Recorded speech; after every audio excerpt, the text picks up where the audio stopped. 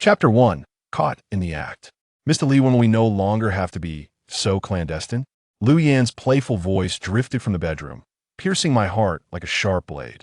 As I opened the door, intending to surprise her with her favorite cake after leaving work early, the unexpected conversation plunged me into an icy abyss. Darling, isn't the thrill of infidelity what makes it exciting? That incompetent fool will soon be dismissed once I find a pretext, then we need not live in fear, Mr. Lee's voice was deep, laced with a hint of arrogance, each word striking my dignity like a hammer. I stood frozen, my mind a blank slate, my body trembling involuntarily. I mechanically set the cake down and approached the bedroom, each step feeling as though I were treading on thorns. The moment I pushed the door open, the abhorrent scene before me detonated my last flicker of hope. The disheveled sheets, scattered garments, and the two bodies entwined together were a sight I could scarcely bear. Mr. Lee's hand roamed freely over Lu Yan's fair back, her eyes half closed in ecstasy, her lips occasionally parting to emit nauseating gasps. The room was thick with a potent scent of lust, suffocating me. "What are you doing?" I roared in fury, my voice hoarse from the intensity of my rage and shock. They both turned abruptly, Lu Yan's eyes wide with terror as she frantically wrapped herself in a blanket, her gaze rife with panic and guilt. Mr.Li, however, regarded me with disdain. Leisurely the following day, I found myself alone in an internet cafe, lost in thought. Upon opening my computer and gazing at the pitifully meager figures in my bank account, a bitter smile escaped my lips. Suddenly, an overwhelming urge surged within me. I could no longer continue this aimless existence. I yearned for change and to escape this stifling place. I opened my browser and began searching for visa information to the United States. I knew that America was a haven for workers, a land brimming with opportunities and higher salaries. Perhaps it was only by leaving this place that I could truly embark on a new beginning. Days later, I stood in the lobby of the visa center, clutching my passport and visa documents tightly. My heart raced. Palms slick with sweat, I was acutely aware of the significance of this visa for my future. If my application were denied, my plans would be utterly dashed. Next, Lin Jin, came the voice of the visa officer from the window. Taking a deep breath, I stepped forward and handed over my materials. The officer perused them briefly, furrowing his brow before looking up to inquire, "What is the purpose of your visit to the United States?" "Work," I replied succinctly, striving to keep my voice steady. The officer nodded and continued examining my documents. Suddenly, his frown deepened. "Your bank statement is insufficient. It fails to demonstrate that you possess adequate financial resources to live in the United States." My heart sank. I was well aware that my account balance was scant, but I had not anticipated this would serve as grounds for denial. I opened my mouth to explain, but the officer had already returned my documents, coldly stating, "I'm sorry, your visa application has been denied." I stood there, my mind a blank slate. I could not recall how I exited the visa center, only that the sunlight outside pierced my eyes painfully. Standing by the roadside, I looked down at the passport in my hand, overwhelmed by a profound sense of powerlessness. At that moment, a sleek black Rolls-Royce glided to a stop nearby. The door opened, and a girl clad in a bespoke white dress emerged. The fabric of her gown was exquisite, the delicate texture glimmering softly in the sunlight, with intricate hand-stitched embroidery at the hem, each stitch a testament to extraordinary craftsmanship. Around her neck, she wore a dazzling diamond necklace, each stone shimmering brilliantly, complemented by a pair of petite diamond earrings that danced gently with her movements. In her hand, she carried a limited edition Hermes Birkin bag, further underscoring her distinguished status. She approached me with graceful strides, her face adorned with a confident and warm smile, her eyes bright and clear, reminiscent of twinkling stars in the night sky. "Hey, could I borrow your Wi-Fi? My phone's signal isn't great," she asked, her voice melodious and infused with an innate composure. I was momentarily taken aback, instinctively activating my mobile hotspot and relaying the password to her. The girl fiddled with her device for a moment before looking up and smiling. "Thank you. I'm Su Yao. And you are?" "Lin Jin," I replied tersely, still preoccupied with the woes of my visa situation. Su Yao seemed to notice my troubled demeanor and tilted her head, asking, "You don't seem to be in the best of spirits. Is something bothering you?" I let out a bitter laugh and shook my head. "It's nothing, just that my visa was denied." Su Yao blinked her eyes and suddenly burst into laughter. Your visa was denied? It's merely a trivial matter. I can assist you. I was taken aback, gazing at her in disbelief. You can help me? Nodding, Su Yao took out her phone, dialed a number, murmured a few words, and then hung up. With a smile, she said to me, "All right, come back to the visa center tomorrow. The issue should be resolved." I looked at her with a mix of skepticism and anxiety. However, the next day, when I returned to the visa center, the visa officer surprisingly approved my visa without asking a single question. Chapter 2. The rich girl upgrades my ticket. I stood in the airport's departure hall, clutching my boarding pass. Still somewhat dazed, I never expected to successfully obtain my visa and embark on my journey to the United States. All of this was thanks to a chance encounter with the girl Su Yao. I glanced at my phone, which displayed Su Yao's contact information. Hesitating for a moment, I decided to send her a message. "Thank you, Su Yao. I'm already at the airport, ready to board." Before long, Su Yao replied, "You're welcome. Wishing you a smooth journey. By the way, I'm also in the United States. Perhaps we'll meet again." A smile crept on my face, and a warm feeling surged within me. I tucked my phone away and made my way to the boarding gate.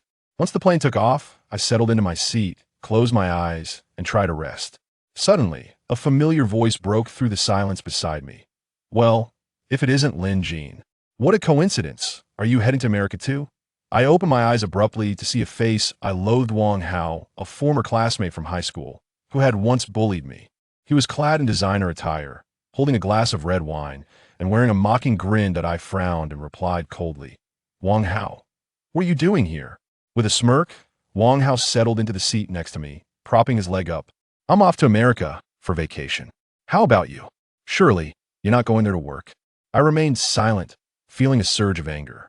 I knew Wang Hao had always looked down on me, often taunting me about my family's financial struggles during our high school days. It was disheartening that, after all these years, he had not changed one bit. I tea that moment. A crisp voice floated over from behind. "Lin Jin, why are you sitting here? Didn't I upgrade your ticket?" I turned in surprise to see Su Yao standing in the aisle, holding a glass of freshly squeezed juice, dressed in a chic yet elegant Chanel ensemble that perfectly accentuated her figure, a hint of displeasure gracing her features. Wang Hao was taken aback, glancing between Su Yao and me, his smile instantly frozen on his face as Su Yao approached and patted my shoulder. "Come on, your first-class seat is ready." Feeling a bit embarrassed, I stood up and followed Su Yao toward first class, while Wang Hao sat in his seat, his face turning ashen, nearly spilling his wine. After the airplane descended, I stepped out of the airport, burdened with my luggage, only to discover, to my dismay, that my suitcase had vanished. A wave of anxiety washed over me as I scanned my surroundings. Just then, Su Yao approached, pushing a suitcase, and with a smile, handed it to me, saying, "Your luggage is here. Someone mistakenly took it. I retrieved it for you." Gratefully, I accepted the suitcase, my heart swelling with appreciation. "Thank you, Su Yao." With a playful smile and a wink, she replied, "You're welcome. By the way, would you like to come over to my place for a visit?" Upon hearing her invitation, my heart raced uncontrollably, and I found myself momentarily breathless, poised to accept her offer. However, in that instant, she burst into laughter, her beautiful eyes curving into delightful crescents. "Haha, I was just teasing you. Look how nervous you are. I actually have other matters to attend to, so I must leave now. But do put in the effort for yourself." With that, she turned and walked away. I stood there, gazing at her retreating figure, lost in thought for a while before shaking my head with a bittersweet smile, dragging my luggage out of the airport. The bustling world outside felt foreign and bewildering. I lifted my gaze. Unfamiliar faces surrounded me. The blue eyes of foreigners sparkled like clear gemstones, and their blonde and brown hair danced in the wind. The foreign women were particularly striking, with curvaceous figures and slender waists akin to willows, their long legs gracefully striding as they walked. Each face was exquisitely crafted, resembling porcelain dolls, captivating and radiant. Yet, as the novelty faded, a profound sense of loneliness and helplessness engulfed me like a tidal wave. In this entirely alien place, I felt an utter lack of belonging.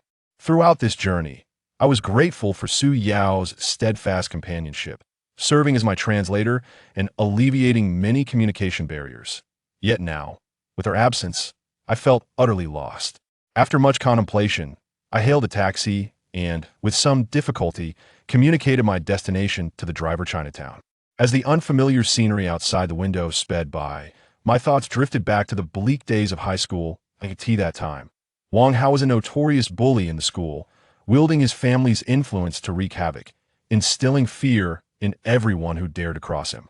Naturally, my timid and introverted nature made me an easy target for his prolonged torment that on a sweltering afternoon, Wang Hao, accompanied by his lackeys, stormed into the classroom, kicking over my backpack and shouting, "Pay your protection fee. If you don't have money, be prepared to get beaten." Anger and fear surged within me, and just as I was about to retort, he seized my collar, threatening that if I didn't pay, I would regret it. I could only bite my lip in humiliation as I watched him trample my belongings into the ground. After school, in a secluded alley, I found myself cornered by Wang Hao and his gang once again. Trembling, I pleaded that I had no money, but in response, received a kick to my abdomen, followed by a barrage of punches and kicks as he struck me. He berated me as a coward, warning me to steer clear of him in the future. Since then, such torment has shadowed me like a relentless nightmare. The slightest deviation from their whims would result in even more merciless bullying. Those days, I existed in a perpetual state of fear and despair, my disposition becoming increasingly reclusive, and my hope for the future utterly extinguished. The taxi came to a sudden halt, jolting me back to reality. As I gazed upon the bustling Chinatown before me, I inhaled deeply. The timid and helpless version of myself, once tormented by Wang Hao, was now a distant memory. It was time for me to reclaim my life. Stepping into Chinatown, I was soon enveloped by a peculiar ambience that pervaded the streets. As I strolled along the thoroughfare, I noticed numerous massage parlors adorned with suggestive neon lights. Provocative posters featuring scantily clad women flickered enticingly on the glass doors.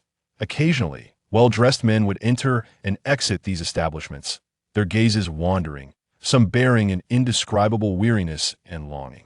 I curiously lingered at the entrance of one shop, when a heavily made-up middle-aged woman emerged, her southern-accented Mandarin laced with an inviting tone. With a broad smile, she said, "Hey there, handsome. Come in and unwind. Our ladies have exceptional skills, ensuring you'll feel completely at ease." Instinctively, I took a step back, my face flushed, and I frantically waved my hand. Yet, the woman seemed to perceive my discomfort, her lips curling into a knowing smile. With the sound of her high heels clicking against the pavement, she approached me, effortlessly bridging the distance, and I was enveloped by an overwhelming scent of perfume. "Don't be shy, handsome. When you're out and about, you deserve to treat yourself after a long day," she said, her fingers intentionally brushing against my arm. Chapter 3. The gray area of my throat felt parched with anxiety as I stammered, I have no money." Upon hearing this, the middle-aged woman burst into a fit of giggles, her bosom heaving with laughter, yet her tone carried a hint of disbelief. "With your handsome appearance, how could you possibly be broke? Our prices are quite reasonable. A single experience is certainly worth it." She tugged at me, attempting to pull me into the establishment, but my feet felt as if they were rooted to the ground as I forcefully broke free from her grasp. At that moment, a chorus of feminine laughter wafted from within the shop, melodic yet imbued with an ineffable allure, followed by a few soft phrases in Cantonese. Although the specifics eluded me, the intonation was like a hook, stirring a curious sensation within me. Through the narrow gap of the glass door, I caught a glimpse of several women clad in sheer, short skirts, languidly lounging on the sofas, their long legs crossed, occasionally casting glances toward the entrance as if awaiting prey. The middle-aged woman followed my gaze. Seizing the opportunity, "Look at our lovely girls. They are not only skilled, but can also engage you in delightful conversation to lift your spirits. I assure you, you'll forget all your worries of the day." My eyes darted away, unable to meet hers, while an inexplicable ripple of emotion stirred within me. I had never encountered such a spectacle. The seductive yet vulgar ambience of this neon-lit world filled me with both trepidation and a hint of intrigue. I awkwardly shook my head and hurriedly departed, feeling a strange discomfort, fully aware that this place concealed transactions best left unspoken. As I ventured further, the night deepened, and the city lights began to twinkle. The street-side nightclubs buzzed with life, the deafening music surging forth from their open doors. Bouncers, robust and stern, scrutinized every passerby with their piercing gazes. Through the glass facade, I observed men and women in a frenzy, twisting their bodies with abandon, clad in bold, fashionable attire. Their expressions a blend of desire and indulgence. Under the flickering lights, drinks sloshed in glasses, laughter erupted from booths, and couples danced intimately. The air thick with a mingled sense of perfume, smoke, and alcohol. Standing at the entrance of the nightclub, I hesitated, contemplating whether to seek employment within its vibrant chaos. For it appeared lively, perhaps brimming with opportunities. Just then, a woman in a short skirt, her makeup striking, stumbled out, inebriated, nearly colliding with me. She lifted her head, her gaze hazy as she mumbled a few incoherent words in a foreign tongue before being pulled back by companions who had rushed after her. Witnessing this scene heightened my sense of alienation amidst the revelry, yet I felt an overwhelming longing to belong, to find my footing in this dazzling world. Continuing my walk, I kept my eyes peeled for a temporary refuge.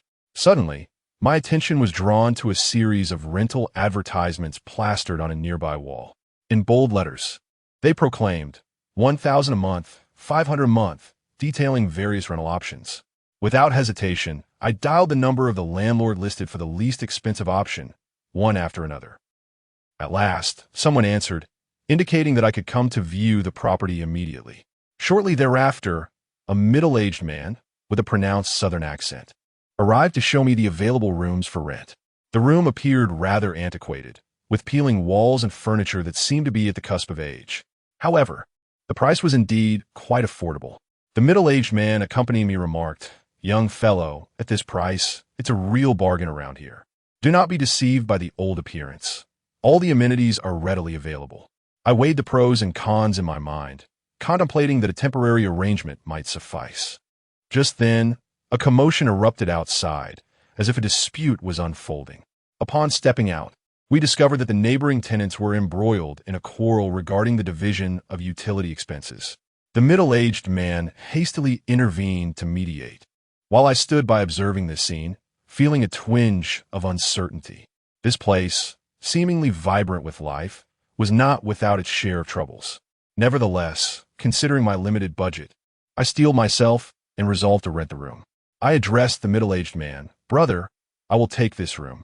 The slightly portly man responded with a stoic expression, "That will be a total of $500. Will you be paying in cash or by card?" Without hesitation, I replied cash.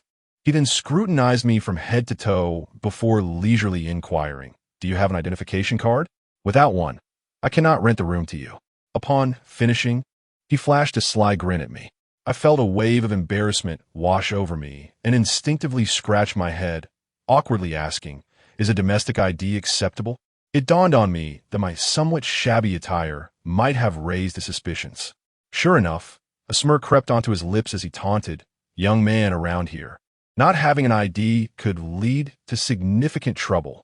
He then lowered his voice, leaning in closer. "Would you like to procure a certificate? It will cost you $200.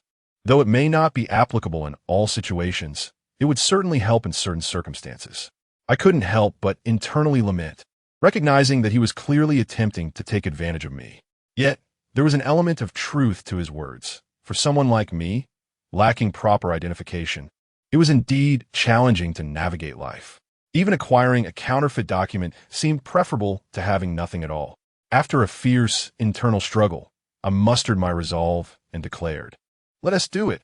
The landlord collected the money, a glint of cunning flashing in his eyes as he expertly counted the cash. Once satisfied, he leisurely rummaged through a drawer and produced a crumpled piece of paper to begin documenting my information. "Young man, seeing as you are new here, allow me to offer some advice," he said, lifting his gaze to meet mine, his eyes glinting with a mixture of amusement and warning. "Though the accommodations may be a bit worn, the surroundings are lively, especially with an abundance of lovely ladies." He gestured towards the vibrant streets outside, filled with the allure of nightlife. "At your age, full of vigor, do take care to exercise self-control," he added, a knowing smile playing on his lips as he patted my shoulder, his firm hand sending a shiver down my spine. I awkwardly tugged at the corner of my mouth. uncertain of how to respond, and could only mutter a vague acknowledgement. However, the landlord seemed to have taken a liking to the conversation and continued. Just the other day, I spotted a young lady whose figure and visage resembled that of a celestial being emerging from a nightclub, so inebriated that she could scarcely maintain her balance, surrounded by several young men vying for her attention. As he spoke, he shook his head, his gaze conveying an ineffable sentiment. Here, the majority of the girls revel in merriment and mischief. Should you possess the charm, a simple beckoning of your finger might just lead to a romantic escapade. Chapter 4. The temptation of the beautiful neighbor. After exchanging a few awkward pleasantries with my landlord, I hastily retreated to my room. My living quarters were stark and unadorned. There was no sign of soft, comfortable bedding or plush pillows, not even the most rudimentary of linens. In resignation, I pulled out a few pieces of clothing that I had brought with me and laid them down on the hard-wooden bed as a makeshift mattress. Under such circumstances, having a shelter from the elements, a refuge from the streets, was already a considerable blessing. I dared not wish for more. Thus, I collapsed onto this haphazardly assembled bed, longing for sleep to wash away the chaos and embarrassment of the day. However, just as I draped myself with the clothing and had not yet managed to close my eyes, a series of mortifying sounds wafted in from the neighboring room. It began with soft, playful laughter, imbued with an air of intimacy, resounding particularly clearly in the stillness of the night. Soon, the bed frame began to creak rhythmically, each sound striking against my taut nerves like a hammer. As the saying goes, you get what you pay for. The soundproofing here was appallingly inadequate. Instantly, all traces of sleep fled from me, my cheeks flushed with heat. I hastily grabbed my pillow and pressed it tightly against my ears, attempting to muffle the vexatious noises. Yet, the commotion only grew louder, punctuated by indistinct whispers that danced between teasing and tender, occasionally accompanied by the dull thud of something heavy hitting the floor, as if a fierce battle were unfolding next door. Tossing and turning beneath the covers, I felt increasingly awkward. Being new to this place, I was already out of my element, and now I found myself embroiled in such an embarrassing situation, unable to even enjoy a peaceful slumber. The more I thought about it, the angrier I became. With a sudden resolve, I sat up, contemplating knocking on their door to remind them of the late hour. However, as I approached the door and placed my hand on the doorknob, I hesitated. After all, having just moved in, it felt too abrupt to intrude upon them. What if it caused a scene? The thought of facing them in the future made me uneasy. I sighed deeply and slowly returned to my bed, lying back down and gazing at the mottled ceiling under the dim light, filled with helplessness, just as I was on the verge of madness from the torment. The noises finally began to subside. I felt a wave of relief wash over me. Yet just as I was about to slip into slumber, a series of urgent knocks echoed at my door, startlingly jarring in the stillness of the night. My heart raced. Who could it be at this late hour?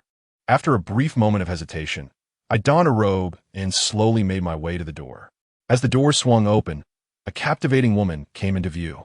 She was clad in a form-fitting red dress that accentuated her graceful figure, her long hair cascading casually over her shoulders. A few playful strands danced near her porcelain collarbone, and her expressive eyes were filled with allure. Her lips, painted a luscious crimson, curled slightly upward, suggesting an enigmatic smile. My breath caught in my throat. My gaze involuntarily roamed over her form. My mind went blank, leaving only a primal sense of awe and excitement. The snug red dress showcased her curves exquisitely, her waist perfectly petite, her hips voluptuous, and her chest rising and falling gently with each breath, each feature seemingly broadcasting signals of irresistible temptation. I felt my cheeks flush with warmth, an almost overwhelming heat, as I hurriedly averted my gaze. Yet my eyes seemed to possess a will of their own, irresistibly drifting back to her. "Who are you?" I instinctively inquired. The woman smiled gently, her laughter ringing sweetly like silver bells. "I've just moved in next door. I apologize if I disturbed you earlier." She tilted her head slightly, her eyes reflecting a hint of contrition, yet within their depths lay an enigmatic allure. I awkwardly scratched my head, unsure how to respond, stammering, "It's nothing, really." Internally, however, I mused that it felt rather peculiar for her to apologize at such an hour. It was as if she could read my thoughts. She gracefully lifted a hand, tucking a strand of hair behind her ear, and stepped a little closer, the intoxicating scent of her perfume enveloping me entirely. Actually, I feel a bit guilty, she said, her lips parting as her voice flowed like honey. As she spoke, her fingers brushed lightly against my arm, sending a slight shiver through me. As a big man new to the neighborhood, you must feel quite out of sorts. If you ever need anything, don't hesitate to ask. I instinctively took half a step back, my cheeks burning as I evaded her gaze, which felt as if it could ignite a fire within me. Tanks, imutat. She, however, seemed oblivious to my discomfort, her playful smile deepening as she drew even nearer, close enough for me to discern the exquisite details of her makeup and the mysterious spark in her eyes. Look at you, still shy, she playfully chided, her fingers gliding up my arm until they rested upon my shoulder, gently squeezing. I enjoy interacting with sincere people like you. By the way, I work at a bar nearby. Are you free tomorrow night? I'd like to buy you a drink as an apology. As she spoke, I couldn't help but notice the subtle rise and fall of her chest, the fitted dress accentuating her enticing curves, exuding an irresistible charm. My throat tightened, and I swallowed hard, my mind torn between two conflicting voices, one warning me to avoid this inexplicable flirtation, which could potentially lead to trouble. The other, however, was captivated by her allure. After much hesitation, I replied rather dryly, "We'll see. I'm not sure if I'll be busy tomorrow night." She appeared dissatisfied with my response, her brow furrowing slightly, yet she remained enchanting. Moments later, her playful demeanor returned as she lightly patted my shoulder. "All right then, remember, if you change your mind, you can find me anytime." With that, she gracefully turned to leave, casting a lingering glance back at me before departing, her eyes sparkling with unspoken meaning. "Good night. I hope you have sweet dreams." The door closed softly behind her, leaving me momentarily dazed, my thoughts in disarray. After a moment of contemplation, curiosity got the better of me, and I stepped to the door, pulling it open.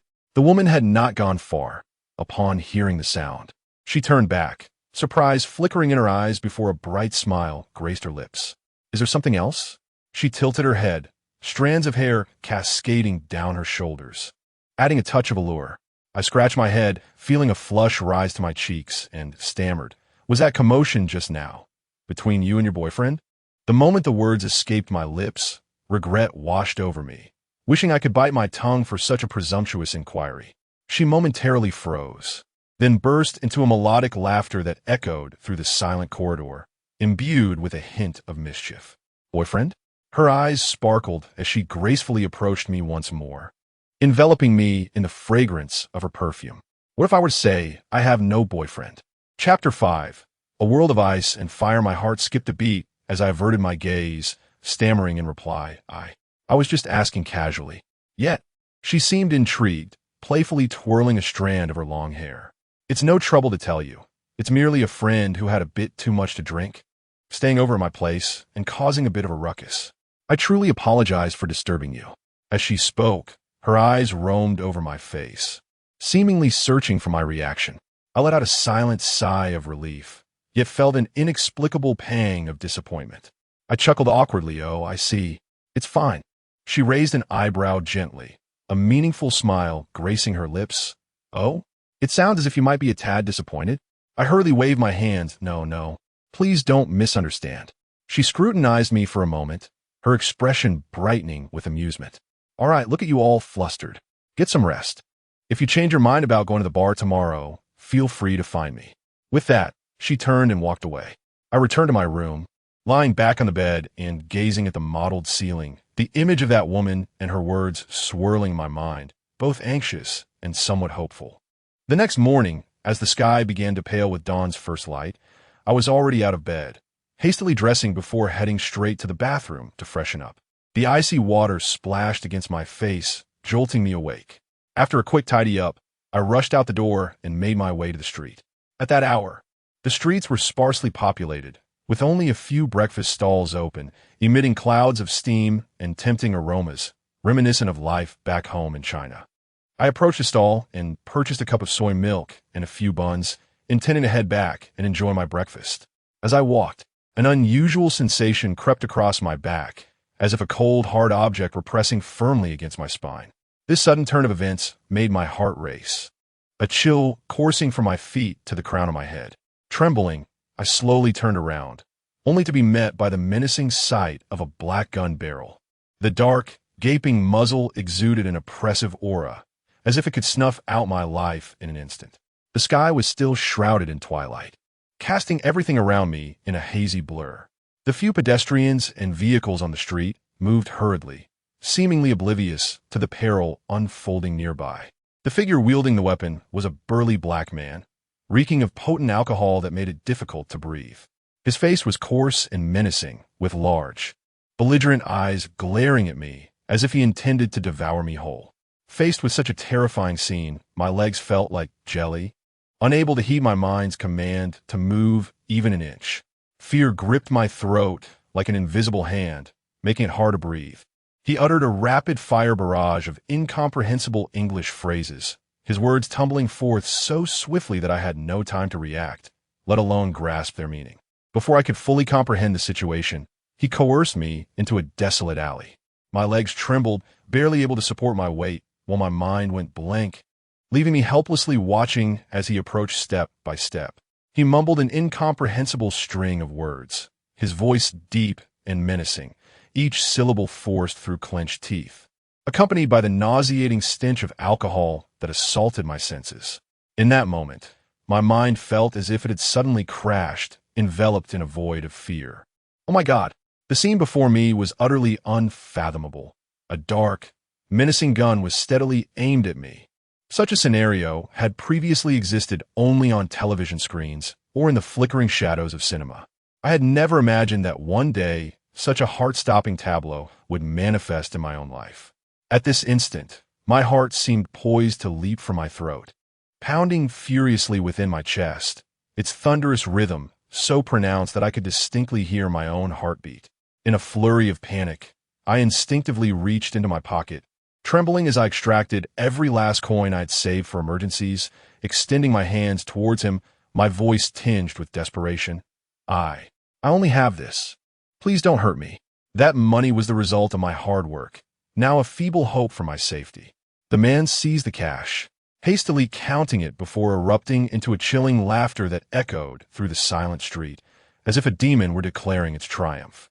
Without mercy, he snatched my phone, carelessly swiping the screen with a look of disdain, mocking my poverty.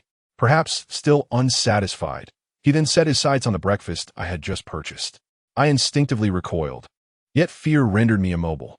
He yanked the bag from my grasp, hot soy milk splattering onto his hand, which he seemed oblivious to as I watched him shove the bun into his mouth, chewing recklessly, crumbs cascading from his lips, soy milk drenching his shirt. My fists clenched involuntarily, rage boiling within me, yet the dark barrel of the gun stifled any impulse to act. As he swallowed, he mumbled a stream of profanities, his broken Chinese laced with English as he spat. Yellow-skinned monkey, pauper, you think you belong here with this little bit? Each word struck like a dagger, piercing my dignity. He then waved my stolen phone before my eyes, disdainfully mocking, look at this piece of junk just like you. With that, he hurled the phone to the ground, where it shattered into a myriad of fragments. I gazed at the debris, filled with sorrow and anger, my teeth grinding in frustration, yet feeling utterly powerless. Tears of humiliation welled in my eyes. Seemingly still craving more, he stepped closer, forcefully jabbing the gun but against my chest, causing me to stumble. My eyes widened in terror, my feet seemingly nailed to the ground, unable to budge. He leaned in, the noxious odor of alcohol enveloping me, making me nearly retch. He whispered in my ear, reeking of alcohol here, don't expect to have a good time. If you know what's good for you, hurry back to where you belong. Once he finally stalked off, I leaned against the wall, gasping for breath, taking some time to regain my composure. A tumult of anger, grievance, and helplessness surged within me, causing my eyes to well up with tears. Yet, I understood that this was not the moment for self-pity. I needed to devise a plan. Dragging my legs, which felt as if they were laden with lead, I slowly made my way back to my residence. Chapter 6. The ambiguity of early morning. After trudging home with heavy steps, I collapsed onto the sofa like a deflated balloon. It took a considerable amount of time for me to emerge from my stupor, yet my mind remained a tumultuous sea of confusion, utterly uncertain about what to do next.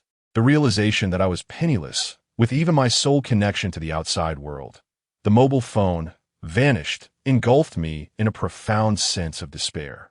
Could it be that I had no other option but to resort to begging on the streets? Once this thought took root, it proliferated like wild weeds, deepening my anxiety and despondency. At that pivotal moment, a figure emerged in my mind, Su Yao, the woman I had fortuitously encountered earlier.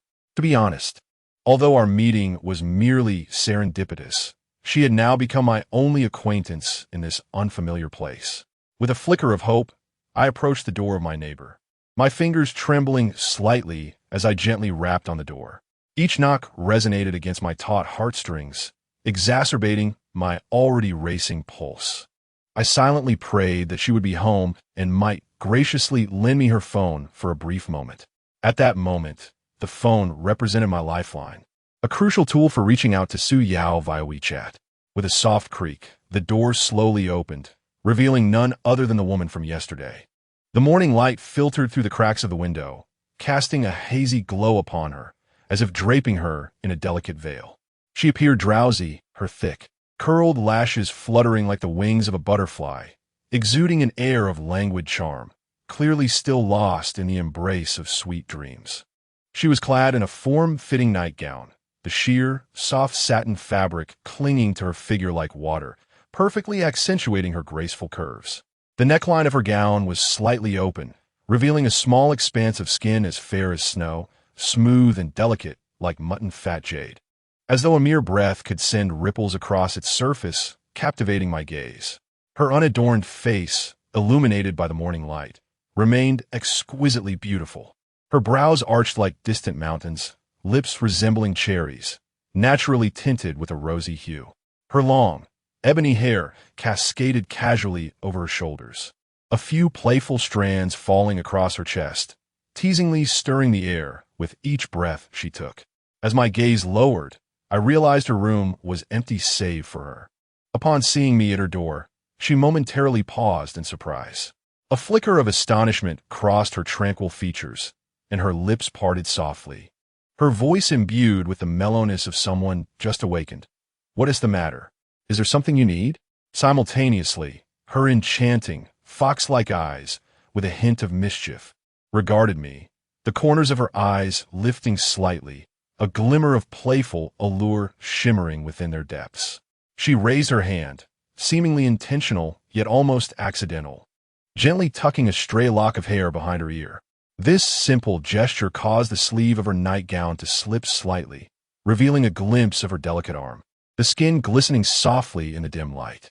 Tilting her head slightly, she locked her gaze onto mine, nibbling her lower lip as she playfully remarked, "Is it so early to knock on my door because you miss me?" In that instant, the atmosphere of the entire room seemed to shift, an indescribable tension of intimacy quietly enveloping us. My cheeks flushed with warmth, and I hurriedly averted my gaze, stammering, I encountered a bit of trouble and wanted to borrow your phone." Yet, she appeared unfazed, gliding closer to me, enveloped in a faint, sweet fragrance that instantly captivated my senses. The sound of her high heels striking the floor resonated like a hammer against my taut nerves. "Oh," she elongated the syllable, her finger gently tracing circles on my chest. "You must tell me what has you so preoccupied this early in the morning." I nervously dodged her gaze, awkwardly introducing myself and explaining my purpose, though my eyes were uncontrollably drawn to her. She seemed to pay little mind to my words, letting out a light, melodious laugh that echoed like silver bells in the stillness of the room. Then, she glided further into the room, her graceful figure swaying with each step, each movement seeming to tread upon my heart. "Come in." Standing at the door is hardly proper. She cast a meaningful glance over her shoulder, prompting me to follow her inside. The room was infused with a subtle scent of perfume, mingling with her unique morning languor, which heightened my unease. She approached the bedside, picked up her phone, But instead of handing it to me immediately, she toyed with it in her hands, her fingers deliberately sliding across the screen, her gaze occasionally flitting towards me, a knowing smile playing at the corners of her lips.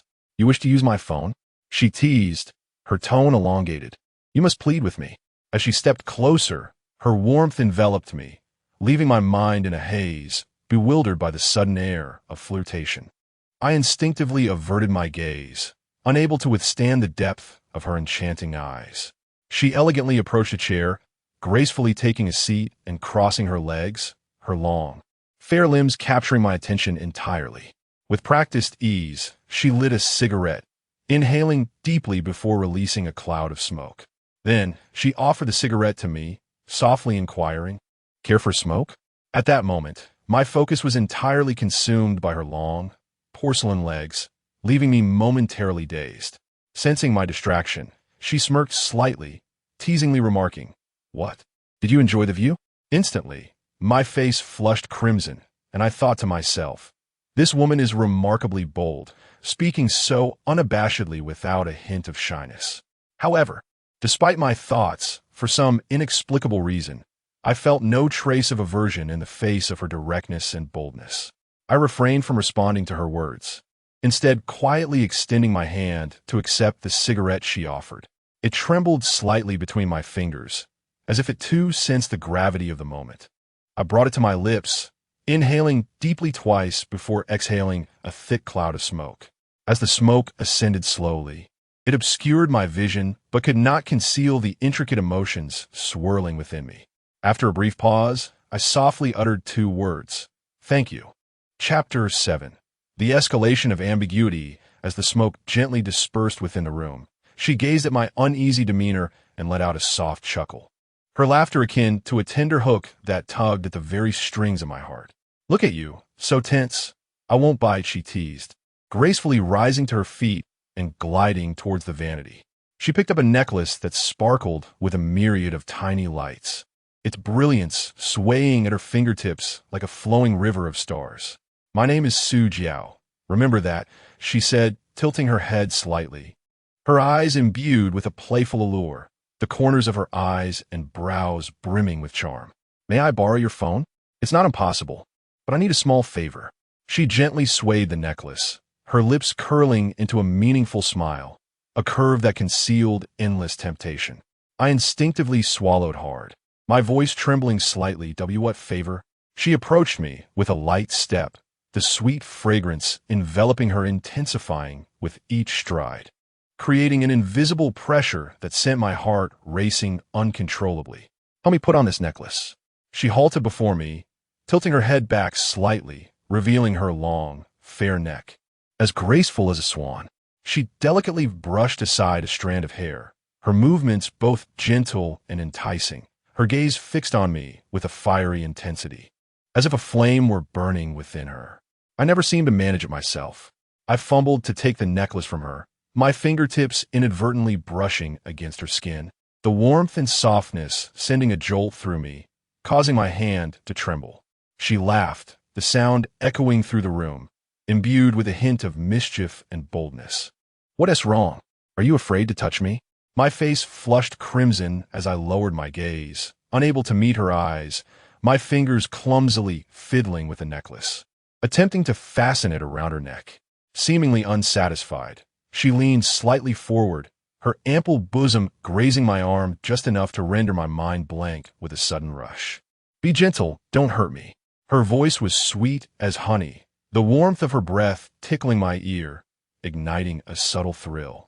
At that moment, my gaze inadvertently drifted to an alluring sight, a glimpse of enticing skin peeking from the slightly open neckline. The 2 snowy white curves of her chest emanated an enchanting glow, as if they were continually plucking at my heartstrings. Her neck, long and elegant like that of a swan, resembled a masterpiece of art, compelling me to steal another glance. As I carefully maneuvered the delicate necklace towards her slender neck, my fingers again brushed against her snow-white skin.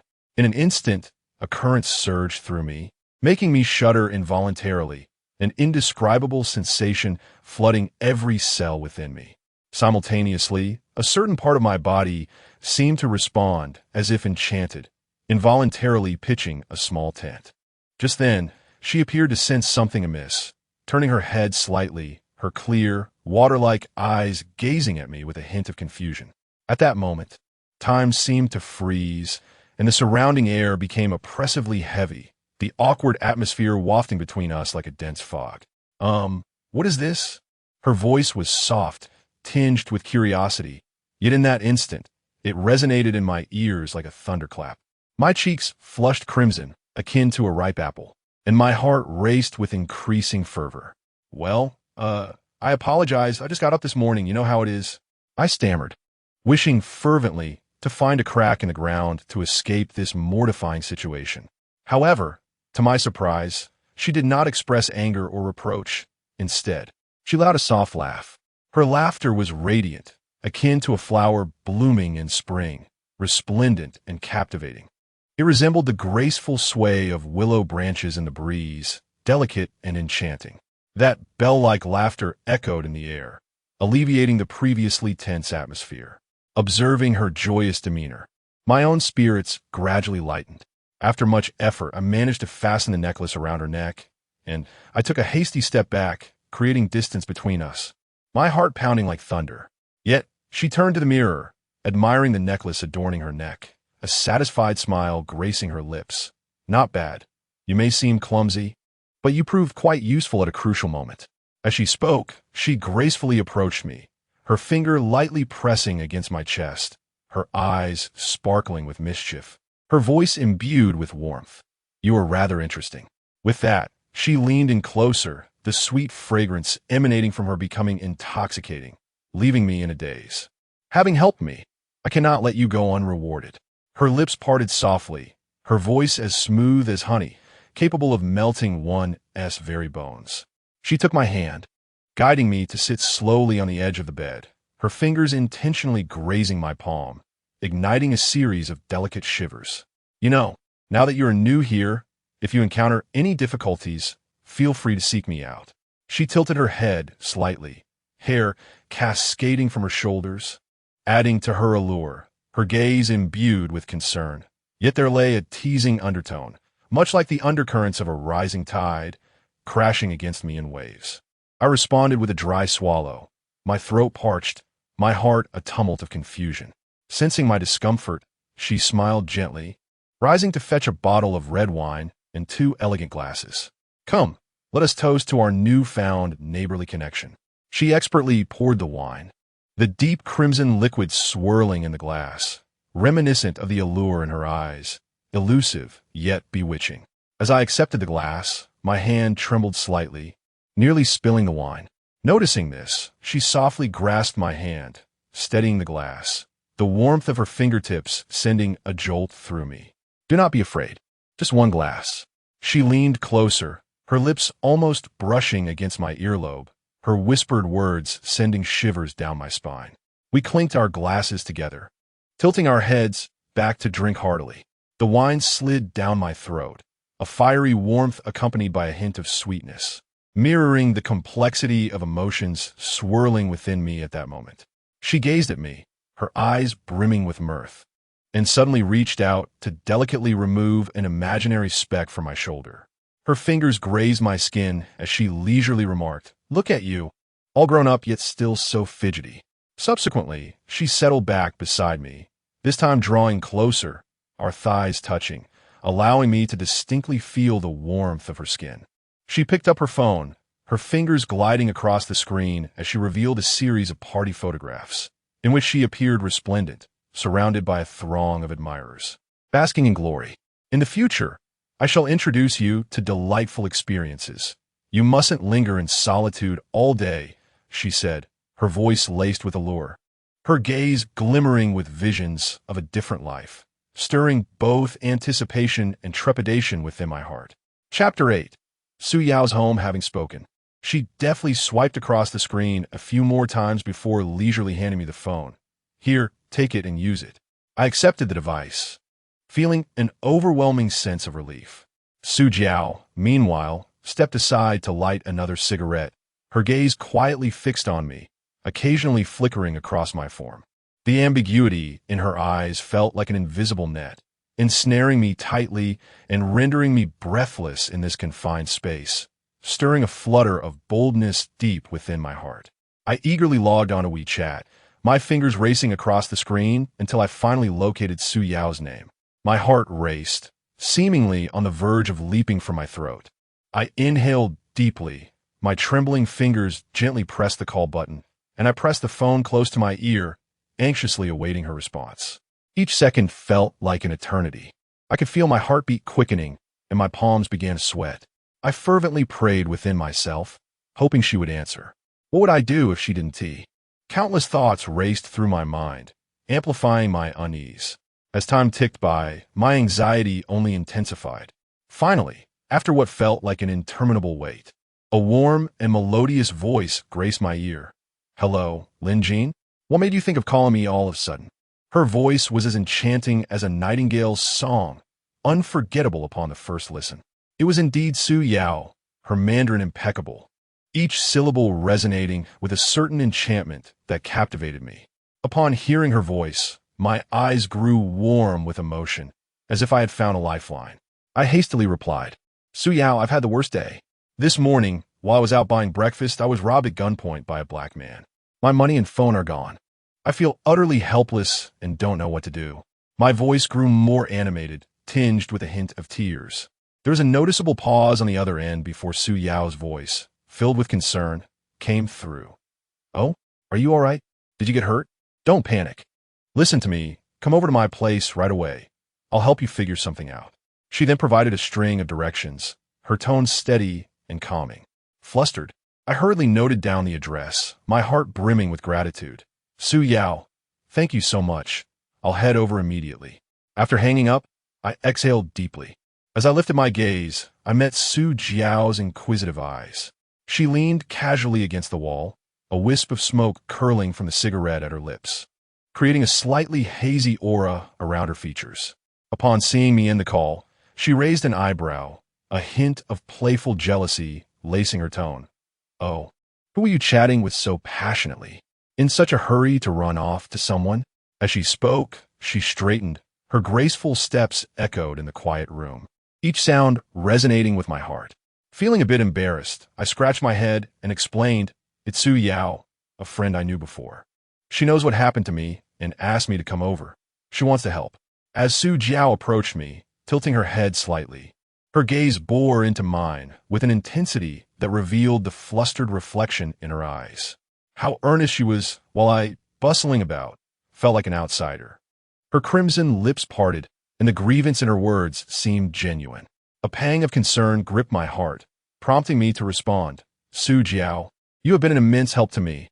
I am grateful beyond measure. If it weren't for your lending me your phone, I would have been unable to reach Su Yao. So please do not overthink it." With a soft huff, she turned her head away, her hair cascading over her shoulder, obscuring her profile. Witnessing this, I felt somewhat at a loss and could only awkwardly add, "Once I regain my composure, I shall certainly repay you adequately." Su Jiao turned back to me, her eyes a tapestry of ambiguity and reluctance. After a prolonged moment, she gently said, "All right, I understand you're in a bind. Go on now, don't keep Su Yao waiting." Although her words were a release, they still carried a hint of petulance. I expressed my gratitude once more and hurriedly departed, my emotions in a state of turmoil. To be candid, I felt somewhat guilty for seeking Su Yao's assistance so presumptuously.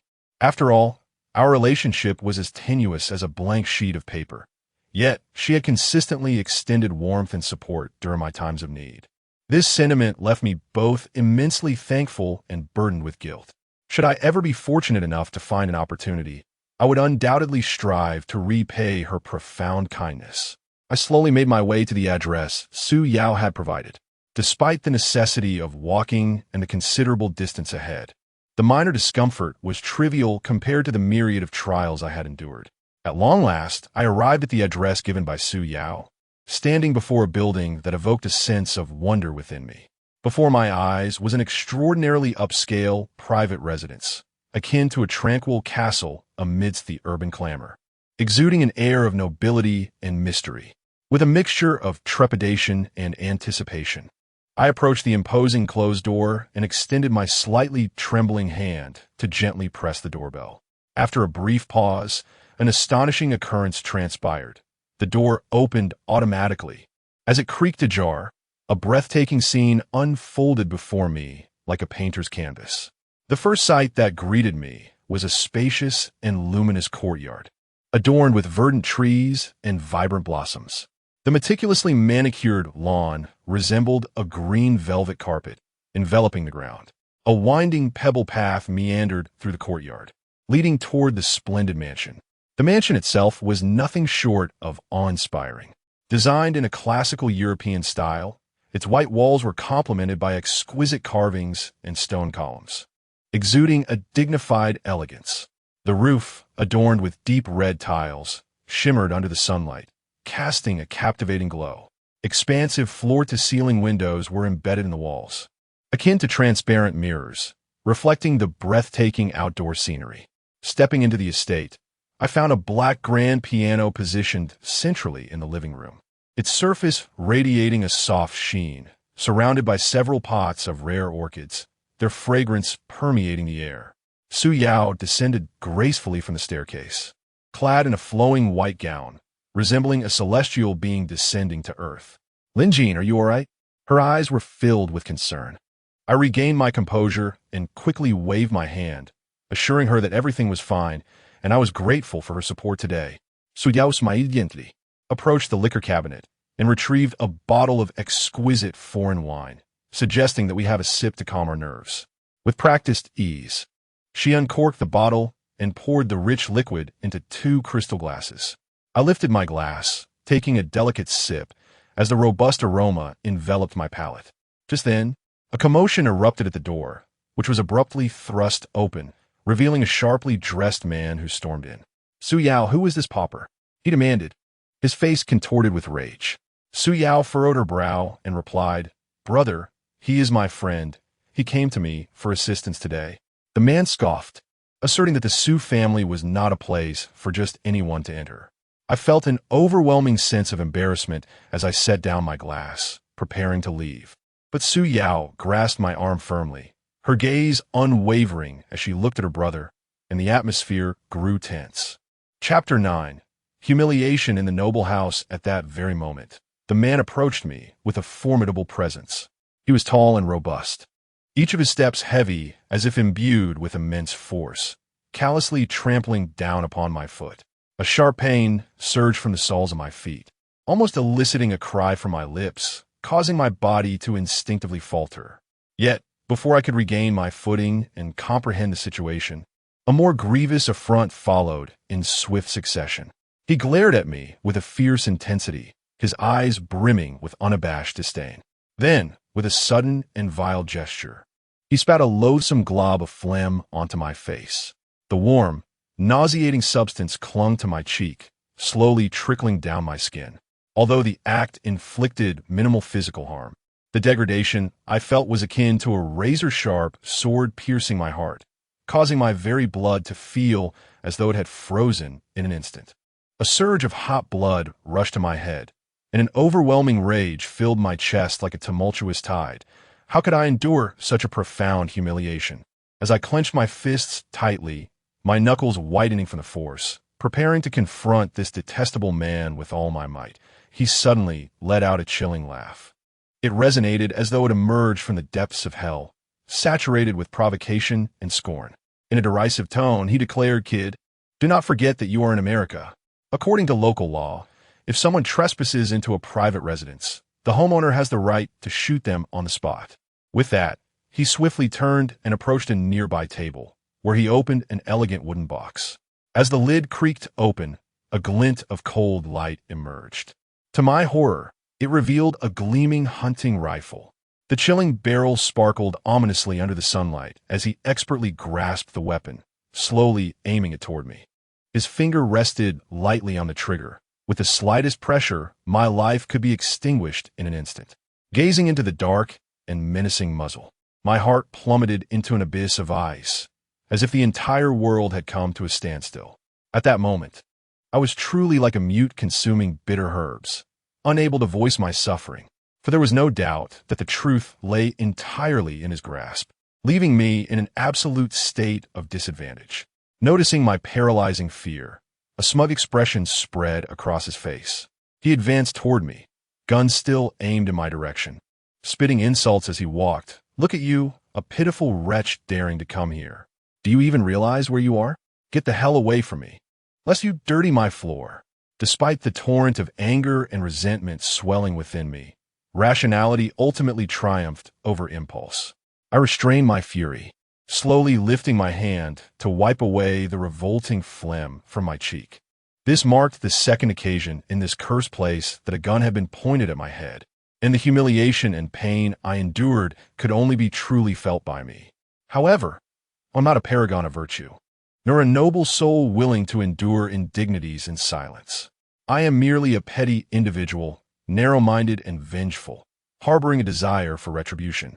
The humiliation I endured today shall be etched in my heart, and should an opportunity arise in the future, I shall seek retribution from those who have subjected me to such indignities, at a cost tenfold. As the saying goes, 30 years in the east of the river, 30 years in the west.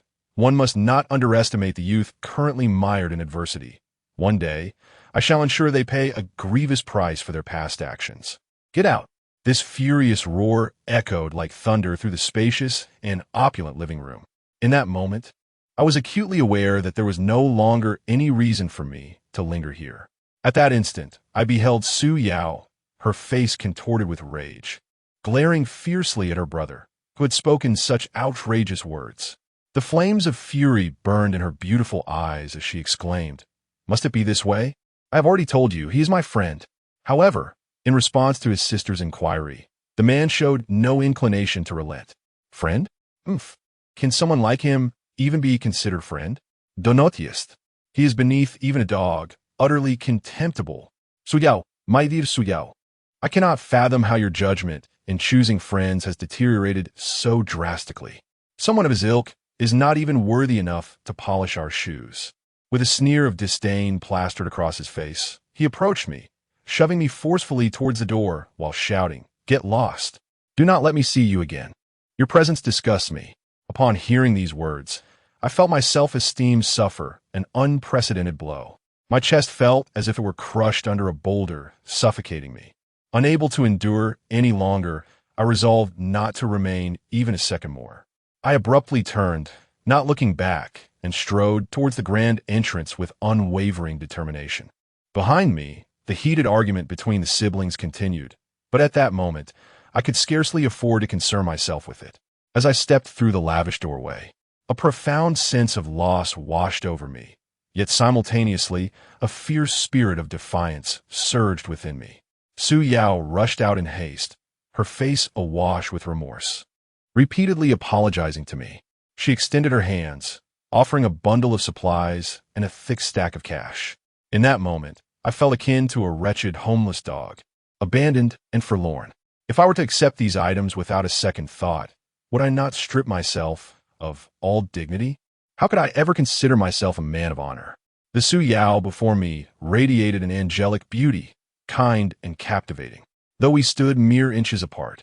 An insurmountable chasm gaped between us, born of the vast disparities in our social standings. This insurmountable divide loomed large, making the prospect of becoming her true friend seem a distant dream. Yet from this moment forth, I silently vowed, I shall bring those who once regarded themselves with such lofty arrogance, who looked down upon others with disdain, to their knees, forcing them to bow before me and humbly lick my shoes. At this stage of life, I have comprehensively perceived the vicissitudes of human emotions and the inherent ugliness and treachery of humanity. When an individual finds themselves in a state of destitution, even their own flesh and blood may harbor feelings of disdain, let alone those who are merely peripheral to their existence. Nevertheless, I shall never capitulate to fate. I silently vow to ensure that those who once looked down upon me and tormented me will ultimately find themselves beneath my heel. Chapter 10. Utter madness. I bit my lip, forcing a bitter yet defiant smile at the corners of my mouth. Thank you for your kindness, but at this moment, I simply cannot accept it. My heart was brimming with gratitude. Yet I understood that accepting such goodwill would transform into a heavy burden, suffocating me. With that, I turned and stepped into the night, the biting cold wind failing to compare to the chill within my soul. The sound of Su Yao's footsteps gradually faded away. Her calls echoed in the silent street, yet I did not look back. The streetlights cast mottled shadows on the damp ground, stretching my silhouette long, resembling a homeless stray. The lingering sensation of phlegm on my cheek prompted me to wipe it away vigorously, causing my skin to sting. The scornful gaze of that man, Su Yao's brother's mocking words, and the ominous barrel of the gun incessantly flashed through my mind. My fists clenched tightly, nails digging deep into my palms. Yet I felt no pain. The opulent mansions lining the street were ablaze with light, revealing warm scenes through the floor-to-ceiling windows. A family gathered around the dining table, laughter and joy spilling through the glass. I stood in the shadows like an unseen rat. My pockets were empty, devoid of even bus fare, forcing me to walk step by step back to that dark, damp rental room. Passing by a luxury boutique, I paused to gaze at the gleaming watches displayed in the window. I looked at my reflection in the glass, disheveled hair, cheap clothing, and hollow eyes. Suddenly, a middle-aged man in a tailored suit emerged from the store, adorned with a Rolex that shimmered with golden light under the street lamp. He didn't spare me a glance, striding directly toward the Porsche parked at the curb. In that instant, I felt something shatter deep within my heart. Why? Why were they allowed to look down upon others, trampling on their dignity? Why must I live like a dog? An uncontrollable rage ignited within my chest, shaking me to my core. Upon returning to the rental room, I stood before the bathroom mirror, confronting the disheveled figure staring back at me. The faucet dripped rhythmically, akin to a countdown. I opened the cabinet and retrieved a rusted kitchen knife, its blade glimmering ominously in the dim light. If this world refuses to adhere to reason, then I shall not be bound by reason either. I spoke to my reflection, my voice hoarse and unrecognizable. In the late-night streets, neon lights flickered. The man froze, the effects of alcohol dissipating significantly. I sensed his trembling, which sparked an inexplicable thrill within me. It became evident that even those lofty individuals are susceptible to fear and trepidation. "Be brother, let us talk," he stammered, slowly turning around. "Silence," I barked, thrusting the kitchen knife forward. "Hurry up." Trembling, he removed his watch and fished out his wallet and phone from his pocket. I snatched them from him and stuffed them into a prepared cloth bag. "Now, remove your coat and shoes." "What?" "Do as I say." I growled menacingly. He shivered as he shed his Armani suit and Italian leather shoes. Accepting these trophies, a twisted exhilaration surged within me. What once seemed unattainable was now within my grasp. "Turn around and count to 100. If you dare to call the police, I wave the knife. You know what awaits you." He immediately complied, starting to count. I turned and fled, my footsteps echoing sharply on the silent street. The night wind howled past my ears as I clutched the bag brimming with spoils, my heart pounding like a drum. After running 2 blocks, I ducked into a shadowy alley, leaning against a wall to catch my breath. In the distance, the wail of police sirens pierced the air, causing me to freeze momentarily, but I soon realized the sound was receding in the opposite direction. Peering out, illuminated by the streetlight, I saw that the man was still counting, resembling a comical clown. He suddenly sneezed, momentarily interrupting his counting before hastily resuming. This scene elicited an involuntary laugh from me, my mirth echoing through the desolate street with a hint of madness. In that moment, I felt truly alive. Those who dwell above us, it seems, are not immune to fear and trembling. I took a long route back to my rented room, meticulously avoiding all surveillance cameras, discarding the stolen phone into a sewer. Upon entering, I promptly drew the curtains and turned on the desk lamp. Bathed in the dim, yellow light, I began to tally my spoils. The wallet contained $400 in cash, which I counted thrice, my fingers quivering slightly. This was the first time I had encountered such a sum. There were several credit cards, but I dared not touch them, fearing they could lead to my capture. I divided the cash into several portions, concealing them in various corners of the room. Once this was accomplished, I collapsed onto the bed, my body feeling as if it had been dismantled. As night deepened, sleep eluded me. Each time I closed my eyes, the image of the man's terrified gaze haunted me, accompanied by the sound of his trembling voice. I tossed and turned until the dawn approached, finally drifting into a restless slumber. In my dreams, I found myself surrounded by police. They burst through the door, dark gun barrels aimed at me. "Don't move," the leading officer shouted. I attempted to flee, but my legs felt as heavy as lead.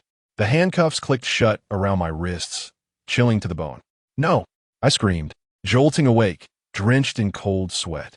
Outside, daylight had broken, sunlight streaming through the gaps in the curtains. I wiped my forehead, slick with perspiration. Rising from bed, I meticulously examined the room, ensuring no traces remained. Then I donned the most ordinary attire, putting on a hat and mask before heading out to purchase a new phone. The mobile phone store was not particularly crowded, and I selected the latest model of the iPhone. The salesperson, a young woman, enthusiastically introduced me to its various features. Although I struggled to comprehend all that she said, I managed to complete the purchase through the translation software on my phone.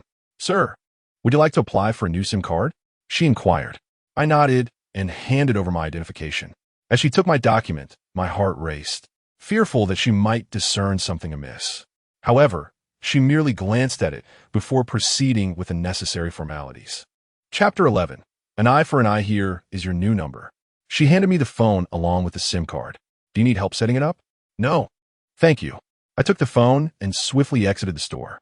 Once outside, I carefully tucked the newly acquired device into my pocket, feeling a sense of relief that the process of purchasing the phone and SIM card had gone smoothly. With my head bowed, I hurried toward home, my mind racing as I contemplated how to manage the spoils of last night's theft. Suddenly, a familiar yet loathsome voice pierced the air. "Well, if it isn't the pathetic loser." I looked up abruptly to see Wang Hao's arrogant visage. He was as insufferable as ever, clad in what appeared to be expensive streetwear, his face adorned with that all-too-familiar sneer of disdain.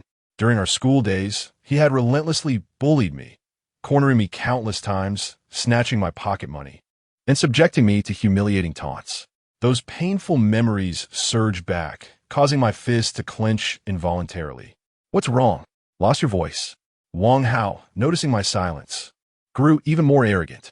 He stepped closer and deliberately shoved me with his shoulder, the force nearly toppling me. Passers-by glanced our way, but quickly pretended not to see, hastening away. "Wang Hao, don't go too far." I gritted my teeth, forcing the words through clenched jaws.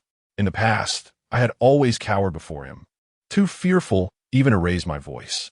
But today was different. After the robbery I had endured last night, the fear within me seemed to have been replaced by an overwhelming audacity, a reckless abandon. "Oh, you dare talk back?" Wang Hao laughed boisterously, as if hearing the most ludicrous joke. "You've grown some guts, have you? In the past, you wouldn't dare defy me, and now you think you can stand up to me?" As he spoke, he seized my collar, yanking my face closer to his. The stench of smoke and alcohol wafted from his mouth, making me feel nauseous. I struggled fiercely, attempting to free myself from his grip, but his hand clung to me like a vice. "Let go of me," I shouted. "Let go. Who do you think you are?" Wang Hao not only refused to release me, but also shoved me against the wall, my back colliding with it painfully, forcing me to gasp for breath.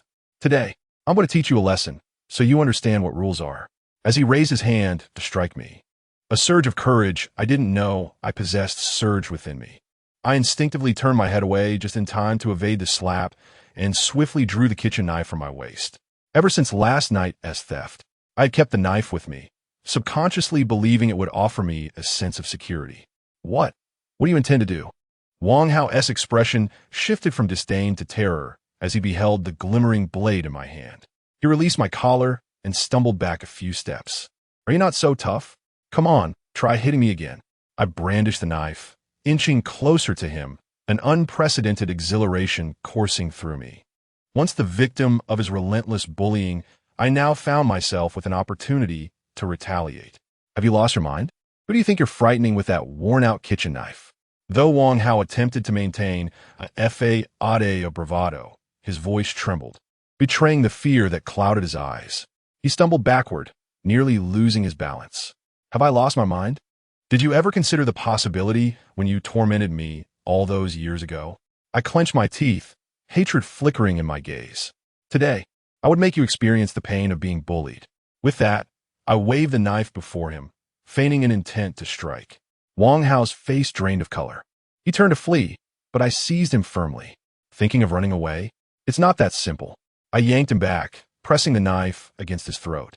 Do you remember how you treated me back then? Now, I want you to bark like a dog. Why are you going too far? His voice quivered with a hint of desperation, his legs shaking uncontrollably, and to my astonishment, a damp stain began to spread across his pants. He had urinated in fear. Will you bark or not? If you don't, I will cut you. I increased the pressure, the blade leaving a faint crimson mark on his neck. Woof, woof. Finally, he capitulated, emitting pitiful barks as passers-by halted, astonished by the spectacle. I erupted into manic laughter, years of pent-up resentment finding an outlet. Look at you now, Wang Hao. You were once so formidable, and now you're reduced to this pitiful state. I continued to humiliate him, reveling in his disgrace. Wang Hao lowered his gaze, unable to bear the stares of onlookers, his face flushed with shame, wishing for a crack in the ground to swallow him whole. Please, have mercy, he pleaded. Mercy? It's not that easy. I wiped the smile from my face, regarding him coldly. Keep your distance from now on. If I ever see you again, I will not hesitate to strike. With that, I forcefully pushed him to the ground, sheathed the knife, and walked away with purpose. As I made my way home, an unsettling exhilaration coursed through me. The events that had just transpired felt surreal. I had indeed humiliated Wang Hao, the person who had once instilled such terror in me. I realized that from this moment forward, I was no longer the timid victim. Yet, I was acutely aware that I had embarked on an irreversible path. Nevertheless, I was indifferent. The intoxicating power of controlling another's fate and witnessing my former tormentor beg for mercy was utterly consuming. Upon returning home, I lay in bed, tossing and turning, unable to find solace. Wang Hao's terrified visage and his pleas echoed in my mind, accompanied by an undercurrent of profound unease. I knew that, with his character, he would not let this go easily. He was likely out seeking vengeance, even now. I had to take action. I could not remain passive. After much contemplation, I concluded that I urgently needed a more suitable weapon. While the kitchen knife had proven effective today, it was unwieldy and cumbersome to carry. I resolved to exchange my current weapon for a more formidable one, opting for a shotgun in place of a mere pistol, so that I could better safeguard myself in the face of unforeseen circumstances. At the break of dawn the following day, I ventured out. The sunlight bathed the streets, yet I felt not a trace of warmth.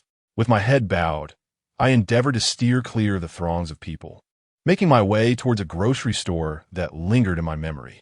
This establishment had been in operation for many years, owned by a taciturn old man, and boasted a diverse array of goods where I might just uncover what I was seeking. Chapter 12. Escalation of danger as I stepped into the grocery store. A musty aroma enveloped me. The shelves were laden with an eclectic array of goods, ranging from everyday necessities to hardware tools. I meandered through the aisles, feigning nonchalance while my eyes sought an appropriate weapon. Suddenly, my gaze fell upon a corner of a shelf where several multifunctional pliers were neatly arranged. Compact and exquisite, they appeared remarkably sturdy. I picked one up and examined it closely. When unfolded, one end revealed a sharp blade, glinting ominously and sending a chill down my spine. The other end sported serrated edges, capable of easily tearing through anything. Moreover, its modest size made it convenient to carry, slipping into my pocket almost undetectably. Young man, are you interested in purchasing this? The shopkeeper materialized behind me, his voice low and gravelly, reminiscent of sandpaper scraping against wood. I jumped, nearly dropping the pliers. Regaining my composure, I nodded and replied, Yes, it appears quite practical. This is a fine tool, useful for outdoor adventures and repairs, he said, deftly demonstrating its functionality. I observed his actions, inwardly calculating. This tool perfectly suited my needs, serving as both a daily implement and a potential means of self-defense in critical moments. How much for this? I inquired. 150, the shopkeeper replied succinctly. Without hesitation, I affirmed, All right, I will take it. After settling the payment, I carefully stowed the pliers in my coat pocket, feeling a sense of security wash over me. As I exited the grocery store, I inhaled deeply, preparing to head home. Yet, fate seems to relish in its cruel games. Just as I had barely stepped away from the store, two police officers approached me. My heart plummeted, and my breathing quickened.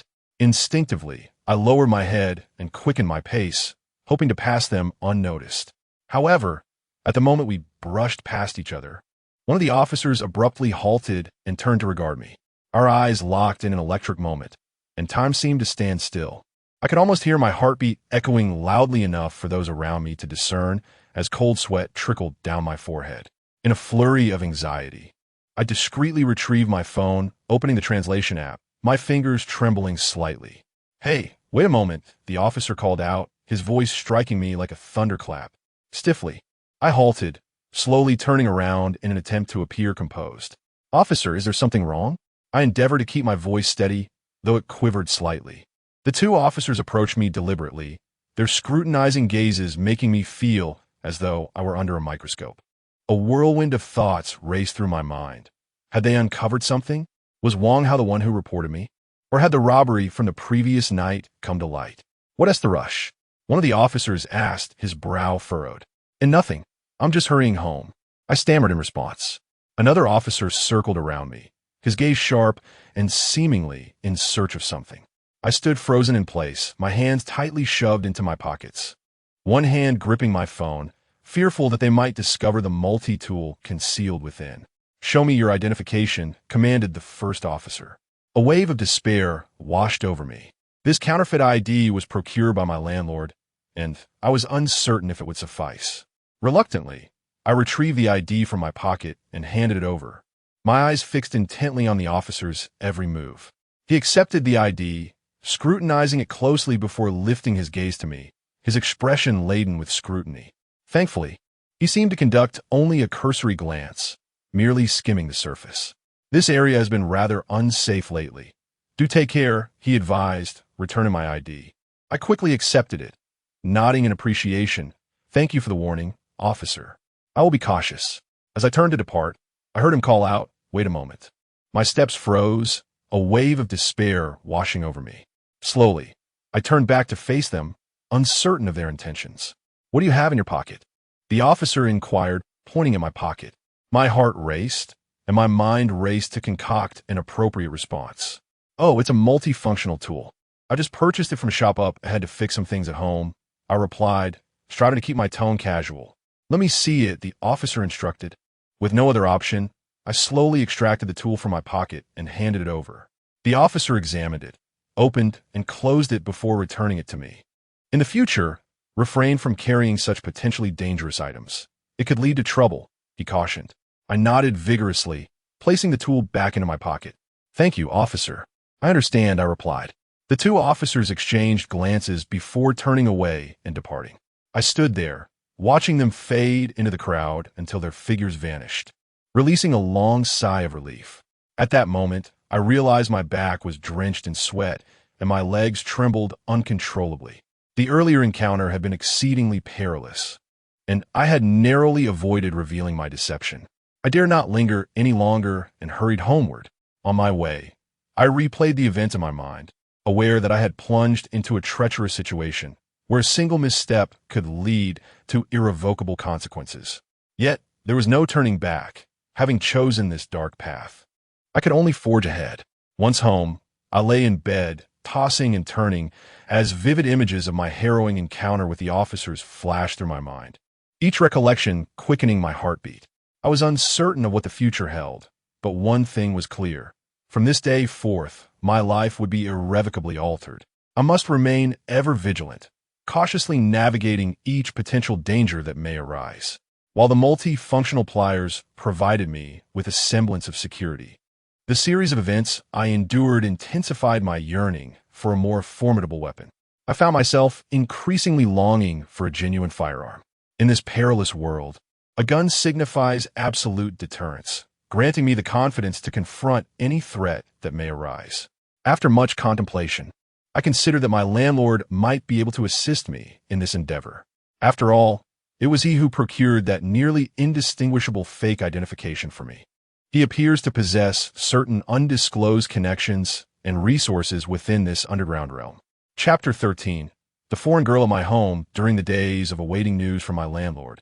I was consumed by anxiety, hesitant to venture outside. One late night, as I lay in bed tossing and turning, unable to find solace in sleep, I suddenly heard a faint rustling from the kitchen.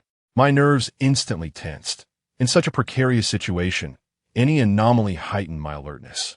Cautiously, I rose from my bed, grasping the multi-tool pliers that lay by my pillow, and stealthily made my way toward the kitchen.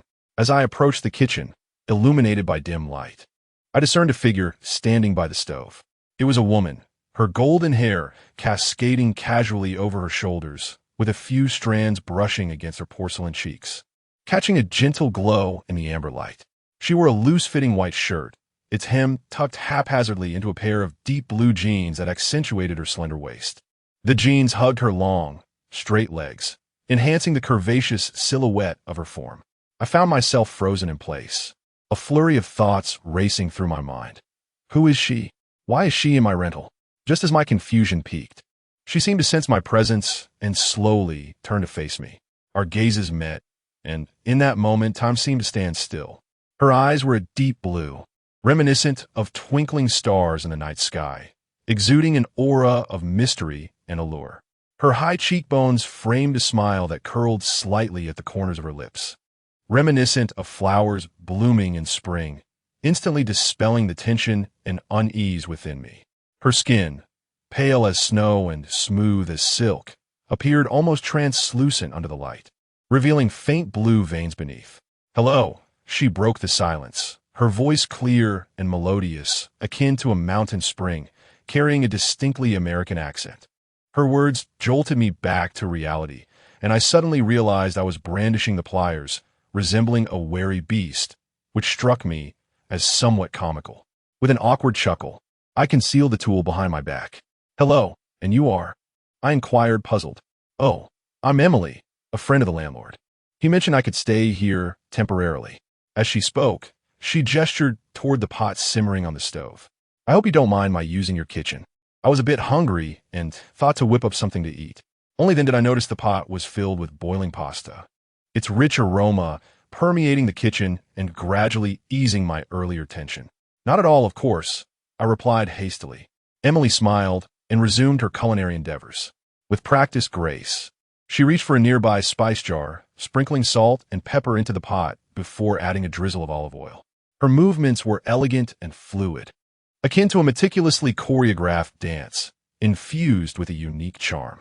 As she busied herself, I stood quietly to the side, captivated by her presence, and an inexplicable feeling stirred within me. The warm, subdued light of the kitchen enveloped Emily, accentuating her graceful silhouette. Steam continuously rose from the pot, obscuring her figure while simultaneously adding an air of mystery. The kitchen was suffused with the tantalizing aroma of pasta, intermingled with a subtle hint of flirtation. "Would you care to join me for a bite?" Emily suddenly turned her head, looking at me with an earnest and friendly gaze that made refusal impossible. "Of course. Thank you," I replied with a smile. Emily retrieved 2 plates from the cupboard, serving the cooked pasta and sprinkling some cheese on top. She handed 1 plate to me before taking her own and finding a spot to sit. I followed suit, settling across from her. As we savored the pasta, our conversation flowed effortlessly. I learned that she was a travel photographer who had chosen to remain in this bustling city. Her stories and experiences captivated me, and I shared snippets of my own life here, deliberately omitting the darker and more perilous aspects. During our exchanges, our eyes met frequently, each glance igniting a warmth within me. Emily's smile radiated like sunlight, her eyes sparkling with a love for life and an insatiable curiosity about the world. An uplifting attitude that profoundly inspired me. In this perilous and fear-laden world, she was a beacon of light, illuminating the shadowy recesses of my heart. After our meal, I offered to assist with the dishes. We stood side by side at the sink, washing the plates, and her hand inadvertently brushed against mine, sending a jolt of electricity coursing through me. I looked up and found her gaze locked onto mine. Her cheeks flushed slightly, revealing a hint of shyness and fluster. We lingered in that silent exchange, the air thick with an indescribable tension. I'm sorry. She finally broke the silence, a hint of embarrassment in her voice. It's all right, I replied with a smile, though my voice quivered slightly. Once the dishes were cleaned, we retreated to the living room, settling onto the sofa to continue our conversation. The night had deepened, yet neither of us felt the slightest inclination to sleep. We discussed music, films, and travel, as if there were an endless array of topics to explore. Throughout our dialogue, I discovered numerous shared interests, drawing us closer together. I was unaware of how it happened, but soon our bodies inched nearer, our breaths becoming distinctly audible. My heart raced, an overwhelming impulse swelling within me. I turned to gaze into Emily's eyes, which mirrored my own longing, filled with tenderness and anticipation. Just then, the abrupt sound of a key turning in the lock shattered the almost palpable atmosphere. Emily and I, as if jolted by electricity, quickly withdrew, arranging our slightly disheveled attire and flustered expressions. The door creaked open, revealing the tall silhouette of Su Jiao, adorned in a fitted red dress that gracefully reached mid-thigh. She perfectly showcased her long, slender legs. The neckline of her dress was slightly unbuttoned, revealing a patch of fair skin, while an exquisite collarbone chain glimmered under the light, accentuating the elegance of her elongated neck and the allure of her figure. Her hair cascaded in large, wavy curls, casually draped over one shoulder, with a few strands gently falling across her chest, adding a touch of languid charm. Chapter 14. Two women and a man. Her eyes were elongated and bright, with a subtle upward tilt at the corners, exuding an innate charm and allure. At this moment, those eyes were filled with curiosity, darting back and forth between Emily and me. It seems we have a guest at home, without any prior notice, Su Jiao remarked, a hint of a smile gracing her lips, one that appeared friendly, yet bore a deeper significance. Her voice was soft and melodious, yet contained an almost imperceptible sharpness, akin to a fine needle gently piercing the previously harmonious atmosphere. I stood up awkwardly, stammering as I introduced this. Is Emily, a friend of the landlord, temporarily staying here? Emily, this is Su Jiao, my housemate. Emily rose politely, smiling as she greeted Su Jiao. Hello, it's a pleasure to meet you. Her smile remained radiant, her voice clear, seemingly oblivious to the subtle shift in the air. Su Jiao nodded slightly, her gaze scrutinizing Emily as if appraising an object, inspecting from her hair down to her toes. Then, with graceful strides, she entered the living room, casually tossing her designer handbag onto the sofa, settling into a relaxed posture. She picked up a glass of water from the coffee table and took a delicate sip. You two seem to be enjoying quite the conversation. What have you been discussing? Su Jiao observed us with an enigmatic smile, her jealousy becoming increasingly evident despite her attempts to mask it with a seemingly nonchalant tone. I scratched my head, feeling somewhat at a loss, just about to speak when Emily interjected. We've talked about a lot: music, films, and travel. Let me share some amusing stories from my travels around the world. They're quite entertaining. With that, Emily animatedly recounted her thrilling experiences photographing wildlife in the African savanna, her face aglow with excitement, her hands gesturing enthusiastically. Su Jiao listened quietly, maintaining a faint smile, yet her fingers tapped lightly on the armrest of the sofa, betraying her impatience. When Emily finished a segment, Su Jiao promptly interjected, "That does sound intriguing, but I believe settling down in one place and savoring the small joys of life is far more rewarding than constantly being on the move. Unlike some people who seem to have no permanent abode." Her gaze flicked towards Emily, the pointedness of her words unmistakable.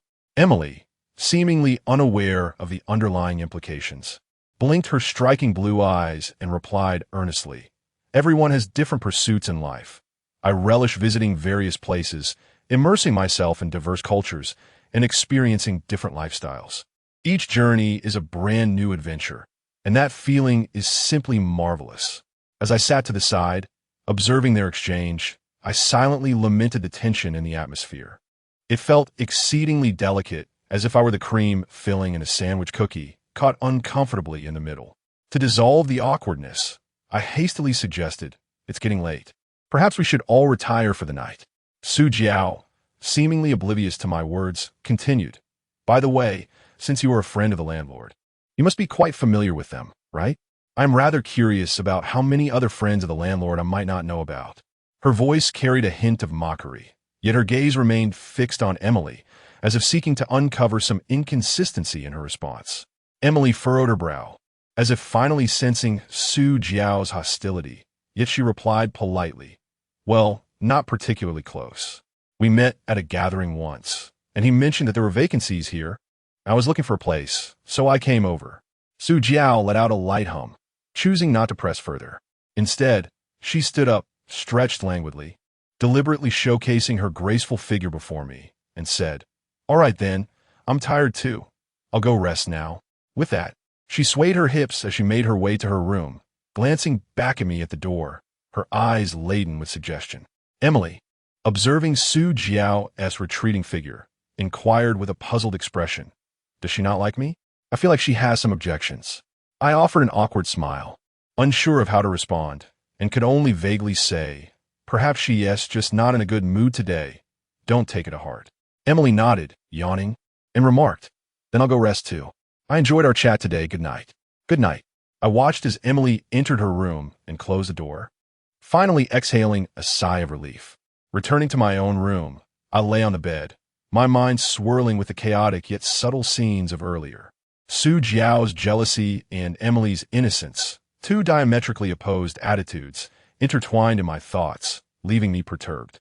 I was uncertain how to navigate the complexities of these two distinct women, and I had no idea what the days ahead would bring. However, I was acutely aware that with Emily's arrival, my already intricate life had become even more elusive. Early the next morning, I was roused by a quarrel emanating from the kitchen. Groggily, I climbed out of bed, dressed, and made my way to the kitchen. There, I found Su Jiao and Emily standing at the stove, the atmosphere charged with tension. This is the coffee beans I just bought yesterday. How could you use them without asking? Su Jiao frowned, her tone clearly discontented. Emily, looking innocent, explained, I have a habit of drinking coffee in the morning. I saw the coffee beans here and thought I could use them. I'm sorry, I didn't know they were specifically yours. You didn't know? Isn't it a basic matter of courtesy to ask before using someone else's belongings? Su Jiao pressed on, her voice rising. I hurriedly stepped in to mediate. All right. Let us not argue. It's just a bit of coffee beans. It's not a big deal. Su Jiao shot me a disdainful glare and retorted, you just want to smooth things over. She doesn't regard this place as foreign. She touches everything without a second thought. Emily's expression darkened. She bit her lip and said, I truly apologize. It was not my intention. I will replace the coffee beans. Replace? This is not a matter of compensation. It is. Su Jiao wished to continue, yet I interrupted her. Andai, Su Jiao. Emily did not mean any harm. We all live together, so let us be more mindful in the future, I said with a sense of resignation. Su Jiao huffed and turned to leave the kitchen. Emily gazed at Su Jiao's retreating figure, a hint of grievance flickering in her eyes. I offered Emily some words of comfort before heading off to freshen up. Chapter 15. A misfire after completing my morning rituals. I returned to the living room to find Emily still seated at the dining table, her expression somewhat melancholic. The coffee cup before her had long since lost its warmth. I approached and sat down across from her, gently whispering, do not take it to heart. Su Jiao merely has a quick temper. She'll be fine in a while. Emily lifted her head, managing a faint smile. I understand. Perhaps I was too careless and failed to consider her feelings. Her voice trembled slightly, evoking a pang of sympathy within me. Instinctively, I reached out to comfort her with a pat on the shoulder, but as my hand neared her, I abruptly recoiled. This small gesture seemed to infuse the air with an unusual tension. Emily sensed the subtle shift. Her cheeks flushed slightly as our gazes locked, leading to an awkward silence. To dispel the strange atmosphere, I rose and suggested, how about we take a stroll outside for some fresh air and a change of scenery? After a moment of hesitation, Emily nodded in agreement. Stepping outside, the sunlight enveloped us, yet it failed to dissipate the shadows in our hearts. We walked in relative silence, exchanging only a few inconsequential remarks. Passing by a flower shop, Emily was captivated by the vibrant blooms within. She paused, her eyes shimmering with delight as she remarked, "These flowers are truly exquisite. Whenever I travel to a new place, I always visit the local flower shop. It feels so alive." Observing her rapturous expression, my own worries began to fade. We entered the flower shop, where Emily meandered through the blossoms, selecting her favorites. She picked up a bouquet of sunflowers and turned to me, exclaiming, "Look, sunflowers always turn towards the sunlight. They radiate such positive energy. Just seeing them lifts my spirits." Her smile was as radiant as the sunflowers themselves, momentarily leaving me spellbound. After exiting the shop, we made our way to a nearby park. The park was sparsely populated, and we found a bench to sit upon. Emily set the sunflowers beside her, leaned back against the bench, and closed her eyes, savoring the gentle caress of the breeze. As I gazed at her profile, an overwhelming urge surged within me to envelop her in my arms. Yet, reason cautioned against such an impulse. After all, we were merely housemates, and Su Jiao was also present. However, emotions do not always heed rationality. When Emily opened her eyes and looked at me once more, our gazes met again, this time without retreat. The world around us seemed to freeze, leaving only the sound of our breaths. Gradually, our faces inched closer together until our lips softly brushed against one another. The kiss was unexpected yet felt destined. As we parted, Emily's cheeks were flushed with crimson, and she lowered her gaze in a flustered manner, murmuring, "I'm sorry, I don't know how this happened." I found myself at a loss for words, stammering, I don't know either, perhaps." Our sentences remained unfinished. Yet we both comprehended that the kiss we had just shared had irrevocably shattered the boundaries that once defined our relationship. As we stood there, flustered and with flushed cheeks, our gazes wandering aimlessly to the ground, the sky suddenly darkened, and torrential raindrops began to fall without warning. We hurriedly rose and sprinted towards home.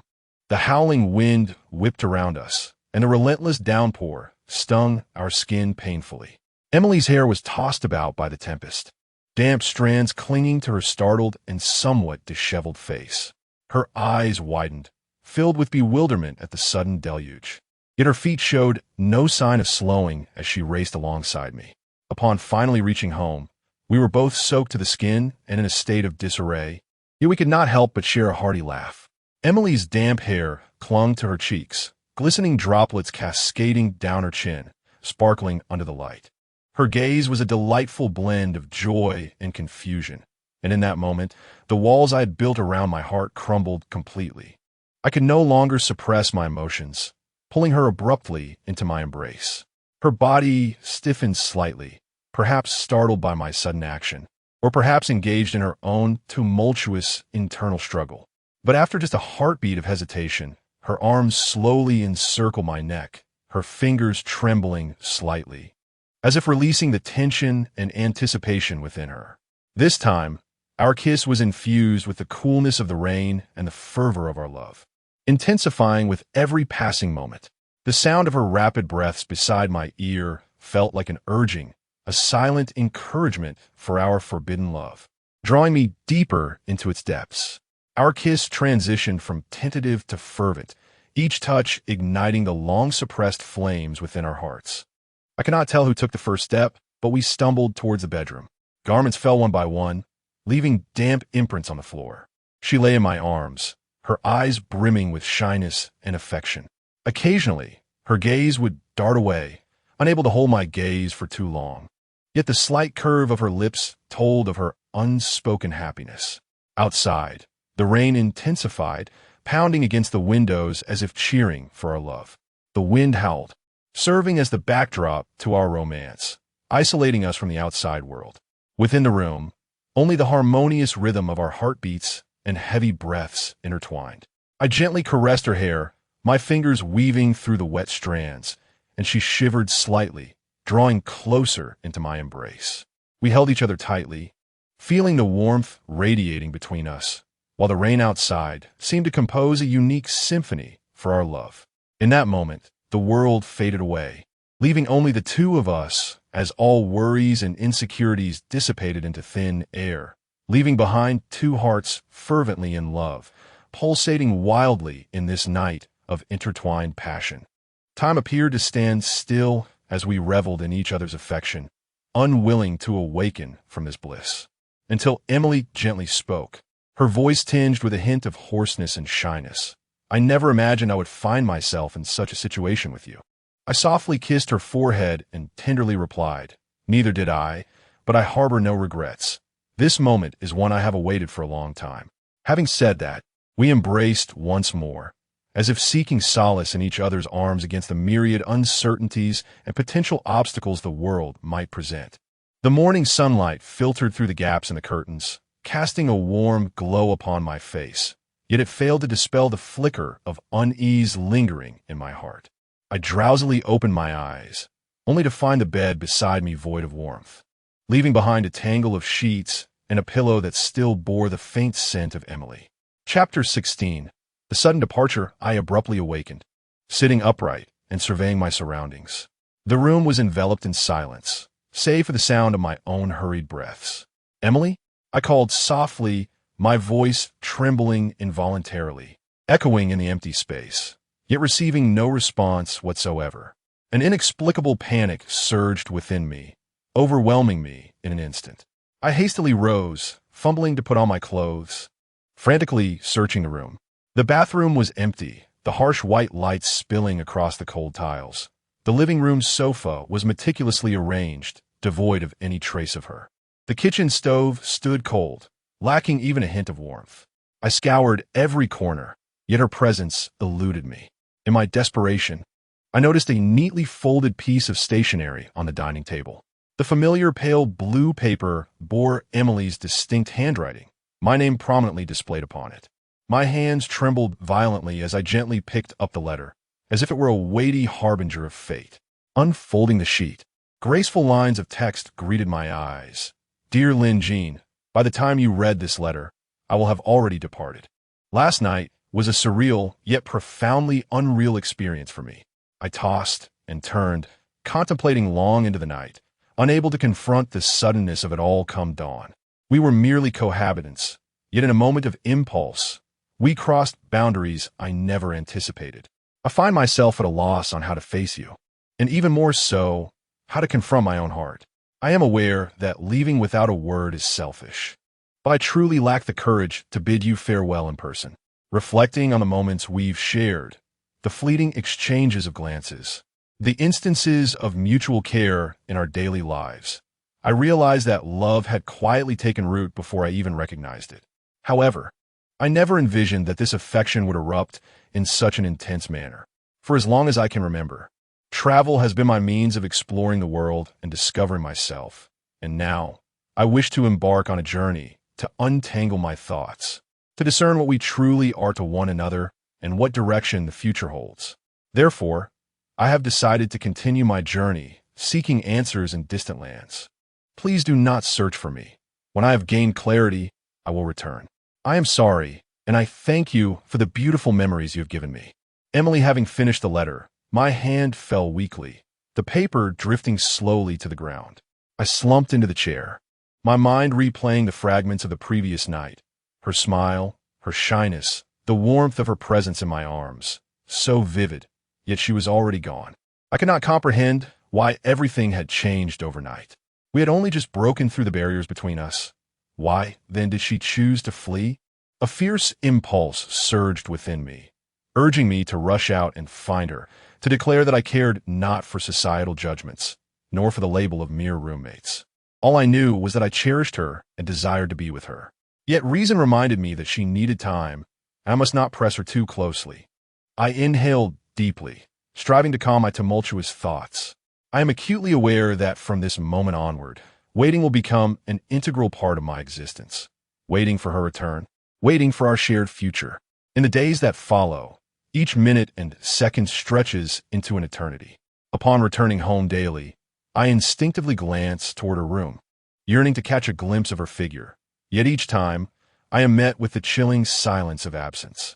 I begin to reassess the nature of our relationship. The details I once overlooked now emerge with striking clarity. I realize that I have grown accustomed to her presence. Her joys and sorrows have long since tugged at my heartstrings. Longing washes over me like a relentless tide, yet I understand that wallowing in despair serves no purpose. I remind myself to enrich my life. Perhaps pursuing financial gain will temporarily alleviate this anguish and lay a foundation for a potential reunion. Thus, I dial the landlord's number once more. The phone rings in the stillness of the room for what feels like an eternity. And just as I begin to doubt a response, the familiar southern accent greets me on the other end. Without hesitation, I candidly express my intentions, hoping to arrange a suitable time for a thorough discussion. To my delight, the landlord promptly provides me with his address without a second thought. With the address in hand, I dare not delay even for a moment. I hurriedly gather my belongings, quickly taming my somewhat disheveled hair, and resolutely step out the door, striding purposefully toward the landlord's residence. As night deepens, a slight chill seeps through my thin clothing, yet it does nothing to diminish my determined stride. I traverse this desolate path alone, surrounded by an impenetrable darkness that seems to envelop me in its depths. After what feels like an eternity, I finally arrive at my destination. The large door stands ajar, as if silently awaiting my arrival. Before I can approach fully, a pungent wave of smoke and alcohol assaults my senses, accompanied by the coarse sounds of vulgarity that reach my ears. Nevertheless, out of basic courtesy, I raise my hand and gently rap on the door. A brief and somewhat impatient voice from within responds, "Come in." After a moment's hesitation, I swiftly cast aside my doubts, push open the door, and stride confidently into the room. Upon entering, my gaze is immediately drawn to four mahjong tables, around which four men are intently engaged in play. Judging by their appearances and accents, they seem to hail from the Fujian region. Their utterances, laden with dialect, are incomprehensible to me, akin to an inscrutable script. However, the scattered profanities are unmistakable in their clarity. At this juncture, the man playing the role of landlord notices my presence. Yet, rather than rising to greet me, he remains seated, steadfast, and absorbed in the game, his expression revealing that he has likely lost a considerable amount of money. The man seated opposite him had a sharp, simian visage, exuding an air of shrewdness. As for the other two gentlemen, one was impressively tall and robust, while the other appeared rather slick and effete. What was even more intolerable was that each of these four individuals had a cigarette dangling from their lips, and as they exhaled plumes of smoke, the entire room became engulfed in a dense, hazy atmosphere. Chapter 17. The deception of the game. Go ahead, I'll just watch, I said nonchalantly, while inwardly I cautioned myself. I must not appear overly eager or desperate. After all, to extract valuable information from others, one must first establish a rapport. Thus, I leisurely stepped aside, quietly observing their card game. As I watched, my eyes widened in astonishment. They were gambling with money, stacks of cash piled high on the table, resembling small mountains, instilled a sense of dread within me. After several intense rounds of competition, I began to grasp the situation. The landlord was evidently the biggest loser, closely followed by the ostentatiously dressed man. Squinting, I estimated that the landlord had already lost nearly $8,000. I could hardly believe it. When I swiftly converted this amount into Chinese yuan, I was taken aback by the staggering figure, a total of 50 or 60,000 yuan. Although I was aware that their stakes were substantial, the conversion to yuan far exceeded my expectations. I fixated on the landlord, noting the faint redness around his eyes, which betrayed his agitation. His gaze flickered anxiously as he muttered, "Why is my luck so poor?" His hands involuntarily clenched into fists, the knuckles paling from the strain. Meanwhile, my attention was drawn to the man seated opposite the landlord. He had a sharp, gaunt face, and his complexion was an ominous shade of ashen, exuding a chilling aura.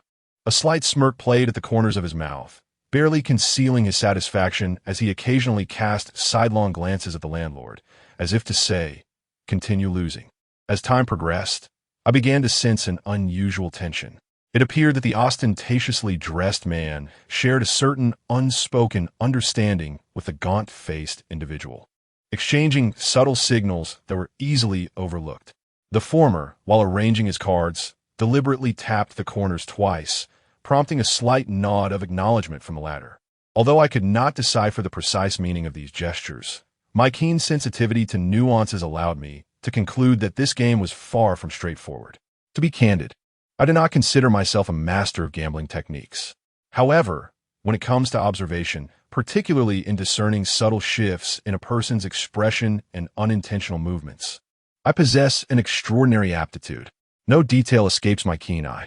At this moment, despite my suspicions, I refrained from cautioning the landlord. Firstly, I lacked concrete evidence of any wrongdoing. Secondly, the landlord was merely a stranger to me, and I saw no reason to involve myself in a matter that could lead to unnecessary complications.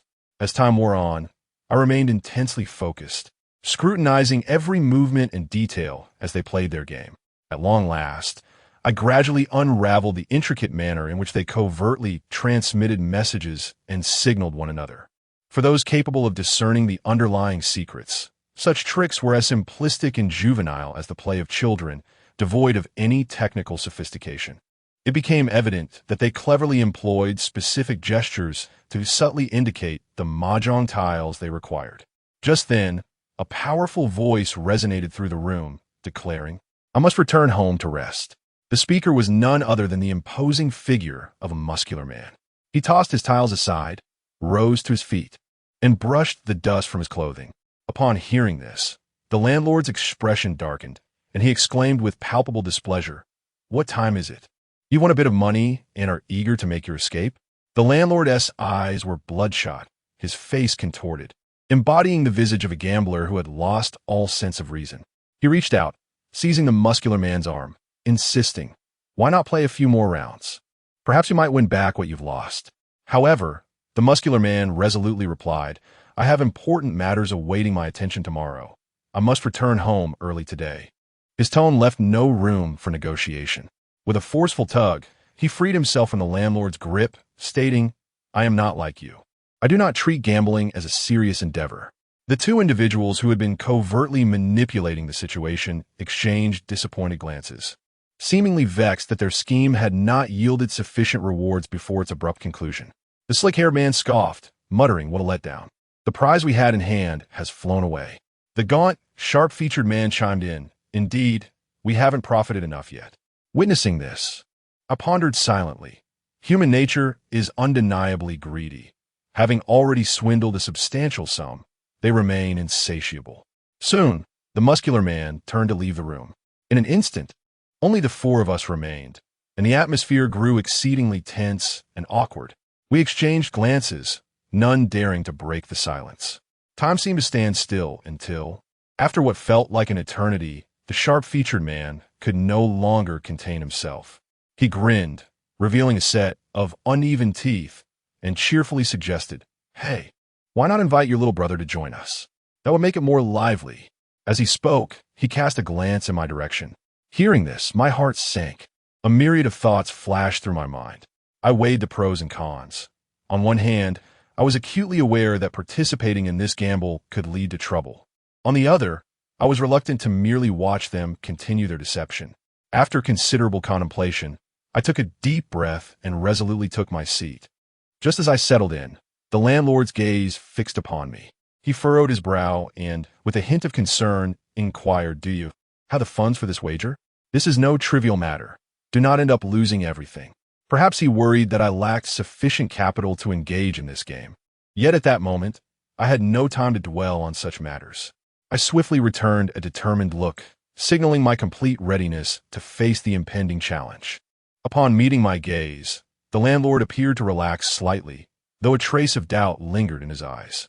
"Young man, have you truly considered your decision?" he kindly cautioned. Yet, nothing could deter my fervent resolve to immerse myself in the gamble at this very moment. As I settled into my seat, my hands gently placed upon the table, the exhilarating and uncertain game was set to commence. Chapter 18. Winning, I slightly narrowed my eyes, discreetly observing the two men seated across from me. The dim light cast mottled shadows on their faces, rendering their features somewhat distorted, particularly the chilling smiles that adorned their lips, sending a shiver down my spine. At that moment, I skillfully disguised myself as harmless, attempting to lull their vigilance. Time trickled by, each minute seemingly elongated, saturated with tension and excitement. as we exchanged cards. We had already engaged in several rounds of competition. The room was so quiet that only the sound of cards being played and occasional breaths could be heard, creating an atmosphere that felt stifling.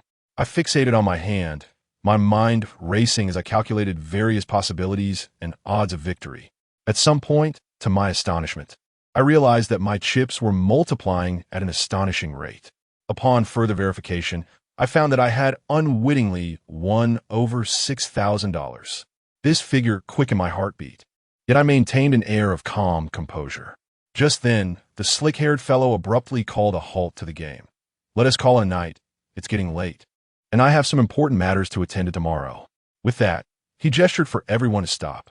He then began meticulously counting his chips, comparing them with those of the others, his eyes reflecting shrewdness and calculation. Throughout this process, his narrow eyes never strayed from me, revealing an unmistakable hint of suspicion. Unable to contain himself, he finally spoke. "Kid, you're on quite a roll, winning so much right off the bat." In response to his scrutiny, I feigned innocence, shrugged my shoulders, and said, "Oh, it must be beginner's luck. I truly apologize, everyone." With that, I pulled a pack of cigarettes from my pocket, took one out, and placed it between my lips before lighting it. After inhaling deeply, I exhaled the smoke slowly, using it to soothe my exhilarated emotions. Beginner's luck? What a coincidence. The other sharp-featured man snorted derisively, his eyes brimming with skepticism. I smiled back and replied, "Come on, my friend, don't overthink it. It's merely good fortune. You see, I'm new here and not quite familiar with the rules. If I've offended anyone, please bear with me." The slick-haired man scrutinized me for a while, seemingly searching for a flaw in my expression, but ultimately chose not to say anything further. After they departed, the landlord, astonished, pulled me aside and said, "I never would have imagined. Your card-playing skills are truly impressive," leaving me in awe. In the face of the landlord's praise, I revealed no hint of pride. After all, I alone knew that my victories were not solely a result of exceptional skill. In truth, I merely capitalized on the key information they inadvertently revealed, allowing me to discern their hands and deftly exploit the vulnerabilities therein. However, regarding these details and truths, I chose to quietly conceal them within my heart, revealing not a word to the landlord. "You flatter me. My luck merely favored me," I humbly responded. The landlord chuckled, patting my shoulder. "Do not be so modest. Such achievements are not solely the product of fortune." For I deeply understood that disclosing this matter in its entirety would likely yield no favorable outcomes for anyone involved. Setting aside the potential for unnecessary disputes and troubles, the mere possibility of jeopardizing the fragile relationship we had painstakingly established rendered such honesty a futile endeavor. It is worth mentioning that during the recent card game, I had deliberately offered the landlord several advantageous hands, thereby successfully mitigating numerous losses he might have otherwise incurred. In my view, achieving this was the utmost assistance I could provide him. "My dear landlord, I noticed your luck was not particularly favorable earlier, so I intentionally eased the competition. After all, we are here to enjoy ourselves," I remarked with a smile. The landlord paused, then gazed at me with gratitude. "Brother, your generosity is truly commendable. I am at a loss for how to express my thanks. What is there to thank? We shall all be friends moving forward." Looking out for one another, I replied with a hearty spirit. I then cautiously probed the landlord for various insights regarding the American black market. Initially taken aback, he subsequently regarded me with a meaningful expression and slowly began, "Young man, that place is indeed not one for the faint-hearted. However, since we have found such camaraderie today, I shall share with you. I am merely curious. I have heard that one can find some unique items there. Would you enlighten me?" I gazed at him expectantly. Lowering his voice as if wary of eavesdroppers, the landlord divulged the pathways to procuring contraband and the precise locations of the black market. Yet, when the subject of the more clandestine and perilous dark web arose, he shook his head in resignation, admitting his limited knowledge. The dark web. I have only heard whispers of it. I cannot claim to know much. All I understand is that it is a treacherous realm from which many do not return, he stated with a serious demeanor. I listened intently to the landlord's account, pondering the value of this information. Finally, I gently patted his shoulder, my gratitude evident. Thank you. My friend, should you ever need assistance, do not hesitate to call upon me. With that, I turned to leave.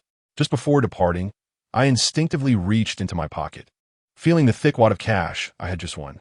After a moment's contemplation, I withdrew precisely 1,000 and handed it to the landlord. This is but a small token. Please accept it as my gratitude for sharing this knowledge, I said sincerely.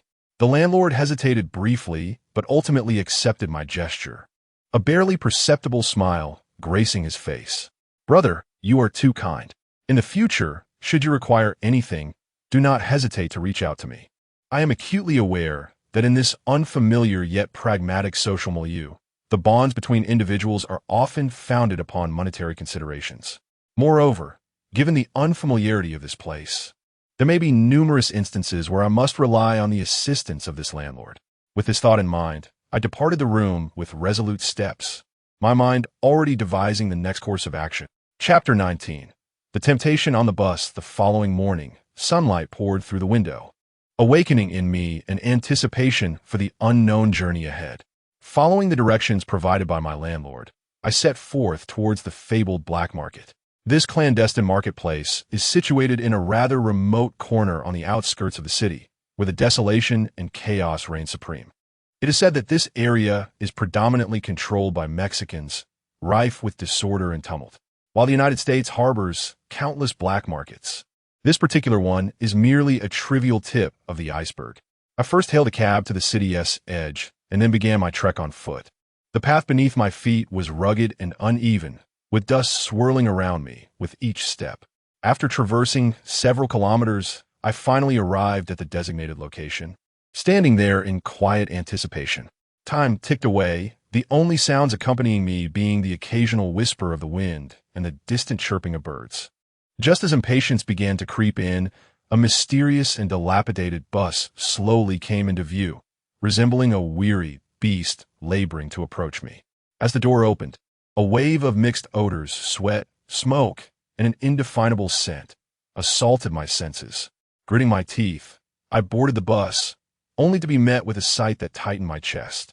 Inside sat a group of menacing individuals, each exuding an aura of intimidation, sending shivers down my spine.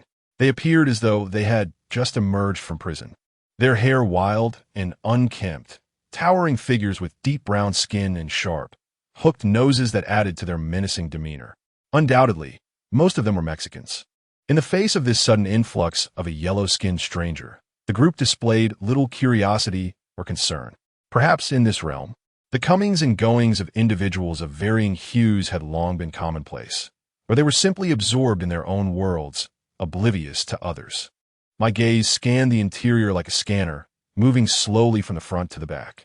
The passengers varied widely. Some were engrossed in their phones, while others rested with eyes shut tight. At that moment, a striking figure abruptly captured my attention, causing my eyes to linger. A foreign woman sat there, her deep brown hair cascading like a rich chocolate waterfall over her shoulders. Her alabaster skin glowed under the bus lights, exuding an enchanting radiance, as if it could emit light. Most captivating of all was her alluring low-cut attire.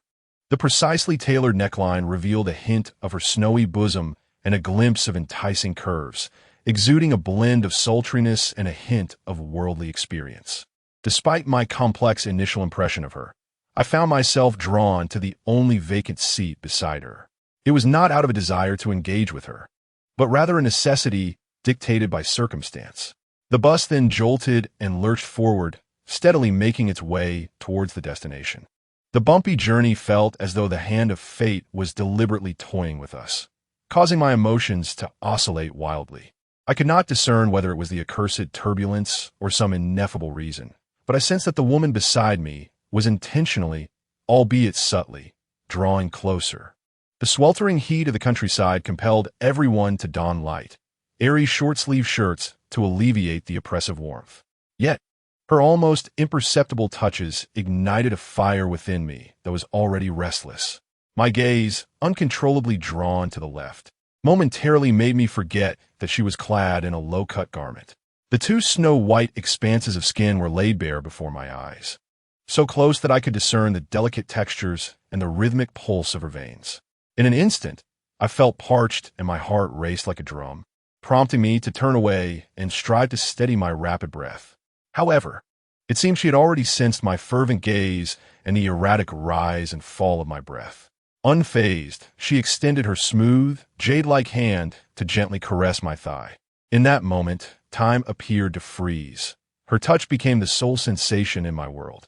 It felt like a refreshing stream gliding over parched, barren land, bestowing a hint of coolness.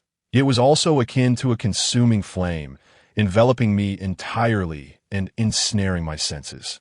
Her hand languidly stroked my thigh, the seemingly casual motion laden with suggestive intent.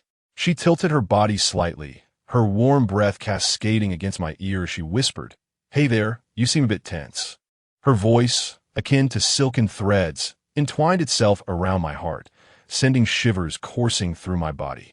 I endeavored to maintain composure, yet my throat felt constricted, making it arduous to utter a few words. And no, nothing. My gaze dared not wander, fixated firmly on the chair ahead. Yet the faint scent of her perfume insidiously invaded my senses, unsettling my mind. It appeared she had no intention of relenting. Her hand began its slow ascent along my thigh, growing increasingly audacious. The other hand lightly rested upon my shoulder, her fingers rhythmically tapping against my skin as if playing a tantalizing melody. Interesting things always happen on a journey like this, she cooed, her voice growing softer and more alluring, further shattering my already tumultuous thoughts.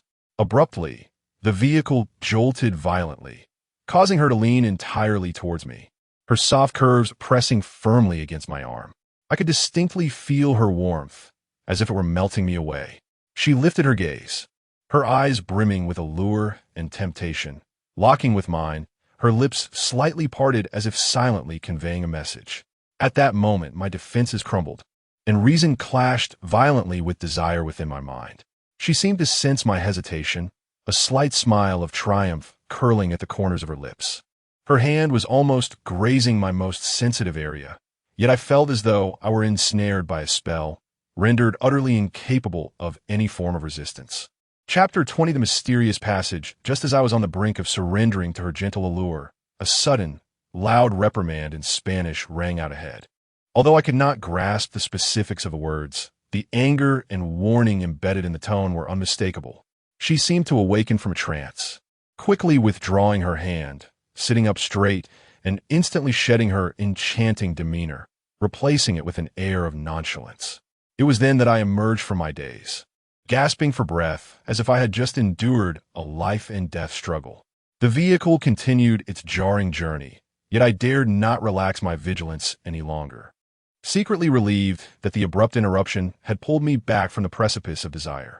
Nevertheless, my heart raced, unable to regain its calm, as her recent actions etched themselves into my memory, leaving me in a state of heightened tension and subtle anticipation for the remainder of our voyage. After a tumultuous ride, we finally arrived at our destination. As I stepped out of the vehicle, her gaze, imbued with ambiguous allure, was immediately fixed upon me. With a delicate flick of her slender fingers, she beckoned me to follow her. Faced with such an invitation, I chose not to refuse. Rather, I was propelled by curiosity, eager to discern her intentions and the scheme she had in mind. She moved with the grace of a willow in the wind, her slender waist swaying gently as she stepped forward, her soft, pale arms entwining with mine, guiding me towards a more secluded corner. "Hey there, handsome," she purred, her voice soft and lilting, imbued with an indescribable charm, as her body coiled like a serpent, her gaze fixed intently upon me. "All it takes is $800, and I can offer you a taste of a sensation that feels as though you're floating on clouds, transcending into bliss." Her voice, laden with a tantalizing allure, whispered into my ears. I was utterly bewildered, unable to comprehend her meaning. "What did you say? I didn't quite catch that." She tilted her head slightly, her eyes dreamy and captivating, the corners of her lips curling up as her tongue absent-mindedly traced her lips. With a soft, seductive tone, she articulated, "Handsome, just $800. and I can guide you to experience an incredible feeling, one that you have never encountered in your life. At this point, clarity dawned upon me, and a wave of intense curiosity surged within. This did not sound like a mere romantic encounter. Tentatively, I inquired, "Are you familiar with this place?" Without hesitation, she nodded, a confident smile gracing her features. "Of course, there is nothing in this area that I do not know." I pondered for a moment, formulating a plan, before raising my gaze to meet hers with determination. I reached into my pocket, pulling out a thick stack of cash, counting out $1,000, and presenting it to her. "All right, here's the money. You take me for a tour around here." She evidently did not anticipate my prompt acquiescence and my generous financial offering, a flicker of surprise crossing her eyes. However, she swiftly regained her composure, smiling as she accepted the stack of bills, uttering no further words. Instead, she gently wrapped her arms around my waist and turned, leading me toward a realm brimming with the unknown and the mysterious. I cautiously traversed the narrow and dilapidated alley, each step seemingly treading upon the dust of history. At last, an ancient edifice of considerable age came into view, standing silently as a solemn witness. Upon stepping through the slightly weathered grand entrance, an overwhelming aroma enveloped me. To my astonishment, I found myself in a vast and resplendent casino. The spacious, brightly lit area was adorned with an array of gaming tables and shimmering slot machines, nearly filling this palatial structure. As I entered the casino, I initially felt fatigue from the earlier journey, but suddenly I sensed that the air here was distinctly different from the outside, infused with ample oxygen. In mere moments, my weariness ebbed away like a receding tide, replaced by an unprecedented sense of vitality. It is said that within such a casino environment, individuals often lose track of time. Yet, once one steps out from this alluring domain, an overwhelming fatigue is sure to follow. Perhaps this is why casinos deliberately enrich the air with oxygen. Gazing around, I observed the casino bustling with a vibrant crowd. A myriad of gamblers gathered around the tables, engrossed in their wagers, while others anxiously manipulated the buttons of the slot machines. Among them were individuals clad in opulent attire, exuding an air of extravagance, and others appeared disheveled and destitute. Moreover, people from diverse backgrounds converged here, with a notable presence of Mexicans. In such a chaotic environment, I understood the necessity of maintaining a low profile. Despite this awareness, the enchanting beauty by my side inevitably drew the fiery gazes of those around us, causing their attention to gravitate toward me. We then cautiously navigated through several rooms, each steeped in an aura of mystery and oppression. Subsequently, we felt our way through a series of deeply concealed compartments, as if entering a labyrinthine world. As our steps led us deeper, we gradually approached an underground passage. The lighting here appeared particularly dim, with flickering yellow light casting a sinister ambience over the corridor. The ground was damp and coated in dust, while water droplets seemed to seep from the walls, producing a rhythmic dripping sound. Time seemed to lose its significance as we wandered through this eerie space. Finally, a glimmer of light emerged ahead, an enormous door. As we drew near, we could discern several imposing figures in sharp suits standing guard before it.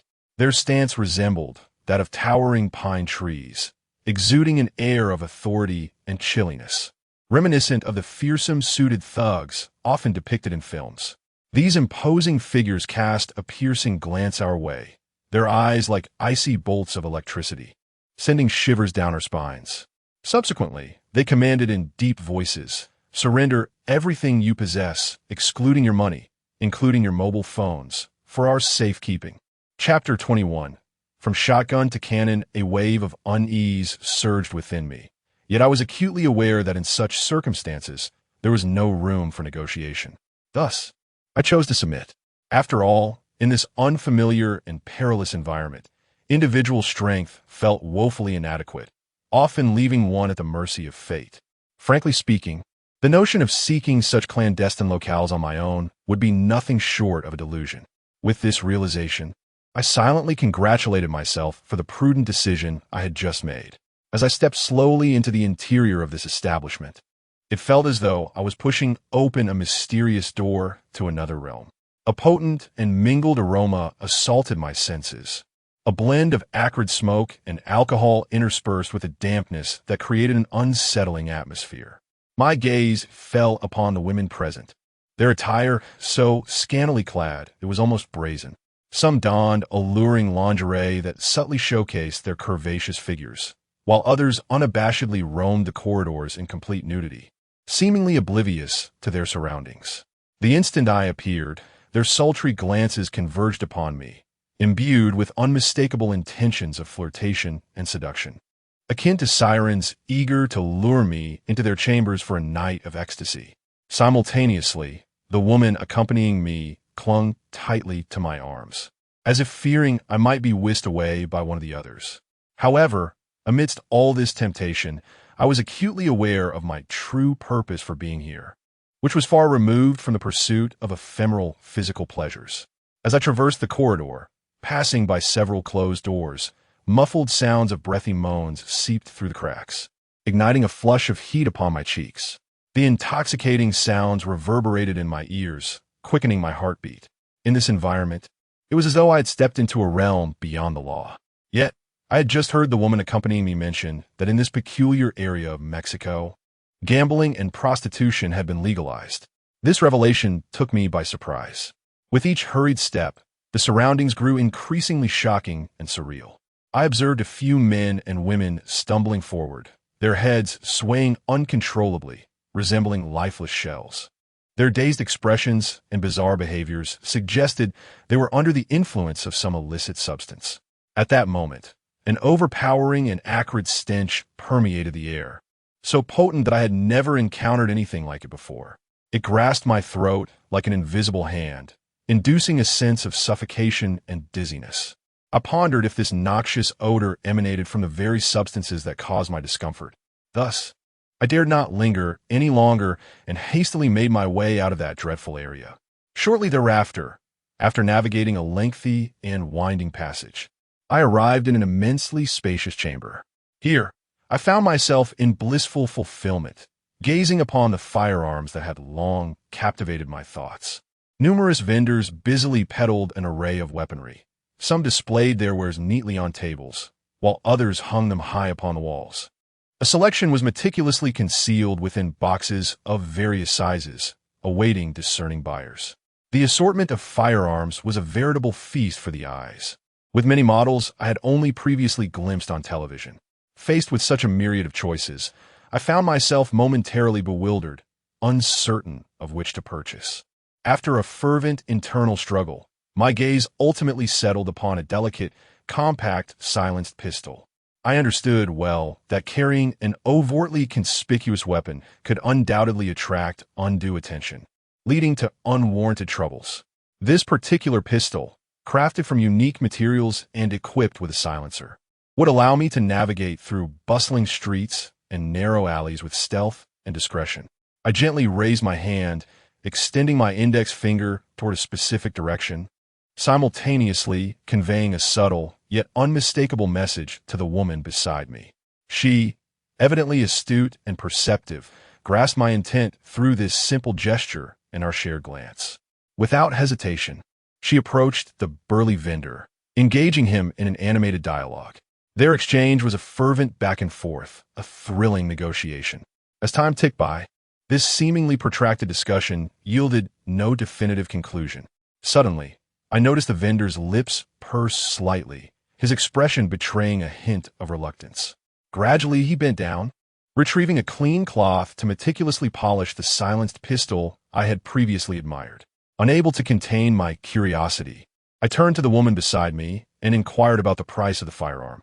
She smiled softly, refraining from a direct response, and instead gestured with several fingers in the air, indicating that the total for the pistol, along with the accompanying ammunition, amounted to $1,000.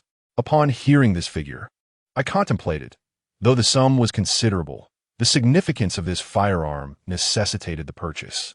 Resolving not to hesitate any longer, I swiftly produced a thick stack of bills from my pocket and handed them to the vendor. After carefully counting the money to ensure its accuracy, He presented me with the meticulously polished silenced pistol and a full box of ammunition. As I grasped the weighty firearm in my hands, the burden that had long loomed over my heart finally lifted, for at this moment, I had indeed traded my bird gun for a cannon. After concluding the transaction, I continued my journey towards the enigmatic realm that lay ahead.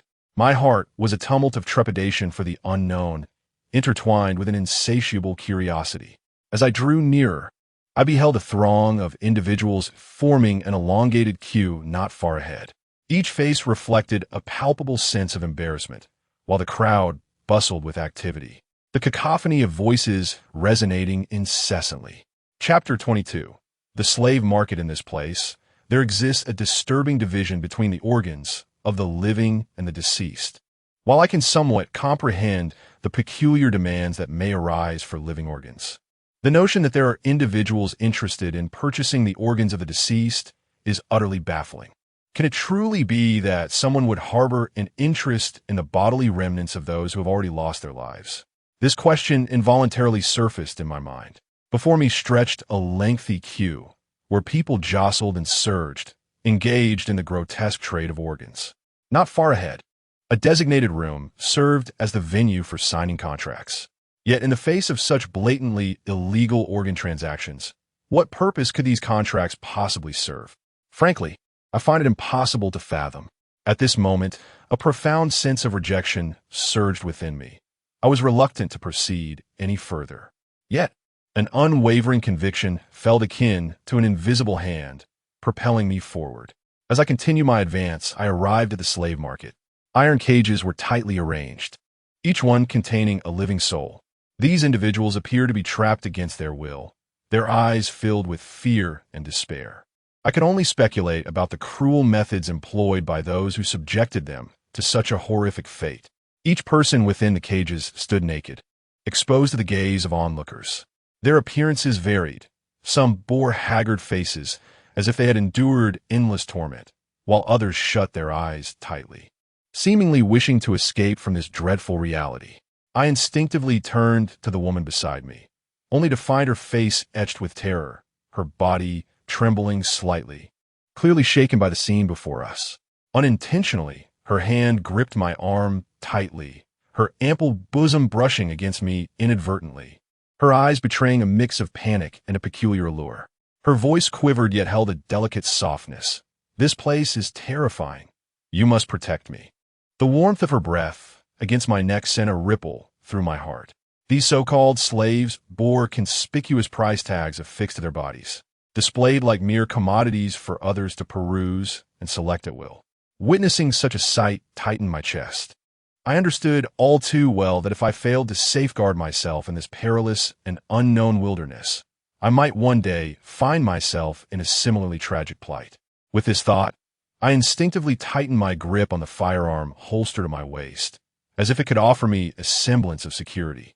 Meanwhile, the woman beside me had nearly draped herself over me, her hand trailing down my arm to gently clasp my hand, pouting softly, "With you by my side, I feel so at ease."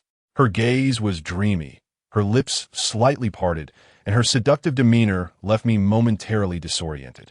"Let us depart," I signaled to the woman beside me, shaking my head slightly to indicate that there was no further need to venture onward. The woman gazed at me, her eyes shimmering with a captivating allure.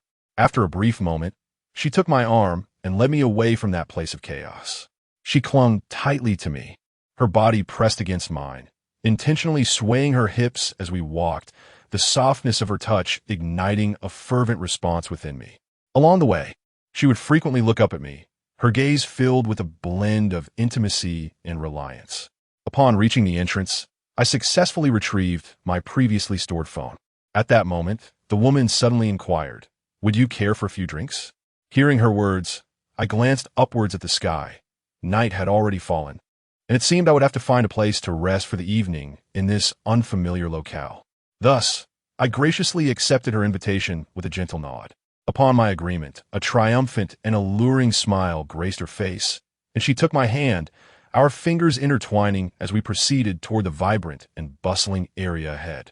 Her hand felt as delicate as a feather, its touch soft and exquisite causing my heart to race.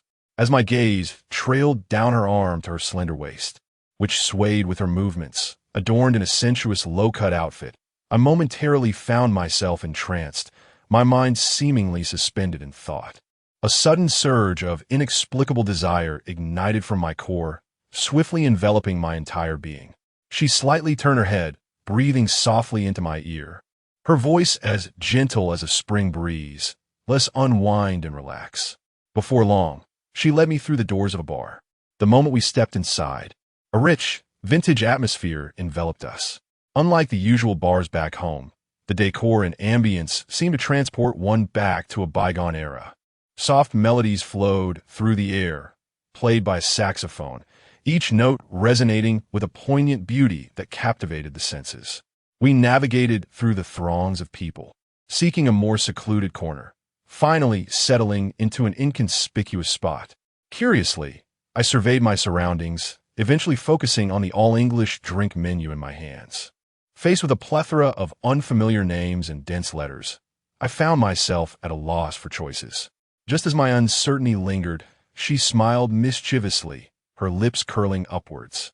With an elegant gesture, she raised her hand and beckoned a nearby waiter, engaging in fluent conversation. Soon, an array of drinks began to arrive at our table, one after another, as we indulged in their offerings. Gradually, I felt my head growing heavier, the world around me beginning to spin. My consciousness seemed to drift away from reality, entering a realm of illusion. My body felt incredibly supple, as if it had lost all support. Through a hazy vision, I beheld the enchanting woman before me, a burning desire igniting within me, reaching its zenith. The kaleidoscope of neon lights danced in harmony with a melodious saxophone, creating an atmosphere that was both entrancing and intimate. There I sat, quietly captivated, my gaze irresistibly drawn to her. In an instant, it felt as though an invisible force had drawn our gazes together. She gracefully rose to her feet, gliding with delicate steps to my side, where she elegantly took a seat. In that fleeting moment, everything around us became a blur. The entire world seemed to consist solely of the two of us. Before I could fully comprehend the situation, a pair of soft lips gently brushed against mine. Chapter 23. The bar of temptation. In that moment, a warm breath enveloped me, akin to an electric current coursing through my entire being, rendering me utterly weak and enraptured. This exquisite sensation emanated from our lips, rapidly cascading across every inch of my skin and every nerve, reaching deep into the recesses of my mind. My thoughts seemed to come to a complete standstill, entirely immersed in this unprecedented and enchanting experience. As I slowly opened my eyes, a visage of unparalleled perfection unfolded before me. The elegant contour of a prominent nose, the profound depths of her eyes, the luscious allure of her crimson lips, and the porcelain-like fairness of her skin all evoked awe at the masterful craftsmanship of creation. I could scarcely believe that on this ordinary night, I found myself in such intimate embrace with a stunningly beautiful foreign woman. At that moment, what surged within me was not merely physical pleasure and satisfaction, but also a profound sense of accomplishment emanating from the depths of my soul. In crude terms, winning the affection of a foreign beauty undeniably validated my own allure. This feeling of conquest was intoxicating, akin to the finest spirits, ensnaring me in its embrace. Her long lashes fluttered gently, reminiscent of delicate fan blades, each blink sending a gentle breeze my way. The dance of her gaze emitted two radiant beams of light, emanating from her mesmerizing emerald eyes, glistening and brilliant, akin to the most precious treasures of nature. Indeed, her irises displayed a captivating and profound green, a color reminiscent of nature's rarest gems. As we kissed and locked our eyes, I found myself unable to divert my gaze from her enchanting orbs. They were like two luminous pearls capable of ensnaring the soul, exuding a spellbinding magic that penetrated my very flesh and mundane existence. Soon after, her delicate hands, as smooth as mutton fat jade, gently rose to embrace my back, then slowly migrated to my waist, pressing closely against me. In that instant, I felt a fervent flame ignite in my chest, as if it aimed to consume my very essence. Unable to restrain the tumultuous emotions within, my hands began to roam instinctively, caressing her supple form, relishing the warmth and smoothness of her skin. Our lips intertwined in a passionate and fervent kiss, as if time itself had come to a halt, leaving only the two of us in this world. I could not discern how long this moment lasted when she gently pushed me away, her cheeks flushed, her eyes filled with a dreamy shyness. Breathing softly, she spoke with a melodic accent. "Shall we go over there for a drink?" Following the direction of her finger, I noticed a lively bar, where vibrant lights danced between glasses and the crowd. Hand in hand, we made our way towards the bar, the surrounding clamor fading into a blurred backdrop. As we settled at the bar, the bartender greeted us with a smile and presented the drink menu. I casually ordered 2 drinks, my gaze inadvertently drifting to the far end of the bar. There she sat, a captivating beauty perched alone upon a high stool, clad in a black backless evening gown that accentuated the smooth contours of her back, glistening alluringly under the soft glow of the lights. Her hair cascaded like a waterfall over one shoulder, the ends curling gently, exuding an air of languid sensuality. She toyed with a glass of champagne, her gaze intermittently flickering in my direction. When our eyes inadvertently met, she did not shy away. Instead, a subtle smile graced her lips, imbued with meaning. Her eyes resembled deep, mysterious pools, shimmering with secrets and temptations yet to be revealed. With a delicate flick of her tongue, she moistened her lips in a seemingly casual yet provocative manner, then raised her champagne flute, offering me a slight nod before taking a sip. Her eyes never straying from mine. The woman beside me, sensing my distraction, followed my line of sight, a flicker of displeasure crossing her features. She tightened her grip on my arm and rested her head against my shoulder, deliberately adopting a familiar pose.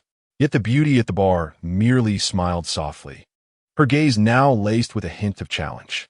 As the bartender set our cocktails before us, I lifted my glass and took a tentative sip, striving to quell the tumult within my heart. However, the beauty's unwavering stare felt like a thorn in my side, rendering me restless.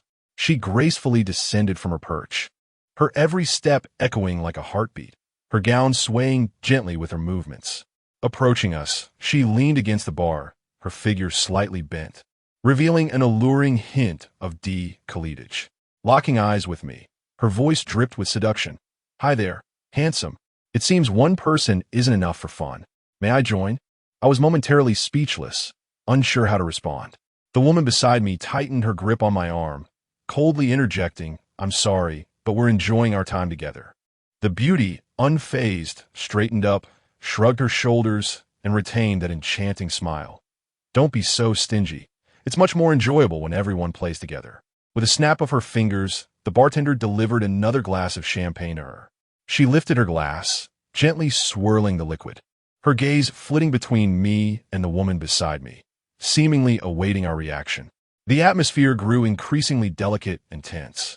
I could feel the rigidity of the foreign woman beside me, while the beauty's aggressive gaze quickened my heartbeat. Taking a deep breath, I endeavored to defuse the awkwardness, slowly beginning, "This may not be appropriate. Before I could finish, the beauty leaned closer, whispering in my ear, "You know, from the moment you walked in, I noticed you. There is something uniquely captivating about you." Her warm breath brushed against my neck, sending an involuntary shiver down my spine. Suddenly, the woman beside me rose with fury in her eyes. "What do you want? Please, keep your distance." The beauty merely scoffed dismissively, straightening up and casting a taunting glance toward the woman beside me. "What's the matter? Afraid I'll steal your man?" Having spoken, she turned her gaze towards me, her eyes glimmering with a hint of expectation and seduction. "Handsome, what are your thoughts?"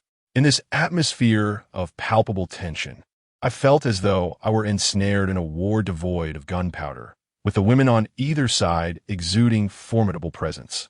It seemed I had become the focal point of this conflict. The surrounding patrons also sensed the unusual dynamics, casting curious glances our way, and in an instant, the ambience at the bar grew increasingly charged. Chapter 24. Bar enchantment, the woman beside me clutched my arm tightly, her eyes brimming with anxiety and unease. With a quiver in her voice, she urged, "Let us leave. Ignore her." Resigned, I nodded and followed her lead, retreating from the tumultuous scene back to our original spot. Once seated, she nestled closely against me, her gaze darting warily around, fearful that the alluring beauty might reappear. Gently, she took my hand, placing it in her palm, as if to assert her claim, while simultaneously seeking solace. We engaged in a sporadic conversation, yet the recent encounter weighed heavily upon my heart, rendering me somewhat distracted. As time elapsed, the music in the bar grew increasingly electrifying, and the crowd became more restless. The alcohol coursing through my veins ignited a sense of warmth. My head growing drowsy, I rose to inform the woman beside me of my intention to visit the restroom. She nodded slightly, urging me to return promptly. Navigating through the bustling throng, I made my way to the restroom. Upon exiting, I unexpectedly collided with the enchanting woman in the black backless evening gown in the narrow corridor. Under the dim, sultry lighting, her gaze appeared even more entrancing, her cheeks adorned with a faint blush, clearly having indulged in a fair share of libations. Upon spotting me, a knowing smile graced her lips as she leaned in closer, nearly pressing against me, whispering, "What a coincidence, handsome." Her breath, imbued with the scent of champagne, wafted against my neck, further muddling my already intoxicated mind. Whether driven by the allure of alcohol or an inexplicable impulse from deep within, I found myself unable to retreat. She delicately placed her hand on my arm, her fingers gliding like feathers, sending shivers down my spine. My heart raced, a concoction of tension and exhilaration intertwining within me. She tilted her head slightly, her gaze fixed upon mine, the temptation in her eyes swirling like a vortex, threatening to engulf me. Compelled by an unbidden force, I reached out, gently tucking a strand of hair that had fallen by her cheek behind her ear. In response, she leaned her head against my shoulder, murmuring softly, "From the moment I first saw you, Her voice resonated through me like an electric current, obliterating my rationality. Our bodies gravitated closer, the charged atmosphere enveloping the narrow corridor. Her hand ascended to rest upon my shoulder, while my arm instinctively encircled her waist. With each passing moment, our proximity intensified, the air thick with unspoken desire. She rose on her toes, her lips brushing against my earlobe as she breathed softly, her words imbued with an irresistible allure, igniting the smoldering embers of longing within me. Under the dual influence of alcohol and impulse, I found myself unable to restrain my desires any longer. She appeared to sense my shift in demeanor, a flicker of triumph and urgency flashing in her eyes. Gently, she grasped my hand, leading me toward the adjacent restroom. I felt as though I'd been ensnared, my footsteps involuntarily following her. Upon entering the restroom, she swiftly locked the door behind us. The dim light flickered in the confined space, casting our intertwined silhouettes upon the walls. She encircled my neck with her arms, her gaze both hazy and fervent, as she offered her lips with an enticing allure. In that fleeting moment, reason shattered entirely. I responded with fervor, my hands exploring her form with abandon. We kissed passionately, our breaths growing increasingly frantic. The intoxicating blend of her perfume and the scent of champagne enveloped me, rendering me utterly entranced. In the chaos, our garments slipped away, our bodies pressed together, every inch of skin absorbing the warmth of the other.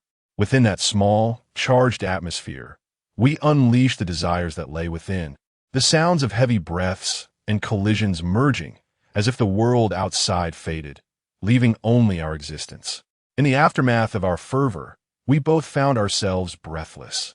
She gently rearranged her tousled hair, a blush of satisfaction gracing her cheeks, yet her gaze harbored an elusive quality. I hurriedly donned my clothes, a whirlwind of emotions swirling within me, elation from our recent indulgence, intertwined with profound guilt and unease.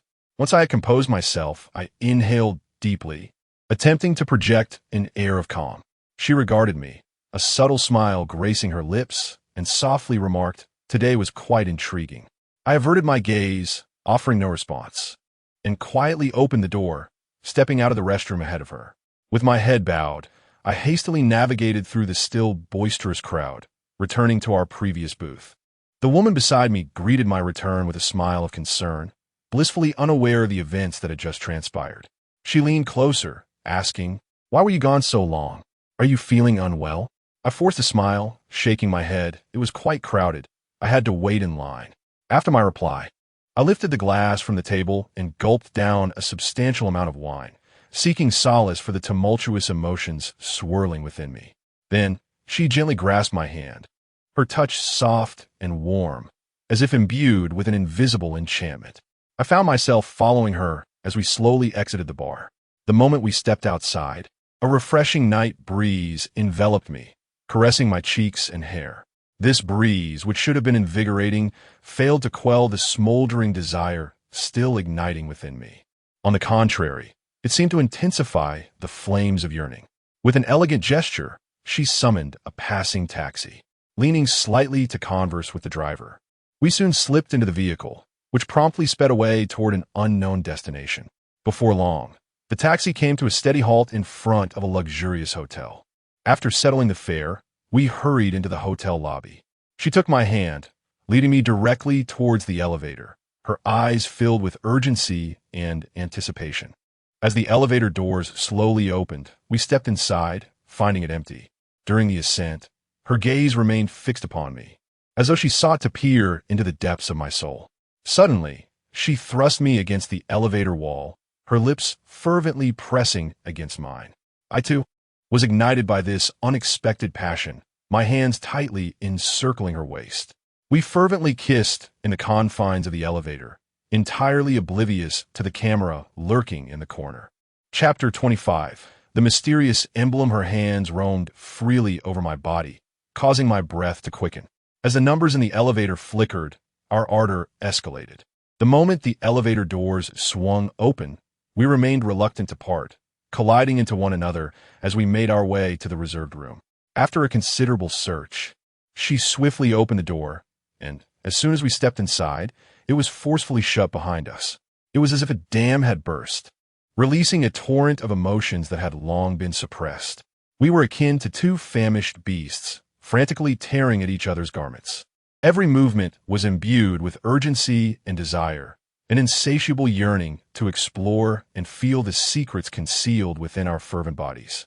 The gentle shivers elicited by fingers gliding across skin, the searing warmth generated when our lips intertwined, all rendered us entranced and unable to escape. Her gaze blazed with fervor, her hands gripping my shoulders tightly, drawing me towards her. In response, I gently pushed her onto the bed, the mattress yielding softly beneath her weight, emitting a muted sound. The air was thick with a suggestive ambience, punctuated only by the sound of our hurried breaths and intertwined heartbeats.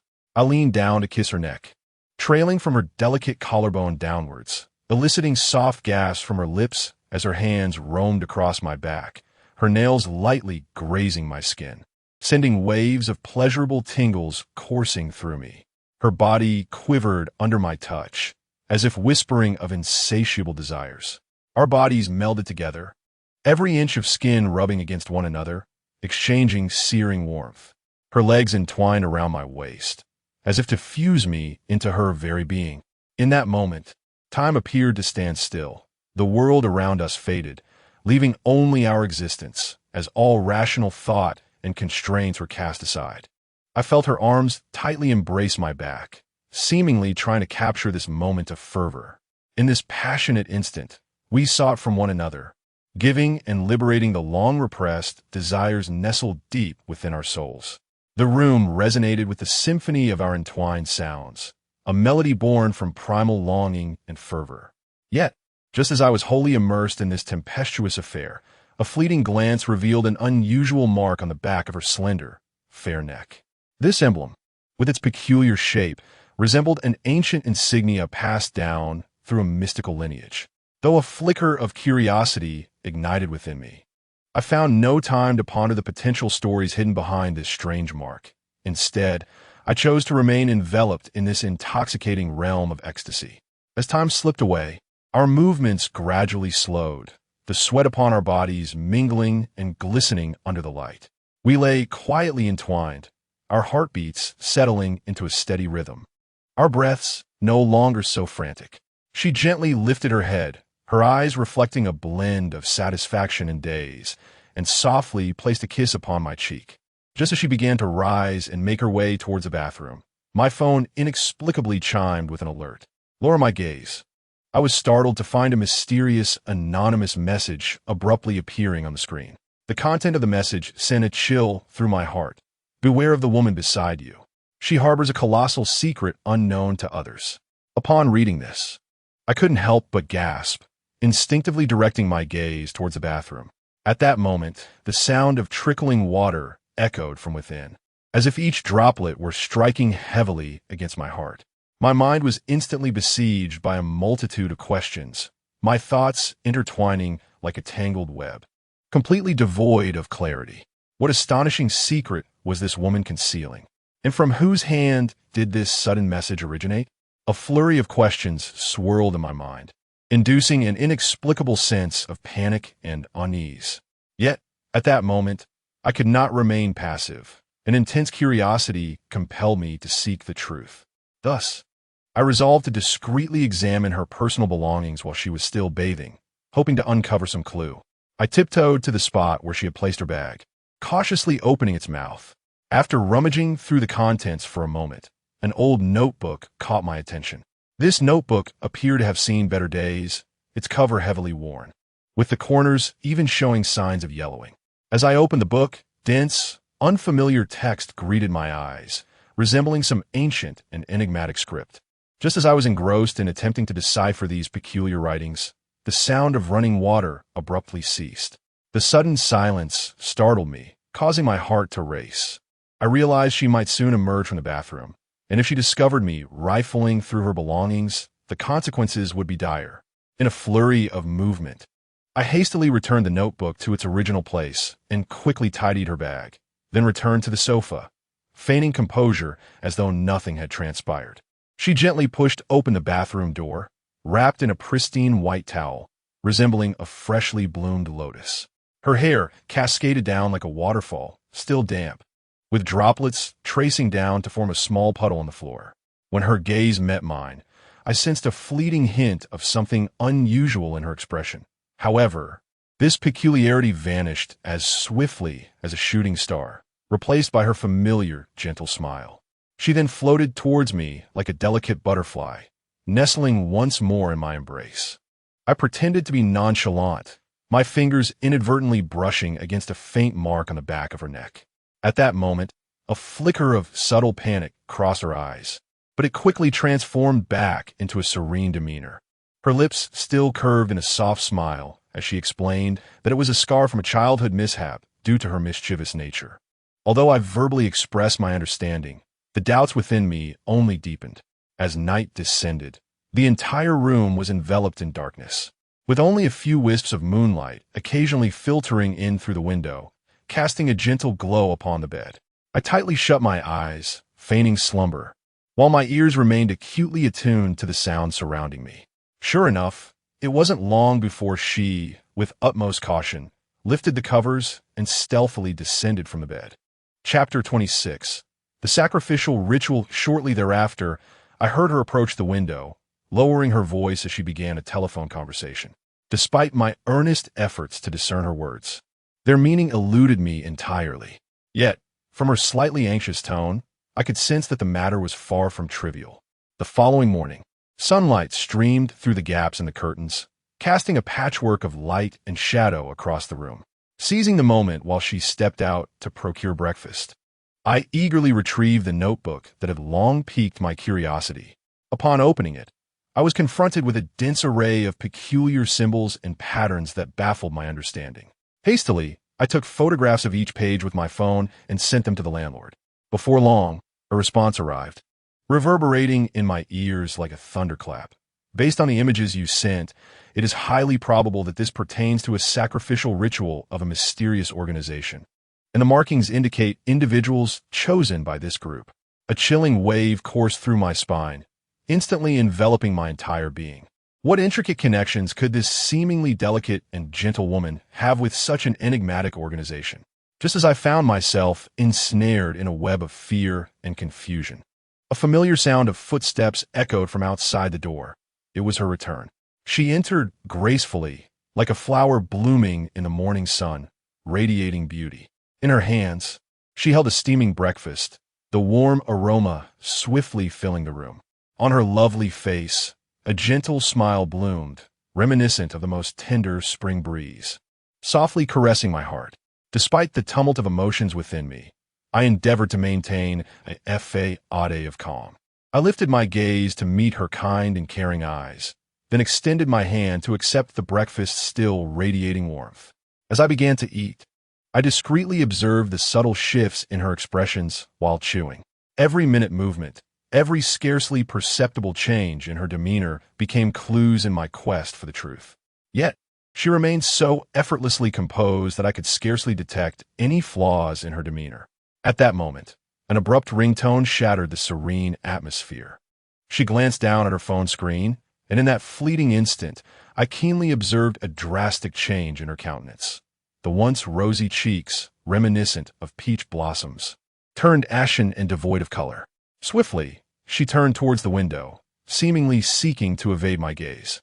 Pressing the phone to her ear, she lowered her voice deliberately as she engaged in conversation. Although her words were faint, my acute hearing allowed me to catch fragmented phrases. Ritual. Time is of the essence. These unfamiliar and enigmatic terms swirled in my mind like a series of riddles, intertwining and perplexing me further. After I hastily finished this tasteless breakfast, she suddenly turned to me, her gaze resolute, and softly said, "Come with me. I will take you to a place." Faced with her unexpected proposal, I found myself hesitating. On one hand, fear and unease regarding the unknown destination urged me to retreat. On the other, an overwhelming curiosity tugged at me like an invisible force, compelling me forward. After a fierce internal struggle, I ultimately chose to follow her to uncover the mystery. The vehicle sped through the landscape, the scenery outside blurring past as if time itself were reversing. As we ventured further from the hotel, the road became increasingly narrow and rugged. After some time, we arrived at a remote, abandoned factory on the outskirts. The factory appeared to have been forsaken for ages, surrounded by overgrown weeds, with peeling walls that exuded an eerie aura. A pungent, nauseating stench permeated the air, making it difficult to breathe. Without a moment's hesitation, she decisively pushed open the car door and gracefully leapt out. She then approached me, grasping my hand firmly. Her hands were cold yet strong, as if trying to hold me tightly. Subsequently, she pulled me along at a brisk pace toward the dilapidated factory entrance ahead. As we neared the door, my heart felt as though it were being gripped by an invisible hand, its rhythm quickening alarmingly. An indescribable tension surged within me, quickening my breath. Meanwhile, beads of sweat began to uncontrollably form on my forehead, soon coating it with a fine layer. At that moment, I was engulfed in confusion and fear, utterly unaware of the fate that awaited me. Just as my thoughts spiraled, a cacophony of footsteps echoed around us. I turned in shock to see a group of individuals clad in black robes, their faces obscured by eerie masks, converging upon us from all directions. In the blink of an eye, these mysterious figures had completely surrounded us. She released my hand and stepped into the center of the group. Her expression was complex, as if she had resolved to make a significant decision. She raised her arm, pointing directly at me with a single finger, and proclaimed loudly, "The sacrifice is in place. The ritual now begins." As those words reached my ears, it felt as though 5 thunderclaps had simultaneously erupted above my head, leaving me dizzy and with a persistent ringing in my ears. Understanding the weight of her declaration, disbelief washed over my face as I stared intently at her. A nameless fury ignited within me, causing my body to tremble as I gritted my teeth and shouted at her, "Why? Why on earth would you do this?" Yet, in response to my furious inquiry, she appeared somewhat helpless. From her gaze and expression, it is evident that she harbors unspeakable burdens. Perhaps to her, all of this feels like a predestined fate, one that cannot be easily altered by her own efforts. At this moment, my mind began to flicker like a slide projector, incessantly illuminating the memories of everything I had once shared with this woman, surging forth like a tide, deepening the complexity and heaviness of my emotions. Those once cherished memories emerged relentlessly in my thoughts, yet the betrayal I now faced struck like a sharp dagger, piercing my heart with cruel intensity. Chapter 27. A fatal confrontation. This intricate web of emotions intertwined and collided, weighing heavily on my heart, as if a colossal stone pressed down upon me, rendering me breathless. At that moment, a cold and authoritative voice pierced through the air, commanding, "Remove your clothes." Following the sound, I beheld a towering figure standing not far away, adorned with a lifelike deer mask that obscured his true visage. That voice struck me like a thunderbolt, reverberating in my ears with a deafening buzz. In an instant, an overwhelming sense of humiliation surged within me, igniting every nerve with an intense flame. My right hand stealthily inched toward my waist, cautiously feeling for the handgun concealed beneath my oversized trench coat, which I had donned specifically to mask this lethal weapon. At this very moment, those present appeared oblivious to my subtle maneuver, unaware of the perilous item I harbored. The handgun felt entirely foreign to me. Although I had witnessed countless similar scenes in films, the prospect of wielding it myself instilled a palpable unease. The only knowledge I could rely upon were the vague recollections of cinematic sequences regarding its use and the steps to fire it. Thus, I harbored no grand expectations of my ability to accurately hit a target. Nevertheless, I was acutely aware of the gravity of the situation, unless absolutely necessary. I could not recklessly engage in a fierce gunfight.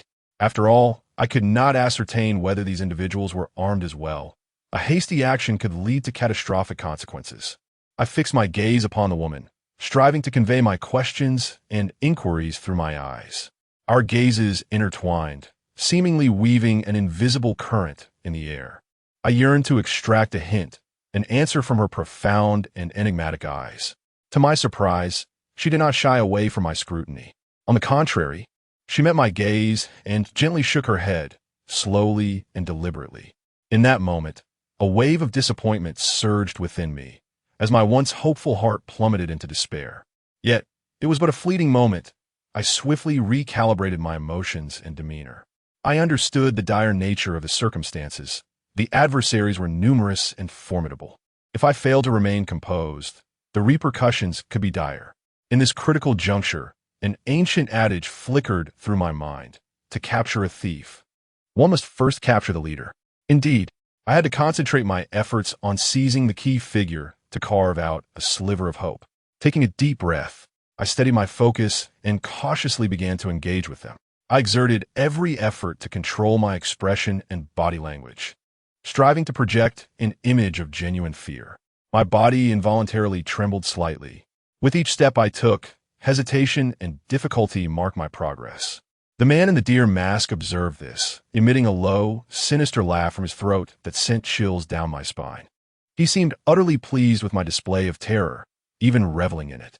I suppressed the fear gnawing at my heart as I cautiously approached him, my peripheral vision swiftly scanning the positions of those around us. The individuals were dispersed in a seemingly haphazard manner, yet in reality, they formed a tightly knit circle of entrapment. However, with my keen observation, I quickly discerned a potential point of escape. Just a few steps away from him, I seized the moment, feigning a sprained ankle. My body lost balance in an instant, propelling me forward with a sudden lunge. As anticipated, the man instinctively reached out to catch me. In a split second, just as his hand was about to make contact, I swiftly drew the handgun concealed at my waist, pressing the cold muzzle firmly against his abdomen. This sequence of movements unfolded seamlessly, devoid of any hesitation. In an instant, the previously tranquil crowd erupted into chaos. Expressions of shock and panic adorned their faces, followed by a flurry of frantic hands brandishing weapons, all aimed unwaveringly at me. The atmosphere grew palpably tense, as though an intense confrontation was on the verge of igniting. In the face of such a situation, I remained undaunted. Taking a deep breath before raising my voice and commanding, "Do not move," My voice reverberated through the open space, imbued with an undeniable authority and resolve. At that moment, the masked man merely allowed a faint smile to creep upon his lips, exuding an eerily calm demeanor. He stood steadfast, despite the icy barrel pressing against his midsection, his composure undiminished, emanating an unsettling tranquility. In stark contrast, his flustered subordinates hesitated to act, their weapons drawn, yet nervously fixated on the standoff between us. It was then that the woman spoke up. "Let him go. I will go with you." I was taken aback, unprepared for her unexpected declaration. Before I could react, she suddenly lunged at me, seizing the gun from my grasp and pointing it at her own temple. "Run," she urged. I stood frozen, momentarily at a loss for how to proceed. Gazing into her resolute eyes, I realized that prolonging this standoff would only exacerbate the danger. Gritting my teeth, I seized the opportunity while everyone's attention was diverted to her and bolted towards a nearby alley. Gunshots rang out behind me, but I could not afford to dwell on them. After what felt like an eternity of running, I paused against a wall, gasping for breath once I was certain no one was in pursuit. Reflecting on the events that had just transpired, I was beset by confusion. Why had that woman chosen to save me? What was her true identity? And who were those masked individuals? I resolved to find a safe haven to gather my thoughts. Dragging my weary body, I slowly entered a dilapidated, time-worn inn. The air was thick with the scent of dampness and mold, the walls peeling ominously as if they might collapse at any moment. With a sense of exhaustion, I approached the front desk, secured a room, and then collapsed onto the hard, unkempt bed like a deflated balloon. At that moment, the mobile phone resting beside my pillow began to vibrate uncontrollably. Groggily, I reached for the device and discovered an anonymous message from an unfamiliar number. "Do not pursue this matter any further, or next time you may not be so fortunate." Upon reading this message, my drowsiness vanished without a trace, replaced by a tide of unsettling emotions. Chapter 28. The Ascendance of Wealth. After considerable contemplation, I ultimately resolved to heed the warnings of my counterpart and temporarily set this matter aside. The following morning, before the sun had fully risen, I hastily packed my belongings and boarded a bus bound for New York. The vehicle jostled along its route, the scenery outside continuously shifting, yet my mind remained in turmoil. Throughout the journey, I felt an unsettling gaze upon me, as if invisible eyes were scrutinizing my every move, instilling a discomfort akin to thorns upon my back. Perhaps it was merely a figment of my imagination. I endeavored to reassure myself against such unfounded thoughts, yet the disquietude lingered, refusing to dissipate. Several hours later, the bus finally arrived at its destination, New York. I swiftly disembarked, dragging my luggage with urgency, and hurried back to my modest, cramped lodgings. Although my body was weary, sleep eluded me as I lay in bed. The vivid imagery of the mysterious woman who had rescued me replayed in my mind, each detail strikingly clear. I couldn't fathom the inhumane treatment she might be enduring at that moment, and the thought gripped my heart like an invisible hand, causing me immense anguish. After much hesitation, I succumbed to the impulse within me and dialed my landlord's number. Upon hearing my voice, he expressed evident surprise. After I recounted the entire saga in detail, he fell silent for a considerable time before responding in a tone tinged with disbelief. "Is what you're saying truly the case? It sounds utterly incredible. However, I advise you to refrain from meddling in this matter. Those individuals are not to be trifled with. With your current abilities, you stand no chance against them. Therefore, your utmost priority should be to care for yourself and focus on enhancing your own strength." After hanging up, his words echoed persistently in my mind. Indeed, I was far too feeble at present. Confronting those powerful adversaries would be akin to striking a stone with an egg.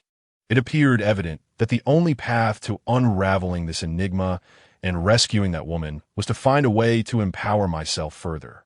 Once steeped in humiliation and regret, I resolved at that moment to alter my fate and fortify my being. Thus, I embarked on a journey of self-improvement, with the tribulations of my past transforming into a formidable impetus for my progress.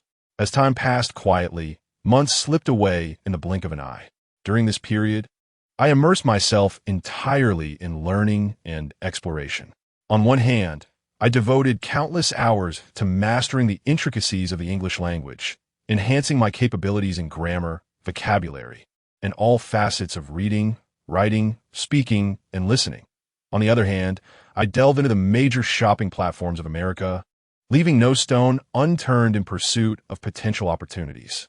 Through relentless effort, I eventually unearthed a lucrative avenue, capitalizing on the fluctuations in daily exchange rates between different countries and the currency exchange limits imposed in the United States to reap profits from the discrepancies. With a keen insight into the market and decisive decision-making abilities, I swiftly seized opportunities to deftly engage in currency trading on shopping platforms. Each successful transaction felt akin to a triumphant battle, igniting a thrill within me. As time progressed, I gradually mastered the intricacies of this endeavor, witnessing my business expand exponentially. From initially earning meager profits through minor dealings, I evolved to the point of reaping substantial rewards through frequent resales. Unbeknownst to me, my bank account, which once held a mere few $1,000s, now approached a staggering balance of nearly $100,000. Watching the numbers incrementally rise ignited a fervor within my heart. During this period, I encountered a rather vexing dilemma.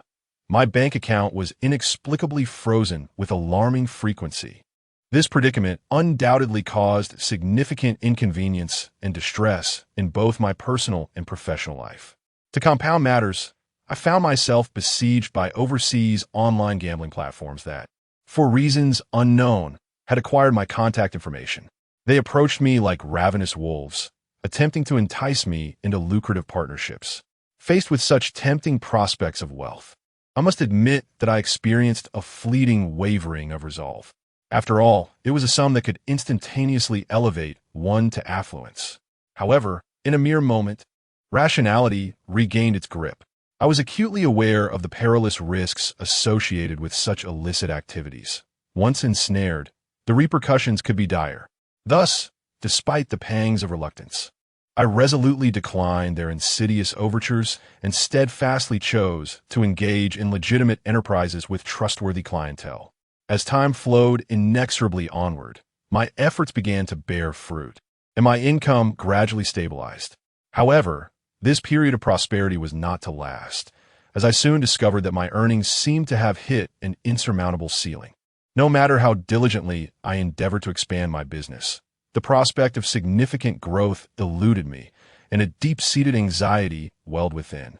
I understood that merely relying on my existing business model was woefully inadequate if I sought to transcend my current predicament and amass greater wealth. So, how could I possibly break this impasse? Countless nights were spent tossing and turning, pondering the key to a breakthrough. Today, I could be considered comfortably well off, having bid farewell to my former life of hardship at the societal margins. Yet, unlike many who have experienced sudden wealth, I have not succumbed to the whirlpool of reckless spending. I deeply comprehend the profound wisdom of gradual prosperity. Thus, I am finally liberated from the shackles of financial concerns that once consumed my precious time. Now, I am afforded ample leisure to engage in deep contemplation regarding future avenues and possibilities for growth. At this moment, my mind races with various strategies to further amplify and fortify my existing enterprise. Suddenly, a melodious ringtone shattered the tranquility. Upon glancing at my phone, I was surprised to see that the caller was none other than Su Yao. A melodious and enchanting voice emanated from the receiver. "Lin Jin, are you there? Where are you?" Upon hearing her voice, memories of the humiliation I endured during my last visit to her home surged forth like a tidal wave. Vividly etched in my mind, I steadied myself, cleared my somewhat parched throat, and replied, "I am at home. Is there something you need?" Chapter 29. Miss Su Yao. Despite having amassed a modest fortune, I have not felt the urgency to abandon my humble rented abode. Perhaps I have never placed excessive importance on material pleasures. Thus, when that unexpected phone call came, could it be a manifestation of her concern for me? A multitude of questions surged within my mind. After such a long absence, had she completely forgotten me? The voice on the other end carried a hint of grievance, conjuring an image of a delicate woman biting her lip in anticipation of a response. It was unmistakably Su Yao, her tone tinged with caution, perhaps a reflection of the guilt stemming from her brother's previous misconduct towards me. I chuckled heartily, responding in a half-joking manner. "Oh, how could that be? I think of you day and night, even dreaming of you." Upon hearing my words, there was a brief silence before a playful retort emerged. "Humph, just a smooth talker. Aren't you? Disgusting. Quickly tell me your address. I will come to find you shortly." Although her voice bore a touch of shyness, it was predominantly filled with uncontainable excitement and anticipation. Without a moment's hesitation, I sent her my address. I then slowly set down my phone and surveyed the worn and dilapidated room around me. The peeling walls, the meager furnishings, and the somewhat disheveled arrangement all spoke volumes of life's hardships. Glancing down at my ill-fitting attire, I felt a pang of embarrassment. No, I absolutely could not allow Su Yao to see me in such a disheveled state. Resolute, I rose and made my way to the nearby shopping mall. Upon entering the mall, I was greeted by a dazzling array of high-end fashion brands. I navigated through the various counters, meticulously selecting garments that suited me. After a thorough comparison and trying on numerous outfits, I settled on 2 exquisite suits, each quite costly. As I gazed into the mirror at my transformed self, exuding elegance and charm, a swell of confidence surged within me. At last, I had some semblance of propriety. When venturing out, one must consider appearances, as the saying goes. A person is judged by their attire. This ensemble would not only serve as mere decoration, but as a symbol of my status and identity. It would mark the first step towards ascending to a higher echelon and integrating into the upper echelons of society. With my newly acquired garments in hand, I hurried home. Upon arrival, I swiftly set about organizing my room with utmost efficiency. Not content with mere tidiness, I took the time to arrange the space in a way that rendered it warm and inviting. Just as I was engrossed in my preparations, the melodious chime of the doorbell rang out. At the sound, my heart raced uncontrollably, as if it might leap from my chest. I took a deep breath, striving to calm my frayed nerves, and then slowly approached the door. Gently grasping the doorknob, I carefully opened the door. As the door creaked open, a stunning figure emerged before my eyes. Su Yao stood gracefully at the threshold. Today, she was breathtakingly beautiful. Her exquisitely crafted makeup perfectly accentuated her delicate cheeks, reminiscent of blooming peach blossoms in the spring. Her large, expressive eyes sparkled like water, fixated upon me as if they held a wealth of unspoken words. Adorned in a chic Chanel-inspired coat and pristine white high heels, she exuded an air of noble elegance. Upon seeing my attire, Su Yao was visibly taken aback. Clad in a sharply tailored suit that flowed seamlessly under the soft glow of the night, I resembled an elegant gentleman stepping out of a film. For a moment, disbelief flickered in her eyes as she softly uttered, "Lin Jin?" In the face of her astonished gaze, I feigned calmness, allowing a faint smile to grace my lips as I greeted her with composure. "Su Yao, it's been a long time."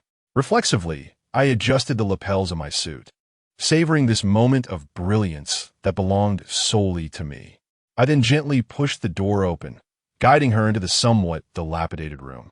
Inside, the lighting was dim, yet she eagerly surveyed her surroundings. Her gaze danced over the faded old sofa, the slightly yellowed photographs on the walls, and the potted green plants nestled in the corners. Remarkably, there was not a hint of disdain in her expression.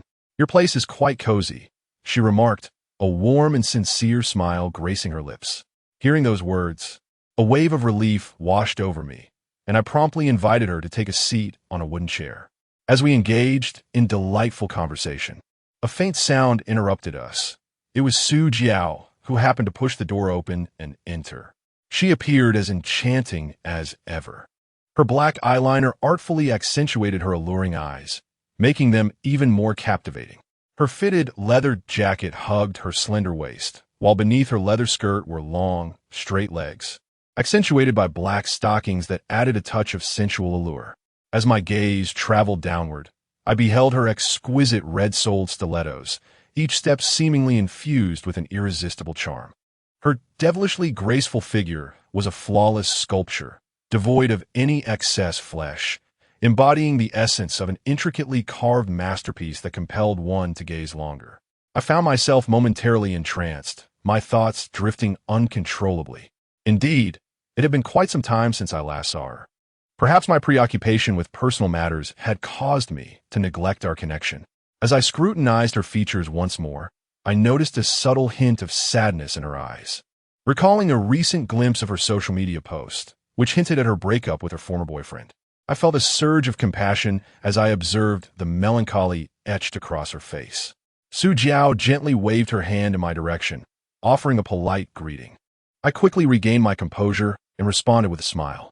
In that instant, the atmosphere in the room grew somewhat delicate. Shortly thereafter, she retreated to her own room. Su Yao, with her keen eyes, immediately noticed this exchange and curiously inquired, "Who is that person?" I was momentarily taken aback, but chose not to elaborate in detail, simply replying in a casual manner, "Oh, she is my roommate." Chapter 30. The drinking game, however, after I uttered those words, I keenly detected a fleeting expression of displeasure on Su Yao's face. Could it be that my roommate happens to be a woman? This thought flickered through my mind, but was swiftly drowned out by the fervent conversation between Su Yao and me. Time slipped away unnoticed, and soon we all felt a pang of hunger. Thus, we resolved to find a restaurant to dine and perhaps indulge in a few drinks. Just as we were deliberating our destination, the door to Chun Jiao's room swung open without warning. A voice, smooth and enticing, proclaimed, "I shall join." The sound seemed to possess an enchantment, nearly unnerving me to my core. I turned my gaze towards Su Yao, who appeared so glum that her expression could have dripped water. This only intensified the already awkward atmosphere. Yet, given the current circumstances, it was too late to refuse. Consequently, the three of us stepped out of the house, making our way to a nearby restaurant. Upon entering, we chose a table by the window and settled in. Before long, a cheerful server approached us with the menu. Just as I was about to place my order, Su Jiao swiftly seized the menu, playfully declaring, "I would like a steak, medium rare, and a glass of rich red wine, please." After her proclamation, she threw me a flirtatious glance, her eyes seemingly laced with hooks, attempting to penetrate my thoughts. Tilting her head slightly, her red lips parted as she added, "Darling, do remember to cut my steak for me." She emphasized the word darling with a teasing lilt, her gaze imbued with an air of flirtation. Seated across from her, Su Yao shot Su Jiao an irate glare, her eyes sharp enough to pierce through flesh. Nevertheless, she restrained her displeasure and ordered her meal. After finishing, she turned her gentle gaze towards me and softly inquired, "What would you like to eat, Lin Jin?"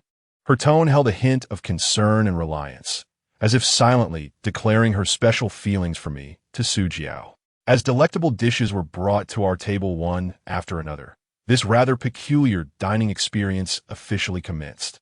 Throughout the meal, Su Jiao incessantly regaled us with witty banter, causing me to alternate between laughter and blushing embarrassment. While she spoke, she occasionally brushed her hand lightly against my arm, the soft touch sending electric shivers throughout my being. She leaned closer, allowing me to catch a whiff of her alluring perfume, whispering in my ear, "You look particularly handsome today." Moreover, when the others were momentarily distracted, she would stealthily extend her delicate foot to gently caress my calf, gliding up from my ankle. This subtle yet tantalizing provocation left me flustered. I instinctively wanted to retreat, yet I feared that any overt movement would attract Su Yao's attention. In stark contrast, Su Yao remained notably quiet and reserved. She simply bowed her head in silence, savoring the food before her, occasionally lifting it to interject a few words, though those utterances were mostly trivial and insipid responses. Yet, whenever Su Jiao displayed affectionate gestures towards me, a flicker of melancholy and jealousy would flash in Su Yao's eyes. She would grip her cutlery tightly, her knuckles paling from strain, as if striving to suppress her inner discontent. Gradually, the atmosphere at the dining table grew increasingly ambiguous, subtly hinting at an elusive strangeness. Suddenly, Su Yao gently placed her cutlery down, her lovely face assuming an unusually solemn expression, her bright eyes fixed intently on me as she earnestly spoke. "Lin Jin, the reason I invited you out today is that I wish to spend some time alone with you." Her gaze brimmed with sincerity and anticipation, as though she awaited my response. Hearing this, Su Jiao, seated beside us, couldn't help but snort disdainfully, a slight smirk curling at the corners of her mouth as she retorted with a hint of dissatisfaction. Aren't we all good friends? Wouldn't it be more lively and enjoyable to play together? As she spoke, she edged closer to me, nearly pressing half her body against mine, casting a provocative glance at Su Yao. At that moment, I felt ensnared between these two women, truly caught in a dilemma. With a resigned sigh, I hastily raised my glass, smiling to diffuse the tension. All right, we've finally seized the opportunity to enjoy a meal together, so let us not bicker too much. Isn't it better for everyone to be happy? After our meal, following our prearranged plans, we made our way to a nearby bustling bar. As we stepped through the entrance, the dim, mesmerizing lights and the thunderous beats of music enveloped us. Finding a relatively quiet corner, we each ordered several colorful cocktails. Before long, the drinks had taken effect, and a light flush appeared on our faces, clearly indicating our slight intoxication. At that moment, the previously silent Su Jiao suddenly lifted her head, her alluring eyes sparking with mischief as she playfully suggested a drinking game. After some discussion, we decided to play the classic game of guessing dice. The rules were simple. Whoever lost would have to down a full glass of drink and answer a truth or dare question honestly. As the game commenced, Su Jiao's gaze remained fixed upon me, her eyes burning with intensity as if they could melt me. When it was her turn to guess the dice, she leaned forward, her alluring figure barely concealed, and coyly declared, "I guess you have 3 6s, my dear." Her voice dripped with temptation, the final syllable lingering as if she were conveying a special signal. Meanwhile, Su Yao's eyes were glued to the dice cup, her focus unwavering.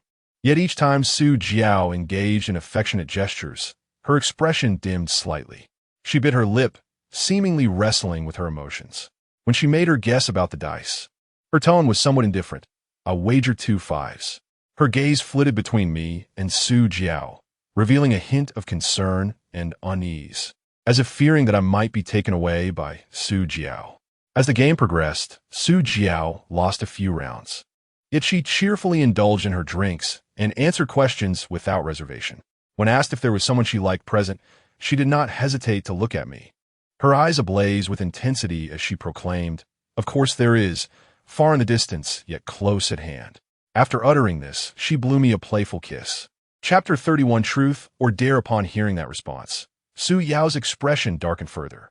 She lowered her head and silently took a sip of her drink, seemingly attempting to mask her emotions. When it was my turn to lose, Su Jiao eagerly inquired, "Who do you think is the most charming among us?" Her eyes sparkled with anticipation, filled with a desire for affirmation. Su Yao also watched me nervously, her hands instinctively clutching the hem of her clothing. I awkwardly chuckled, attempting to deflect. "You all possess your unique charm." However, this answer evidently did not satisfy Su Jiao, who insisted, "No, you must choose one." Su Yao bit her lip anxiously, awaiting my response. In this almost suffocating atmosphere, I felt as though I were being roasted over an open flame, beads of sweat gradually forming on my forehead. Unable to withstand Su Jiao's relentless questioning, I glanced around in a fluster, my gaze instinctively drifting to Su Yao. And I mumbled, perhaps Su Yao." The moment the words left my mouth, Su Jiao's face darkened considerably. She scoffed, leaning back at her seat, folding her arms across her chest, her eyes brimming with resentment.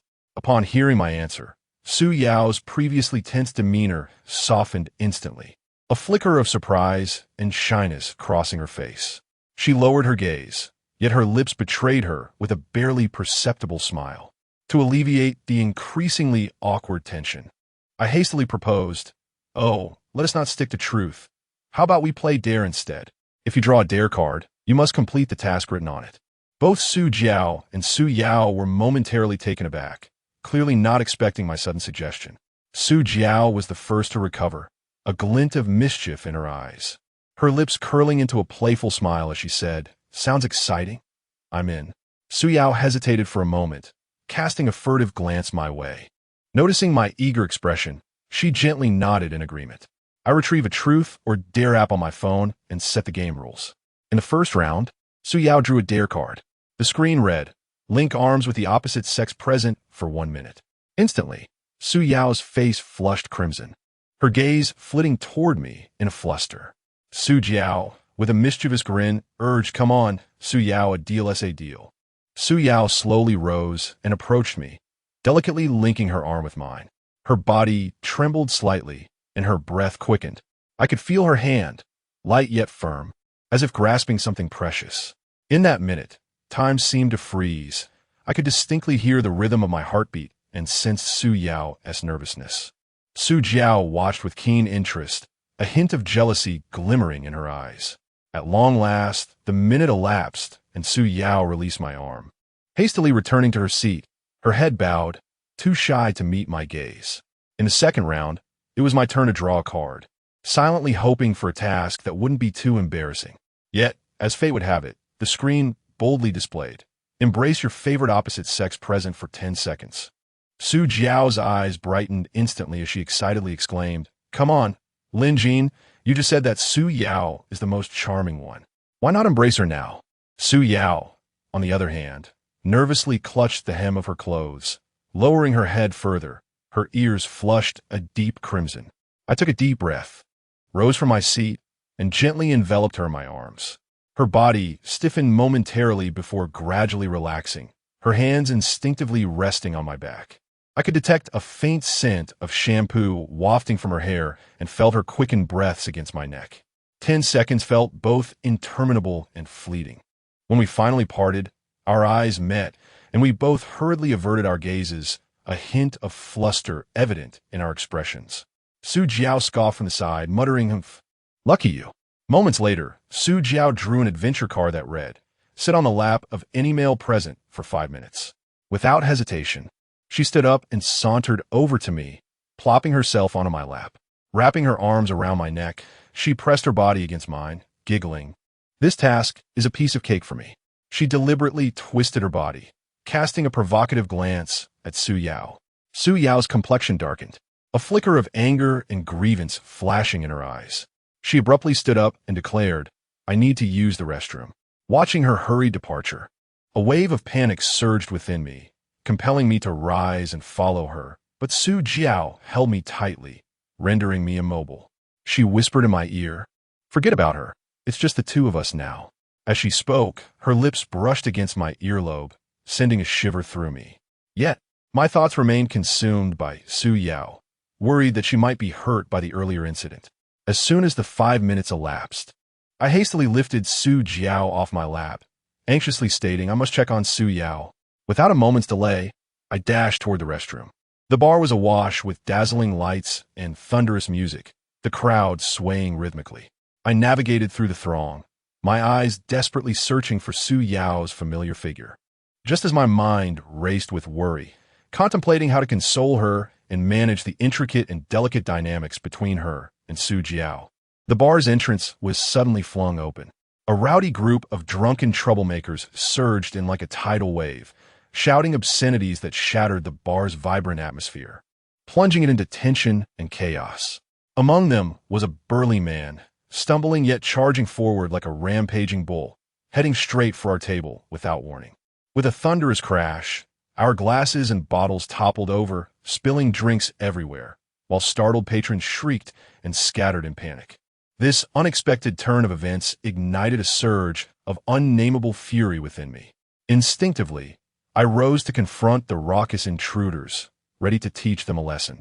However, before I could utter a word, a burly man with a brutish face and fierce eyes, presumably the leader of this unruly band, provoked me with a brazen smirk. "Hey there, kid, looking to meddle in our business?"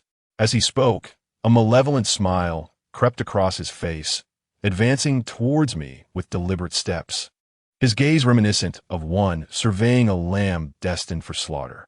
At that moment, Su Jiao, who had been positioned behind me, was evidently terrified by the unfolding scene, resembling a startled rabbit as she swiftly clutched the hem of my garment, her entire being trembling in my shadow. Meanwhile, Su Yao, who had hurriedly approached from the direction of the restroom, bore an expression of sheer horror. Instinctively, she grasped the other side of my clothing, her body quivering uncontrollably. Chapter 32. The bar disturbance. To be candid, I was acutely aware that in such a tumultuous environment, it was prudent to avoid unwarranted trouble. Yet, faced with such audacious aggression, the idea of retreating was insufferable. It would render me utterly defeated. For a moment, I found myself standing my ground, locked in a tense standoff, the atmosphere charged with the potential for conflict. Taking a deep breath, I endeavored to maintain my composure and addressed the ringleader of the rowdy group with utmost seriousness. This is a public space. I urge you to show some respect and vacate the premises immediately. To my dismay, rather than retreating, the ringleader merely sneered, raising his fist as if to strike. In that precarious moment, instinctively, my hand brushed against the firearm concealed within my pocket. This weapon was my means of self-defense, one I rarely wished to reveal unless absolutely necessary. However, confronted with the perilous disorder before me, I felt that perhaps brandishing this weapon was the only way to quell these unruly instigators. Indeed, when the ringleader noticed my subtle movement, his expression shifted momentarily to one of surprise. But soon, he erupted into laughter, mocking, "What's this, kid? Do you really intend to draw your piece and take us on?" With that, he advanced a step closer, now within striking distance. I inhaled deeply, striving to steady my frayed nerves, and slowly reached for my weapon, grasping the cold metal with deliberate calmness, as if each minuscule action could unleash an unforeseen tempest. Finally, I withdrew the gun, the sound of metal against leather resonating sharply in the charged air. I raised my arm, pointing the barrel skyward, my finger gently resting on the trigger. With a slight pressure, a thunderous crack shattered the silence, reverberating like a clap of thunder. This deafening report unleashed an invisible shockwave, compelling all present to halt their actions, transforming the previously boisterous scene into an eerie silence. The raucous troublemakers, evidently unprepared for the reality of my possession of a firearm, lost their bravado instantaneously, their expressions morphing from arrogance to sheer terror. Eyes widened in disbelief, they exchanged glances rendered speechless. The once menacing figures now resembled wilted plants, utterly deflated. "Now, get out of my sight at once. Otherwise, the next shot will not be a warning," I stated coldly, my voice measured, yet imbued with an unmistakable authority that sent shivers down their spines. Upon hearing my words, the troublemakers exchanged furtive looks, seemingly seeking courage or a rebellious spark in one another's eyes. Ultimately, however, they succumbed to their fear, tail between their legs, hastily retreating from the bar.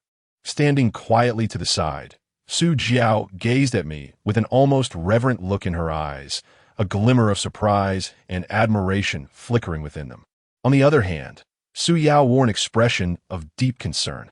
She hurried over to my side and, lowering her voice with urgency, asked Lin Jin, "How do you have a gun? This is illegal." Her tone was laden with care and anxiety. I offered a slight smile, nonchalantly stowing the gun away, and gently patted Su Yao's shoulder, reassuring her softly, "Do not worry. It is merely a toy gun intended to intimidate those ruffians." Upon hearing my explanation, Su Yao's tense demeanor relaxed slightly, yet her brows remained furrowed, clearly haunted by the recent events. After such an upheaval, the once vibrant and joyous atmosphere of the bar had dissipated entirely. People began to disperse, leaving behind a scene of desolation and disorder. The three of us stood there momentarily at a loss for words. After a brief silence, we collectively arrived at the same conclusion: to vacate this place of turmoil. Thus, we exited the bar together.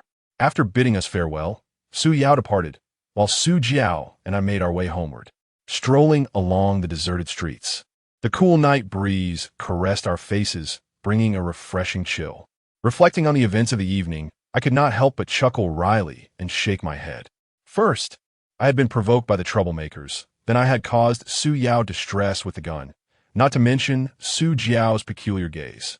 How could I possibly navigate this intricate web of emotions and conclude it on a perfect note? With this thought, I sighed deeply, filled with a sense of helplessness and confusion. The following morning, I opened my front door as usual, stepping onto the bustling streets, where the air was thick with a cacophony of sounds. I ambled along, lost in contemplation of the day's plans. However, at that moment, an unsettling sensation crept over me, an impression that someone was covertly observing my every move. This vague intuition heightened my alertness. As I passed a relatively concealed street corner, I feigned nonchalance and turned into it, quickly halting my steps to observe quietly. Sure enough, it was not long before I spotted a stranger in a flamboyant shirt, furtively glancing around, his gaze intermittently sweeping across the path I had just traversed. Seeing this, I inwardly scoffed, ready to confront him about his stalking.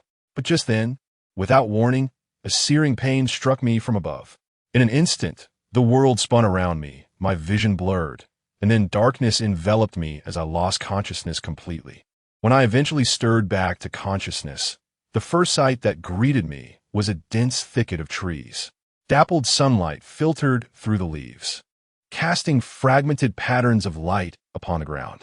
I found myself tightly bound to a sturdy tree, utterly immobilized. Straining to lift my head, my vision gradually cleared, revealing an incredibly familiar face, none other than Wang Hao. How could this fellow possibly be here?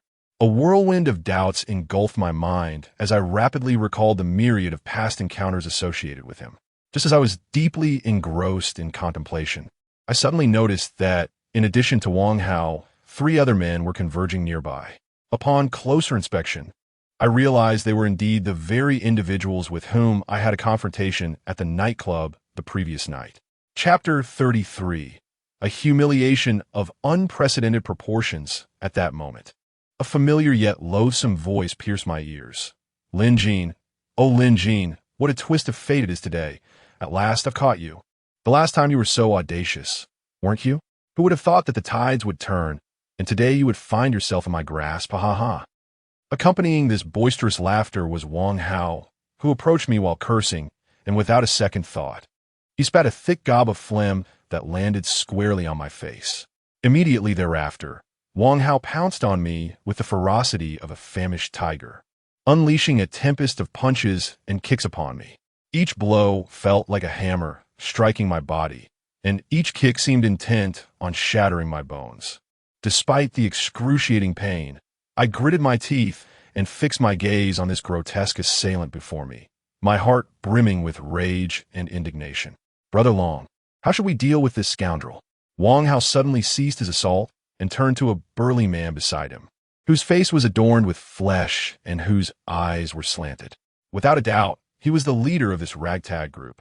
The man known as Brother Long cast a sidelong glance at me, then slowly drew a pistol from behind him. My heart sank upon recognizing that it was indeed the very gun I had always carried.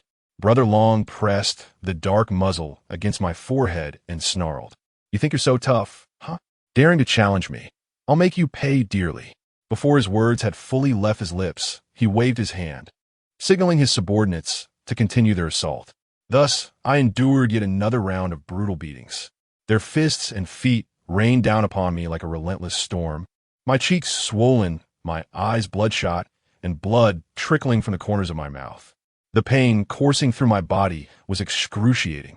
I could distinctly feel several of my ribs cracking beneath the onslaught. Yet these fiends showed no signs of mercy.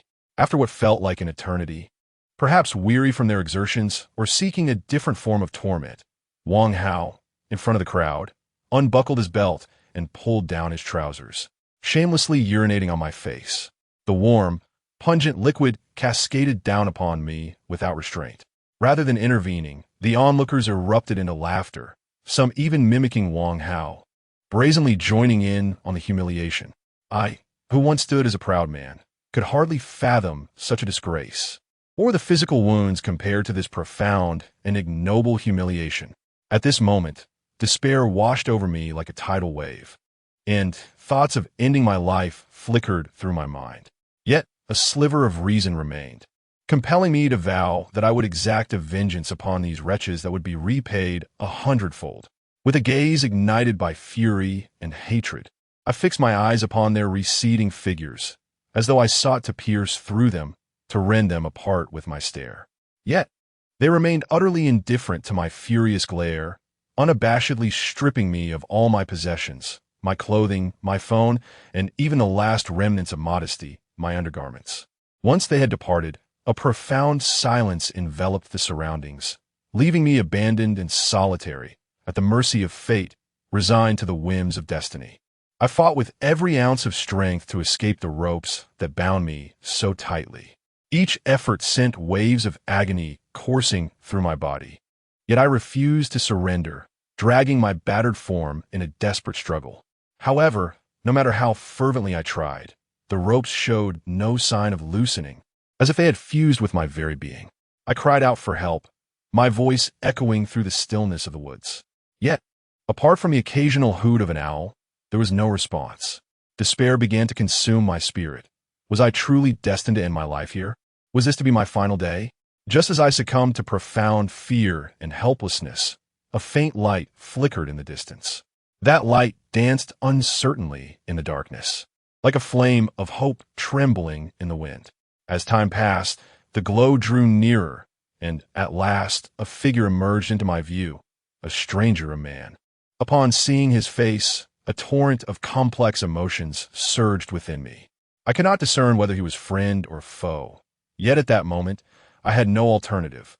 Once I confirmed he was not an accomplice of those who had bound me, I hastily called out for help. The man appeared taken aback by the scene before him, his eyes widening in astonishment as he gazed at me. After a brief moment of shock, he instinctively reached for his pocket, seemingly intending to call the police. But I hurriedly urged him, do not call the police. In this world, involving the authorities will only invite more unnecessary troubles. Besides, I hesitated slightly before lowering my voice. I am, in fact, an undocumented individual. Hearing my words, a flicker of confusion and hesitation crossed his face. He regarded me silently, contemplating for a moment before finally nodding in agreement, indicating his willingness to heed my request. Cautiously, he approached, bending down to begin untying the ropes that had ensnared me. As the bonds gradually loosened, I finally regained my freedom. After stretching my stiff limbs, I exhaled deeply. The man, with genuine concern, inquired, what exactly happened? Why were you bound here? I furrowed my brow slightly, reluctant to divulge too many details, and replied nonchalantly, just some disputes from the underworld, best left unspoken. With a heart full of intrigue, I scrutinized this individual before me, finding it difficult to fathom why he would appear in such a desolate place. He smiled gently and introduced himself. Brother, don't stare like that. It makes me a bit shy. Allow me to introduce myself. My name is Li Fengyi. Upon hearing these words, out of courtesy, I promptly responded, hello, my name is Lin Jin. After a brief exchange, I discovered that we were both Chinese. Subsequently, Li Fengyi confided in me that he harbored a peculiar penchant for seeking out unique outdoor locations in pursuit of what he termed excitement. This revelation sparked a wave of curiosity within me. However, considering that it might pertain to topics not suitable for open discussion, I restrained my inquisitiveness and refrained from probing further into what he meant by excitement. Perhaps, as I suspected, it involved matters best left in the shadows, unfit for public discourse. Once I freed myself from the bindings that restrained me, I borrowed Li Fengyi's phone and swiftly logged into my WeChat account. I then dialed the landlord's number. Given the urgency of the situation, I refrained from elaborating and hurriedly sent a location pin to the landlord. Before long, he was on his way to me. At that moment, I was keen to avoid being seen in my disheveled state by Su Yao or Chun Jiao. Thus, while awaiting the landlord's arrival, I saved Li Fengyi's contact information to ensure I could reach him when needed. To express my gratitude for his assistance, I transferred a sum of $2,000 to him via my phone.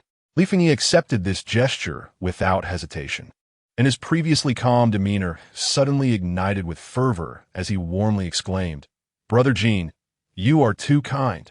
Should you ever require my assistance again, do not hesitate to call upon me. I shall be at your service, ready to accompany you at any time. Chapter 34. The surgical procedure, I scrutinized him closely and discerned a glimmer of cunning and avarice in his gaze, undoubtedly perceiving me as a wealthy benefactor.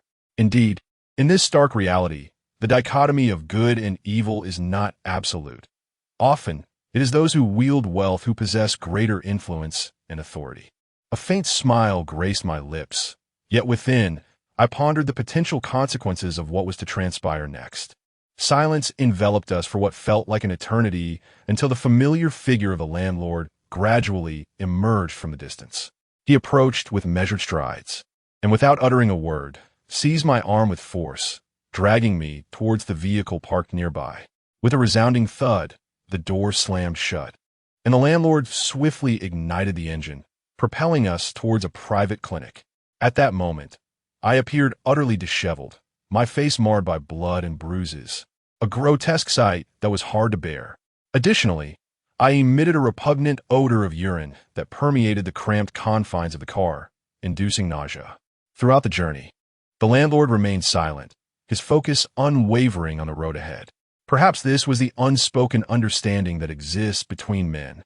Time ticked by with a torturous slowness, until we finally arrived at our destination. The clinic was situated in a rather inconspicuous location, nestled in an unremarkable corner. Adjacent to it was a massage parlor, its interior illuminated by flickering crimson lights, exuding an air of impropriety. Indeed, as my gaze inadvertently wandered, I caught sight of a woman clad in alluring lingerie, languidly crossing her legs while engrossed in her phone. However, at that moment, my mind was elsewhere. Taking a deep breath, I exited the vehicle without hesitation and made my way directly towards the clinic. The dim, yellowish light enveloped the establishment like a delicate veil, bestowing upon it a mysterious and eerie aura. Just then, a figure entered the room. It was a doctor, his countenance so grotesque it was difficult to look upon. His face was marred by ghastly scars and uneven indentations. Most strikingly, a lit cigarette dangled from the corner of his mouth, the smoke swirling around him, rendering his image increasingly indistinct. This place appeared decidedly unorthodox, yet I found myself with no alternative. After a brief exchange of pleasantries with the landlord, the doctor began to examine my injuries with meticulous attention. He furrowed his brow intermittently and shook his head repeatedly, his demeanor suggesting a grim prognosis. An ominous premonition washed over me, deepening my sense of foreboding. After what felt like an eternity, the doctor finally paused his examination, lifting his gaze to meet mine as he said, "Your injuries are quite severe. To heal properly, surgery is imperative, and the total cost will amount to approximately $8,000. Upon hearing that figure, I could not help but silently lament my predicament. However, the situation being what it was, I found myself bereft of any bargaining power, regardless of whether he was attempting to exploit the circumstance. The utmost priority was to expedite the healing of my injuries. Thus, with a determined grit, I nodded in agreement, stating very well, "As long as you can attend to my wounds." Subsequently, I was assisted by a nurse onto the operating table, where I lay down. Before long, I felt a slight sting, revealing that the nurse had administered anesthesia. In a short while, the effects of the drug began to take hold, leaving my mind foggy and my consciousness dimming. Then, I sensed a chilling sensation gliding across my skin. It must have been a surgical knife making its incision. I could not help but draw in a sharp breath, and then darkness enveloped me as I succumbed to an unconscious slumber. Time slipped away unnoticed, and I could not ascertain how long I had been asleep. It felt as though I had traversed a lengthy nightmare. When I gradually regained consciousness, I found myself in an entirely unfamiliar room. The door was ajar, and I could hear familiar sounds from outside. Indeed, the raucous noise of card playing. After a moment of reflection, I realized that, following my treatment, the kind-hearted landlord had taken it upon himself to bring me into his home for recuperation. This thought filled my heart with warmth, and I felt an overwhelming sense of gratitude for the landlord's benevolent act. Although my body still ached, I mustered the strength to slowly drag myself toward the door. Just as I was about to cross the threshold, the landlord, deeply engrossed in his game, seemed to sense something amiss. He abruptly lifted his head, his gaze locking onto me. He quickly rose, waving his arms to signal me to return to my resting place, while calling out with concern, "You should lie back down. Do not move around." Nevertheless, I smiled and waved my hand reassuringly, indicating that I was indeed fine, and then made my way to a comfortable sofa in the living room, where I settled down.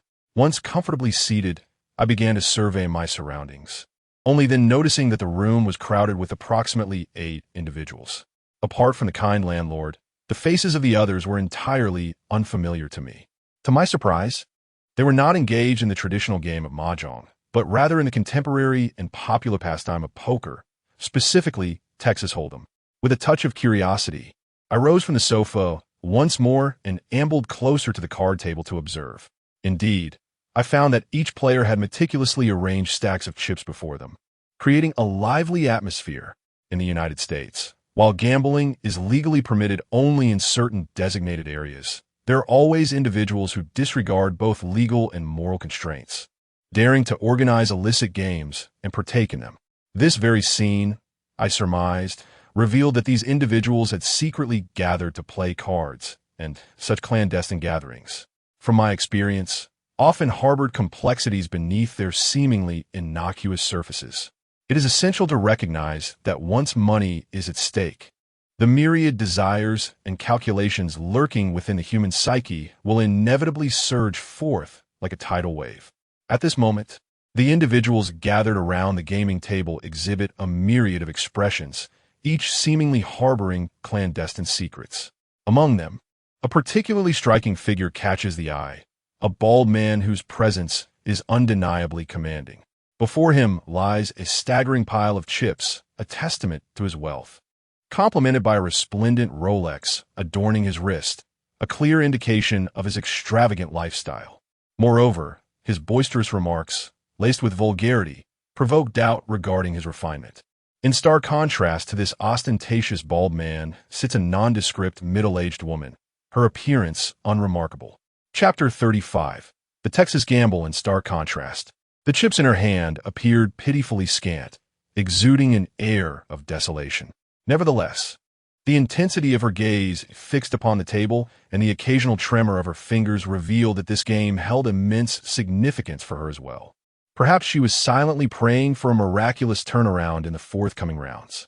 At that moment, I was astounded to behold the mountain of chips accumulated before the landlord, a sight that was utterly astonishing.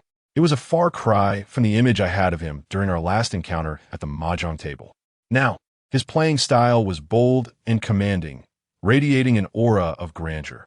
Each move he made was executed with resolute decisiveness, devoid of any hesitation.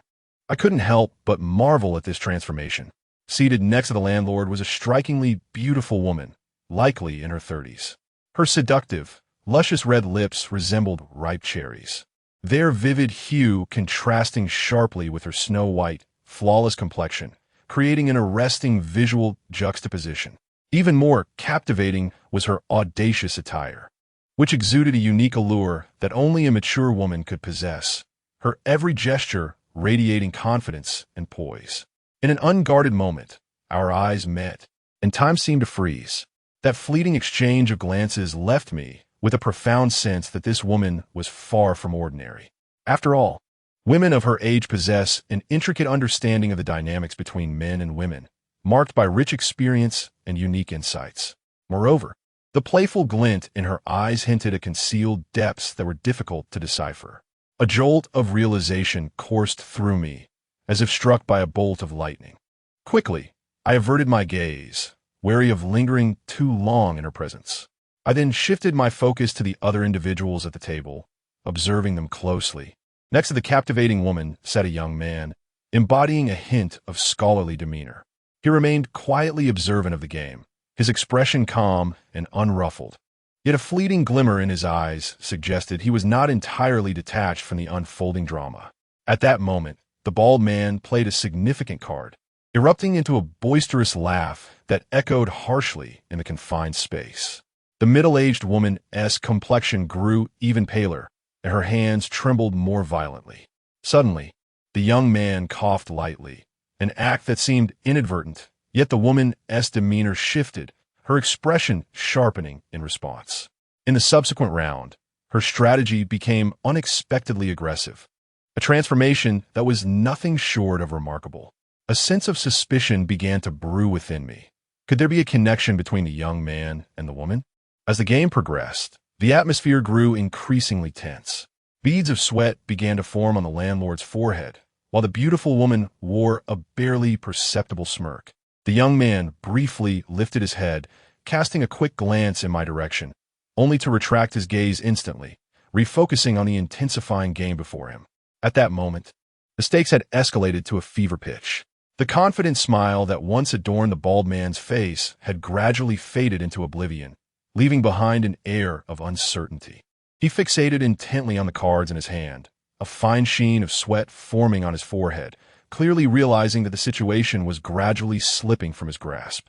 In stark contrast to the bald man was the middle-aged woman. Though her playing style was exceptionally aggressive, each move laden with risk and uncertainty. It was astonishing how she consistently managed to turn peril into fortune at critical moments, evading the tragic fate of losing with a seemingly reckless yet remarkably ingenious finesse. At that moment, the previously silent landlord made a startling move. Without hesitation, he placed a substantial wager. The beautiful woman seated nearby, witnessing this, had a glint of excitement in her eyes and promptly chose to follow suit. As the situation grew increasingly enigmatic, the young man once again cleared his throat softly. Upon hearing this sound, the middle-aged woman, without a moment's hesitation, decisively pushed all her chips forward. The bald man, taken aback, sat in stunned silence, utterly unable to fathom that this woman, who had been at a clear disadvantage throughout, would dare to risk everything in such a reckless manner. Everyone present was astonished by this sudden turn of events, collectively holding their breath in anticipation of the final outcome.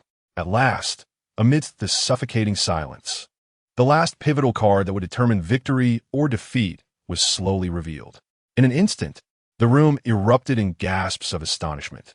The middle-aged woman had triumphed in this crucial round.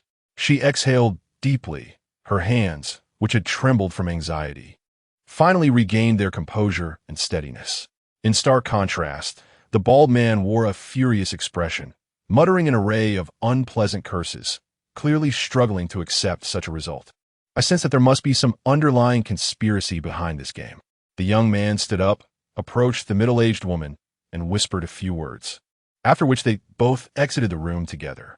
The beautiful woman watched their retreating figures with a look of disdain, while the landlord sat there, utterly bewildered. I was acutely aware that there were undisclosed secrets at play, so when the two returned, my gaze remained fixed upon them, eager to glean any clues from their subtle expressions and imperceptible movements. As time ticked by, I gradually noticed that the dealer persistently cast fleeting glances at the young man, as if she were waiting for him to provide some sort of signal or directive. Just then, a new round of cards commenced. The bald man, clearly still haunted by the disappointment of his prior defeat, played cautiously, looking around with trepidation, entirely devoid of the decisiveness and confidence he had initially displayed. In stark contrast, the beautiful lady shed her earlier languor, her gaze suddenly becoming remarkably sharp. As the game progressed, I was astonished to observe the increasingly intimate exchange between the middle-aged woman and the young man. Although they appeared to be unrelated at first glance, they were, in fact, conveying significant information to one another through a series of exceedingly subtle and elusive gestures. Noticing this intriguing dynamic, I discreetly inched closer to the card table, and as everyone became engrossed in the game, I deliberately pretended to accidentally knock over a wine glass. Chapter 36. The hidden card beneath the soul. Amidst the gasps of the crowd, I swiftly bent down to retrieve the fallen cup, and in that fleeting moment, I unexpectedly caught sight of a card concealed beneath the feet of the middle-aged woman. At that instant, the entire mystery unraveled. They had long since hidden the surplus cards, skillfully substituting them for the ones in their hands when necessary, or leveraging these additional cards to sway the course of the game. I refrained from hastily exposing their cunning scheme, for my intuition hinted that the matter was far from simplistic. Thus, I quelled my inner impulse, calming myself to observe the demeanor and subtle expressions of each player at the table. As time ticked away, I gradually sensed an anomaly. The playing cards laid out on the table seemed to harbor undisclosed issues. At first glance, their backs displayed identical patterns, yet upon closer inspection, the concealed intricacies became apparent. After meticulous scrutiny, I deciphered the hidden rules entwined within these cards. With an air of nonchalance, I approached the table and seated myself, adopting a tone devoid of emotion as I proclaimed, "Allow me to try my luck in the next round." As I spoke, I deliberately maintained an expression of utter bewilderment, as if I were utterly oblivious to the game.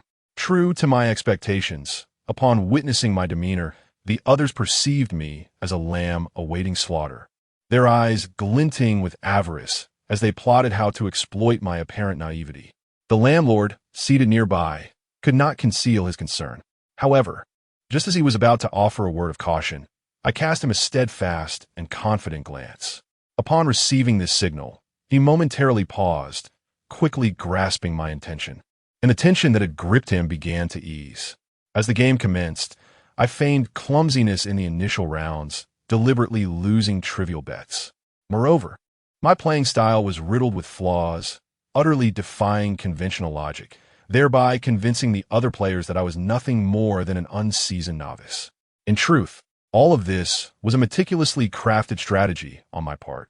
Thus, time slipped away in the charged atmosphere, and the game gradually approached its most critical juncture.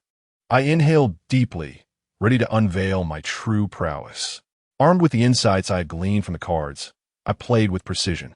Initially, my opponents dismissed my success as mere luck, but as the rounds progressed, their confidence began to wane. The young man attempted to signal his accomplices, yet I would not grant him another opportunity. With each of his movements, I intentionally countered. The middle-aged woman began to perspire profusely, and the beautiful woman lost her graceful composure. At long last, we arrived at the decisive moment, all eyes fixated on the final hand. I took a deep breath and slowly revealed the cards in my hand upon the table. In an instant, silence enveloped the surroundings, broken only by the collective gasp of onlookers. Undoubtedly, I held a hand that was destined for victory. The individuals seated across from me exchanged incredulous glances, their faces betraying disbelief. Clearly, they had not anticipated such a devastating defeat, yet they found themselves utterly powerless in this moment. After all, to expose my cheating would be tantamount to revealing their own unsavory tactics. Without hesitation, I gathered the mountain of chips that adorned the table, relishing in my triumph. At that moment, a middle-aged woman rose first, her expression darkening as she declared, "I'm done." Following her lead, the young man who had accompanied her stood abruptly, wordlessly departing alongside her. Before leaving, he shot me a venomous glare, his eyes brimming with malice and resentment. Yet, I remained unfazed by his threat. All I had acquired was above board and justified, merely returning the favor of their own tactics. Once they had vacated, only the strikingly beautiful woman remained at the table. With a slight, enigmatic smile curving her lips, she regarded me and said, "Oh dear, everyone has left, how dull. Why don't you come sit with me? We could engage in far more intriguing games." As she spoke, she delicately lifted her long, graceful leg, subtly gesturing toward her shapely thigh encased in sheer stockings, seemingly hinting at something more. Confronted with her bold and suggestive invitation, I felt a wave of embarrassment wash over me. Instinctively scratching my head, I managed a wry smile and replied, I'm sorry, beautiful, but I'm quite worn out from today as events and really lack the energy to continue playing." Indeed, after the intense game, I was utterly exhausted, and with several aches and pains coursing through my body, I found it impossible to indulge her evidently flirtatious overtures. Just then, the landlord appeared as if sent from heaven, deftly extricating me from the situation. As the crowd gradually dispersed, the woman and I exchanged a knowing glance, each perceiving a hint of mutual understanding. Before parting ways, we exchanged contact information for potential future encounters. Once the landlord departed, I eagerly retreated to my corner, meticulously counting the crisp bills. With each note, I tallied. My joy burgeoned. When the final bill was counted, I could hardly believe my eyes. I had won over $50,000. For someone leading an ordinary life, this sum felt astronomical. Gazing at the pile of cash before me, I fell into deep contemplation. The rapidity and extravagance of gambling as a means to wealth was almost disorienting. Yet, I knew full well that my fortune today was purely a stroke of luck. Should I allow myself to become entranced and unable to escape, I would inevitably face a severe downfall, perhaps leading to ruin and disgrace. With this thought, I took a deep breath, striving to regain my composure. Subsequently, I withdrew a substantial stack of $10,000 from the pile of cash and resolutely approached the landlord. As I extended this sum into his hands, he widened his eyes in astonishment, gazing at me in disbelief, as if he could scarcely comprehend my generosity. Chapter 37. Exceptional skills with a smile, I gently patted his shoulder and said, "My dear brother, you have been an immense help to me today. This modest sum is but a small token of my gratitude. Please do not stand on ceremony, for we are all comrades here." Upon hearing my words, the landlord was momentarily taken aback, then grasped my hand tightly, rendered speechless with excitement. As time steadily flowed by, my physical condition gradually returned to its former state. The wounds that once tormented me, leaving me battered and bruised, were now healing. Gazing into the mirror and my somewhat haggard yet resolute visage, I knew that the time for vengeance had finally arrived. After careful contemplation, I dialed the number of Li Fengyi. I had a reasonable understanding of this individual. While he may not be considered a paragon of virtue, I was certain that with sufficiently enticing incentives, he would be inclined to lend me his support. Before long, we arranged to meet at a restaurant.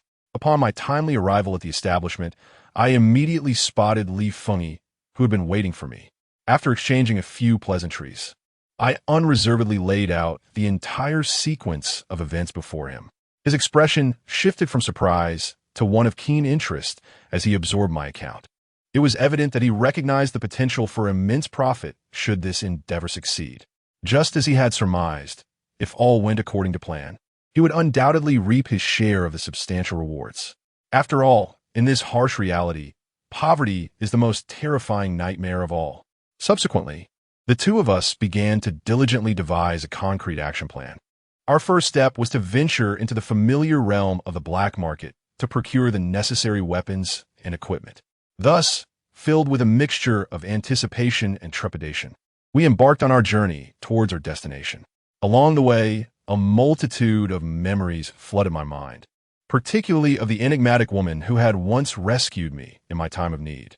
I wondered how she fared at this very moment, and whether I would have the chance to encounter her again during this return to familiar grounds. As I became ensnared in these intricate thoughts, a sudden cacophony of noise jolted me back to reality. I stepped forward, and there, not far ahead, I beheld two imposing Mexican men surrounding a young woman, hurling vile insults at her while attempting to lay hands upon her. This young lady appeared to be in her early 20s, an age when one should be comfortably seated in a classroom. Yet here she was, inexplicably alone in this chaotic environment. As I heard the increasingly offensive remarks and actions of the two men, an instinctive urge surged within me to intervene and halt their nefarious behavior.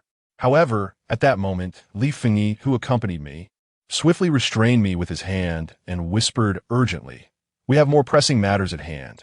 Do not act impulsively, lest we complicate our situation." After a brief hesitation, I ultimately nodded in acquiescence to his words. As I turned to depart, I inadvertently caught sight of a woman gazing at me with eyes brimming with desperation and a silent plea, as if I were her last lifeline. The sight of her pitiful, helpless expression pierced my heart profoundly, rendering me incapable of walking away without a second thought. After a fierce internal struggle, I gritted my teeth and resolved to step forward, willing to embrace the peril to rescue her from the brink of despair. Having faced numerous tribulations in the past, I had developed a habit of carrying self-defense weapons whenever I ventured outside. This occasion was no exception, although I was unarmed with firearms. I had prudently equipped myself with two sharp knives, conveniently portable. Without hesitation, I drew one and handed it to Li Fengyi. After a brief moment of silence, during which he seemed to contemplate, a fierce glint flickered across his face, and he nodded decisively in understanding. Leaning in closely to Li Fengyi's ear, I whispered a few crucial words in a subdued tone. As soon as I finished speaking, we sprang into action with the swiftness of lightning, our blades slicing through the air like a tempest. In the blink of an eye, the two towering, robust Mexican men were firmly under our control, pinned beneath the edge of our knives. Despite their apparent physical advantage, In this era, mere strength is insufficient. It is often intellect and sharp weaponry that dictate the outcome of a conflict. The subdued Mexican men erupted into a cacophony of curses, their agitation palpable. Particularly, the man under Li Fengyi's control struggled fiercely to free himself. Yet, as he attempted to resist, Li Fengyi was swift and precise, with a deft flick of his wrist. The sharp blade turned, slicing through the air like a shard of cold light. A faint sound echoed as the knife cut deeply into the man's shoulder, blood gushing forth in a torrential spray, creating a horrifying crimson mist in the air. Faced with this gruesome scene, I remained remarkably composed. On the contrary, I calmly issued a warning in English, urging them to flee. The injured Mexican man, witnessing the fate of his companion, turned as pale as a ghost, his eyes wide with disbelief. Clearly, he had never anticipated that we would dare to act with such lethal intent. Amidst their panicked shouts, the two men stumbled away from this perilous and tumultuous locale. As I observed their hasty retreat, I marveled at Li Fengyi's decisive and skillful moves. His technique was not only precise and ruthless, but also carried the air of someone who had honed their craft through countless real-life confrontations. Unable to contain my curiosity, I inquired whether he had undergone professional training or had some extraordinary background. In response to my question, Li Fengyi merely smiled enigmatically, neither confirming nor denying my assumption. And that inscrutable smile only intensified my intrigue regarding his past. However, out of respect for the privacy of others, I ultimately restrained the impulse to pursue my inquiries further. After all, everyone is entitled to safeguard their own secrets. I gazed quietly at the woman before me, whose face was etched with terror. Her deep brown hair accentuated her complexion, which was as pale as snow. Judging by her appearance, she appeared to be quite young, and it was evident from her features that she was a foreigner. Chapter 38. The amorous gathering as for her origins and the reasons for her presence in this place. These questions sparked a whirlwind of curiosity within me. With a heart brimming with intrigue, I softly inquired about her. To my astonishment, as soon as my words fell, she leapt into my arms like a startled fawn, bursting into tears. Faced with this unexpected turn of events, I was momentarily taken aback. Yet, I quickly regained my composure. Gently extending my hand to caress her hair, attempting to provide her with solace, as I softly murmured, "It's all right. Everything will be fine." Time seemed to freeze in that instant, and I lost track of how long it took for her emotions to gradually settle, her sobs subsiding. After gathering her thoughts, she began to share her unfortunate tale. It turned out that this young foreign woman was supposed to focus on her studies at school, but due to her impoverished background, she struggled to afford the exorbitant tuition and living expenses. Desperate, she learned about an upscale, private gathering through the enthusiastic recommendation of a close friend. It was said that by attending and selling her body, she could earn a substantial reward. Clinging to a glimmer of hope, she embarked on this perilous and uncertain path. However, unbeknownst to her, misfortune lurked in the shadows as she was targeted by two enigmatic strangers on her way to the venue. Listening to her harrowing account, my heart was tumultuous. While such incidents have become alarmingly common in today's society, witnessing it unfold before me was an overwhelming shock. I inhaled deeply, striving to restore my composure. After all, this world harbors countless hidden dark corners, and as a mere observer, I felt I had no right to judge the choices she made. Upon hearing her story, Li Feng instantly perked up, his eyes sparkling with curiosity as he muttered excitedly, "Oh, there exists such a high-class private gathering. I am eager to witness what it entails." His enthusiasm seemed to suggest he could hardly contain his desire to immerse himself in it. I turned to the woman standing before us, and I noticed a flicker of light in her beautiful eyes as she smiled and said, "If you wish to go, I can assist in introducing you." I furrowed my brow, momentarily lost in contemplation. After a brief pause, I slowly nodded in agreement to attend this enigmatic gathering. However, before we ventured forth, we needed to make a trip to the black market to procure essential equipment and supplies. According to her description, this gathering was anything but ordinary. She mentioned that although the scale of the event was modest, the stakes were astonishing. Moreover, attending gentlemen were required to adhere to a peculiar regulation. Each must bring at least a few luxury handbags or exquisite watches as gifts for the event's host. The individual in charge meticulously examines the authenticity of these items, for they not only possess considerable value, but can also be easily liquidated for cash. More importantly, the total value of the gifts each gentleman carries must not fall below $7,000. When the gathering concludes, the ladies present will randomly select a gift of their own, akin to unboxing a mystery box before departing. My mind raced as I swiftly calculated the necessary expenditures and the potential risks involved. I couldn't help but marvel internally. This truly is a lavish and unpredictable realm, not a place for the faint of heart. Subsequently, I teamed up with Li Fengyi, embarking together on the path to the black market. Our objective was clear: to procure firearms and the so-called gifts mentioned by the woman. This marked my second visit to this enigmatic locale. Compared to the anxiety and ignorance of my initial arrival, I now navigated this world with ease. In the bustling and chaotic black market, we adeptly maneuvered through the throng. However, in stark contrast to my composure, Li Fengyi appeared to have opened a door to an entirely new world. His eyes widened, scanning his surroundings with keen curiosity, captivated by the array of weapons and the clandestine transactions hidden in the shadows. After a careful selection and negotiation, we successfully completed our procurement mission. Following our prearranged plan, we met with the woman outside the black market. Without lingering, we swiftly located a car rental agency and rented a conspicuous and luxurious vehicle. The choice of such an extravagant car was based on various considerations. A simple taxi ride could lead to rejection or even expulsion due to unclear identity or unkempt appearance. After ensuring all preparations were in place, I confidently settled into the driver's seat, igniting the engine and steering the opulent car steadily toward the realm of endless uncertainty. Gradually, the sky seemed to be shrouded in a veil of gray, and the daylight began to dim. I instinctively glanced at my phone, realizing I would indeed arrive in time for the long-anticipated gathering. The car sped along the road, tireless in its forward motion, while the scenery outside the window flashed by like scenes from a film.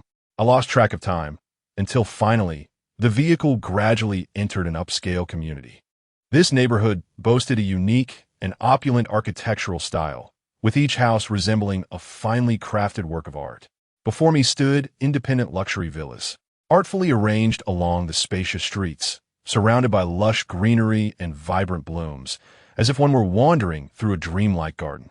However, as our vehicle approached the community entrance, it was halted by a sturdy barrier blocking our path. For a moment, everyone appeared somewhat bewildered, left only to quietly await the next instructions. At that moment, a tall bodyguard clad in a black suit swiftly approached the railing, clutching a walkie-talkie in his hand, his lips moving incessantly, yet due to the considerable distance, we could not decipher the precise content of his utterances. Chapter 39. A revelation. Shortly thereafter, the woman seated in the back seat gracefully lowered the car window. With an elegant motion, she slightly tilted her head, leaning closer to the bodyguard's ear to whisper a few words. If I were to venture a guess, their exchange may have been a specific code of sorts.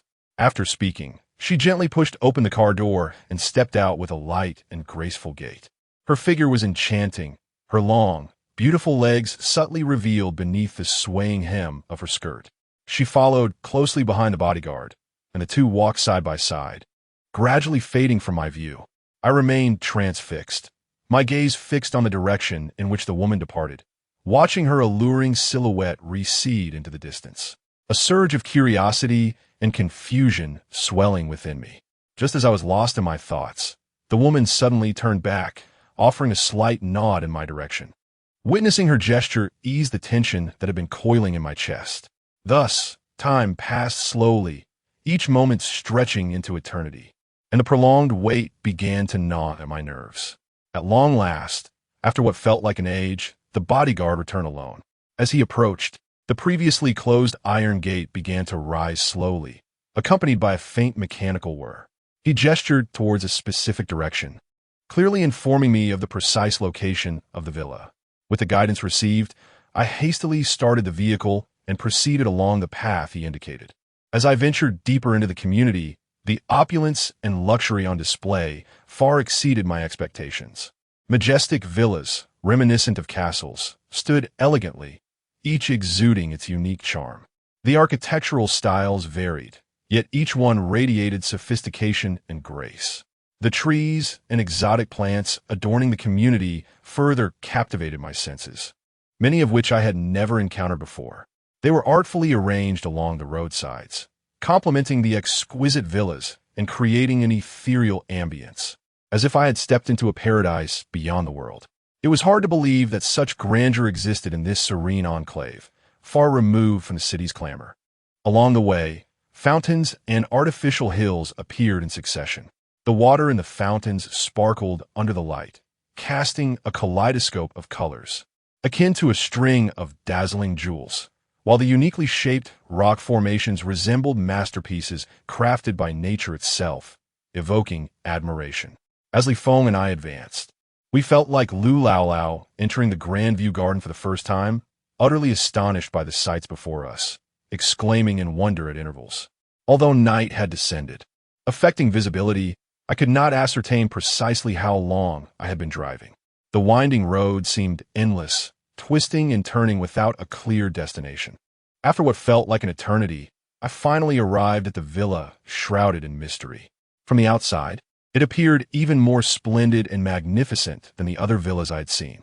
At the entrance stood 4 imposing men, clad in uniform, their expressions serious and resolute, embodying a sense of discipline and authority. Upon witnessing this scene, I cautiously steered my vehicle to the side. The imposing, stern-faced bodyguards outside swiftly approached us with the alacrity of a tempest. Without uttering a word, they expertly and meticulously conducted a thorough search from head to toe. After confirming that we bore no dangerous items, one of the bodyguards extended a hand to accept the so-called gift we had brought, then turned briskly toward the entrance to deliver it to the designated official who had been awaiting our arrival. Thus, Li Fengyi and I stood quietly outside, biding our time. Seconds turned into minutes, and I lost track of how long we had been waiting. During this interval, Li Fengyi displayed signs of agitation. His previously handsome visage twisted with anxiety, beads of sweat forming on his forehead. He paced back and forth, muttering, "Why is it taking so long? How much longer must we wait to enter?" Suddenly, he halted, turned to me with a grin, and jested, "Jinge, we must have a splendid time today. I've heard that there are myriad delights within." In response to his teasing, I merely smiled faintly, offering no verbal reply. At that moment, my heart was entangled in a web of indescribable emotions. Excitement mingled with a hint of inexplicable nervousness about stepping into this enigmatic realm. After all, such venues were utterly foreign to someone as conventionally inclined as myself. Finally, after what felt like an eternity, the bodyguard who had taken the gift emerged from within. He surveyed the surroundings, then nodded slightly to his companions.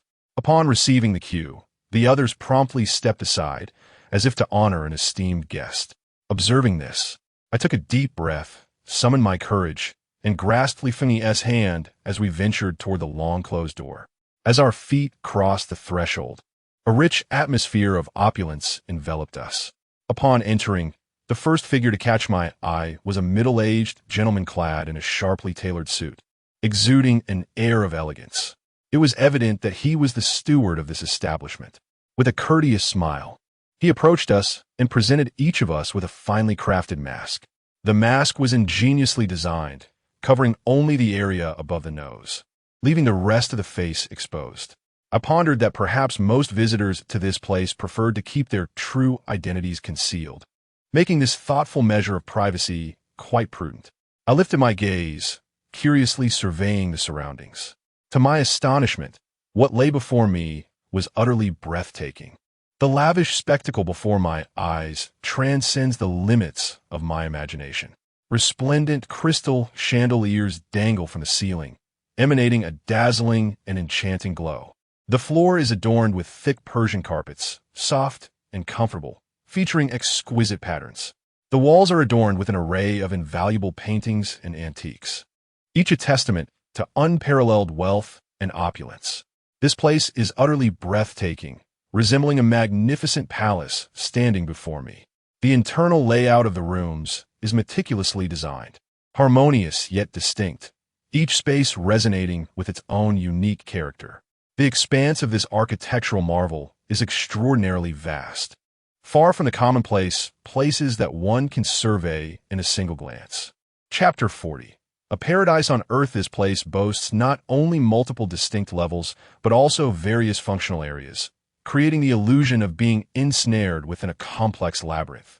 We cautiously donned the pre-prepared masks, closely trailing behind the butler as we advanced step by step. As we proceeded, the butler abruptly halted, retrieving 2 white pills from his pocket and handing them to us.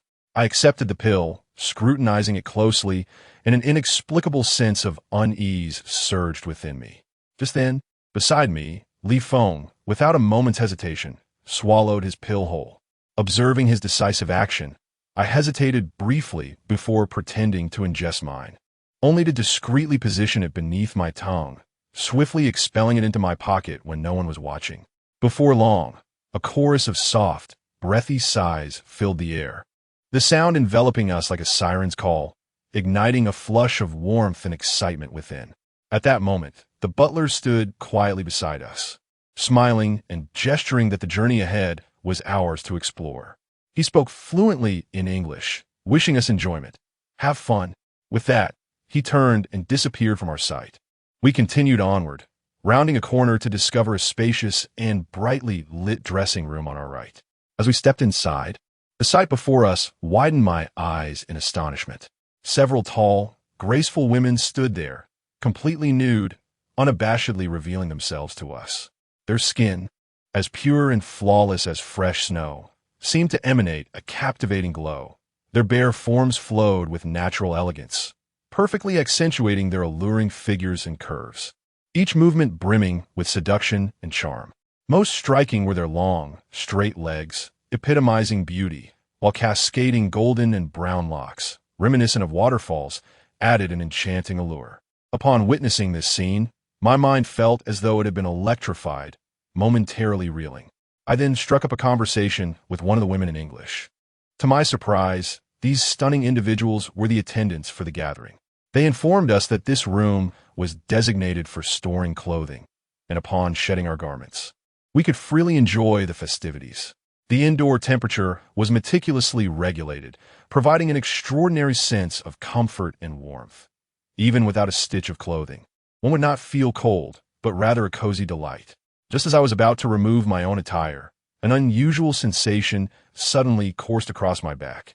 Instinctively lowering my gaze, I discovered a pair of delicate hands, as smooth and gentle as jade, entwined around my waist, methodically unbuttoning my shirt one button at a time. The gentle caress brought forth a tingling sensation, akin to an electric shock, surging throughout my entire being, leaving me utterly entranced. I couldn't help but inwardly marvel at the extraordinary treatment I was receiving. Faced with such indulgent opulence, it was almost beyond belief. Was there truly someone here dedicated to assisting guests in shedding their garments? The level of extravagance was simply unimaginable. However, in that moment, I chose not to refuse this unique service. Instead, I relaxed my body and mind, fully embracing the exquisite experience akin to that of a revered superstar. In the next instant, the woman gracefully glided before me, her movements elegant and fluid. Unexpectedly, she knelt down without hesitation. Her delicate, silky hands, resembling a sinuous serpent, began to glide leisurely around my waist. Her fingers gently brushed against my belt buckle, each subtle movement imbued with an ineffable ambiguity and allure. As she deftly unfastened my belt, the sensation seemed to penetrate my clothing, transmitting directly to my skin, causing my entire body to tremble involuntarily. At that moment, I felt as though my body were floating amidst soft clouds, weightless and ethereal. Each touch from her fingertips coursed through me like a faint yet powerful current, stimulating my nerve endings. I found it impossible to divert my gaze from her enchanting visage. Her exquisite features, eyes shimmering like autumn waters, and the slight upward curl of her lips stirred an irresistible yearning within me. At that juncture, an inexplicable impulse surged within me, Could this be the fabled Japanese kneeling service that so many yearn for? As her fingers danced like a lively butterfly, an indescribable sensation instantaneously enveloped my being, eliciting a low, suppressed moan from my throat. This sound seemed to shatter the sultry atmosphere, momentarily catching the woman off guard. However, she quickly regained her composure, delicately covering her face with her hand and offering a soft, enchanting smile. That smile bloomed like a vibrant peach blossom, dripping with allure, reminiscent of a gentle spring breeze sweeping across a lake, creating ripples that set my heart aflutter. Once she had divested me of my garments, I instinctively glanced towards Li Fengyi beside me. I noticed his face had turned a deep crimson, akin to a ripe apple. His eyes, once clear, now appeared hazy and unfocused. Seeing him in such a state stirred a flicker of concern within me. Could it be the white pill we had consumed earlier that was to blame? With this thought, I gently called out to him. Upon hearing my voice, Li Fengyi abruptly snapped back to reality, his body trembling slightly as though awakening from a vivid dream. We then followed the two women who had just assisted in removing our clothes, stepping slowly deeper into the unknown. The air around us seemed thick with an enigmatic and enticing aura, quickening our heartbeats in a rhythm we could not control. After walking for a while, we finally arrived at a tightly shut door. One of the women reached out and gently pushed it open. In an instant, a dazzling beam of white light shot towards us like a sword. The intense brightness nearly blinded me, forcing me to squint my eyes in an effort to adapt. When I finally managed to discern the scene before me, I was utterly astonished, rooted to the spot, despite the fact that it was still a pitch-black night outside. Here it was bathed in glorious sunshine under a clear blue sky. Chapter 41. A man's paradise. Warm sunlight cascaded upon the earth, enveloping the surroundings in lush greenery and vibrant blossoms, while cheerful birds serenaded the atmosphere, creating an ethereal ambience.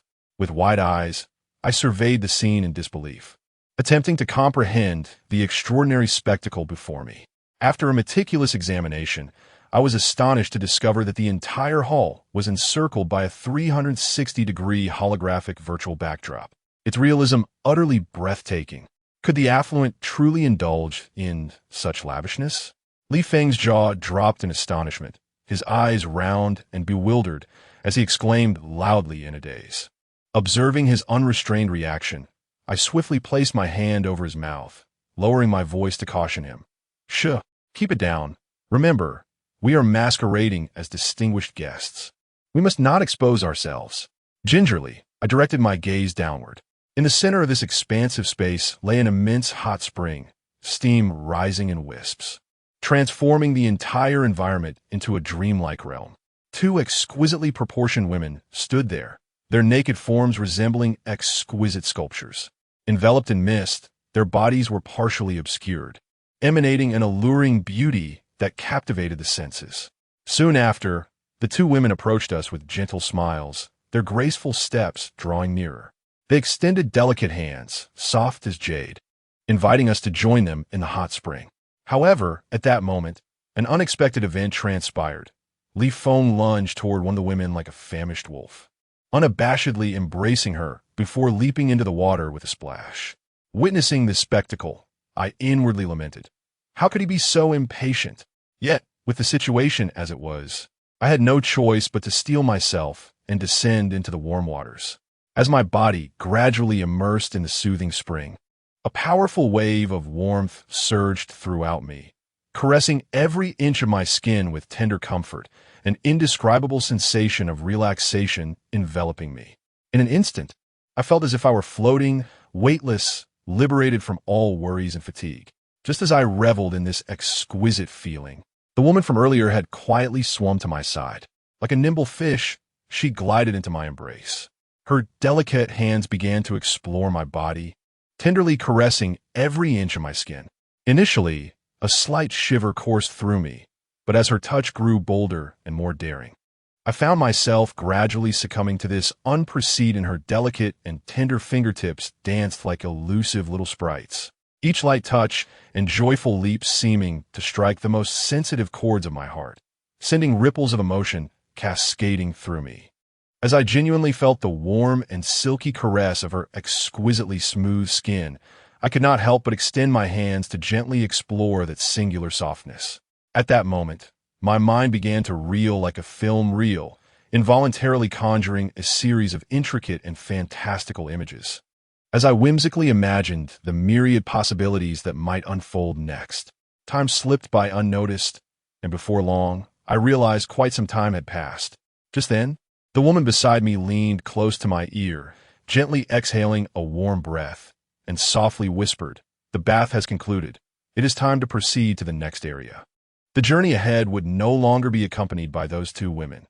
Instead, we would have to forge our own path. I observed Li Feng glancing back repeatedly, his face a portrait of reluctance, akin to a fierce beast ignited by the flames of desire, eagerly yearning to unleash the fervent passions that burned within him. Upon reflection, this was hardly surprising, for he had just ingested a mysterious pill. We moved forward slowly, the sounds of soft gasps in our ears growing increasingly louder, as if striving to pierce the heavens, filling the entire space. The sounds surged like waves, each crest more intense than the last, causing my cheeks to flush and my heart to race. With a sense of apprehension, we continued onward. In an instant, a breathtaking scene unfolded before my eyes. A dazzling hall, reminiscent of a dreamlike realm, filled with naked men and women. They were indulging in various unimaginable positions, the depravity of the spectacle far exceeding any conceivable limits. I widened my eyes in disbelief, my body trembling uncontrollably. Such unrestrained debauchery had never even graced the most absurd of dreams. At that moment, upon witnessing this scene, Li Feng transformed into a famished wolf, catching the scent of blood, his eyes gleaming with fervor as he plunged into the throng. Merging seamlessly with those engaged in their passions, surrendering to his desires.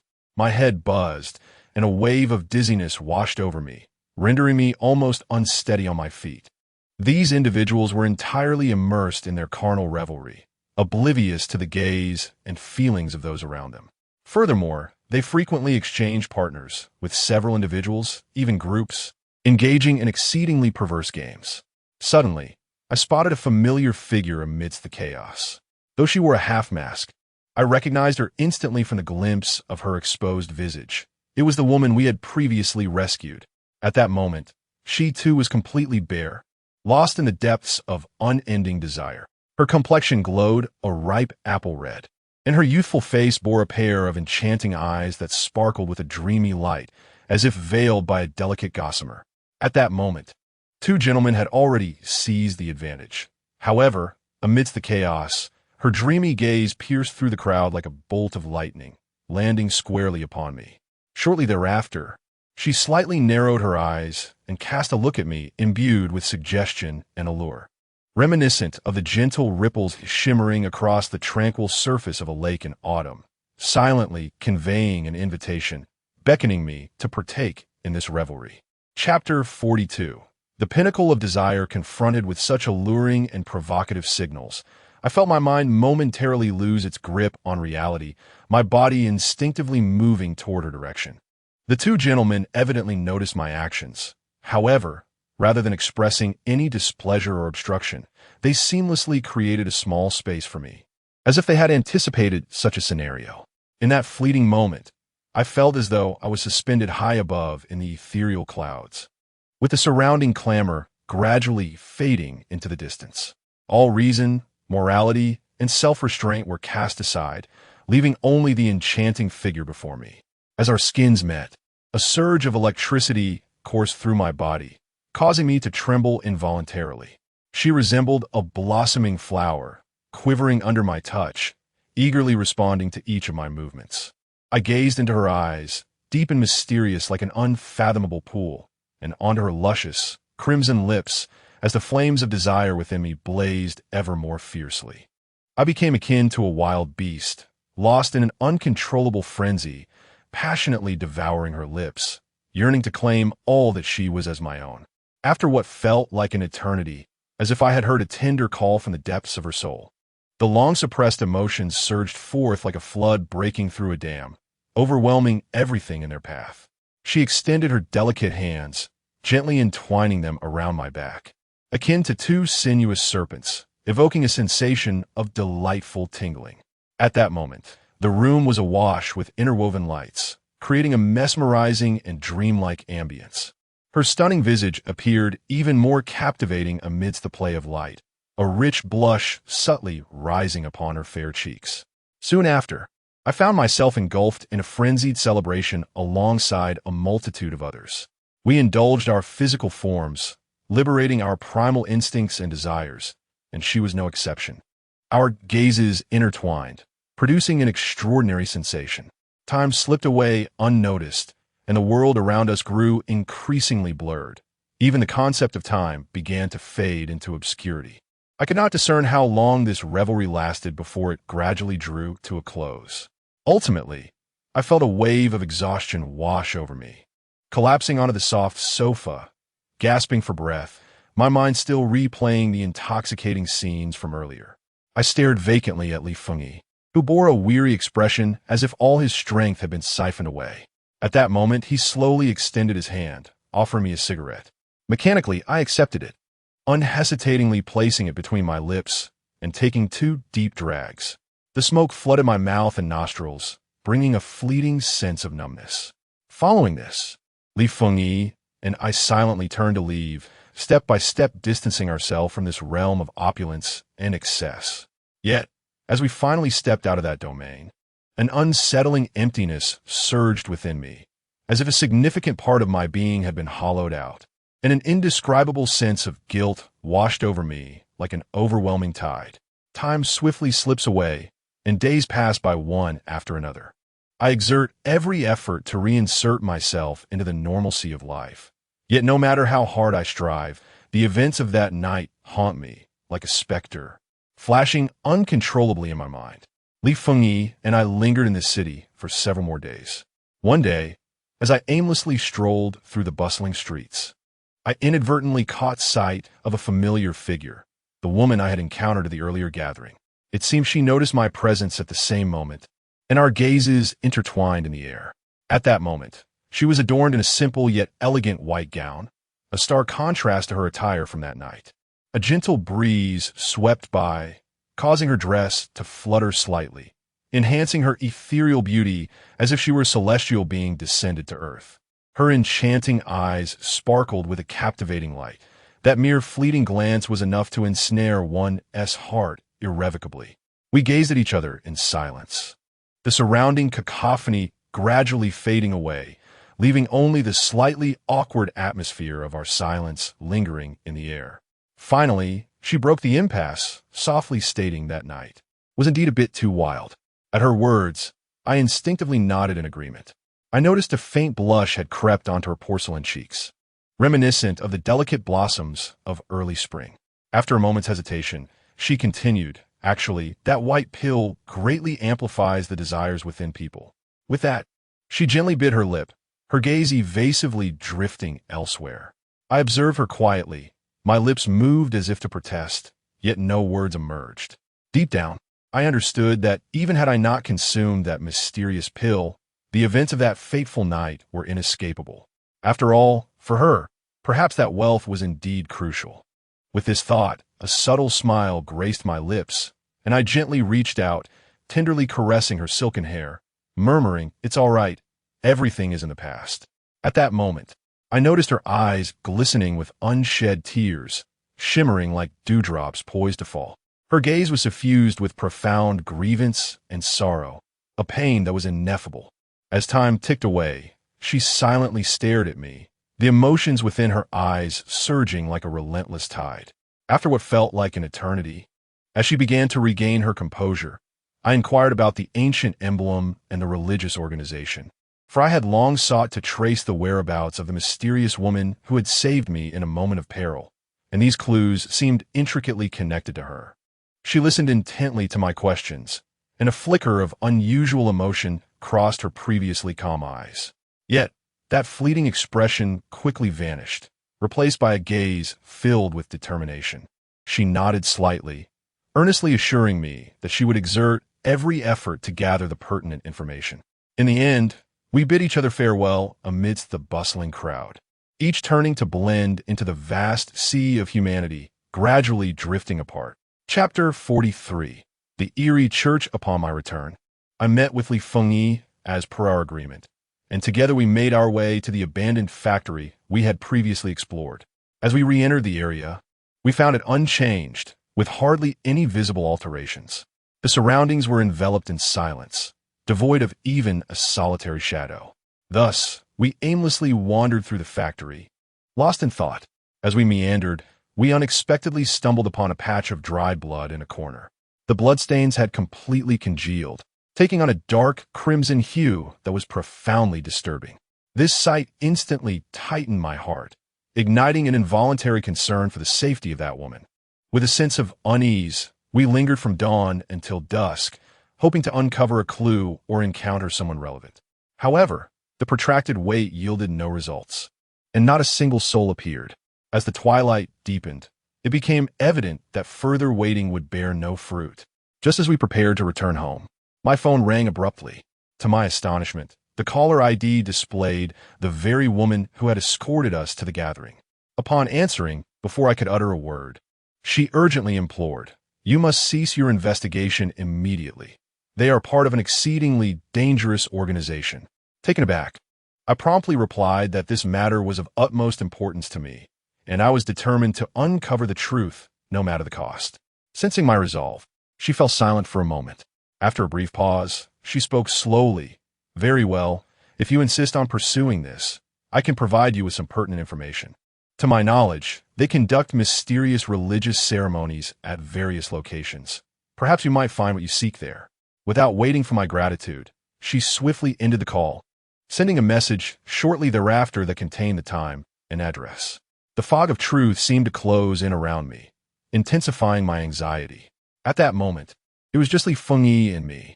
I recalled the last time they operated, a vast throng had participated. Moreover, I suspected that the organization concealed an even larger team behind scenes. Yet, having resolved to investigate this matter thoroughly, retreat was no longer an option.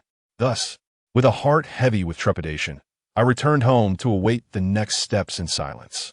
Over the following nights, I lay in bed, tossing and turning, unable to find rest as my mind raced with thoughts. What insurmountable dangers awaited me, or what entangling predicaments might ensnare me?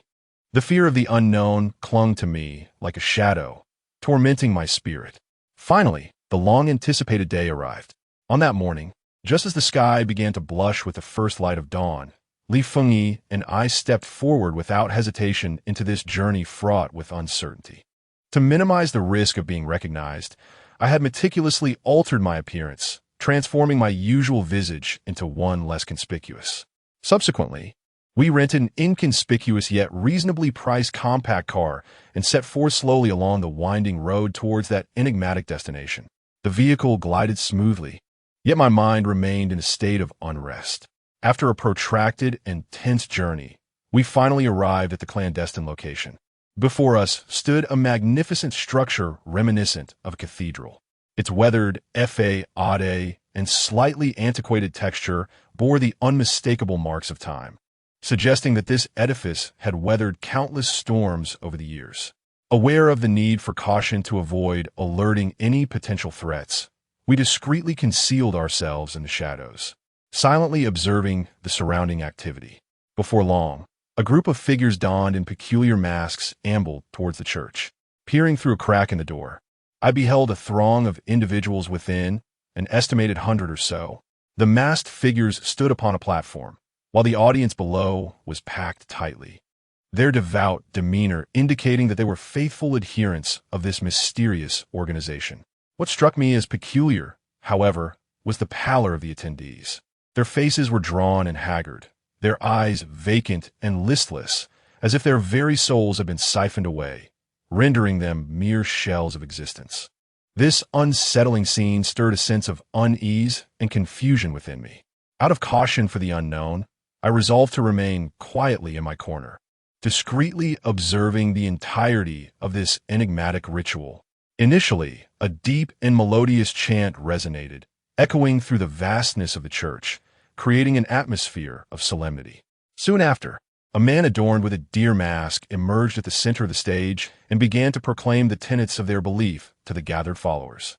Fortuitously, my English had improved significantly over the past few months, allowing me to grasp the general essence of his discourse. To my astonishment, the words spilling forth from the deer mask figure were imbued with positivity, striking a stark contrast to the oppressive ambience and the listless state of the worshippers, rendering it utterly surreal.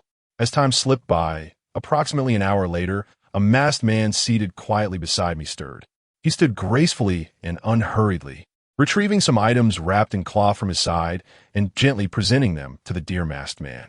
Upon the unwrapping of the package, an enticing aroma wafted through the air. It contained delectable food and glasses filled with exquisite wine. At that moment, I keenly observed a shift among the previously subdued congregation. Their gazes fixated on the food and drink, revealing an almost frenzied fervor.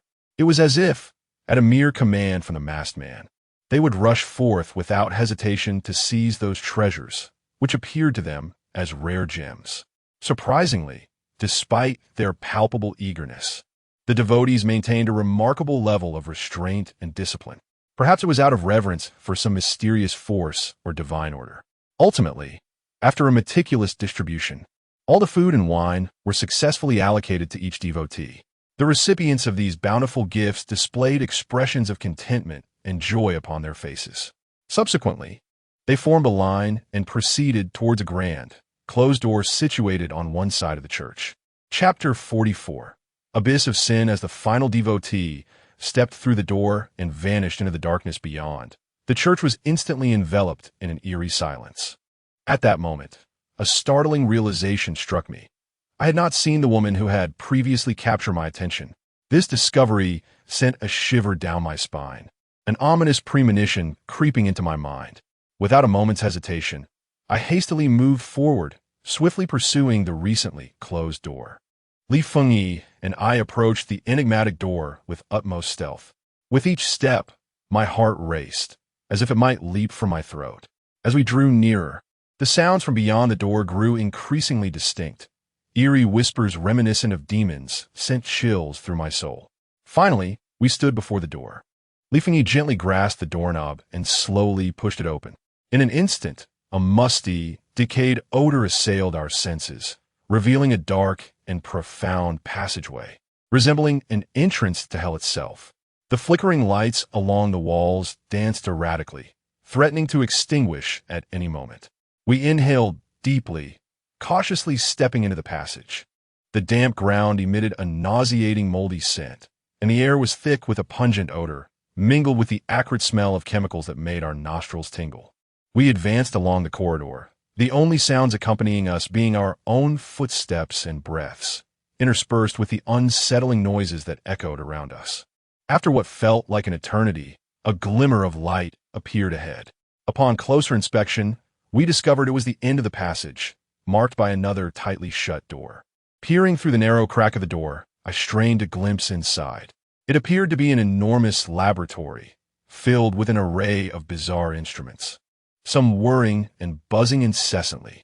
Surrounding the lab were numerous transparent containers, each brimming with colorful, indeterminate liquids that appeared particularly sinister under the dim light.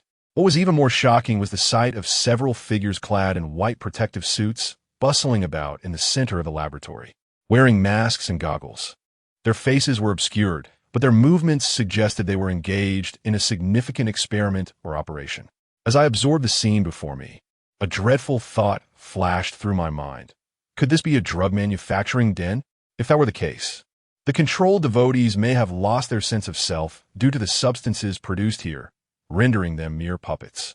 The weight of this realization sank heavily in my heart, a chill creeping on my spine. Moreover, it filled me with dread to recall that among those devotees, there were not only adults, but even young children who had fallen victim. These depraved individuals showed no mercy, even towards the innocent. I held my breath, steeling myself against making any sound. At this moment, we were few in number and vulnerable. A single misstep could plunge us into an irrevocable abyss. The more pressing task before us was to locate that woman. Thus, we proceeded cautiously. Upon reaching the intersection of the corridor, a sudden cacophony of noise pierced the air, instantly capturing our full attention. A silent exchange of glances between Li Feng and me was enough for us to stealthily move towards the source of the commotion. At last, the woman who had burdened my thoughts for countless days and nights came into view. Her once porcelain skin was marred by shocking scars. Her formerly smooth and lustrous hair now lay in disarray, devoid of vitality. Those icy eyes, while still glimmering with a barely perceptible anger, were predominantly filled with an undeniable weariness and helplessness. Witnessing her in such a state gripped my heart with an unbearable pain, as if an invisible hand was tightly constricting it. Memories of the moment she had selflessly saved me surged into my mind, and since our parting, I could only imagine the inhumane torments and abuses she had endured. Overwhelmed by a deep sense of guilt, I felt as though I were drowning in it. Just then, before I could fully comprehend the nature of the argument unfolding before me, a man donning a deer mask suddenly extended his robust hands and viciously clutched the delicate neck of the woman. Without hesitation, he raised his palm and struck her with a resounding slap that echoed throughout the space. I watched as a trickle of crimson blood slowly seeped from the corner of her mouth. This scene ignited a fury within me, and I quickly exchanged a glance with Li Feng, subtly nodding in agreement. We pushed open the door with swift precision. The moment it creaked open, we dashed inside like lightning, our guns aimed squarely at the masked man's head. "Release her!" I growled through clenched teeth, my eyes wide with rage. Although flames of anger consumed me, I strained to keep my voice low, wary of alerting any potential enemies. At that moment, the last thing we desired was to stir the hornet's nest. The man, evidently startled by our sudden intrusion, trembled slightly but quickly regained his composure. He gradually loosened his grip on the woman, who, upon regaining her freedom, staggered towards us. As she lifted her gaze and our eyes met, time seemed to freeze. The feelings of grievance, fear, and helplessness poured forth from her eyes like a torrent, laying bare all the complex emotions she had harbored. Tears streamed down her pale cheeks, resembling rain-soaked pear blossoms, evoking a profound sense of pity and heartbreak within me. Just as I prepared to deliver a severe reprimand to the despicable fiend before me, a hurried sound of footsteps suddenly echoed from outside the door. A jolt of anxiety gripped my heart, and I realized the gravity of the situation. Unbeknownst to us, the cunning figure adorned with a deer skull mask had surreptitiously summoned his minions, employing some insidious means to notify them of his plight. Upon hearing the footsteps, his previously anxious demeanor transformed into one of brazen audacity. He erupted into a raucous laughter, the sound reverberating throughout the chamber, imbued with mockery and disdain. That laughter seemed to ridicule our ignorance and insignificance, igniting a simmering fury within us. Yet, before anyone could react, a shocking spectacle unfolded before our eyes. Chapter 45. Taking a life, a sudden trio of sharp gunshots pierced the air, akin to a thunderclap erupting from the ground, reverberating deafeningly. In an instant, the figure adorned with a deer mask toppled backward like a marionette severed from its strings. Before he succumbed to the earth, his wide, bulging eyes locked onto mine, a visage etched with disbelief. It was likely that even in his final moments, he could not fathom my audacity to pull the trigger without a hint of hesitation. Indeed, it was I who ended his life, and I harbor no regrets, for I am acutely aware that such a nefarious individual roams freely, a scourge of society. And in this land fraught with moral ambiguity, even the police are rendered impotent against them. Thus, it falls upon me to personally eradicate this beast in human guise. At that moment, I channeled the seething fury and profound disdain within me into the weapon I clutched tightly. With the discharge of the firearm, my long-suppressed emotions found an outlet, allowing for an exhilarating release. Time was of the essence, leaving no room for delay. Without hesitation, I grasped the delicate hand of the woman beside me, and together with Li Feng, we hastily fled this treacherous and chilling locale. The woman's gaze underwent a tumultuous transformation, initially filled with shock, then enveloped in profound fear, yet ultimately solidifying into unwavering resolve. I surmised that she, too, must have yearned to personally end the reign of this irredeemable fiend. We three sped through the narrow, dimly lit corridors with remarkable swiftness, finally reaching the vehicle parked at a distance. The doors swung open, and we leapt inside like arrows released from a bow. The engine roared to life with a deep growl before we sped away. Gunfire echoed behind us, a relentless barrage, yet it did not impede our flight. After a harrowing escape, we momentarily evaded danger and found safety. However, deep within, I understood that this fierce struggle was far from over. Although the masked instigator now lay lifeless, I could envision another, new deer-headed figure rising to fill the void left behind, continuing the torment of innocent devotees. Upon our return, the woman regarded me with lingering trepidation, her eyes betraying an indescribable fear and unease. It was only at this moment that I realized I had never known her name. As if reading my thoughts, she inhaled deeply and slowly began to recount the entire sequence of events. Her name was Jenny, and by a twist of fate, she had inadvertently stumbled into this enigmatic and sinister cult. Initially, she believed she had discovered an unprecedented sense of belonging within this religious community. However, as time passed, she was horrified to perceive that the members were gradually seizing control of every follower's thoughts and actions, and even she found herself ensnared in their manipulative web. Later, under the duress of the commands issued by the masked man, she found herself compelled to undertake a harrowing task, leading someone as a sacrifice to partake in a ritualistic ceremony. After a series of meticulous and ulterior interactions, she ultimately lured me into this perilous den. Little did she anticipate that amidst our daily encounters, she would irrepressibly fall deeply in love with me. Consequently, in the critical moment of life and death, she resolutely chose to grant me a reprieve, allowing me to narrowly escape this dreadful calamity. I gazed at her in disbelief, my expression a portrait of incredulity as I listened intently to her heart-stirring narrative. What astonished me further was her audacity to unreservedly express the fervent affection she harbored within her heart. Despite her initial motives being less than honorable, she remained, without doubt, one of the victims. Thus, I found myself unable to pass any rash judgment or reproach upon her. I watched as her lips trembled slightly, continuing to recount her harrowing experiences that were too painful to revisit. It became evident that she had only later realized that the sacrifices required for the ritual were, in fact, destined for inhumane human experiments.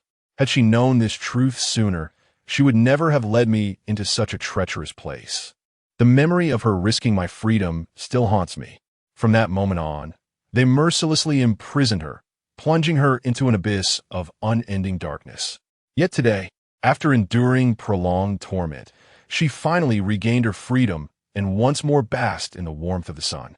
At this moment, I gazed upon Jenny's snow-white visage, her pitiful and endearing appearance reminiscent of a delicate flower battered by the storm, evoking a profound sense of compassion within me.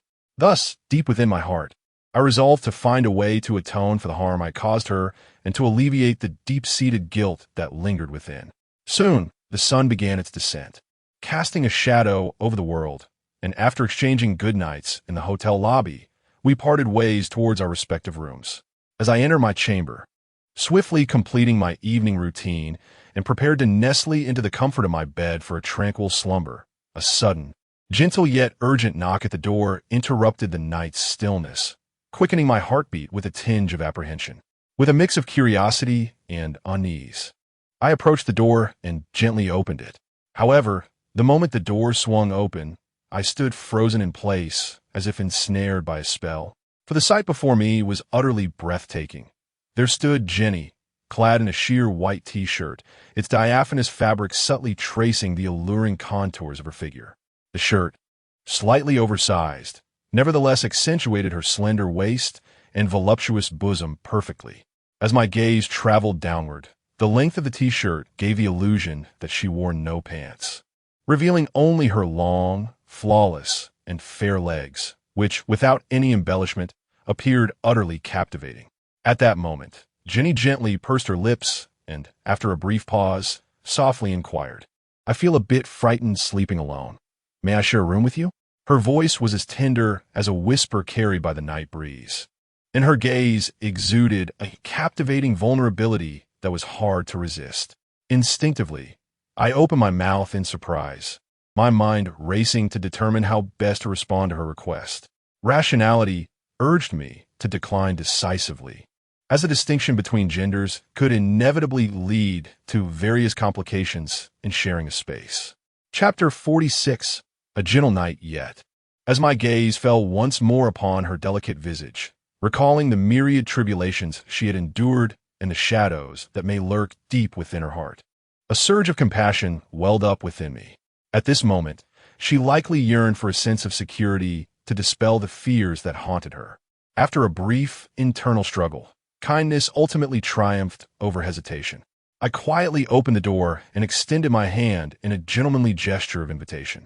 Upon seeing this, a radiant smile blossomed on Jenny's face, and she leaped into the room with the grace of a joyous fawn. I gently closed the door behind us, as if sealing away the chaos and clamor of the outside world. However, from the instant the door clicked shut, time seemed to stretch infinitely. After a while, an atmosphere laden with both awkwardness and ambiguity began to permeate the air.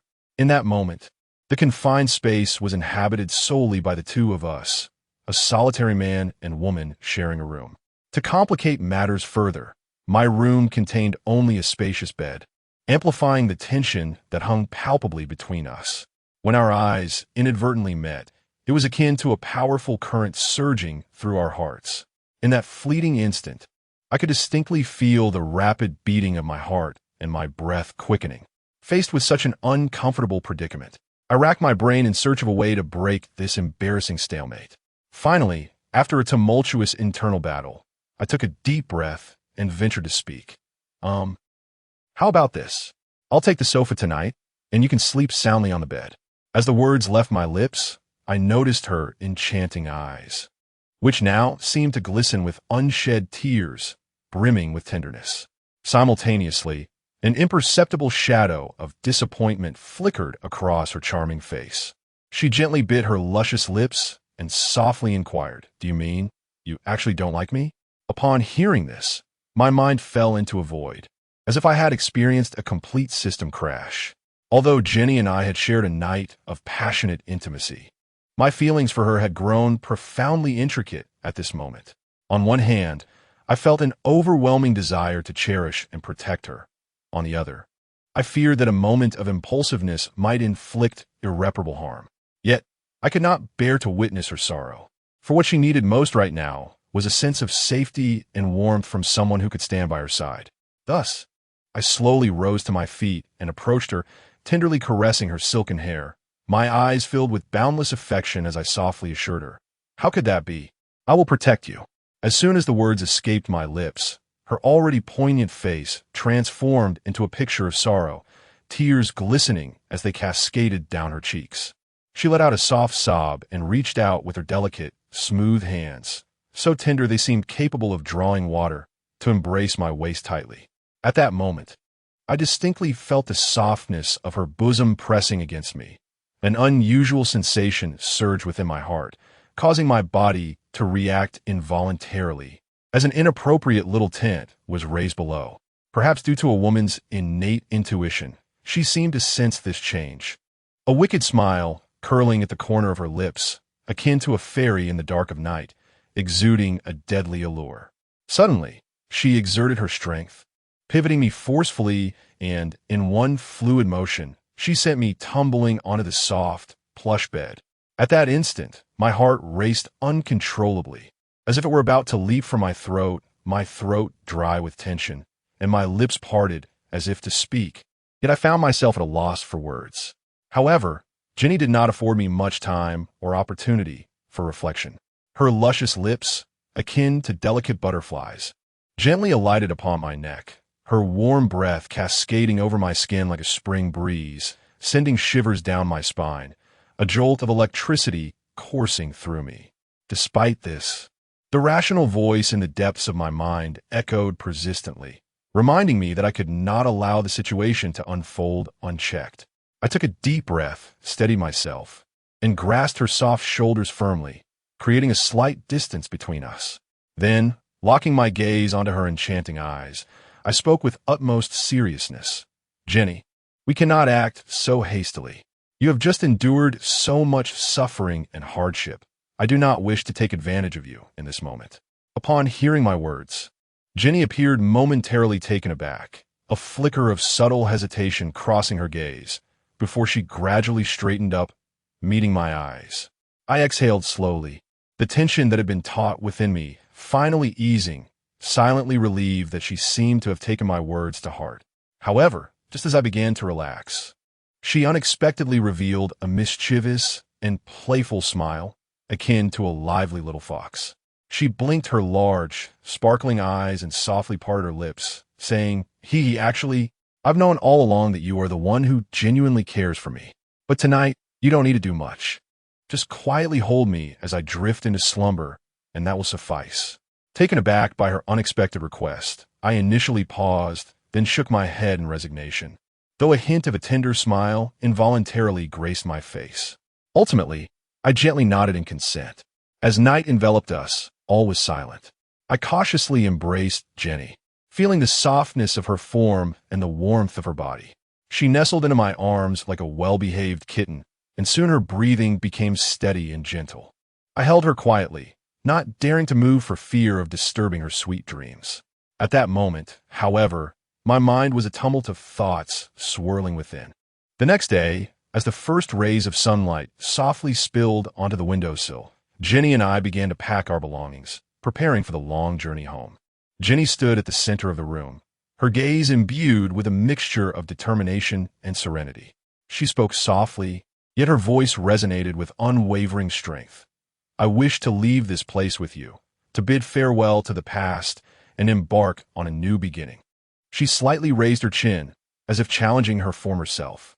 A warm surge of emotion welled up within me, and a profound sense of gratitude washed over me, prompting me to wholeheartedly accept her request for companionship on this journey. Chapter 47. Settling Jenny on my way back, my thoughts began to drift, and the image of Wang Hao's arrogant demeanor surfaced in my mind. The humiliation I had once endured coiled within me like a venomous serpent, gnawing at my heart and denying me a moment's peace. In recent days, I had been tirelessly grappling with various challenging issues, leaving my business affairs temporarily on hold. Now that I had finally found a moment to breathe, it was time to deliberate seriously. I turned to Jenny, who was gazing quietly out of the window, the golden sunlight outlining her profile, rendering her beauty reminiscent of an oil painting. After a moment's contemplation, I ventured, "Jenny, I have been overwhelmed with business matters lately, and I find myself quite stretched thin. Being a foreigner, you are familiar with the mindset and preferences of foreigners. I would like to enlist your help in managing my business affairs. What do you think? I assure you, the remuneration will be generous." Jenny turned her head. Our eyes met, and a glimmer of surprise flickered in her gaze. Without hesitation, she responded, "That sounds fantastic. I was just lamenting my lack of opportunity to showcase my abilities. Rest assured, I will give it my all." Her cheeks flushed with excitement, and her hands instinctively clenched, as if she could already envision herself thriving in the business arena. After all, in this pragmatic world, few would easily spurn the dual allure of wealth and opportunity. At last, we arrived at our destination. I led Jenny to a serene apartment, surrounded by lush greenery and complete with all necessary amenities. As I opened the door, the interior revealed a warm and inviting atmosphere, with soft yellow light spilling onto the wooden floors, evoking a sense of home. I decided it would be best for Jenny to reside here for the time being. After signing the contract and paying the rent, I settled down with Jenny in the living room, meticulously detailing the operational processes of the business, patiently explaining each step. Jenny listened intently, nodding occasionally, and took out her notebook to record everything in detail, her eyes shining with focus and determination. Once I had conveyed all necessary information, I stood to take my leave. Just as I reached the doorway, Jenny's soft voice called out behind me, "Thank you, Mr. Lin." Her words were like a gentle breeze on a spring day, caressing my heart. Instinctively, I turned to look back. There stood Jenny in the center of the living room, her rosy cheeks radiating gratitude, her eyes sparkling as if they held stars. For a moment, I felt flustered, my cheeks warming slightly, and my heart inexplicably quickened. I cleared my throat and, feigning composure, replied, "No need for thanks. Let us work hard together moving forward." With that, I hurriedly turned to leave, yet the echo of her gratitude lingered within me. I realized how wondrous it felt to be trusted and relied upon. In that instant, I truly recognized myself as a responsible boss. As the city lights began to twinkle, casting vibrant hues across the streets, I inhaled deeply and stepped out of the apartment. Just outside, I spotted the familiar figure of Li Feng leaning against the wall, a cigarette dangling from his lips. The flickering glow of the ember illuminated his sharply defined features. I approached him with a few strides, patting him on the shoulder, before retrieving a neatly bundled stack of cash secured with a rubber band from my pocket. The notes shimmered enticingly in the glow of the street lamp. "Fengyi, during these recent days, I owe you a great deal. Your assistance has been invaluable, and this is your due." A note of sincere gratitude tinged my voice. Li Feng's eyes instantly sparkled with enthusiasm as he hurriedly extinguished a cigarette, brushed his hands against his clothing, and cautiously accepted the money, his fingers unconsciously tracing the edges of the bills. I furrowed my brow, my expression growing grave. The actions that lay ahead would be fraught with peril, hidden currents swirling all around. A single misstep could lead to irreparable consequences. If you harbor any doubts, it is not too late to withdraw. I would bear you no ill will. Li Feng seemed momentarily stung by my words, suddenly raising his head, a flicker of displeasure crossing his gaze. He clutched the bills tightly, as if they were a testament to his resolve. "Brother Jin, what are you saying?" "It is my honor to follow you. From the very beginning, I have been steadfast in my decision to accompany you. I am prepared to brave fire and water without hesitation." His declaration was resolute, each word resonating with conviction, the veins on his neck slightly protruding. Observing his earnest demeanor, particularly the fervent intensity in his almost fervid eyes, an impulse to smile unexpectedly surged within me, and the corners of my mouth involuntarily lifted. "Ah, I see, it's not me you're following, but rather this money." I jested lightly. Li Feng was momentarily taken aback, then quickly understood, scratching his head with a goofy grin that revealed a set of bright white teeth. "Brother Jin, look at what you're saying. While money is indeed delightful, without your leadership, where would these opportunities arise?" After our light-hearted banter, our expressions turned serious as we instinctively made our way to the dim alley at the street corner. The yellow streetlights cast mottled shadows in the alley, and we drew closer, lowering our voices as we meticulously plotted our next steps. The city's neon lights flickered, yet could not penetrate the gloom that enveloped my heart. For several days and nights, Li Feng and I sat huddled in our small, dimly lit rented room, enveloped in swirling smoke, our gazes filled with determination. All of this stemmed from Wang Hao and his associates. Our initial plan was to probe into Wang Hao's whereabouts. The elusive dragon brother, who was often mentioned yet rarely seen, loomed like a fog, tightly gripping our hearts. Who exactly was he, and what kind of formidable forces supported him? These uncertainties pricked at us like sharp thorns, making it difficult to find peace. In the ensuing days, we moved like solitary wolves concealed in darkness, traversing various corners of the city. The dimly lit bars filled with deafening music, the pool halls reeking of acrid smoke and sweat, and the underground casinos buzzing with the raucous cries of gamblers, all bore witness to our weary yet relentless forms. We kept our eyes wide open, not letting slip any potential clues that could link us to them. However, reality dealt us a heavy blow, as all our efforts seemed to vanish into the abyss, leaving us with nothing. The flicker of hope, after repeated setbacks, began to wane. Amidst this suffocating stalemate, my phone rang abruptly, the sharp ringtone slicing through the heavy air of the room. The display revealed the woman who had appeared at the landlord's gambling den, her every smile and frown flooding back into my mind. "Hello, handsome. Do you remember me?" On the other end of the line, her voice carried a hint of playfulness and mischief, akin to an invisible hand gently teasing the strings of one's heart.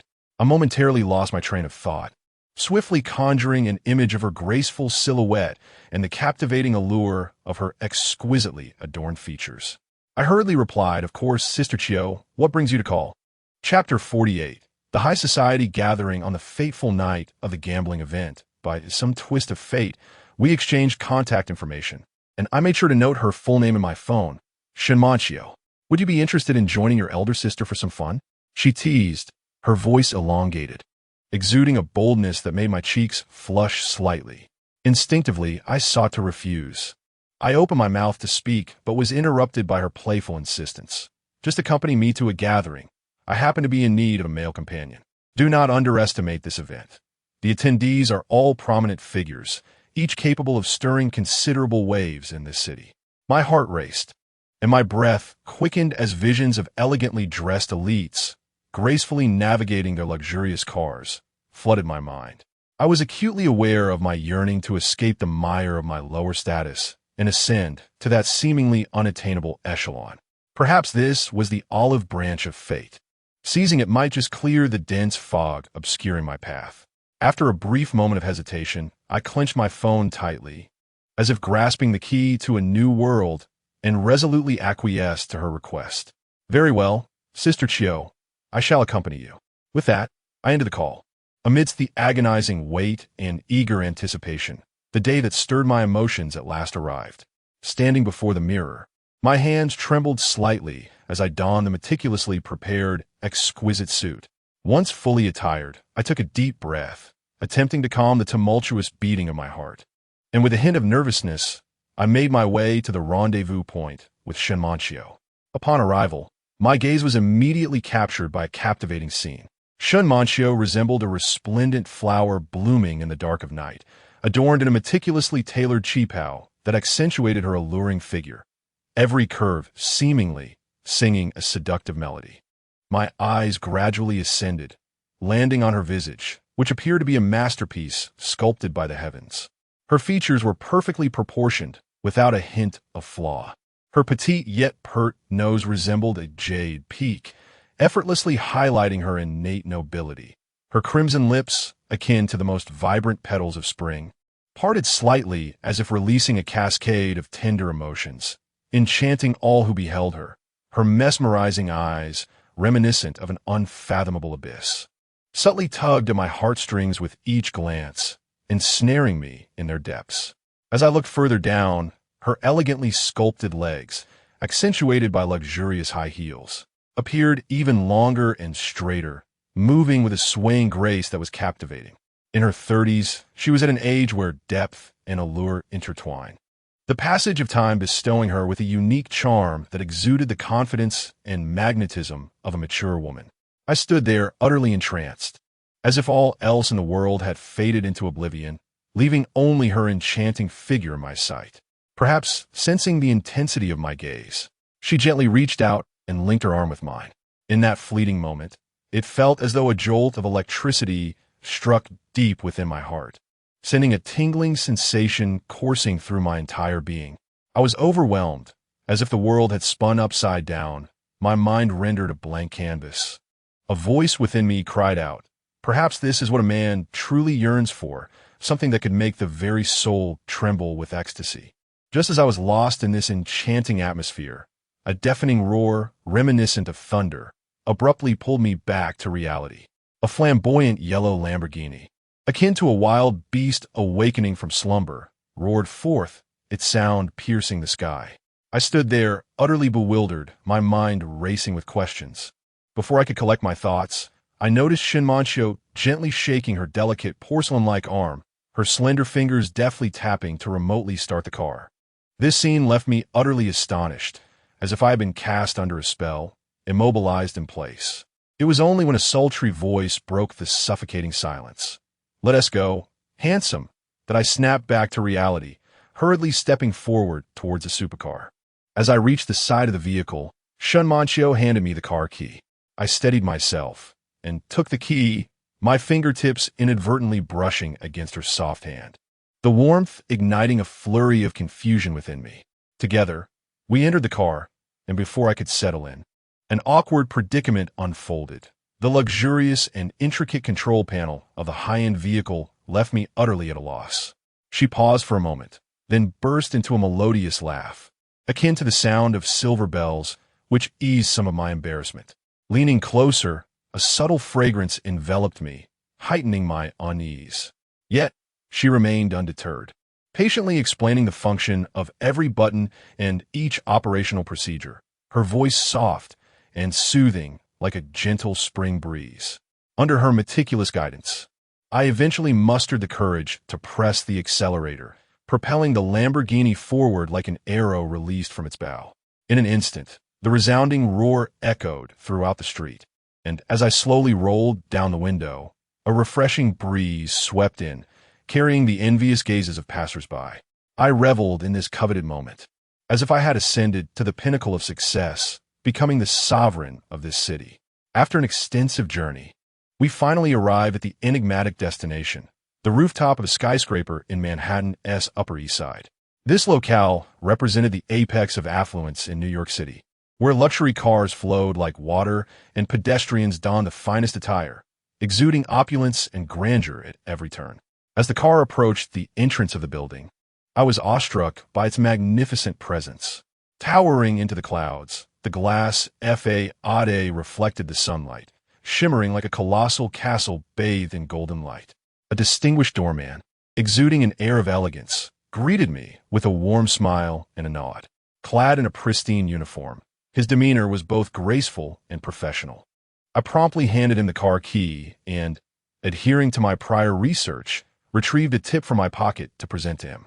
The doorman graciously accepted the key and the tip, courteously opening the car door for us and softly wishing, "Have a pleasant evening, sir, madam." Then, Shun Manchio linked her arm with mine, her graceful figure gliding slowly into the room. Upon entering, I found myself utterly captivated by the resplendent decor that adorned the interior. The grand crystal chandelier hung like a radiant sun in the lobby on the first floor, its myriad crystals shimmering with enchanting brilliance under the illumination, casting a daylight-like glow throughout the entire hall. Chapter 49.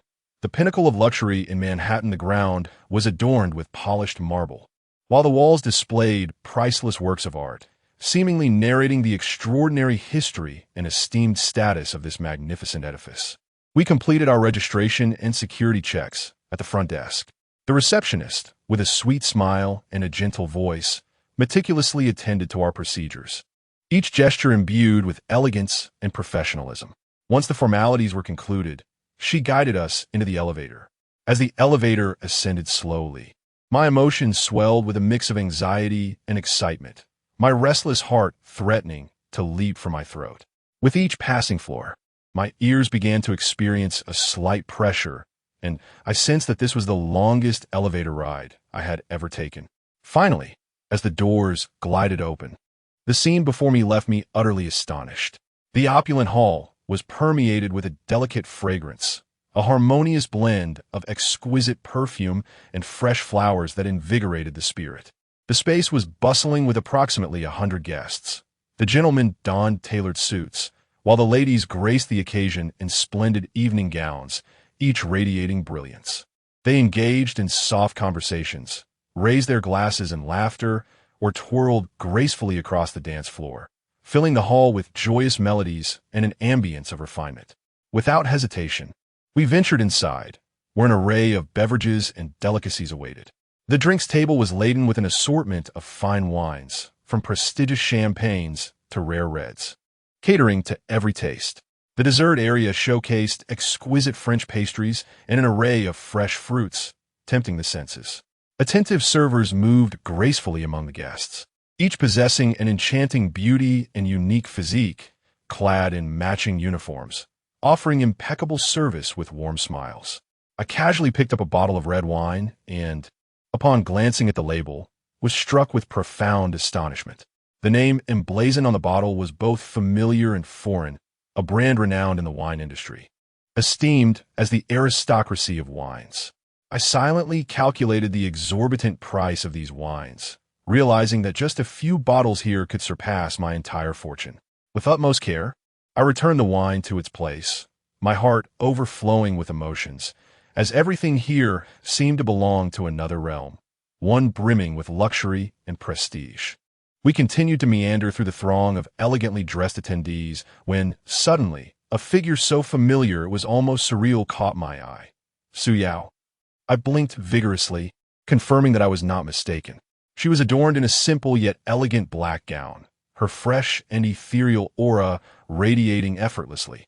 Beside her stood a distinguished gentleman, tall and imposing in a dark suit, exuding an innate confidence and authority in his every movement.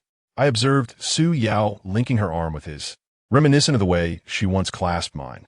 This sight struck me like a bolt from the blue, shattering my composure without warning, leaving me rooted in place and utterly unprepared. What was she doing here? Who was the man beside her? My mind was a chaotic tangle, a whirlwind of questions swirling through my consciousness in an instant. However, I swiftly became acutely aware of the subtle shift in atmosphere, as at that moment, Shin Manchio was tightly clasping my arm, her grip slightly tightening, seemingly sensing the unease.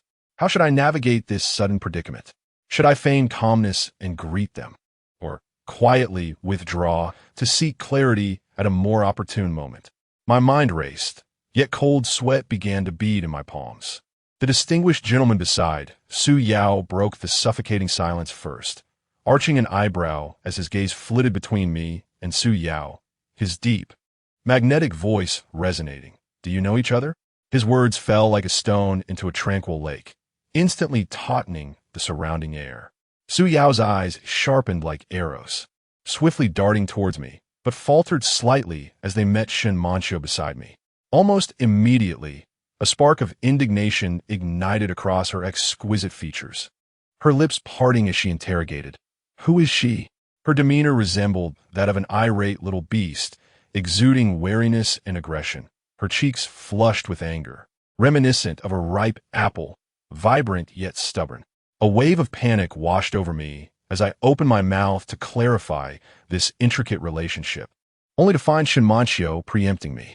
She gracefully leaned forward, her delicate arms wrapping around my waist like nimble vines, her chin lifted slightly, her eyes unabashedly revealing possessiveness as she boldly declared, "He is my boyfriend." The proclamation struck me like a thunderclap, leaving my mind buzzing, caught in a whirlwind of helplessness and embarrassment, plunging me into an inextricable predicament. At that critical moment, a familiar figure emerged, one that sent a chill coursing through my veins. It was none other than Su Yao's brother. The memory of his earlier condescending demeanor, which had once humiliated me at Su Yao's home, clenched my fists involuntarily, my nails nearly embedding themselves into my palms. He strode forward with an air of arrogance, each step seemingly asserting his undeniable superiority. As he approached, his gaze openly displayed contempt and disdain, piercing through me like icy frost, while he muttered derisively, "Oh, Su Yao, why had you invited such an unrefined friend here? This is no place for someone like him." With a dismissive wave of his hand, he signaled for security to escort me out, the intent glaringly obvious. His commotion drew the attention of many, and the elegantly attired men and women around us halted their conversations and drinks, intrigued as if they had stumbled upon a curious spectacle. I felt the heat rise in my face, my self-esteem trampled underfoot. Yet, just as I braced for the humiliation of being publicly shamed, Shin Manchio, who had been nestled beside me, suddenly radiated an imposing presence, akin to a lion awakening from slumber. She released her embrace, taking a small step forward, her back straight as an unwavering pine, standing tall against frost and snow. Her gaze was piercing as she fixed her eyes on Su Yao's brother, her voice ringing clear, yet laced with formidable authority. "What are you?" The tone she employed suggested that she was the sovereign of this realm, causing the very air around her to tremble slightly in response to her commanding shout. Chapter 50. The party's turmoil. The dazzling light from the crystal chandelier at the party was somewhat blinding. Su Yao's brother was momentarily taken aback by Shin Manchio's unwavering presence, a flicker of surprise crossing his eyes. Yet, the arrogance that was second nature to him quickly resurfaced, his lips curling into a mocking smile. "Oh, look who we have here, a little blonde girl boldly spouting nonsense," he sneered. You ought to be aware that in this valuable space where the elite gather, my mere stamp of the foot could make the entire building tremble. No one dares to speak to me in such a manner. Shun Manchio raised her chin slightly, her gaze icy as she let out a cold laugh. Oof, I care not who you are. If you dare lay a finger on him today, I assure you, you will regret it. At that moment, Su Yao, resembling a startled fawn, hurriedly approached, her delicate white fingers gripping her brother's arm tightly. Biting her lip, she spoke in a hushed, pleading tone, "Brother, please stop. Look at all the prominent figures present today. It would be so embarrassing if this escalates." Her brother glanced at her with irritation before turning his fierce gaze towards Shun Manchio and me, letting out a disdainful snort. "Fine, out of consideration for you, I shall spare this ungrateful fool today. But you'd best keep your head down and not cross my path again." With that, he dragged Su Yao away, striding off with an air of barely contained fury. I stood frozen, my heart racing like thunder. The tension that had felt as though it might snap began to ease slightly, yet the heaviness in my chest lingered like a dense, oppressive cloud that refused to dissipate. Shun Manchio seemed to sense the turmoil within me. Her soft hand gently clasped mine, the warmth of her touch exuding a soothing magic. "Don't mind him," she said softly. "We're here to enjoy ourselves. Let us not allow him to ruin our spirits. Come, let us continue to have fun." I inhaled deeply, striving to lift the corners of my mouth into a smile that was more painful than tears, nodding in agreement. We feigned indifference, straightening our backs as we re-entered the vibrant crowd that both exhilarated and intimidated me. Glances from those around us occasionally pierced through the air, seemingly casual yet sharp as thorns, digging into my back. Shun Manchio, however, appeared utterly unfazed, exuding an effortless charm as she unceremoniously pulled me towards the dance floor. As the music began to flow like a gentle stream, she danced gracefully, her movements akin to a fluttering butterfly, each spin and gesture imbued with boundless enthusiasm. I watched her, gradually becoming immersed in this enchanting moment, allowing the earlier embarrassment to fade into oblivion. As the song concluded, applause erupted from the crowd surrounding the dance floor. Shun Manchio and I exchanged smiles, and just as we were about to step out onto the terrace for some fresh air, Su Yao returned, resembling a solitary shadow, standing a few paces away. Her eyes held a complexity that seemed to carry 1,000 unspoken words. She quietly asked, "May I speak with you privately for a moment?"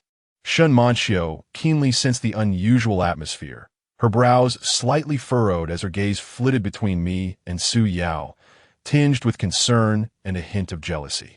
I gently patted the back of her hand, conveying a message of reassurance through my eyes. She pressed her lips together, advising me to call her if I needed anything, before slowly walking away. Su Yao led me through a winding path to a relatively quiet corner, partially obscured by greenery, where the light was dim.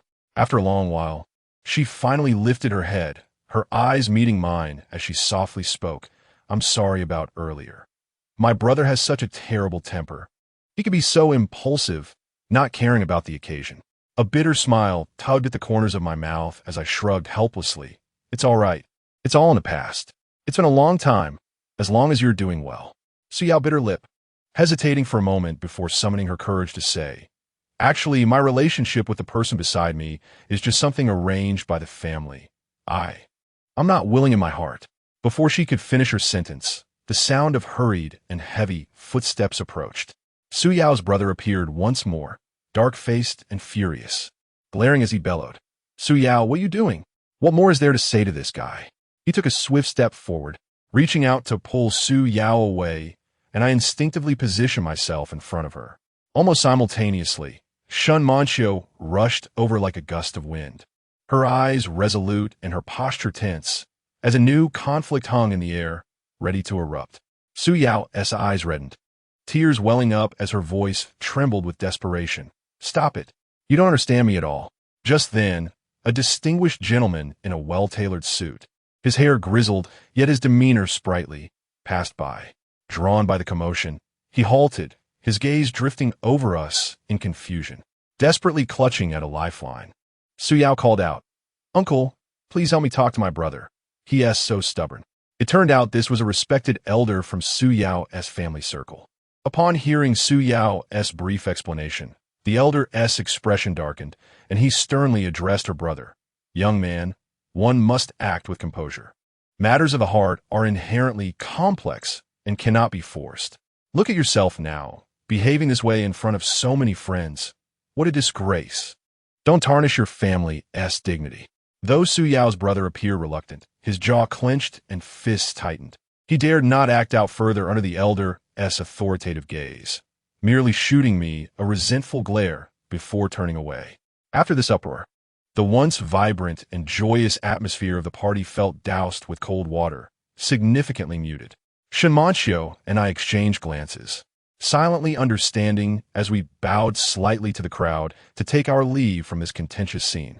Upon reaching the door, the cool night breeze brushed against my face, and just as I exhaled in relief, hurried footsteps echoed behind me. Su Yao emerged, standing on the steps, gazing up at me with a look of nostalgia and serenity, softly saying, "I hope you find happiness." I nodded slightly, my voice rough. "You too." As we settled into the car, Shinmanshio leaned against my shoulder like a weary yet contented kitten, her strands of hair grazing my cheek in a ticklish caress. Outside the car window, the nightscape of Manhattan unfolds like a magnificent canvas, vibrant and bustling, illuminated by countless lights. Yet within me, a resolute determination takes root. In this very place, I shall carve out my own domain. Despite my humble origins, I vow to defy fate and reshape my destiny. Chapter 51. The intertwining of desire and dignity. The car glided slowly along the bustling streets of Manhattan, the neon lights outside streaking by like vibrant ribbons. Yet the atmosphere within the vehicle was heavy and fraught with tension. Shinmanshio's hair danced in the wind, occasionally brushing against my cheek, a teasing sensation that could not penetrate the chaotic thoughts swirling in my mind. The conflicts and entanglements from the party continued to flicker in my memory like a kaleidoscope, my mood turbulent like a stormy sea, impossible to calm. Before long, the car came to a halt in front of an elegant and luxurious villa. Shinmanshio turned to me, her eyes shimmering with fervor and anticipation, softly suggesting, "Let's south go to my place tonight." My heart jolted at her words, and gazing into her eyes, which seemed to harbor the cosmos, I found myself nodding almost involuntarily. As we stepped into the villa, warm golden light cascaded down, enveloping everything in an alluring veil. Shinmanshio gracefully approached the wine cabinet, delicately selecting a bottle of red wine, pouring 2 glasses with poise. She handed one to me before languidly leaning against the sofa, her gaze both dreamy and enticing as it locked onto mine. I sat stiffly beside her, my hand instinctively tightening around the wine glass. Just as I was about to speak, she surged forward with the swiftness of a graceful cheetah, her soft lips crashing onto mine. My mind erupted in a haze, akin to fireworks bursting forth, the wine in my hand trembling perilously. Her kiss was fervent and wild, imbued with reckless determination, as her tongue eagerly pressed against my teeth, exploring and entwining with abandon. Overcome by this torrent of emotion, I clumsily wrapped my arms around her, reciprocating her passionate advances. Before I realized it, we had tumbled from the sofa onto the plush carpet, our clothes strewn chaotically around us. Shinmanshio straddled me, her eyes ablaze with desire, suddenly tearing down the strap of her dress, her fair skin glimmering enticingly in the light. I reached up to caress her cheek, my thumb grazing her lower lip, which she then captured with her mouth, her tongue teasingly licking, sending electric shivers coursing through my body. In the next moment, she leaned down, her heated lips trailing along my neck, leaving a series of damp kisses in their wake. I could no longer contain myself, arching my back as my hands gripped her waist, my fingers sinking into her skin. Her hands roamed restlessly, igniting a fervent fire wherever they touched. We tugged and nibbled at each other, as though trying to meld our very beings, spiraling deeper into this maelstrom of passion, forgetting all worries and sorrows, lost in the primal revelry of desire. As the fervor subsided, we lay entwined on the floor, drenched in sweat, our chests rising and falling in a rapid rhythm. I gently stroked Shun Manchio's long hair, my heart a tumult of emotions. Gratitude for her intervention and trepidation about the future clouded my thoughts. The faint light of dawn seeped through the sheer curtains, casting scattered glimmers upon our intertwined forms. I slowly awakened, instinctively reaching out to embrace Shun Manchio, only to find an empty space beside me, sending a chill through my heart. As I opened my eyes and surveyed the room, a heavy silence enveloped me, the atmosphere almost stifling. Clothes lay haphazardly strewn about, yet she had vanished without a trace. I hurriedly rose, hastily dressing while calling out her name, but the only response was the hollow echo of my own voice. Upon entering the bedroom, my gaze fell upon a delicate envelope and a thick stack of cash on the bedside table, causing my footsteps to halt abruptly, an ominous premonition surging within me like a tide. With trembling hands, I opened the envelope, and a note filled with elegant handwriting fluttered to the ground. My dear, last night was a dreamlike beauty. You ignited a passion within me that I had never known before. I understand how challenging it is for you to strive in Manhattan. Please do not toil so hard any longer. Be mine. In the days to come, you need not worry about making ends meet. I shall provide you with everything you desire, as long as you remain by my side. Upon reading these words, my heart felt as though it had been struck by a heavy hammer, pain radiating throughout my entire being. The letter slipped from my fingers as I sank feebly onto the edge of the bed, my mind a blank canvas. The tenderness of last night clashed violently with the stark reality before me, as if my soul were being torn asunder. After sitting in silence for what felt like an eternity, I clenched my fists, filled with turmoil and reluctance. Just then, I heard soft footsteps behind me. Turning around, I beheld Shun Manchio, draped in a silken robe, exuding a languid yet breathtaking beauty as she stood at the door. She approached with measured steps, her eyes a blend of anticipation and a hint of anxiety, softly uttering, "I am serious. Please consider this. With your talent, it is incredibly difficult to make a name for yourself in Manhattan alone. I cannot bear to see you struggle so. With me, I can ensure your well-being and offer you a life of comfort." I stared at her intently, my eyes slightly reddening as my voice trembled with emotion. "Shun Manchio, from the moment you stood up for me at the party, I knew you were a remarkable woman. I am grateful, but I cannot accept your support. Though I come from humble beginnings, I possess my own dignity and dreams. I wish to establish my footing in this city through my own efforts, rather than relying on another." A fleeting shadow of sorrow crossed Shun Manchio's eyes as she gently bit her lip, stepping closer to grasp my hand. "I merely wish to spare you the hardships of a long journey, to protect you from the wounds that reality inflicts. Is it so wrong to love someone and want to ease their burdens?" I grasped her hand in return, my gaze resolute. "Manchio, you are not in the wrong, but if I choose to be supported, I would cease to be myself." In an instant, her eyes glistened with tears, and after a long pause, she nodded slowly. "I understand now. I underestimated you." I gently embraced her, as if holding the entire world, with Shun Manchio resting her head on my shoulder, softly weeping. After some time, she lifted her head, her eyes once again sparkling with joy. I gradually released her from my embrace, gazing at Shun Manchio, my heart heavy yet resolute. Turning away, I walked towards the door with a weighty but determined stride. Each step felt like treading upon the fragile core of her heart, and I sensed her burning yet sorrowful gaze upon me. Upon reaching the door, I placed my hand on the doorknob, hesitating for a fleeting moment before finally twisting it firmly. The crisp air rushed in, dispersing the warmth and intimacy of the room behind me. Taking a deep breath, I stepped outside. Behind me, I heard Shun Manchio's voice, slightly choked with emotion. "If one day you grow weary, this place will always be your refuge."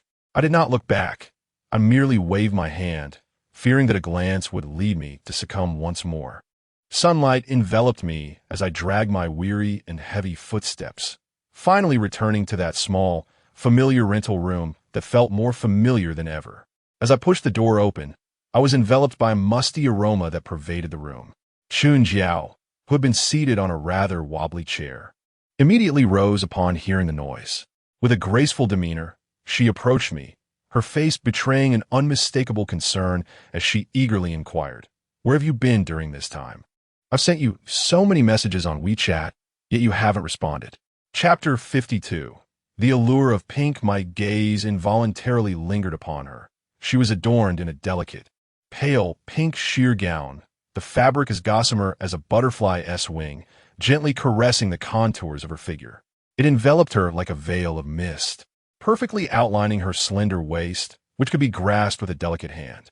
The neckline, slightly open, formed an elegant arc, revealing her exquisite collarbone, akin to a meticulously crafted work of art, glimmering enchantingly under the soft light, igniting the imagination.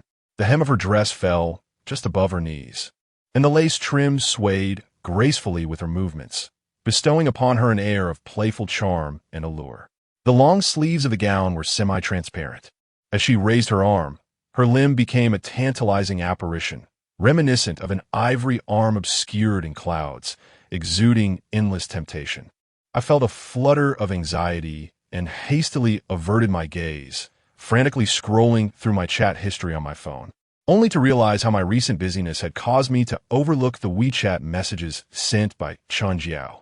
Staring at the multitude of unread messages, I sheepishly scratched my head, attempting to muster an apologetic smile. Su Jiao, observing my awkwardness, allowed a mischievous smile to play at the corners of her lips.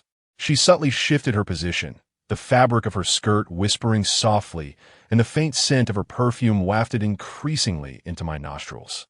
"What now you think of me?" Her voice was as gentle as a spring breeze, her hand daringly extending towards mine, her delicate fingers lightly resting on my wrist, tracing circles that sent shivers racing up my arm. Just as I was about to speak, she suddenly stood up, feigning a reach for the drink on the table, her body deliberately brushing past me, her hair grazing my forehead, igniting a tickling sensation. Once she resumed her seat, her gaze grew even more captivating. She picked up her phone, tapped the screen a few times, and soon my phone chimed with a notification. She had sent me a selfie of herself trying on the same dress at home, accompanied by a message. "I've waited so long that the flowers have withered. How do you plan to make it up to me?" I raised my eyes to meet hers, only to find her tongue delicately licking her lower lip, her gaze filled with both provocation and anticipation, leaving my throat parched and my heart ablaze with that ambiguous spark.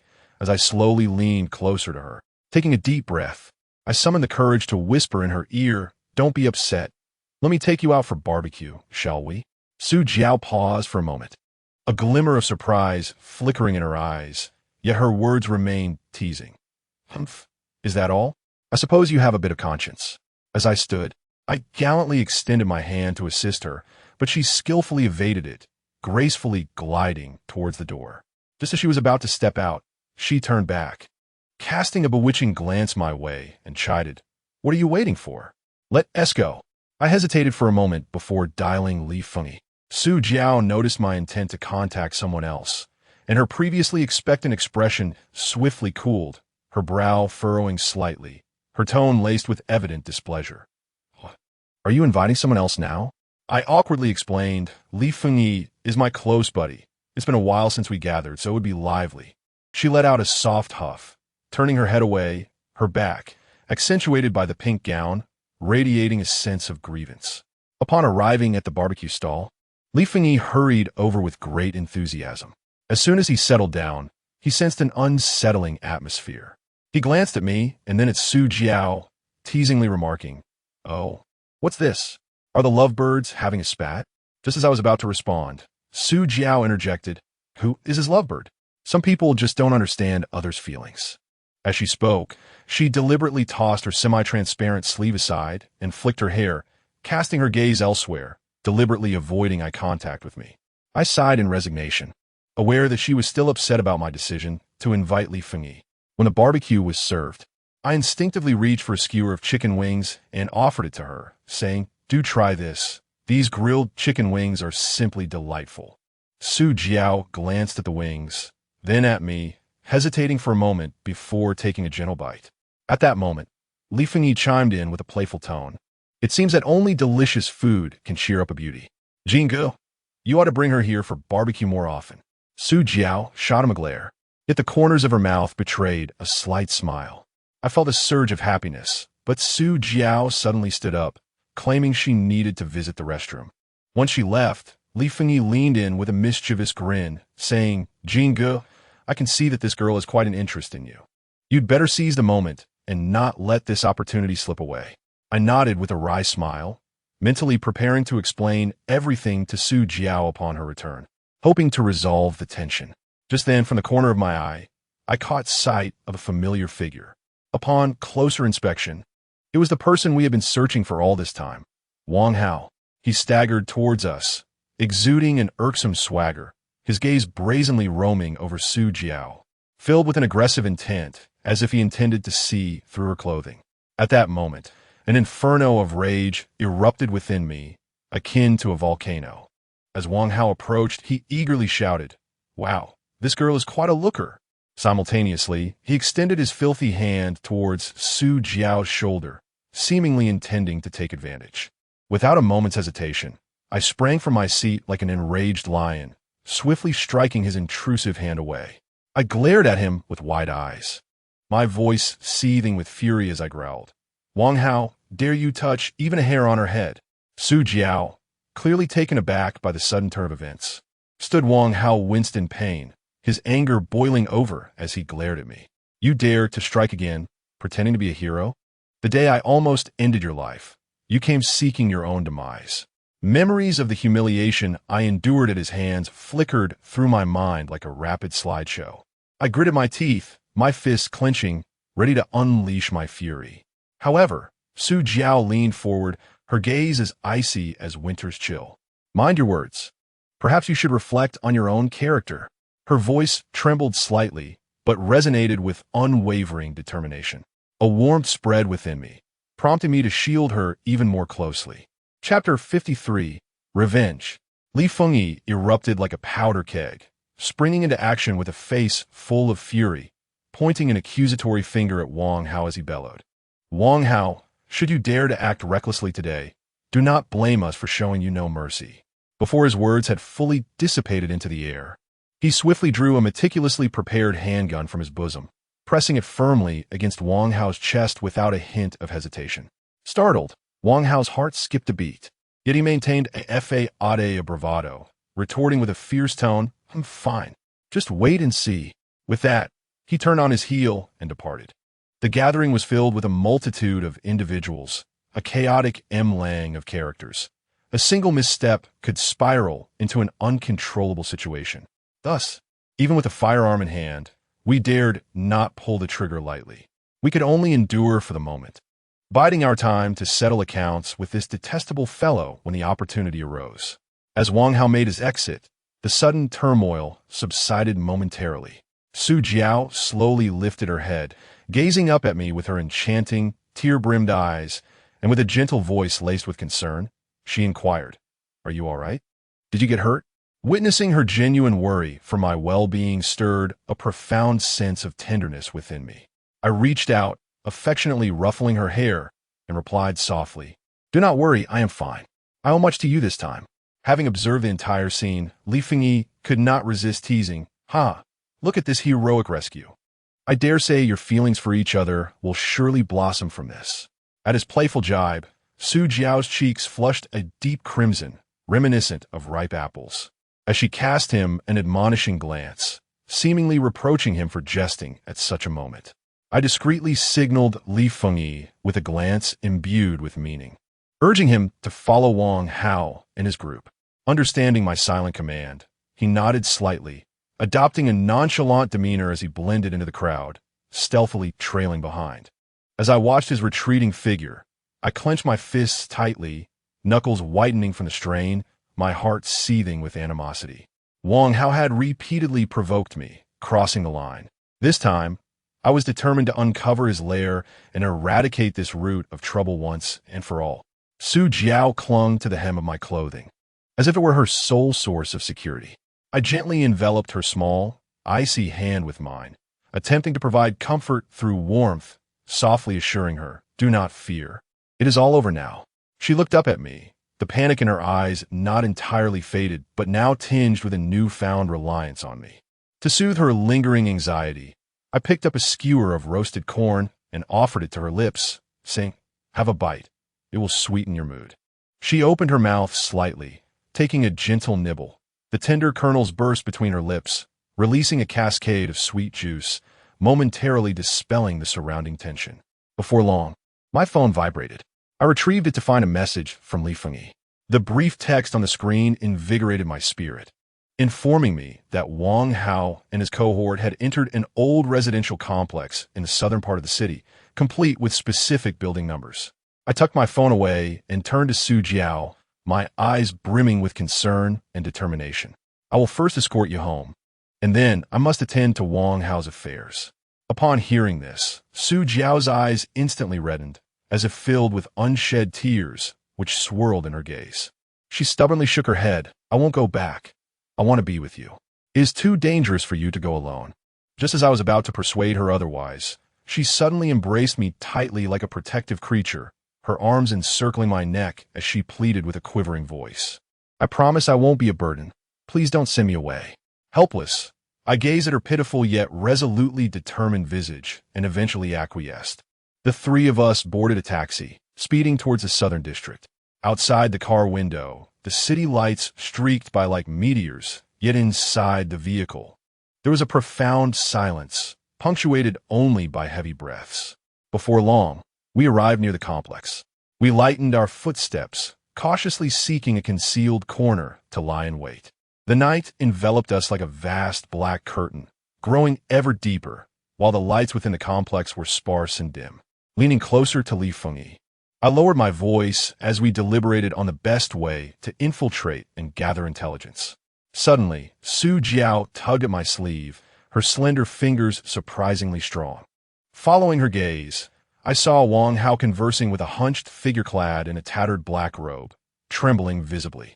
Wang Hao appeared anxious, his eyes darting around as if engaged in some nefarious transaction. Observing this, we resolved to remain still, holding our breath to discern their actions. Moments later, the figure departed, leaving Wang Hao to ascend the stairs alone. Once inside, the room's lights flickered on, casting a warm yellow glow that spilled onto the floor. Li Fengyi and I crouched low, our movements as soft as if treading on cotton, inching closer to peer through the window. Su Jiao followed closely behind, her steps cautious, yet her gaze unwavering, her lower lip clenched, a visage of tension and focus.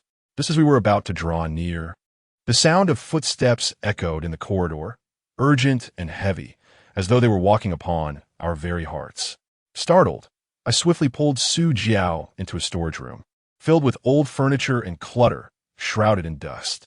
Li Fengyi adeptly concealed himself around the corner, pressing against the wall, scarcely daring to breathe. The visitor paused at Wang Hao's door, knocking and murmuring a few words before hastily departing. Once the coast was clear, we edged closer to the window, only to be taken aback by the scene within. Peering through the window, the sight within left us breathless. Wang Hao slumped on a tattered sofa, his gaze vacant and dazed, tightly gripping a syringe, the needle embedded in his bulging arm, the drug already coursing through his veins, causing his body to tremble involuntarily under its influence. Surrounding him, the coffee table was cluttered with crumpled foil, straws, and white powder, a clear testament to his ensnarement in the clutches of addiction. Witnessing this scene, my heart was a tumult of emotions. Li Feng leaned closer to me and, lowering his voice, said, "Brother, now that he is vulnerable, we must take action. We cannot allow him to harm others any longer." I nodded slightly, my eyes filled with determination. We swiftly and cautiously pushed open the door. Upon hearing the commotion, Wang Hao struggled to rise in defiance. But the drugs had ravaged his body. His steps were unsteady, and he could barely remain upright, flailing his arms in a futile protest as he mumbled incoherently. Li Feng and I rushed forward, quickly subduing him, binding him tightly to the chair with the ropes we had prepared in advance. Wang Hao continued to writhe, attempting to free himself from his restraints. I struck him sharply across the face, my voice laced with contempt. "Wang Hao, look at yourself now. You have committed countless evils, and it is time you faced the consequences." Chapter 54. An eye for an eye. The dim light flickered in the room, trembling as if it too were apprehensive of the scene replete with hatred and violence. After binding Wang Hao to the dilapidated, creaking chair like a lifeless dog, my chest heaved violently, and the hatred within me surged like tumultuous waves, crashing relentlessly against the shores of reason. My eyes, bloodshot and wild, were fixated on Wang Hao, the surrounding world fading into a blur, leaving only his loathsome visage starkly illuminated in my mind. Suddenly, I turned sharply, seizing the robust wooden club from the table. The force of my grip turned my knuckles white, the skin at the joints threatening to split under the pressure. It was as though I were being guided by the fiery wrath of vengeance, each step towards Wang Hao shattering the fragments of my past restraint, each footfall resonating with a gravity that made the very ground tremble beneath me. Did you ever contemplate this day, when you chose to humiliate me? My veins throbbed at my neck, teeth clenched as I forced the words through gritted teeth, my voice hoarse and distorted, reminiscent of a wounded beast's roar. With that, I swung the club high, tracing a fierce arc through the air as it descended mercilessly upon his shins. The sickening crack echoed through the silence of the room, shattering the stillness, followed by Wang Hao's agonized scream that seemed to pierce the confines of our small space. His leg twisted at a grotesque and chilling angle, beads of sweat cascading from his forehead like a string of pearls, soaking his clothes beneath him. Li Feng, equally flushed, his eyes ablaze with fury, rummaged frantically within the room, sending objects flying in all directions. From some hidden corner, he unearthed a gleaming pair of pliers, striding up to Wang Hao and gripping his trembling fingers with a vice-like hold. Coldly, he declared, "These hands of yours, stained with filth, shall finally face the consequences." As he gradually tightened the grip of the pliers, Wang Hao's nails were brutally wrenched from their beds, blood erupting like a fountain, splattering onto the floor in alarming crimson blooms. In agony, Wang Hao's facial muscles convulsed violently as he struggled, the chair rattling beneath him, producing a cacophony of creaks. Yet the sturdy ropes held him fast, rendering him unable to move, reduced to a heart-wrenching wail, reminiscent of a pig being slaughtered. The fire of hatred within me remained unabated, fervent as ever, as if I were a mere puppet of vengeance. I advanced once more, violently tearing open his shirt, the sound of fabric ripping reverberating in the room. Without hesitation, I grasped a smoldering cigarette but nearby and pressed it against his chest. In an instant, the sound of sizzling flesh accompanied the acrid stench of burning skin, permeating the air and assaulting my senses. Wang Hao's face contorted in excruciating agony, his features seemingly displaced, his eyes brimming with terror and despair. He gaped, saliva and tears mingling as they flowed unchecked down his cheeks. He pleaded pitifully, "Let me go, I was wrong. I won't dare again." Yet the memories of his past humiliations, which he had so callously trampled upon, echoed in my mind like a demon's whisper, rendering me deaf to his entreaties, igniting a desire for him to repay his debts manifold. Su Jiao huddled nearby, resembling a frightened fawn. Her complexion was as pale as parchment, devoid of color, her body trembling uncontrollably, teeth chattering. Her wide eyes were filled with horror as she witnessed the scene before her, brimming with shock and compassion. Suddenly, her voice quivered as she cried out with all her might, "Stop! Please, this could cost a life." Her tone, laced with desperation, struck my muddled mind like a bolt of lightning, pulling me abruptly from the abyss of furious hatred. Turning to her, the madness in my gaze still lingered, causing her to instinctively take a few steps back, her footing faltering, nearly causing her to stumble. Yet in a mere moment, reason began to dispel the shadows looming over my heart. Observing Wang Hao's pitiful state, the wooden stick I clutched slowly lowered, eventually slipping from my grasp with a dull thud as it struck the ground, producing a heavy echo. I inhaled deeply. As reason momentarily returned, I beheld Wang Hao's wretched appearance, and hatred surged once more within me. I could not simply let him off the hook. I had to extinguish any notion of retaliation he might harbor. I retrieved the wooden stick, weighing it in my hand as I advanced toward Wang Hao, each step seeming to tread upon his very heart, causing his eyes to widen in terror. "Wang Hao, do you believe this is over?" I must make it abundantly clear that if you dare to lay a hand on me, you can expect no mercy, I uttered coldly, raising the stick once more. This time, the stick descended forcefully upon his shoulder, the audible crack of his scapula resonating clearly. Wang Hao nearly fainted from the pain, beads of sweat cascading down his waxen face, mingling with blood that pooled beneath him. Li Feng was not idle either. He produced a rusty dagger from seemingly nowhere, brandishing it before Wang Hao, causing him to shudder at the sight of its glint. If you dare to entertain any thoughts of revenge, this dagger will find its way into your heart next time, he warned, lightly tracing the blade across Wang Hao's cheek, a line of crimson emerging almost instantly. Wang Hao, terror-stricken, shook his head vehemently, his voice cracking as he stammered, I truly won T. I leaned closer, grasping his hair to force him to meet my gaze. Remember, sparing you today is merely due to your remaining utility. Should I hear even a whisper of your schemes in the future, no matter where you hide, I will drag you out and subject you to unspeakable torment. Not a single one of your scoundrel friends will escape either. Su Jiao wept inconsolably beside us, her sobs piercing my heart like needles. I approached her gently, enveloping her in an embrace, whispering softly, "Do not fear, it is all over." Yet, deep down, I understood that this was merely the calm before the storm. After soothing Su Jiao, Li Feng and I exchanged a resolute glance, reading determination and resolve in each other's eyes. We gradually loosened the ropes, binding Wang Hao, who collapsed onto the ground like a heap of wet clay. I did not spare him a glance as I strode out of the room alongside Su Jiao. Outside, the night remained profoundly dark, an inky blackness seemingly intent on engulfing all that exists. I understood that this was merely the first step of my vengeance. Soon, I would hold Wang Hao's so-called dragon brother and his accomplices accountable as well. This act of retribution had only just begun, and each subsequent step would be fraught with hardship and peril. Yet, I had no path of retreat.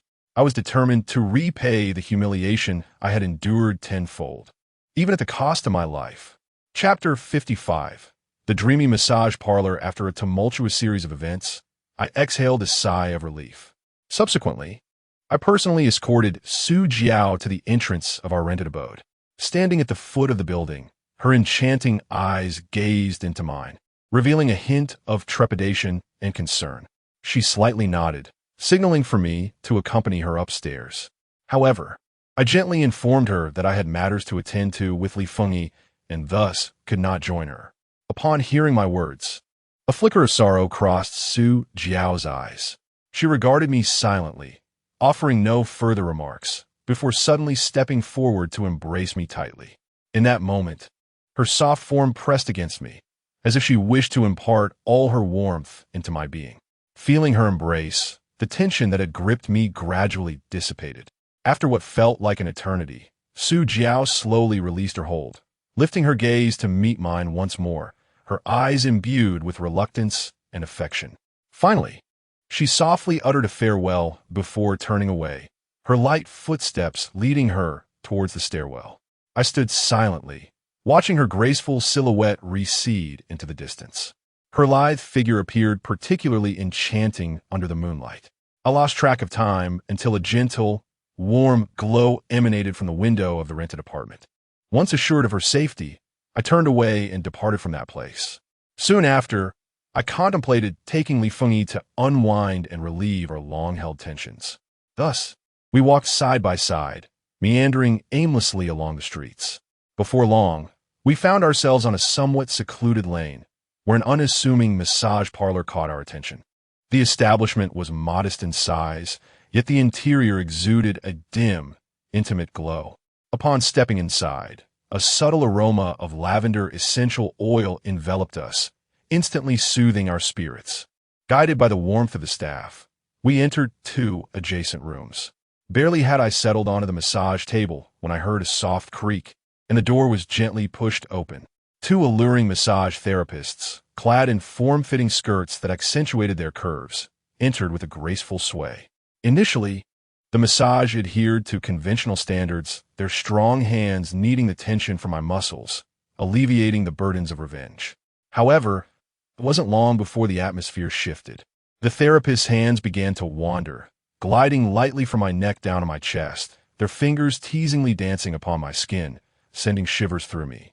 Their warm breaths brushed against my ear as one whispered, "Relax, boss." With that, their hands ventured deeper, fingers skillfully exploring, and I instinctively tensed but found myself unable to resist under the intoxicating influence of alcohol and the suggestive ambience. From the adjacent room, I could hear soft, muffled moans from Li Fengyi. Through the partially ajar door, I caught a glimpse of his therapist, her hands gliding over his body with warm oil, applying just the right amount of pressure, sometimes gentle, sometimes firm. Each movement seemed to ignite a flicker of desire within him, her long hair cascading as her captivating gaze enticed. She leaned in slightly, drawing close to Li Fengyi's ear, her ruby lips parting to release a breath as fragrant as orchids. "Doesn't it feel delightful? Relax a bit more." Her voice was sultry, laced with temptation, causing Li Fengyi's breath to quicken in an instant. At that moment, the room grew dimmer. The music transformed into an alluring haze. The massage therapist pressed herself against me, her lips grazing my cheek, her tongue teasingly exploring as we engaged in a passionate kiss. Her hands becoming increasingly daring. My mind was a blank canvas, just as desire consumed my reason, leaving me adrift in a cloud of bliss. The therapist giggled as she extricated herself from my embrace, her eyes sparkling with mischief.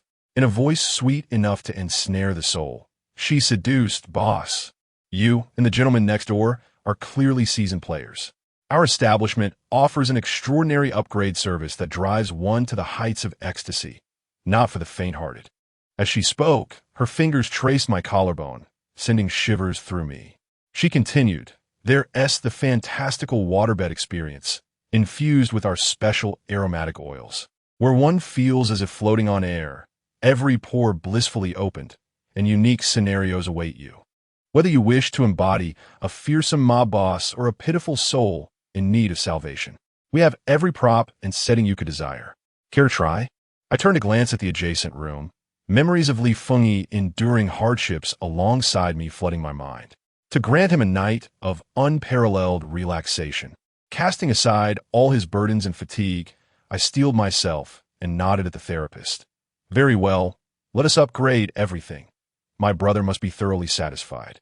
Upon hearing this, the therapist's face blossomed into a radiant smile, brimming with triumphant delight as she swayed her slender waist and stepped out to make arrangements.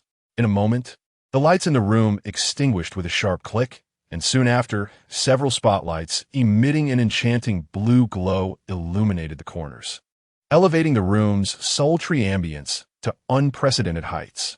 Simultaneously, the music shifted to an exotic electronic remix, pulsating with a rhythm that made hearts race. The deep bass resonating with primal desires, while the piercing highs incessantly stimulated taut nerves. As I remained immersed in this sudden sensory onslaught, two therapists entered, pushing an enormous waterbed aglow with blue light. The surface shimmered like a mysterious lake illuminated by moonlight. One of the therapists carried a black box filled with an assortment of curious props. She positioned the waterbed in the center of the room, draping it with a layer of silk-like black satin sheets that exuded a subtly enticing fragrance.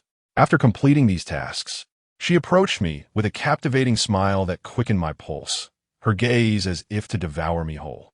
Once by my side, she extended her hands, gently yet eagerly beginning to unfasten my clothing.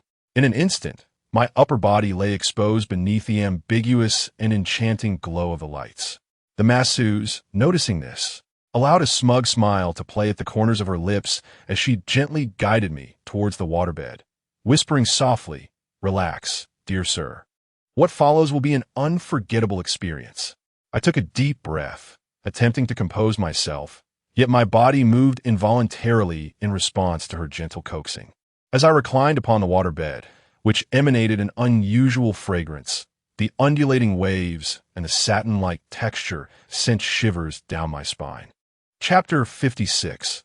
The temptation of the waterbed gently swayed beneath me, its exquisite buoyancy and softness intertwining to create a mesmerizing sensation. Coupled with a tinge of nervous anticipation bubbling within, I felt as though I had been transported into an ethereal, tantalizing dream. At that moment, Li Fengyi was also escorted by another masseuse. A blush still graced his cheeks, and his eyes reflected a blend of shyness and an irrepressible curiosity. Before we could fully gather our wits, the unfolding spectacle commenced. One of the attendants approached Li Fengyi with an exaggerated air of authority, clearing his throat before proclaiming, "Humph, naughty boy, do you even realize the mischief you've committed?" Meanwhile, another attendant glided toward me with graceful steps, bending slightly at the knees and feigning a pitiful demeanor. With a sweet voice, she uttered, "Master, you must be weary. Allow me to serve you well."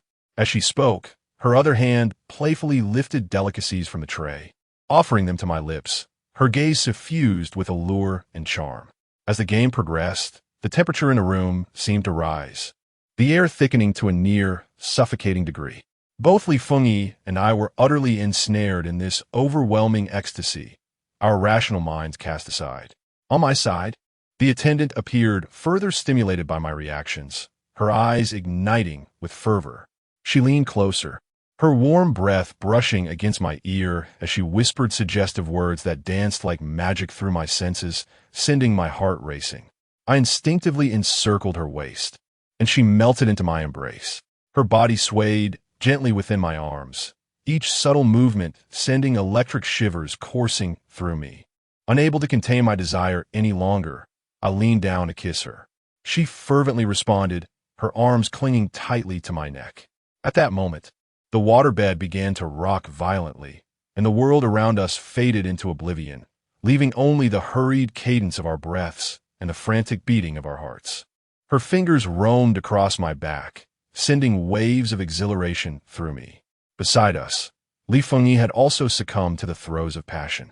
His face flushed a deep crimson, veins bulging on his forehead, beads of sweat cascading down, his eyes tightly shut, and his teeth clenched as he struggled to suppress the guttural sounds rising from his throat. Though his body's primal instincts grew ever more insistent, after what felt like an eternity, the fervor subsided, and I lay languidly on the waterbed, gasping for air. Almost simultaneously, Li Fengyi's heavy, trembling breaths filled the air. An atmosphere thick with ambiguity and sensuality enveloped us, leaving us utterly drained, our reason gradually returning. Eventually, we extricated ourselves from that dizzying chamber, the remnants of its sultry essence lingering in our nostrils. Yet, the flames of vengeance swiftly drew both Li Fengyi and me back to reality. We understood well that confronting Long Gu required more than just fervor. We needed the strength to contend with him. In the ensuing days, we secluded ourselves in a dim, damp rental, enveloped in a haze of smoke. The walls were plastered with disarrayed notes detailing Long Ji's whereabouts and the preliminary outlines of our revenge plan. The first step of utmost importance is to amass wealth. Without money, all endeavors are in vain. I stared at the ceiling, took a deep drag from my cigarette, and broke the silence.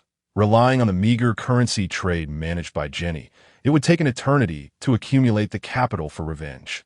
I need to engage in foreign exchange, establish a company, and embark on something grand. Li Feng's eyes lit up, and he slapped his thigh with enthusiasm.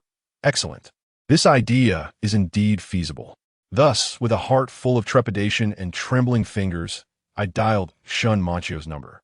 Her network is akin to an unfathomable, boundless web, and I could only place my hopes in her. The phone rang, and my heartbeat quickened in tandem.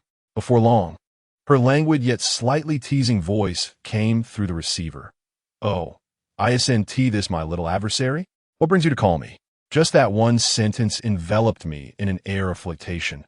I could almost envision her reclining on an opulent bed, her satin nightgown partially concealing her fair shoulders.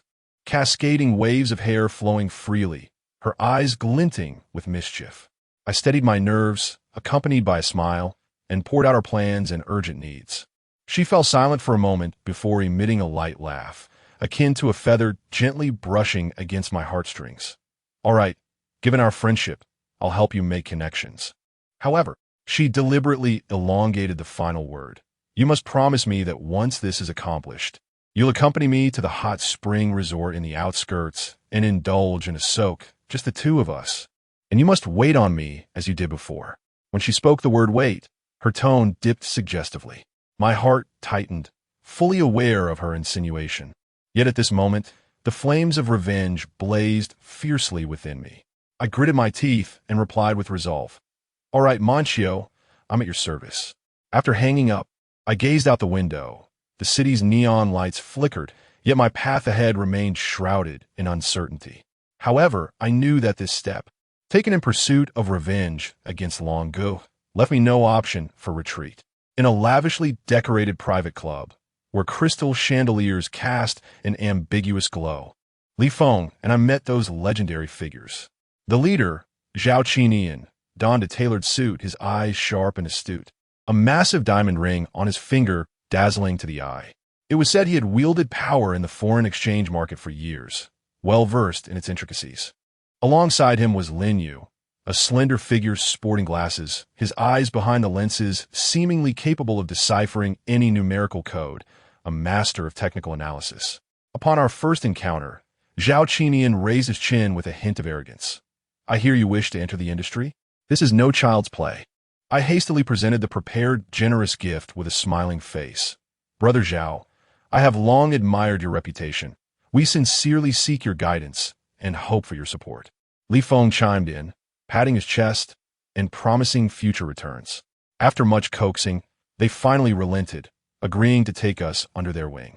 Subsequently, we spent our days immersed in a makeshift trading room, learning from them how to interpret complex economic data, analyze the policy directions of central banks, and monitor every subtle fluctuation in foreign exchange rates, our eyes growing red from fatigue. As I embarked on my first foray into actual trading, anxiety coursed through me, causing my palms to perspire. In an instant, the market transformed dramatically, resulting in a significant depletion of my funds, leaving me feeling despondent. Li Fengyi, aquelli ansios, passaras Leslie, nearly engaging in a quarrel with Lin Yu. Fortunately, Zhao Qinian, with his wealth of experience, adeptly adjusted our strategy, stabilizing the situation and yielding a modest profit. Chapter 57. Drunkenness in Wealth. Following this pivotal encounter, our diligence intensified, and the trading room remained illuminated day and night. Gradually, our profits began to stabilize, and the figures in our accounts ascended consistently. With newfound wealth, we procured advanced communication equipment, enabling us to keep abreast of market dynamics at all times. Under the guidance of Zhao Qinian, I seized a significant opportunity and earned a staggering $1 million. In those days, excitement and greed enveloped our entire team. Having never encountered such a colossal sum, I was instantaneously intoxicated by this immense fortune, plunging headlong into a life of indulgence. We promptly relocated to the most opulent five-star hotel suite in the city center, a spacious room of over 200 square meters, adorned with a resplendent crystal chandelier. The light cascaded upon the lavish Persian carpets, casting an opulent sheen. Beyond the floor-to-ceiling windows, the city's vibrant nightlife unfolded, with bustling traffic and shimmering neon lights seemingly celebrating our newfound wealth. During the day, we awoke at our leisure, greeted by exquisitely prepared meals that resembled works of art. Caviar, Wagyu beef, and truffles lavishly adorned our table, each bite imbued with the taste of affluence. Afterwards, we ventured to the most exclusive private shopping malls, where the international luxury brands we could only admire from behind glass windows now appeared as modest commodities. I casually selected a limited edition suit, handing it to a clerk without a moment's hesitation, swiping my card without a flicker of doubt, purely for the ephemeral satisfaction it brought. The night marked the true commencement of our revelry, as the city's trendiest bars reserved the finest booths for us. Surrounding us were groups of provocatively dressed men and women, their flamboyant makeup drawing them closer like sharks sensing blood. Champagne towers were constructed repeatedly, the popping of corks echoing like a jubilant symphony as expensive libations cascaded like fountains. In the dance floor's embrace, bodies writhed in unrestrained ecstasy, mingling the scents of sweat and perfume, while the pulsating lights illuminated faces awash with abandon and enchantment. In the casino, we were frequent patrons, casually toying with chips in hand, our eyes fixed on the tables as our hearts raced with the roll of the dice. When we won, we cheered exuberantly, tossing heaps of chips to the fawning waitstaff. When we lost, we remained unfazed, dismissing it as mere entertainment costs, swiftly exchanging for more chips, as if our funds were inexhaustible. Yet, this life of opulence was but a fleeting dream, enticing yet deceptive, as we reveled in our excess, oblivious to the encroaching peril beneath our feet. Regulatory eyes had already taken note of our sudden wealth and ostentatious behavior. A vast net was slowly tightening around us, while we remained ensnared in the dazzling haze of indulgence. When a shrill wail of police sirens pierced the night, and the red and blue lights illuminated the casino entrance as brightly as day, Li Feng and I emerged from the hotel's rear exit, poised for our next escapade. Initially, we failed to perceive the chaos as linked to us, until our phones vibrated frantically, a contact and a panic conveying the alarming news. Zhao Qinian and Lin Jin had been apprehended, urging us to flee. In that moment, my mind rang with a deafening buzz, the effects of alcohol evaporating instantly, as a cold sweat broke upon my back. As I exchanged a glance with Li Fengyi, panic seized us, and we took flight, seeking refuge in a dim, damp alley. The air was thick with a putrid stench, starkly contrasting the opulent world we had just departed. Crouched in a corner, we gasped for breath, haunted by the distant wail of sirens, our hearts heavy with regret and dread. Moments ago, we had been ensnared in the superficial pleasures of wealth, only to witness it all collapse in an instant. After a brief while, a phone rang. I answered to find Shen Manxiu on the line, recounting snippets of information she had come across. It appeared that regulatory bodies had intensified their scrutiny of illicit foreign exchange operations, and the dubious methods employed by Zhao Qinian and his associates had finally been uncovered. A cold sweat broke upon my brow. To evade entanglement, we urgently relocated a portion of our remaining funds and shuttered several vulnerable business fronts. Darting about like frightened mice in search of safe havens, we began to run from place to place, leveraging every connection we had previously cultivated. I sought the assistance of a lawyer friend with past ties to regulatory authorities, pleading for him to navigate the situation and gather intel. Meanwhile, Li Fengyi infiltrated various underground trading venues, hoping to glean some insight from informants, willing to pay for any scrap of information. Days passed, and the outlook grew increasingly grim. The accusations against Zhao Qinian and his crew were formidable, with irrefutable evidence making any chance of exoneration seem insurmountable. Our business had stagnated in their absence. Faced with mounting difficulties, Li Fengyi and I recognized the necessity of laying low and seeking alternative paths. In the midst of our turmoil, Shen Manxiu's unexpected invitation arrived. Her sultry voice flowed through the receiver. "Little rascal, do you remember our promised trip to the hot spring resort? I've been waiting for you." A flicker of hope ignited within me. This could be a fleeting opportunity for respite, and I readily accepted. After hanging up, I turned to Li Fengyi, who gave a slight nod, indicating that it might be wise for me to go, at least to escape the chaos for a while. I hastily gathered my belongings and drove towards the hot spring resort nestled deep in the mountains. The scenery along the way was enchanting, with verdant peaks cascading before me. Yet my heart was too burdened with worry to appreciate the beauty. As I entered the resort, a serene, elegant atmosphere enveloped me. The Japanese-style architecture was thoughtfully arranged, and the mist rising from the hot springs created an otherworldly ambience. Shen Manxiu had been waiting for some time, adorned in a lavish silk robe, her makeup impeccably done. Upon seeing me, her lips curved into a bewitching smile. "You've finally made it. I've been eagerly awaiting your arrival." I managed to muster a faint smile, exchanging pleasantries before following her into the hot spring.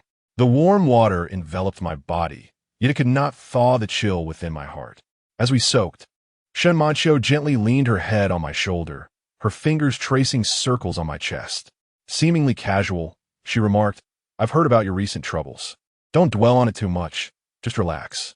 As she spoke, her hand slowly drifted down, her nails lightly grazing my abdomen, sending a shiver through me, causing my body to tense involuntarily. She seemed to perceive my reaction, and a soft laughter escaped her lips, echoing like the chime of silver bells along the tranquil hot spring's edge, adding a touch of ambiguity to the atmosphere. She gently rose, the silk robes tie slipping away, revealing her snow-white skin and gracefully sculpted shoulders. Her long, lustrous black hair cascaded down like a waterfall, with a few playful strands resting against her blush-kissed cheeks. She parted her crimson lips, her tongue delicately tracing them, while her eyes gazed at me with an alluring intensity, desire shimmering within them as though it were poised to engulf me. In this world, burdened with myriad worries, why not seize the moment and indulge in pleasure? With those words, she entwined herself around me like a water snake, her full bosom pressed tightly against my chest, allowing me to distinctly feel the rhythm of her rapid heartbeat. Chapter 58. The hot spring resort. Her hands began to wander restlessly across my back, applying just the right amount of pressure, resembling a massage, yet also teasingly provocative.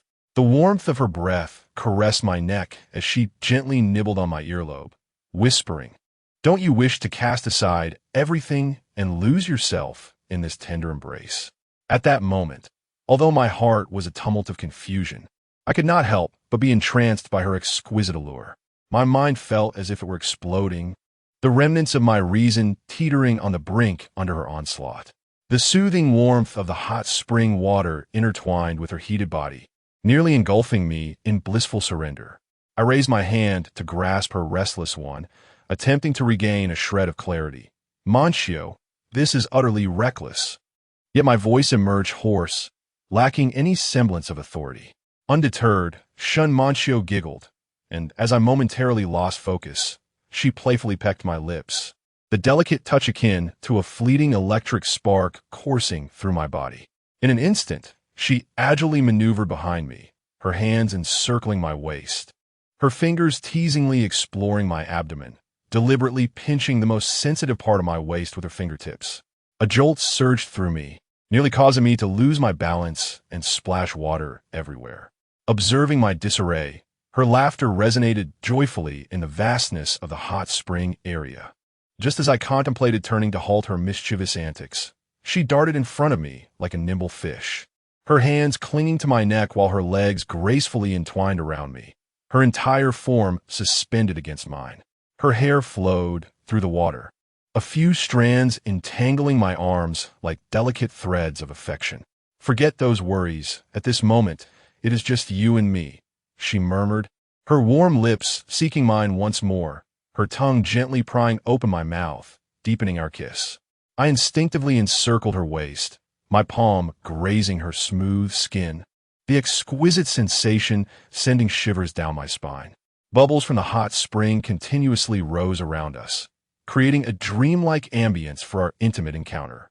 Time slipped by, and as dusk settled in, we rose, wrapping ourselves in towels and returning to the villa, where warmth enveloped us and the lighting was perfectly dimmed.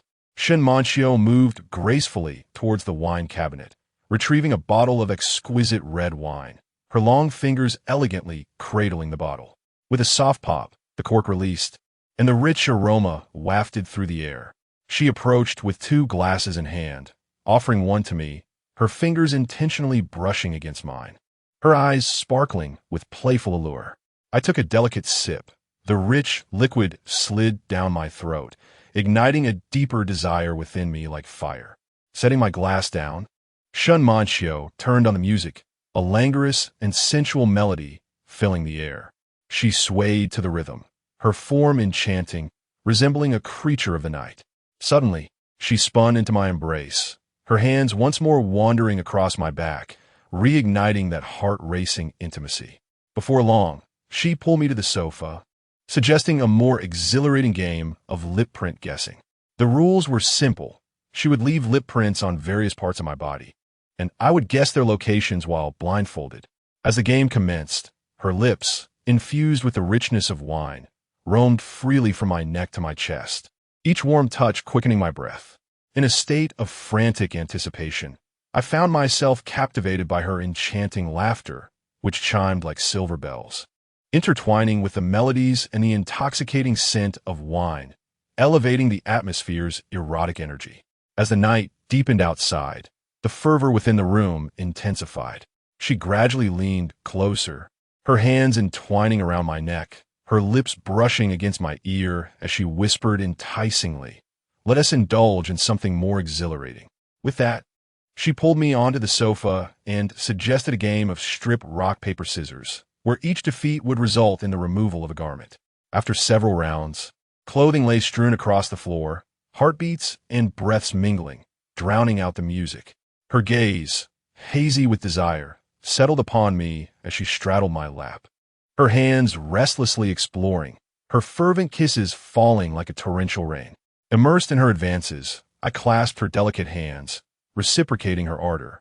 The air within the room grew increasingly sultry, her kisses becoming more urgent, trailing along my jaw and neck, igniting every inch of my skin with her fiery passion.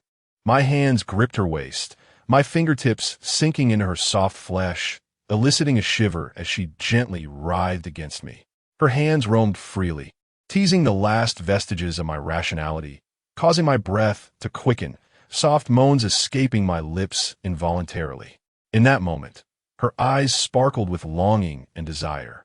Her hair tousled alluringly around her face, enhancing her allure. The sofa could no longer contain our blazing passion, and we stumbled towards the bedroom, knocking over furniture along the way, scattering belongings without a care. Upon entering the bedroom, she pushed me onto the bed, her body following suit, the mattress sinking beneath our weight. Her lips found mine again, our tongues entwining, the rich taste of red wine filling the air between us. Her nails grazed my chest, sending tingling sensations coursing through me.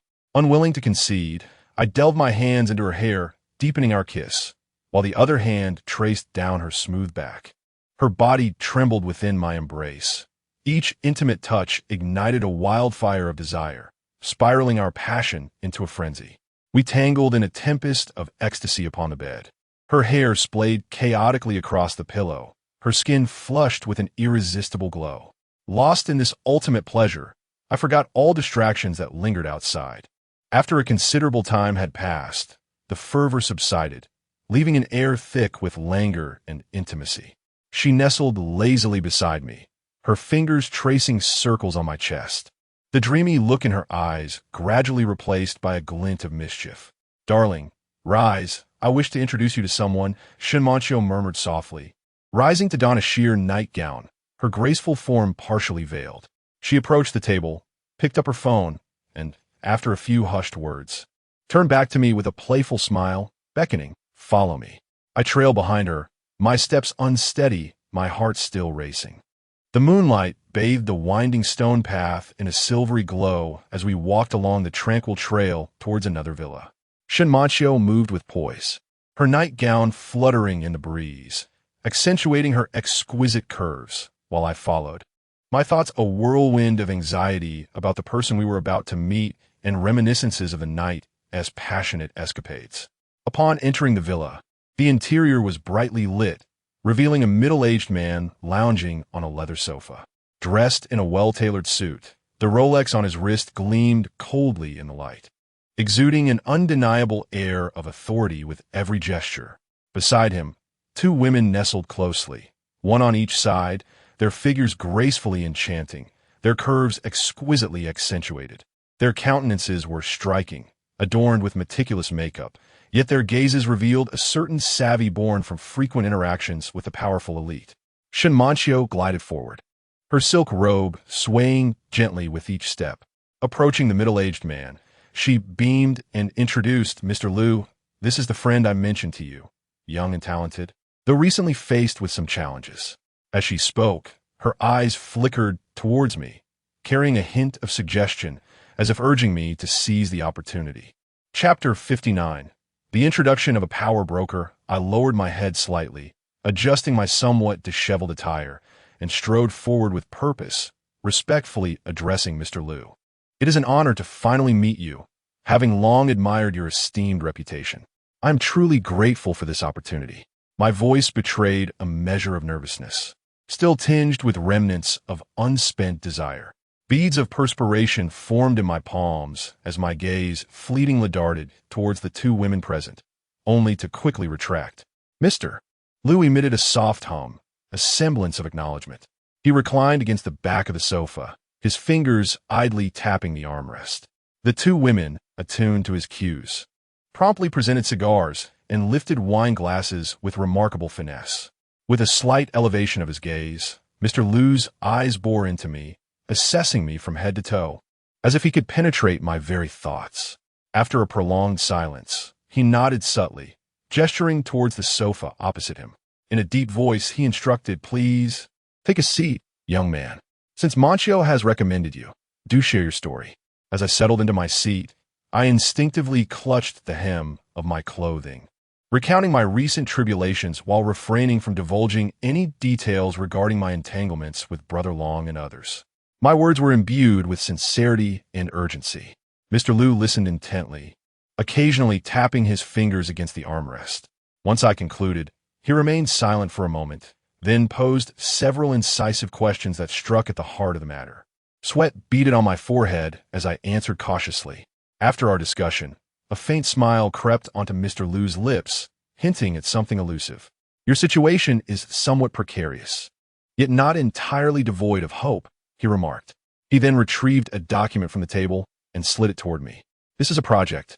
Should you succeed in securing it, your current predicaments will swiftly dissipate. The question is whether you possess the requisite skill." Emotion welled in my eyes as I eagerly perused the document, my heart brimming with gratitude for Shin Monchio. Without her intervention, I would never have encountered such a fortuitous opportunity. Emerging from the villa, the night breeze caressed me, and the chill was no longer palpable. I turned to glance at Shin Monchio, who wore an enigmatic smile. Just as I intended to express my thanks, she gently pressed a finger to my lips. "No need for gratitude. Just remember me," she whispered, her words laced with an intimacy that hinted at unspoken complexities. The following morning, sunlight filtered through the curtains, softly illuminating my face as I roused from slumber.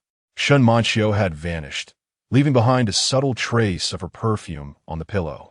I rubbed my temples, the events of the previous night replaying in my mind like a cinematic reel, the project file from Mr. Liu shining like a beacon in the darkness, illuminating a path towards liberation from my plight.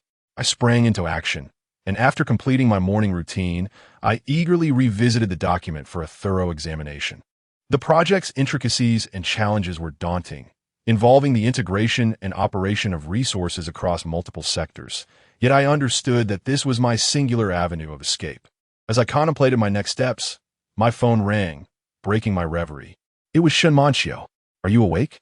How are you finding the document?" Her voice resonated with a blend of languor and concern. "Just finished reading it, contemplating my strategy moving forward." "Monchio, I genuinely owe you so much. Were it not for you, my words were abruptly cut off. Spare me the sentimentality. I've arranged for a helper. You'll meet him at Ju at noon. He could be of great assistance to you." With that, she ended the call. At noon, I arrived early at Ju and chose a window seat to wait.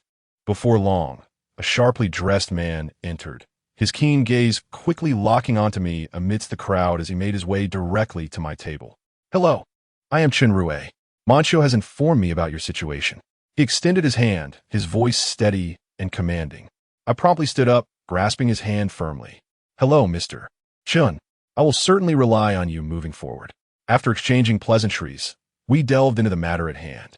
Chun Rue exhibited an impressive familiarity with the project, meticulously analyzing its focal challenges as well as my current advantages and disadvantages. To secure this project, networking is paramount. Since General Liu has entrusted you with the documents, it indicates his intent to assist you. However, you must also elevate your own efforts and complete the necessary groundwork, he advised, marking up the documents with his pen. Upon absorbing his analysis, clarity washed over me, accompanied by a sense of pressure. Chen Rue seemed to perceive my unease and placed a reassuring hand on my shoulder. "Do not worry. Since Monchio has entrusted me to assist you, I shall exert my utmost efforts." We then divided our tasks. I was to reach out to key individuals, while he would focus on the meticulous planning of the project proposal, striving for perfection. In the afternoon, after parting ways with Chen Rue, I immersed myself in drafting the project proposal. I scoured extensive resources, aligning the current market conditions with the project's nuances, repeatedly refining the details. Unbeknownst to me, night fell, and the city's neon lights flickered around me as I remained oblivious, engrossed in my work. At that moment, my phone buzzed with a message from Shun Manchio. "Are you free tonight? Come to my place. I have some matters to discuss with you." Reading the text stirred complex emotions within me. Endless gratitude towards her, yet an unsettling sense that our relationship had subtly morphed into something more intricate. After a brief contemplation, I replied, "All right, I will come over once I finish this task." After concluding the final touches of my work, I tidily gathered my belongings and hurried to Shun Manchio's residence. Throughout the journey, my mind was restless, contemplating the purpose of her invitation and the increasingly intertwined emotions we shared. Upon ringing the doorbell, it opened swiftly to reveal Shun Manchio standing in the doorway. Clad in a form-fitting silk robe, her long hair cascading casually over her shoulders. Her face, devoid of makeup, radiated an enchanting allure. "Come in," she softly beckoned, her voice laced with a barely perceptible anger. As I stepped inside, the room was illuminated with soft lighting, filled with a faint scent of perfume. Shun Manchio gracefully approached the wine cabinet, retrieving a bottle of red wine and elegantly pouring 2 glasses. "You've had a long day. Join me for a drink," she offered, handing me a glass. Our fingers briefly brushed against each other, sending a tremor through my heart. We sat across from one another, and, after a brief silence, she spoke first. "Today, the feedback from Chenrue was quite positive. It seems things are progressing favorably." I nodded, about to express my gratitude, but she subtly raised her hand to halt me. "My assistance is not solely an act of charity." Her gaze bore into me, filled with a playful glimmer akin to twinkling stars, while the corners of her lips curled into a faint, elusive smile, exuding an intoxicating charm. "Tell me, if it weren't for me, where would you still be languishing in some obscure corner?" she inquired, gently swirling the crimson wine in her glass. The rich liquid rippling against the glass, mirroring her alluring demeanor at that moment. I slightly lowered my head, evading her penetrating gaze, my voice tinged with an awkward dryness. "Manchio, I am well aware that without you, I would have long since succumbed."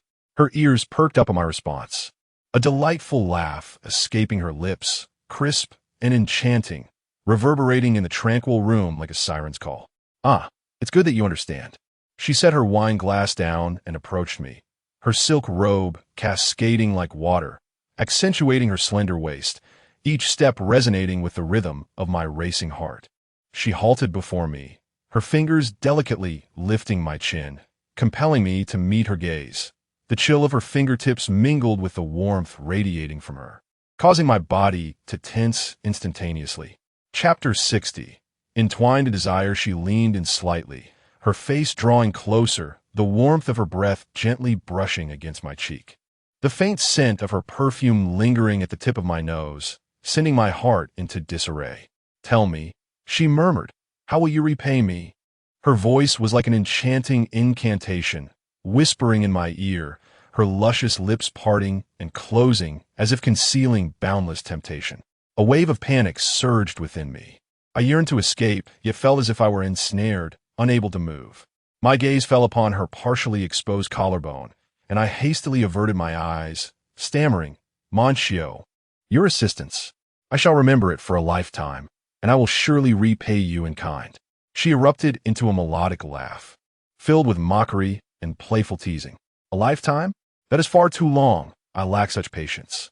With that, she gracefully settled onto my lap, her arms encircling my neck, her long fingers delicately weaving through my hair.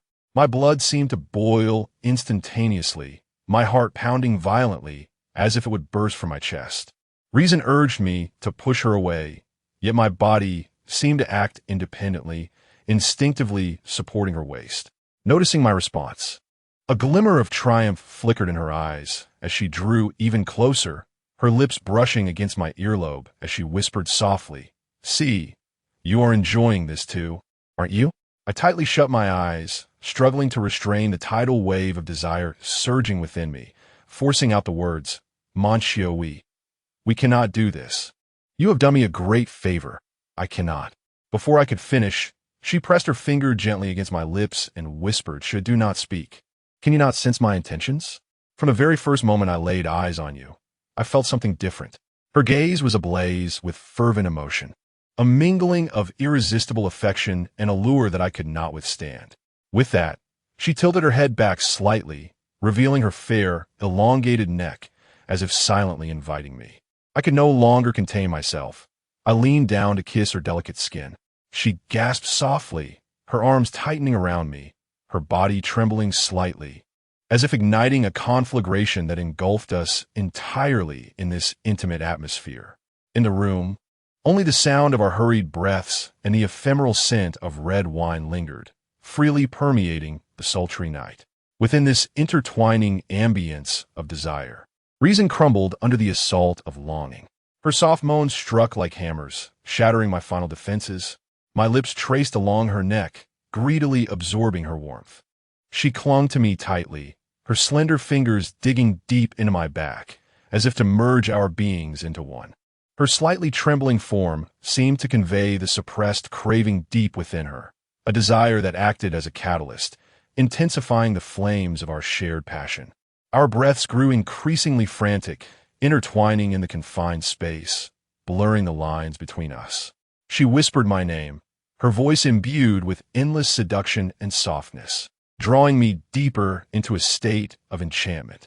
Our garments slipped away unnoticed, scattered upon the floor like the final vestiges of our reservations.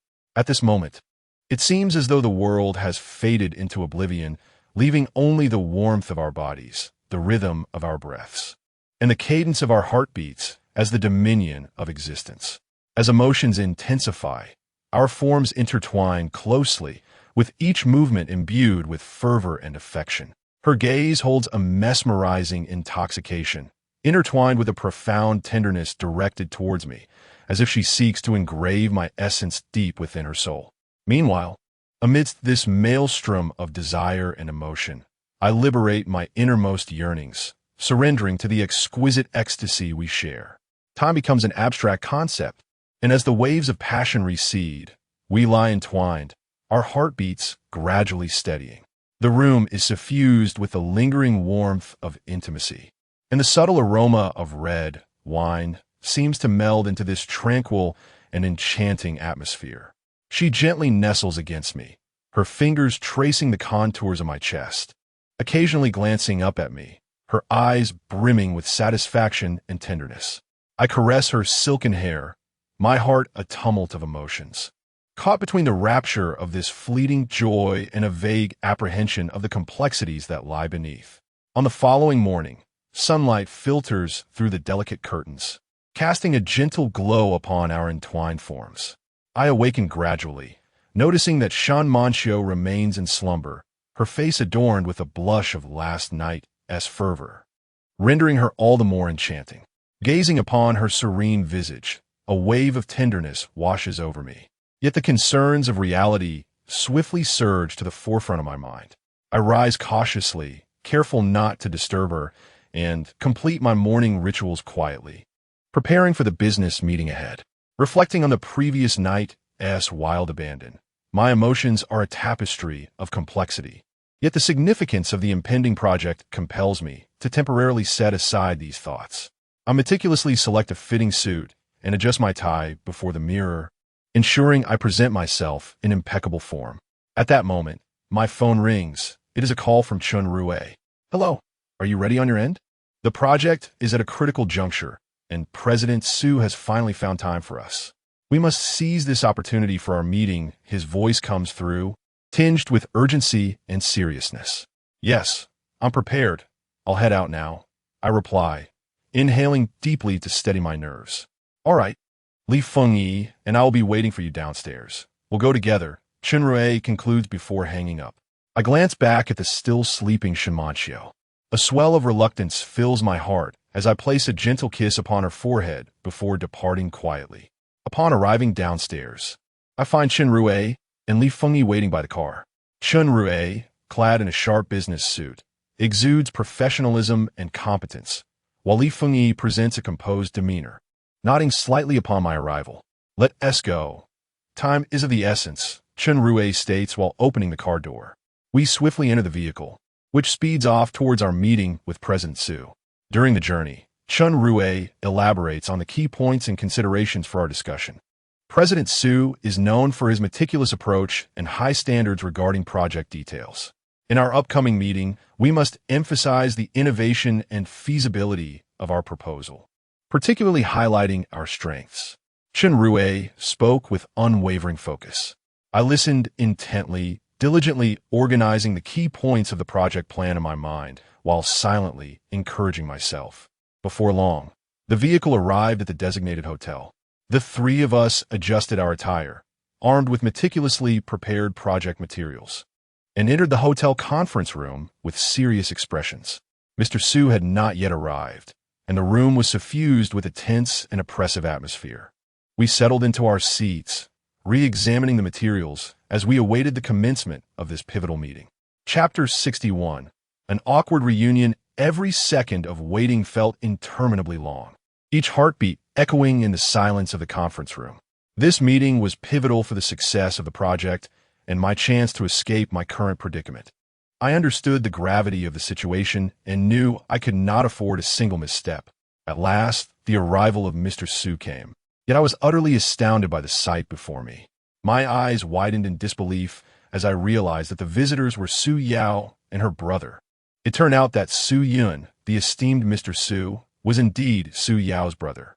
They entered the conference room with an air of confidence. Su Yao was adorned in a meticulously tailored business suit. The cream-colored blazer hugged her figure perfectly, radiating both professionalism and femininity. Beneath it, a pale blue silk blouse, with its neckline slightly unbuttoned, formed an elegant V-shape that revealed a hint of her delicate skin, infusing her ensemble with warmth and softness.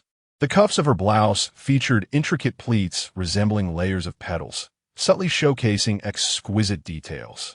She paired it with straight-leg trousers of the same hue, which gracefully accentuated her long, slender legs. As she walked, the fabric swayed gently with her movements, enhancing her lightness. On her feet were black stiletto heels, the sound of their heels striking the ground resonating like a confident rhythm. In that moment, the entire conference room seemed to brighten with her presence. However, the cold, disdainful expression on Su Yun's face swiftly plunged the atmosphere back into tension. As Su Yun's piercing gaze fell upon me, memories of past humiliations surged like a tidal wave in my mind. Chun Rue and Li Feng, seemingly attuned to the shift in the atmosphere, cast puzzled glances in my direction, but the palpable tension rendered me unable to explain.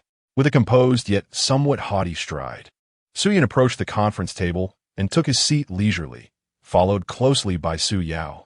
I took a deep breath, steadied myself, and began to articulate the project proposal in detail.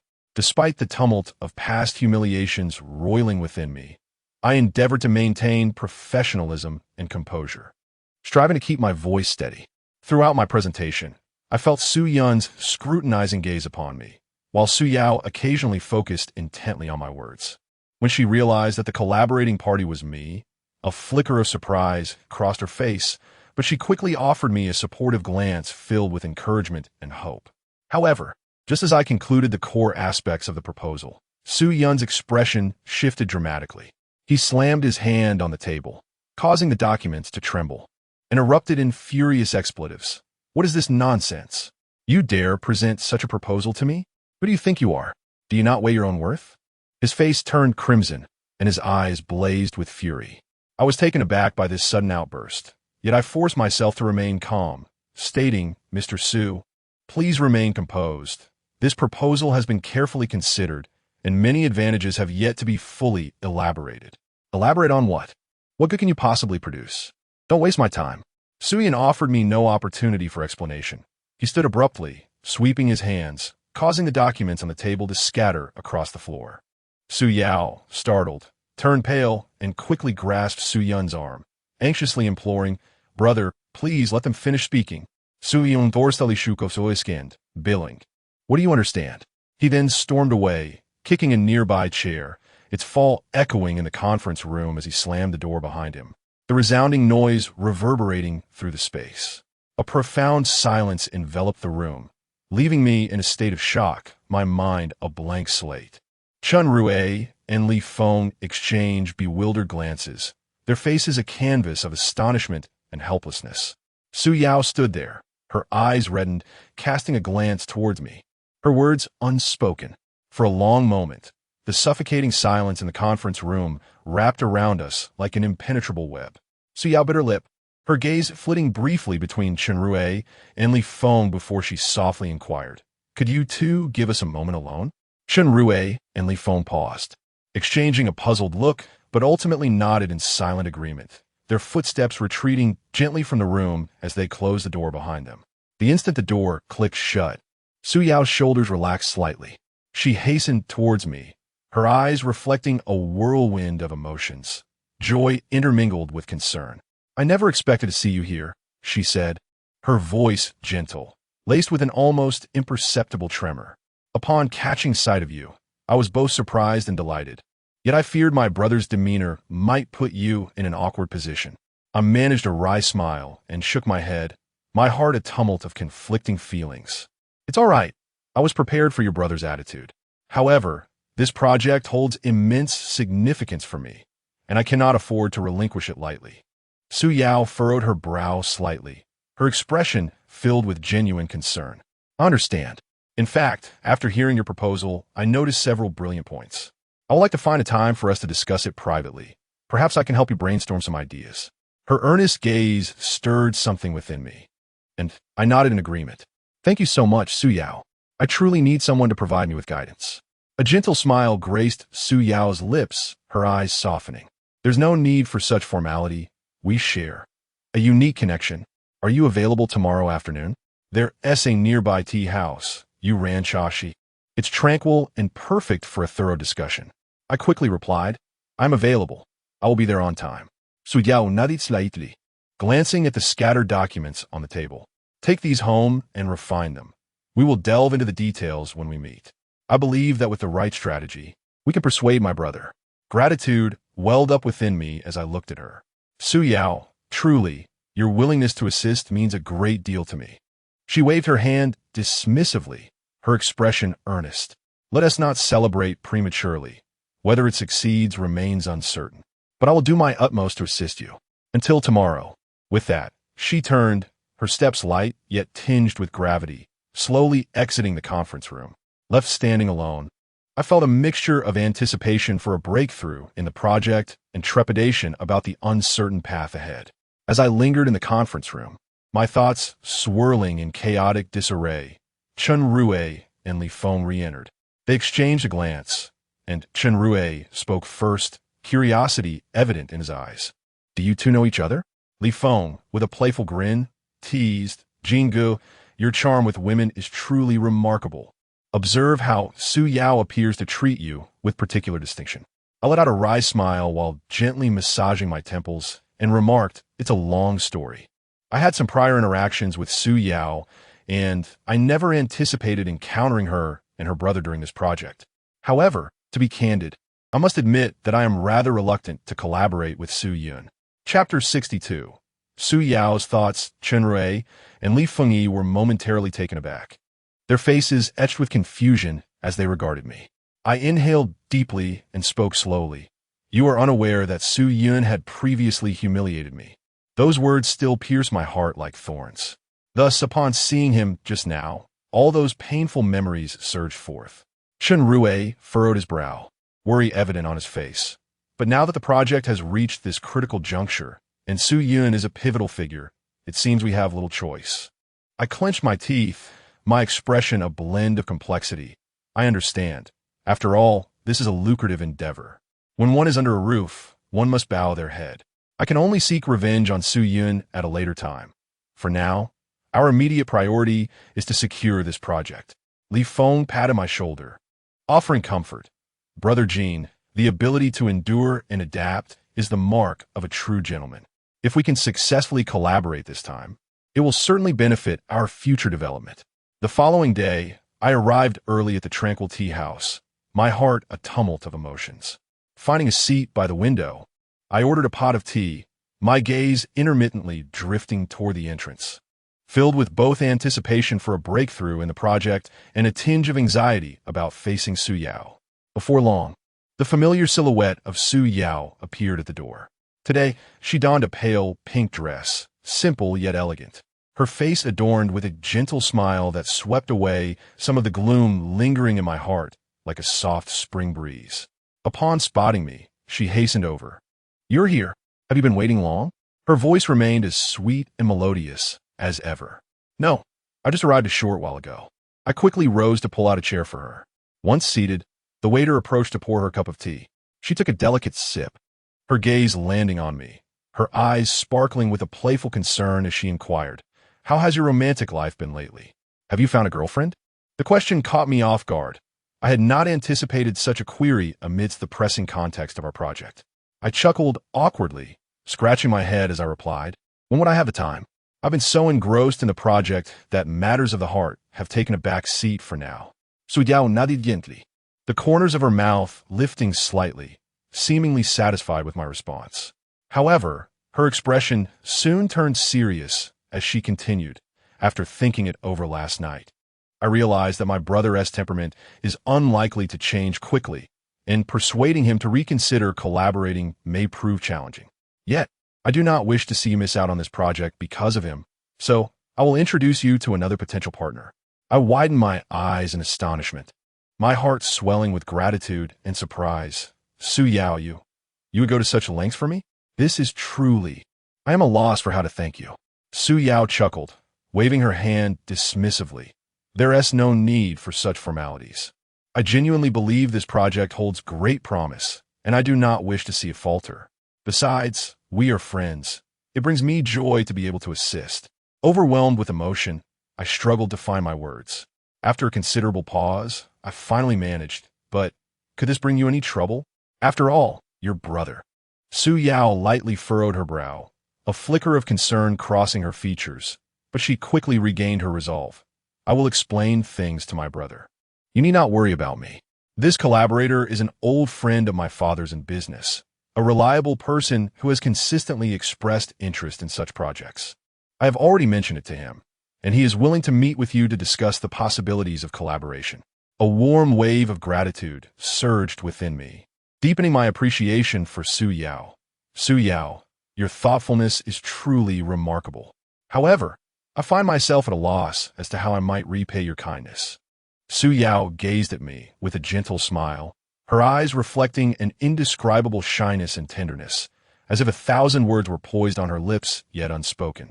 She delicately rotated the teacup in her hands, pausing for a moment before saying, "In truth, doing these things for you feels entirely natural to me. You may not realize that every moment I spend with you, even during the simplest of conversations, stirs a unique feeling within my heart." As she lightly bit her lip, a soft blush crept across her cheeks, rendering her utterly enchanting. My heart tightened at the sight of her, for my own affection for her mirrored this sentiment. Yet, myriad concerns compelled me to bury these feelings deep within. Su Yao came from a privileged background, surrounded by remarkable individuals, while the chasm between our respective circumstances felt insurmountable. The future was fraught with uncertainty, and I feared that an escalation of feelings could jeopardize our existing friendship, perhaps rendering our future interactions awkward, leaving us unable to remain friends at all. Seemingly oblivious to my inner turmoil, Su Yao continued, "I cannot pinpoint when this feeling first emerged. Perhaps it was during a casual moment when I saw you in earnest, or perhaps it was a specific action or word of yours during our interactions that quietly found its way into my heart." A flutter of emotions surged within me, yet I could only feign calmness, forcing a smile as I replied, "Su Yao, you are truly too kind to me. I feel immensely fortunate to have a friend like you." I deliberately emphasized the word friend, attempting to stifle my deeper feelings. Su Yao momentarily appeared taken aback, a fleeting hint of disappointment flickering in her eyes, but she quickly regained her smile and responded, "Yes, we are friends, and very good ones at that. This is precisely why I wish to assist you. I do not want to see you lose this project because of my brother."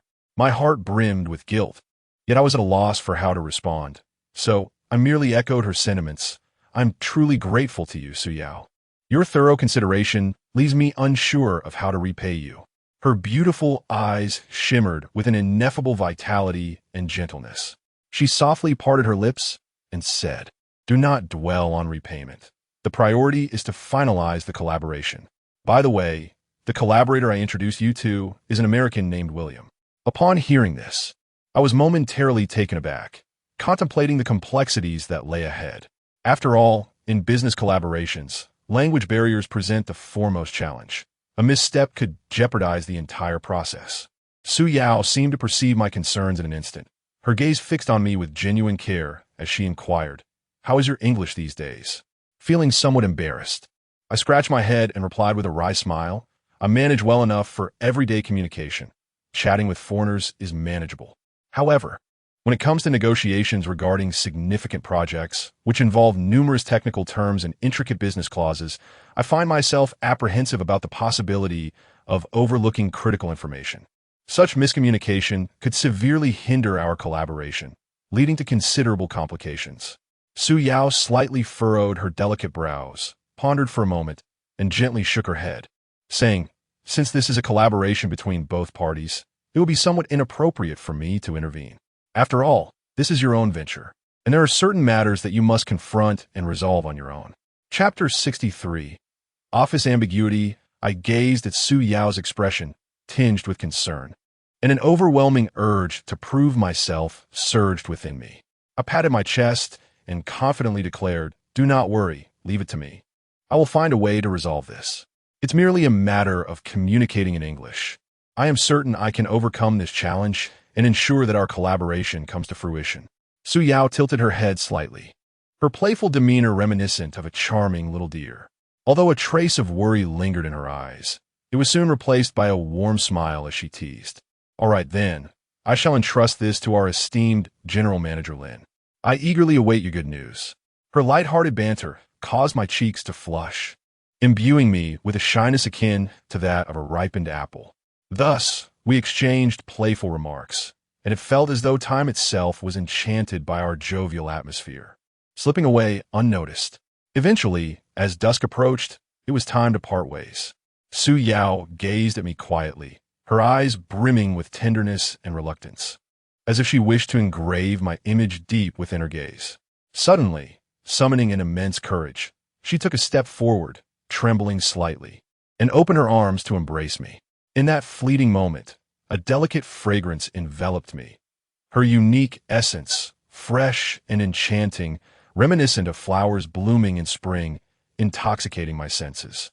I felt her soft form pressed against me, her heartbeat seemingly resonating through our clothing, intertwining with the rhythm of my own.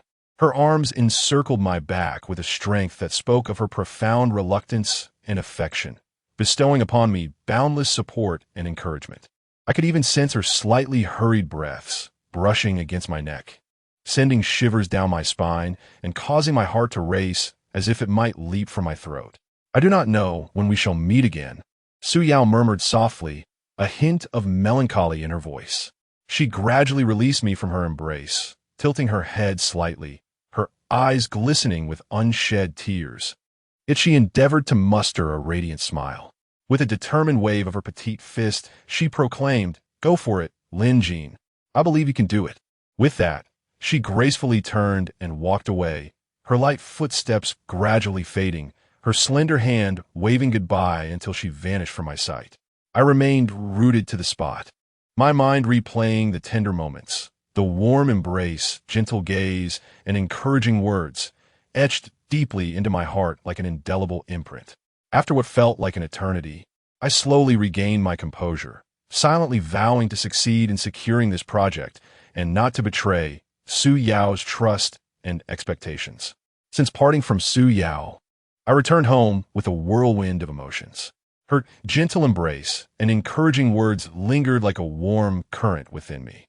Yet, the prospect of collaborating with Mr. William loomed over me like a heavy boulder, making it difficult to breathe, especially the challenge of communicating in English, which appeared as an insurmountable mountain before me. As I pondered over solutions, the image of Jenny suddenly flashed vividly in my mind.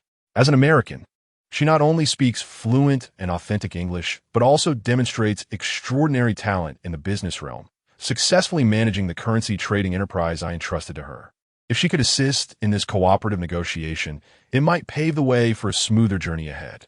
The following day, I dialed Jenny's number, and soon her vibrant voice echoed on the line. "Boss, what a surprise to receive your call today." I quickly replied, "Jenny, there's something significant we need to discuss in person. Are you available now? I can come to your place."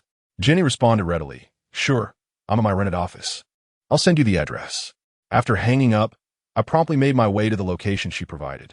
Upon arriving, as I approached the entrance of the office building, I caught sight through the glass doors of approximately 10 employees standing in neat formation. Among them were foreigners with blonde hair and blue eyes, as well as warm-hearted Chinese individuals with dark hair and eyes. As I approached, they turned in unison to greet me, their voices ringing out in unison. "Hello, Mr. Lin." At that moment, a jolt of emotion surged within me, an indescribable complexity washing over my heart. I was overwhelmed with astonishment. I had never anticipated that the business I had entrusted entirely to Jenny would grow to such a scale. I had not envisioned that one day I would possess my own office space and lead a diverse group of employees from various cultural backgrounds. Looking at them, I was filled with sentiment, realizing that, unbeknownst to me, I had genuinely become a small business owner. Following this revelation, a swell of pride emerged.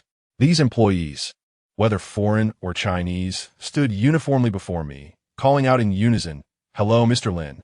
This was not merely a title. It was a recognition of my identity and a testament to my endeavors. They represented the growth and expansion of this enterprise, and I was their leader. Yet, amidst my astonishment and pride, a subtle worry crept into my mind. With so many employees hailing from different countries, each with distinct cultural backgrounds and work habits, managing them would undoubtedly present numerous challenges.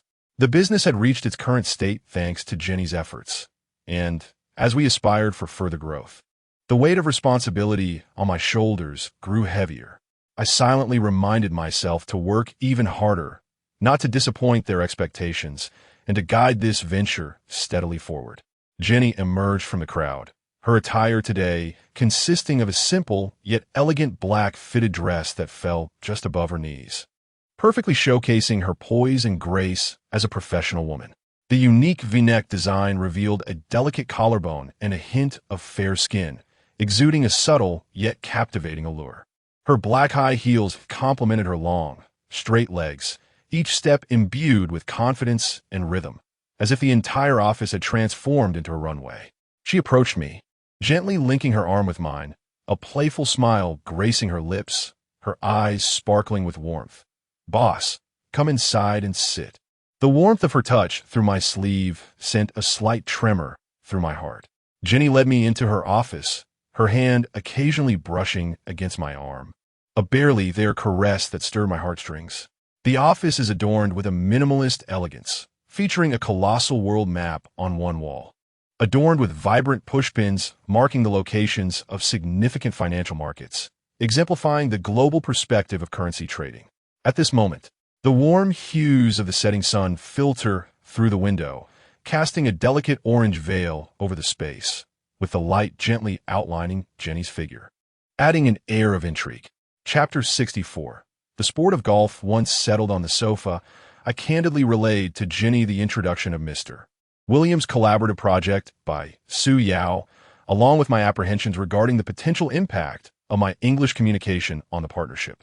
Jenny listened attentively, her brow slightly furrowed in contemplation. After a brief pause, she did not respond immediately. Instead, she leaned closer, gently sitting beside me. The subtle brush of her thigh against mine sent a delicate shiver coursing through me. Her gaze was fixed intently upon me as she remarked, "This indeed poses a challenging dilemma. However, rest assured, I shall exert every effort to assist you." As she spoke, her hand rested upon my knee, giving it a gentle squeeze that brimmed with ambiguous implications. Her long, slender fingers lingered momentarily, as if time itself had suspended in that instant, enveloping the air with an indescribable allure. A wave of elation surged within me, prompting my response. "Jenny, you are the person I trust most.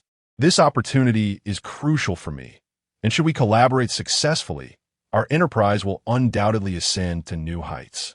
A charming smile graced Jenny's lips, her hand gradually moving slightly higher along my knee, her eyes sparkling with enthusiasm. "Boss," she said, after working together for quite some time, "I am acutely aware of your capabilities. I too ardently wish to join forces with you to expand and strengthen our business. Since taking over the currency trading venture, I have been contemplating the need for a suitable office space to facilitate business growth, which is why I rented this modest yet commendable office in the bustling heart of New York City." We subsequently delved into the preparations for our collaborative discussions.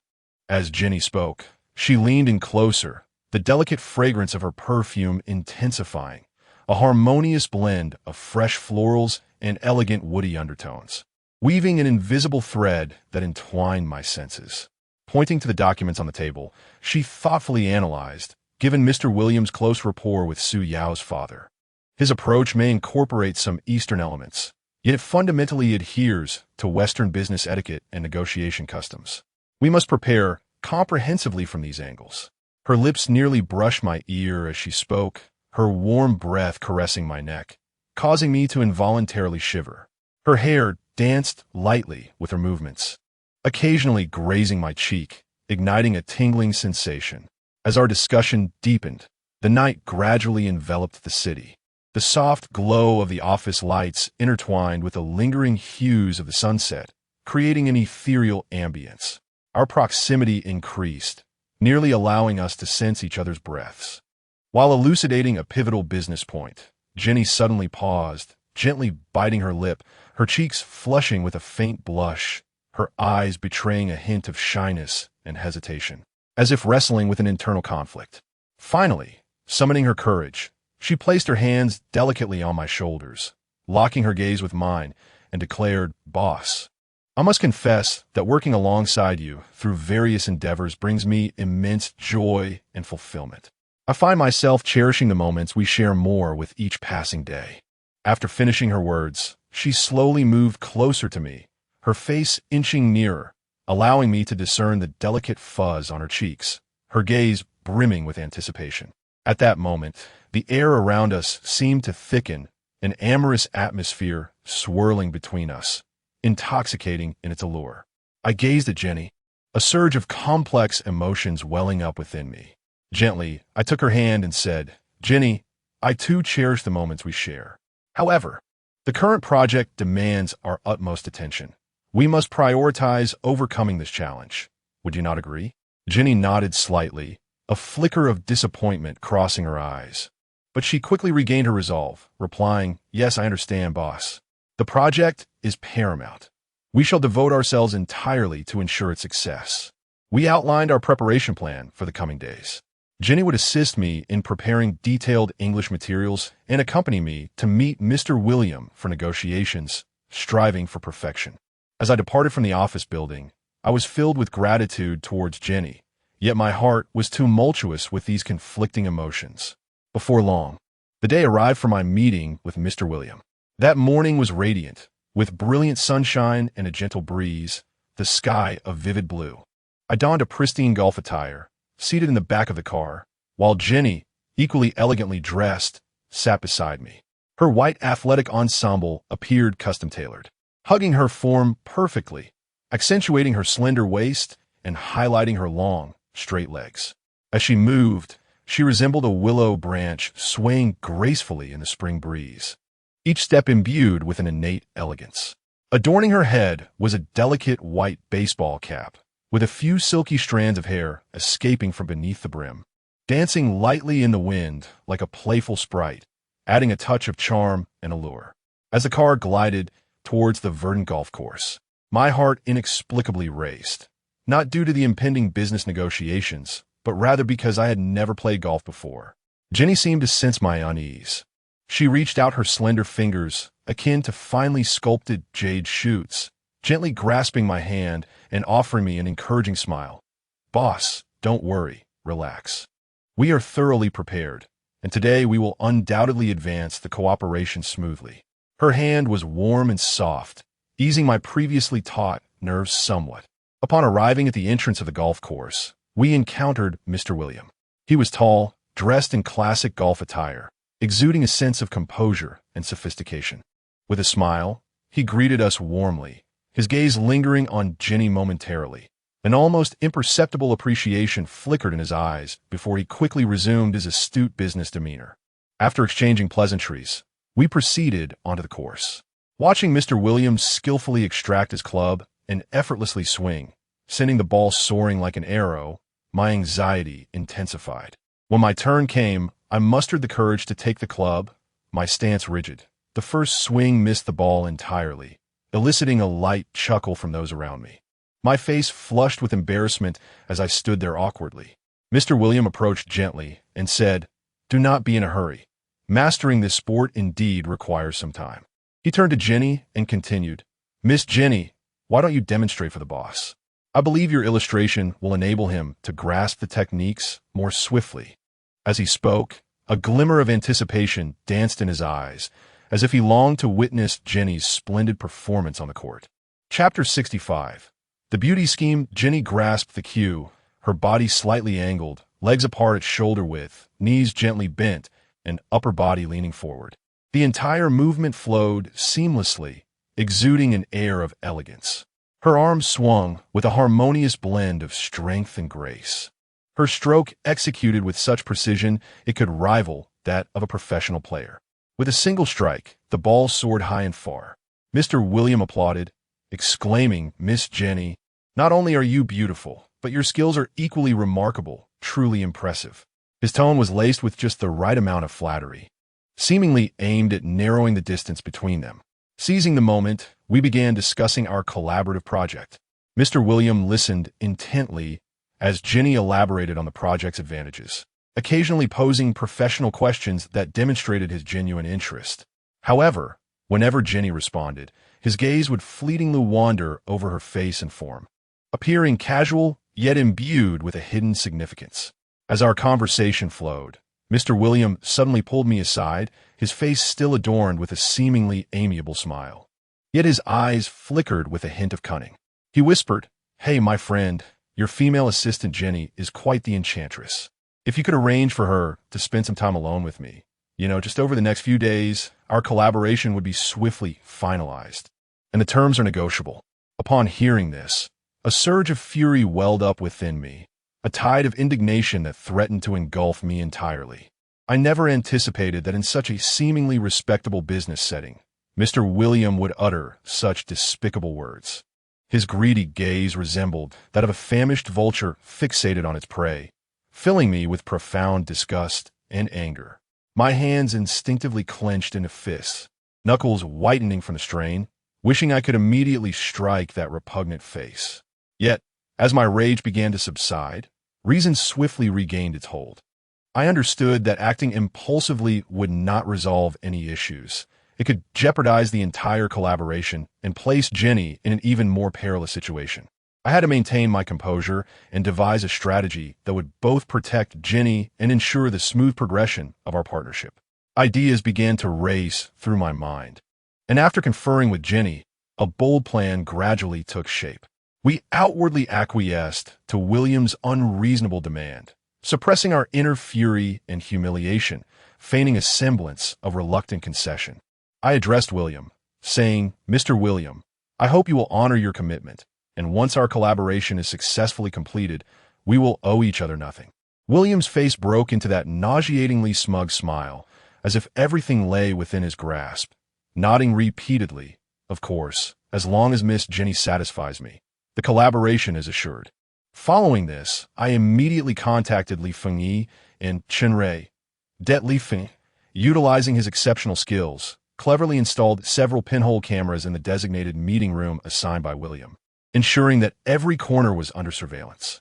Meanwhile, Chen Rui leveraged his connections to acquire a discreet and soporific drug, which he handed over to Jenny, meticulously instructing her on the timing and dosage of its administration. On the appointed day, William awaited in the opulent suite long before the meeting time, the atmosphere thick with a nauseating tension. He paced restlessly, his eyes revealing an insatiable desire as he frequently glanced toward the door, muttering to himself, "Why hasn't Jenny arrived yet?" In another room not far from the suite, I, along with Li Fengyi and Chen Rui, fixated on the surveillance footage. our faces etched with anger and anxiety. Li Fengyi clenched his fists tightly, his knuckles turning white as he gritted his teeth, exclaiming, "That bastard! If he dares to lay a hand on Jenny, I will storm in and make him regret it." Chen Rei, equally serious, kept his eyes glued to the screen, poised to respond to any unforeseen circumstances. After meticulously preparing herself, Jenny entered the suite with purposeful strides. Upon seeing her, William's eyes widened in a predatory gaze, akin to a famished wolf spotting its prey, as he eagerly approached her, saying, "Miss Jenny, you have finally arrived. I have been waiting for you for quite some time." His gaze roamed over her, and his hands itched to touch her. Jenny deftly sidestepped William's outstretched hand, a perfectly measured smile gracing her lips. Her tone gentle, yet maintaining a hint of distance. "Mr. William, your eagerness hardly befits a business elite like yourself. We have this rare opportunity to converse privately. Should we not take a moment to discuss? After all, there are many details regarding our collaboration to address." With that, she gracefully moved to the nearby sofa, sitting elegantly as she picked up a glass from the table, gently swirling the liquid within, which shimmered enticingly under the light. William, slightly steadied by Jenny's words, though reluctant, did not wish to provoke her too soon, so he sat beside her, his gaze unwaveringly fixed on her. "You are right, Miss Jenny. However, I'm more eager to delve deeper into who you are." Jenny took a delicate sip of her drink, her gaze shifting as she seemingly casually remarked, "Mr. William, I have heard that you possess remarkable skills in the industry. I look forward to learning much from you during this collaboration. Yet, I have always been curious. What unique hobbies does someone as successful as yourself indulge in privately?"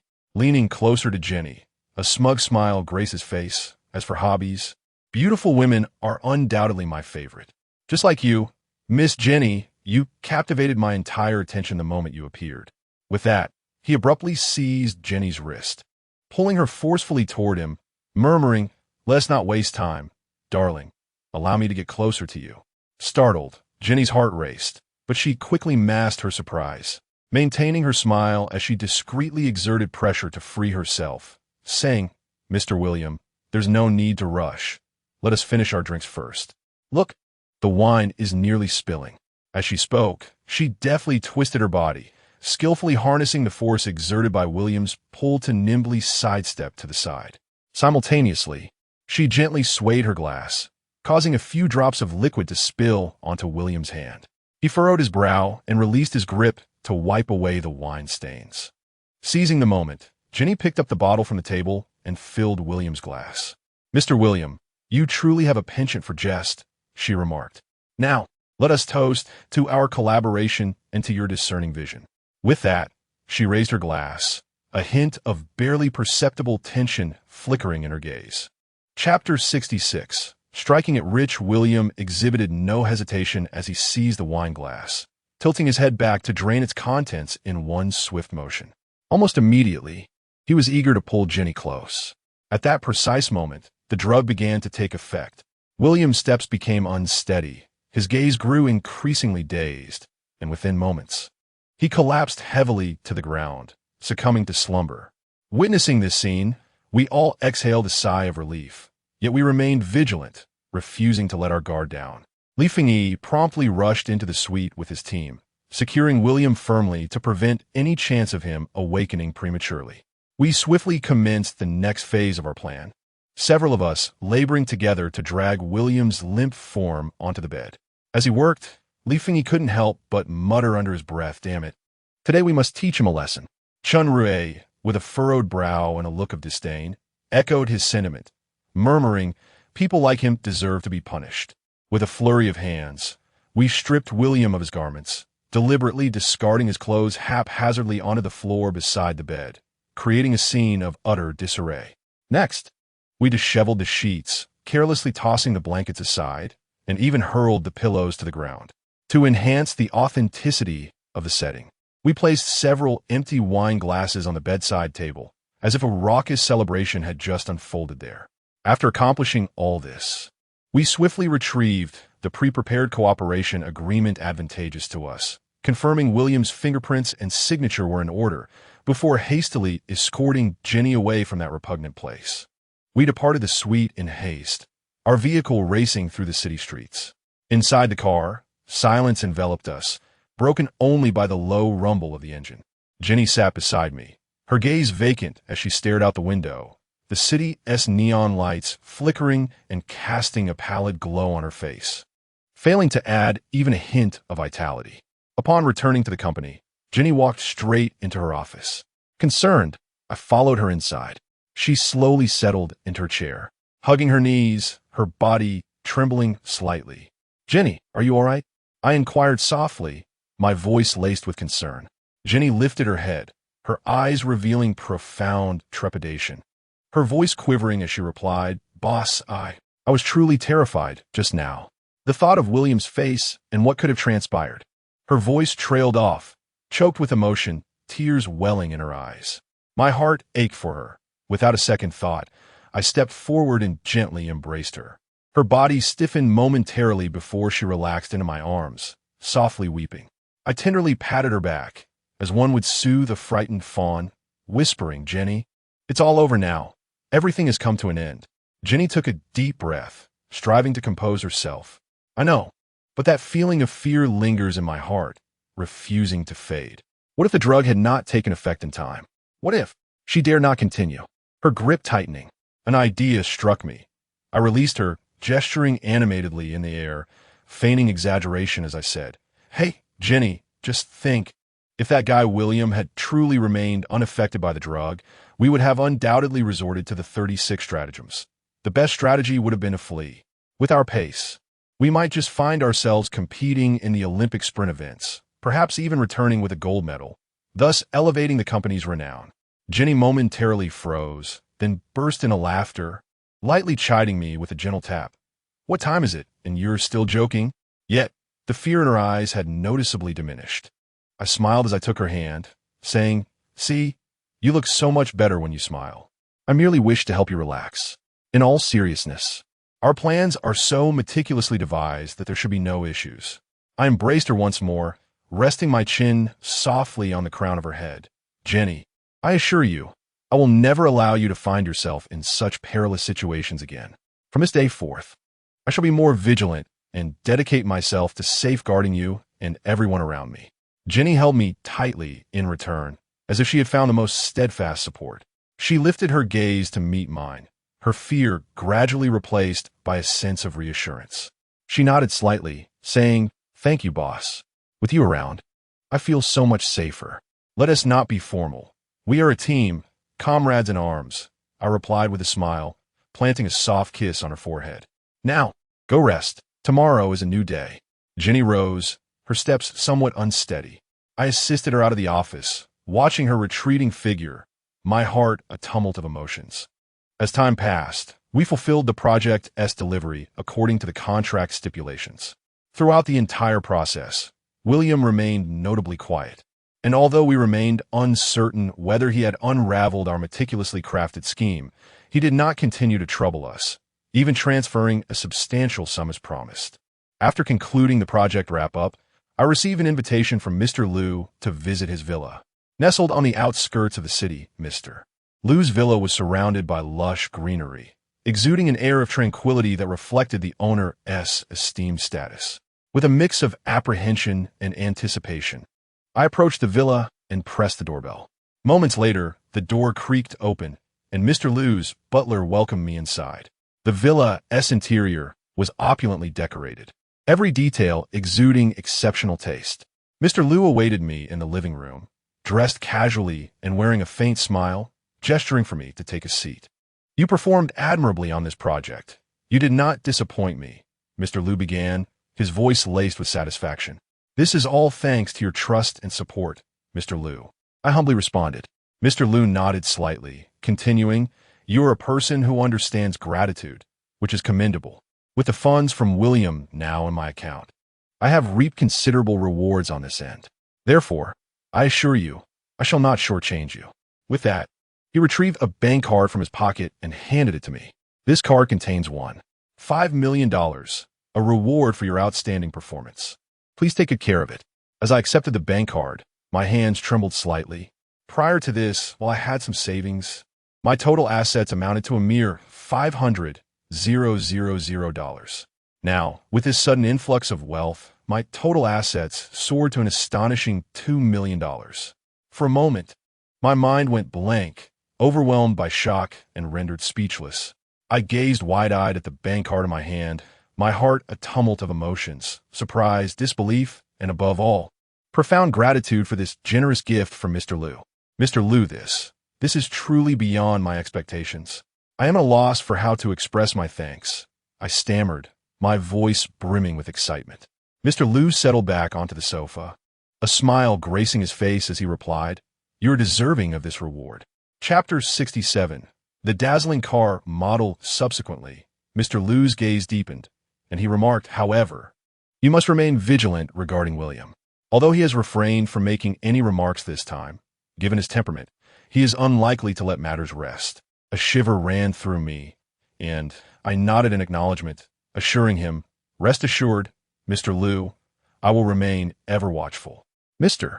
Liu indicated he had other matters to attend to and thus curtailed our conversation. After departing from the villa, I promptly returned to the office, acutely aware that the success of this project hinged on the contributions of each individual involved. Therefore, I summoned Li Fengyi, Chen Rui, and Jenny to my office. The successful completion of this project was a collective achievement, and I resolved to distribute a sum of $500,000 among them. Looking at them sincerely, I expressed, "You all have played an indispensable role in this success." Li Fengyi's eyes widened in disbelief as he exclaimed, "Jingu, this is far too generous." Chen Rui vigorously shook his head, saying, "Mr. Lin, you are too kind. We merely fulfilled our duties." Jenny's eyes glistened with tears of gratitude as she said, "Boss, thank you." I smiled and replied, "Please do not decline. Without you, I would not be where I am today. This is rightfully yours." Ultimately, after my insistence, they accepted the reward. Witnessing their joyful smiles filled my heart with warmth. After distributing the bonuses, I found myself with a considerable sum remaining. I contemplated that it was time to purchase a vehicle for myself. Until now, my travels have been primarily facilitated by rental cars. While convenient, they lacked a sense of belonging. Now, I finally possessed the means to acquire a car that would truly be my own. One day, I stumbled upon news of a grand auto show being held locally. Filled with enthusiasm for automobiles and the intention to purchase a vehicle, I invited Li Fengyi to join me in experiencing the excitement. Upon hearing this, Li Fengyi's eyes sparkled with excitement, and he readily agreed. Upon entering the venue of the auto show, it felt as though I'd stepped into a fantastical realm of automobiles and beauty. This place not only showcased the finest luxury vehicles from around the globe, but also featured car models of diverse nationalities. They complemented the exhibition cars, becoming a stunning highlight of the event. The first figure that caught my eye was a Russian car model, tall and statuesque, with long, straight legs and near-perfect proportions. She donned a sleek silver mini dress that accentuated her voluptuous figure and slender waist. Her deep-set eyes resembled the tranquil depths of a blue lake, and beneath her prominent nose lay beautifully contoured lips. Cascading golden waves of hair draped casually over her shoulders, exuding a rich Eastern European allure with every gesture. The exhibit she graced was a streamlined luxury coupe, and as I lingered beside the car, a sales consultant approached to present its specifications. Though my gaze was frequently drawn to the model, Li Fengyi nudged my arm, a mischievous grin on his face, and remarked, "Jingu, look at this stunning beauty. Her figure is simply impeccable. Imagine if she were your girlfriend. How envious everyone would be." I shot him a sidelong glance, playfully chiding, "Stop your foolishness and focus on the cars." As we moved further along, a Ferrari 488 Pista Spider suddenly captivated the attention of everyone present. Its vibrant red chassis radiated a fierce brilliance under the exhibition lights, reminiscent of a blazing flame, bold and captivating. A striking blue and white stripe ran gracefully from the front to the rear, akin to a lively bolt of lightning, infusing the vehicle with an air of vivacity and dynamism. The interplay between the blue and white stripe and the red body created a powerful visual impact that was unforgettable. As the scissor doors opened gracefully, the interior revealed an impressive array of technological sophistication.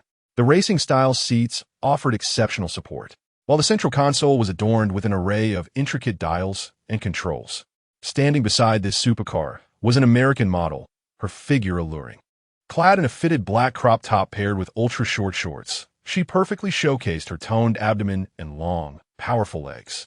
Beneath her high cheekbones, her brown eyes sparkled with confidence, and her sleek short hair danced in the breeze, exuding an exuberant American spirit in her every gesture. Encouraged by her infectious enthusiasm, I settled into the driver's seat.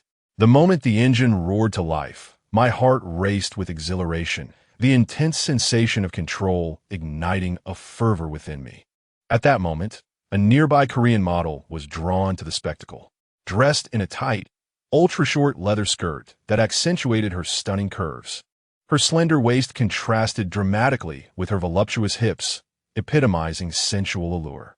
Her long, slender legs appeared even more striking when complemented by outrageously high heels, giving her an astonishing silhouette as if she could effortlessly stride onto the runway. Her lustrous black hair cascaded casually down her back, with a few stray strands framing her porcelain face, adding to her allure. Her eyes sparkled like a clear spring, full of captivating charm, while her delicate features were highlighted by lips as fiery as flames, curling into a teasing smile.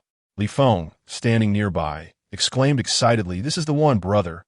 Driving it will undoubtedly turn heads." My excitement matched his, for I understood that owning this supercar would surely propel my career forward. After all, a car is a symbol of status, and to engage with the upper echelons of society, this vehicle would provide me with the confidence I needed. Following a conversation with the sales consultant, I learned that the base price was substantial, and with various taxes, insurance, and additional fees, the total came to an impressive $630,000. Although it was a considerable expenditure, the thought of the thrill of driving it led me to decisively sign the purchase contract. Surrounding onlookers cast envious glances, and the models gathered to offer their congratulations. The Korean model blushed slightly and softly remarked, "You are truly impressive. This car suits you perfectly." I smiled in gratitude, my heart swelling with a sense of accomplishment. After completing the purchase formalities, I expressed my desire to take the car for a test drive to experience its performance on the road. Upon hearing this, the Korean model's eyes sparkled with delight as she stepped forward, saying, "I am familiar with the test drive routes around here. I can accompany you and share insights about the road conditions." Without waiting for my response, she gracefully glided to the passenger seat, opening the door and settling in. I took my place in the driver's seat, adjusting the seat and rear-view mirror to my liking. Just as I was about to start the engine, the Korean model unexpectedly reached out her hand, gently clasping mine. Her touch was soft and warm, her gaze imbued with a hint of anticipation and allure. In a hushed tone, she advised, "In a moment, press the accelerator all the way down and experience its true speed. I have faith that you can master it." Her voice, sweet and melodic, accompanied by her warm breath, sent my heart racing uncontrollably. Chapter 68. The car model's sweet kiss. As the vehicle gradually exited the exhibition grounds and merged onto the main road, I gently pressed the accelerator, and the car jolted forward with a sudden burst of speed. The Korean model beside me squealed with excitement, her hand still resting on mine, tightening its grip as her delicate frame instinctively leaned closer to me. In a sweet, enticing voice, she urged, "Faster, faster. Feel the rush of the wind." Encouraged by her enthusiasm, I pressed the pedal deeper, and the sports car surged ahead like an arrow released from its bow. The roar of the wind enveloped us. Yet a significant portion of my attention was captivated by the alluring presence of the Korean model beside me. With the acceleration, her laughter became increasingly unrestrained, her hair dancing wildly in the breeze, a few strands playfully brushing against my cheek, tickling me with her distinctive fragrance. She slightly turned towards me, her curves subtly revealed, and lightly grazed my arm, whispering, I've encountered many car buyers, but none have made my heart flutter like you do." As she spoke, Her fingers glided up my hand, tracing my wrist with a delicate touch that sent a shiver through me. The scenery outside blurred past like a fleeting dream, yet my thoughts were entirely consumed by her. Suddenly, she reached up with her other hand, playfully tucking a loose strand of hair behind her ear. Her gaze fixed intently on me, biting her lip as she teasingly remarked, "Don't you want to know more about me? I'm not just any ordinary car model." Her words were laced with suggestion, making it impossible for me to divert my gaze. At a red light, the car came to a gentle stop. Seizing the moment, she retrieved her phone from her small bag, unlocked it, and presented it to me, revealing the interface for creating a new contact. With her big, glistening eyes, she pouted, "Come on, input your number. Whenever you wish to take a drive, you can call me." A bit flustered, I took the phone, my fingers trembling slightly as I entered my number. She accepted the device back, her eyes lighting up as she read the digits, a satisfied smile gracing her lips. Leaning closer, she teased, "I've saved it. You better not ignore my calls." As the light turned green, the car resumed its journey, her hand still firmly clasping mine. Laughter and flirtation filling the confined space, the atmosphere thickening with tension. Before I knew it, our test drive was nearing its conclusion, and I followed the model's directions back to the exhibition entrance. As the vehicle came to a gradual halt, an unexpected pang of reluctance surged within me. She seemed to sense this sentiment, turning to gaze at me with a look brimming with emotion, her eyes sparkling with something profound. Unbuckling her seatbelt, she leaned closer, the scent of her perfume becoming increasingly intoxicating. Before I could fully comprehend her actions, she softly pressed her lips against my cheek, leaving a warm imprint on my skin. Straightening up, she looked at me with a blend of shyness and pride, saying, "This is your parting gift. Don't forget me." I instinctively touched the spot where she had kissed me, my fingertips brushing against the damp imprint of her lips, leaving me momentarily bewildered. She opened the car door and gracefully stepped out, her long legs captivating my attention. Before departing, she turned back and waved, reminding me to call her. As I watched her retreating figure, I finally regained my composure. At that moment, Li Fengyi emerged from a nearby corner. He had been waiting to hitch a ride with me. Once inside the car, his eyes widened as he caught sight of the lip mark on my face. Initially taken aback, he then erupted into laughter. "Yin ye, impressiva. It hasn't been long, and you're already involved with the model? That lip print is unmistakable. You're bound to incite envy." He leaned in closer, scrutinizing the mark. "Wow, it's bright red. This girl is truly fiery." I chuckled, feeling a bit embarrassed. And as I started the car, I feigned nonchalance. "Stop joking. She's just a friend." Yet Li Fengyi was relentless, teasing me throughout the ride. "Just a friend? Does a friend kiss you? Come on, Jinge, you can't hide it from me. What is really going on between you two?" His inquiries brought back vivid images of the alluring smile and suggestive gaze of the Korean model, causing my lips to involuntarily curve into a smile. The following day, I began to attend to the details of purchasing a car. The process went smoothly, and when I finally possessed the Ferrari I had long desired, an indescribable sense of accomplishment surged within me. Simultaneously, I realized it was time to change my residence. For convenience, I had been living in a hotel with Li Fengyi for some time, and it had been ages since I last visited my previous rental. Although that place was filled with memories, it was time to embark on a new chapter in my life with my new car. Thus, I drove my Ferrari swiftly towards my former rental. As the car came to a halt below the building, the thunderous roar instantly captivated the attention of those around me. Curious and envious glances were cast in my direction as people commented on the supercar. Just as I stepped out of the vehicle, a familiar voice reached my ears. "Whose car is this? It's so cool." Turning around, I was surprised to see Su Jiao. She was clad in a light purple fitted chiffon dress, the low neckline revealing her collarbone, and the mermaid-style hem swayed gracefully. The sheer nude stockings accentuated her long legs, complemented by silver, strappy high heels, exuding elegance.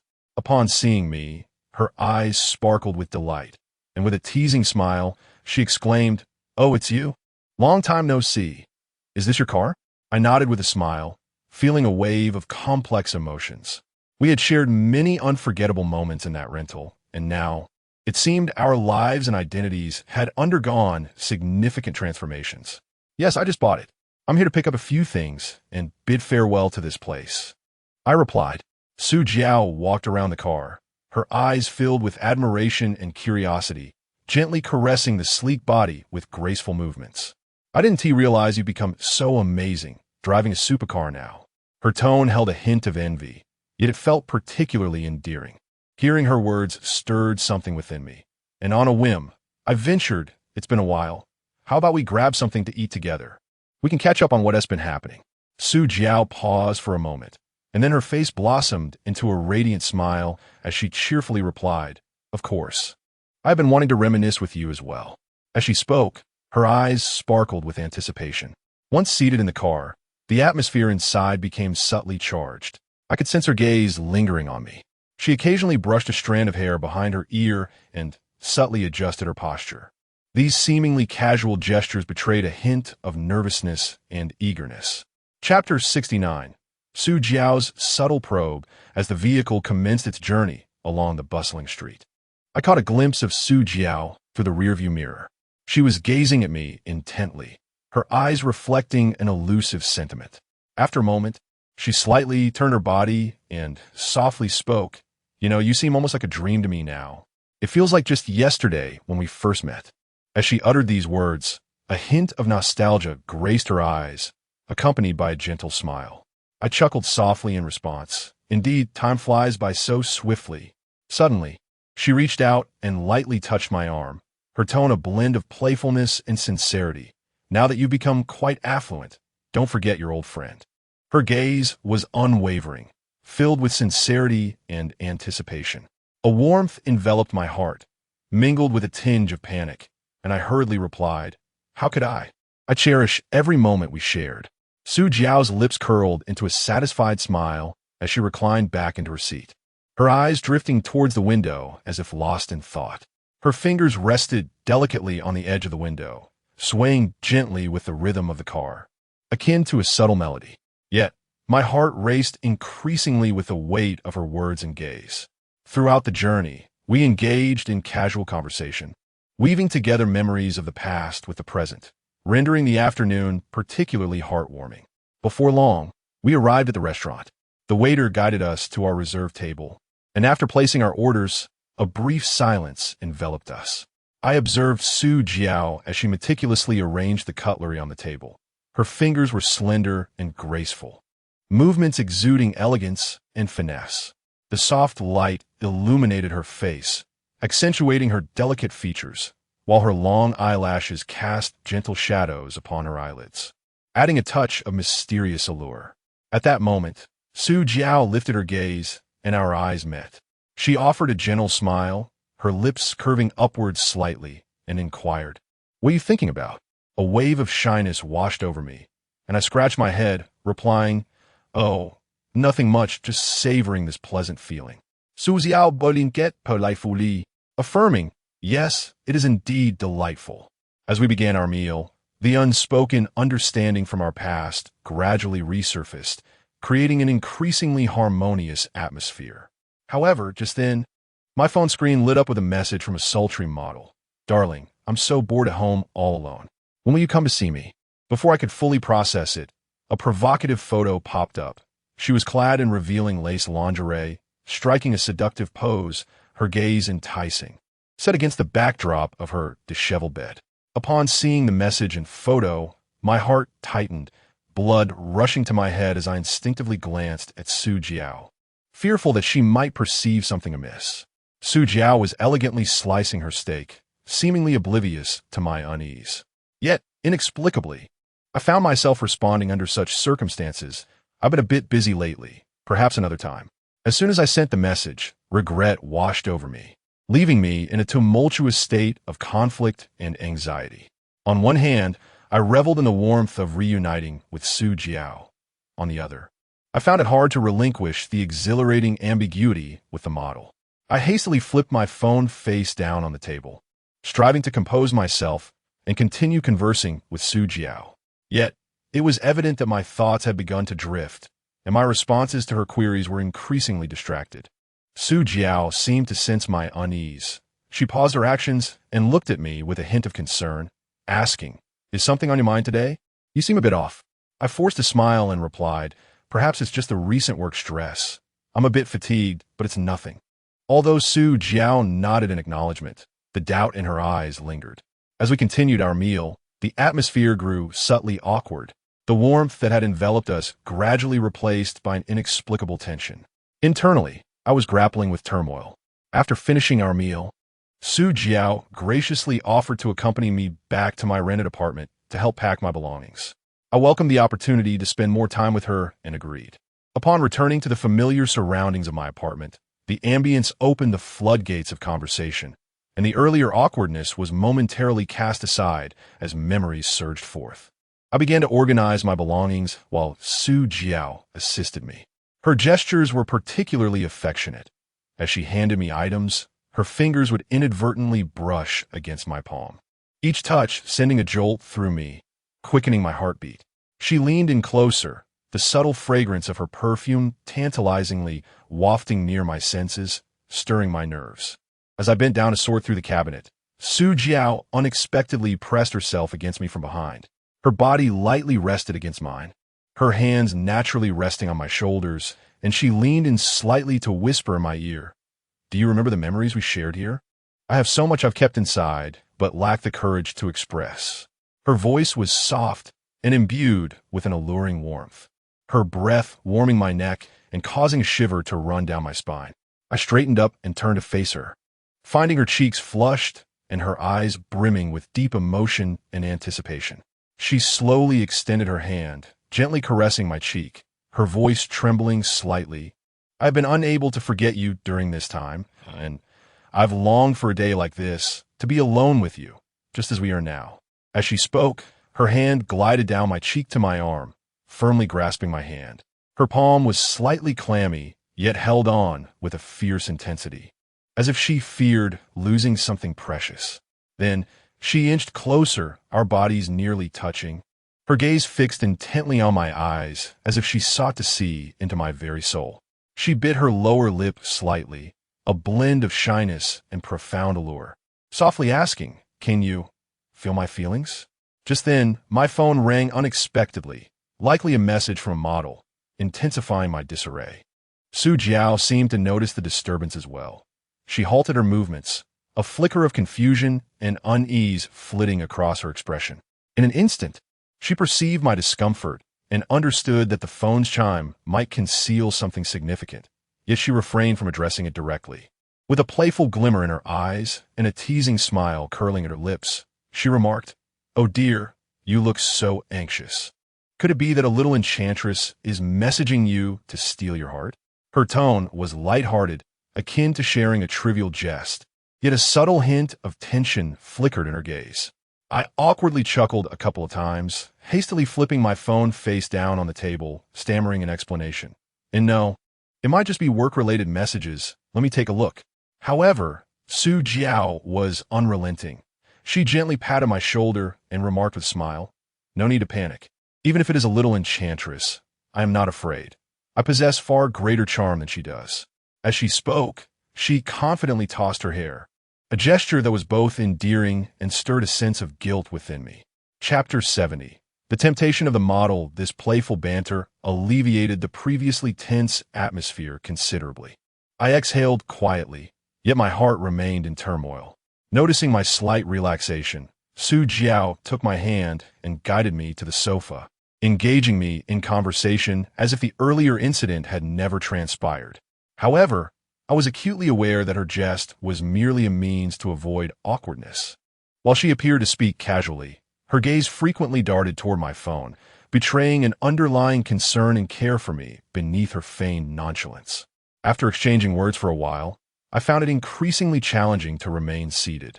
I concocted an excuse to tend to some matters and stood up to leave. Su Jiao smiled and accompanied me to the doorway. Just as I was about to step outside, she suddenly regarded me with sincerity and softly said, "No matter what you encounter, remember that I am always here. Do not lose me."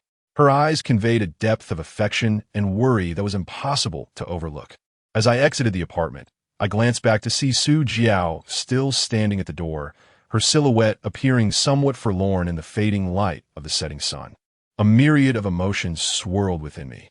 I resolved to find a tranquil place to clear my thoughts and, simultaneously, to seek a more comfortable living environment. Thus, I inquired around and ultimately discovered an upscale apartment near my workplace. Upon stepping into this residence, I was enveloped by an aura of opulence. The spacious living room soared to a height of 5 meters, with a crystal chandelier cascading from the ceiling, its radiant glow illuminating every corner. The floors were adorned with natural marble from Italy, exuding an exquisite texture and unique veining that reflected exceptional taste. One side of the living room featured a full wall of floor-to-ceiling windows, offering an expansive view that captured the vibrancy of the entire city. Through the glass, I could see the shimmering surface of a distant lake, adding a touch of tranquility and vitality to the bustling urban landscape. The open kitchen boasted top-tier German appliances, with every detail showcasing masterful craftsmanship. The cabinetry was crafted from rare walnut wood, its delicate touch emanating a subtle aroma of timber. At the center island lay a set of bespoke handcrafted tableware, the pure silver glimmering softly under the lights. In the bedroom, a king-sized bed dominated the room's center, its mattress composed of premium latex and down, soft yet resilient, akin to resting upon a cloud. The bedding was made from Egyptian long-staple cotton, luxuriously smooth to the touch, with every inch exuding indulgence.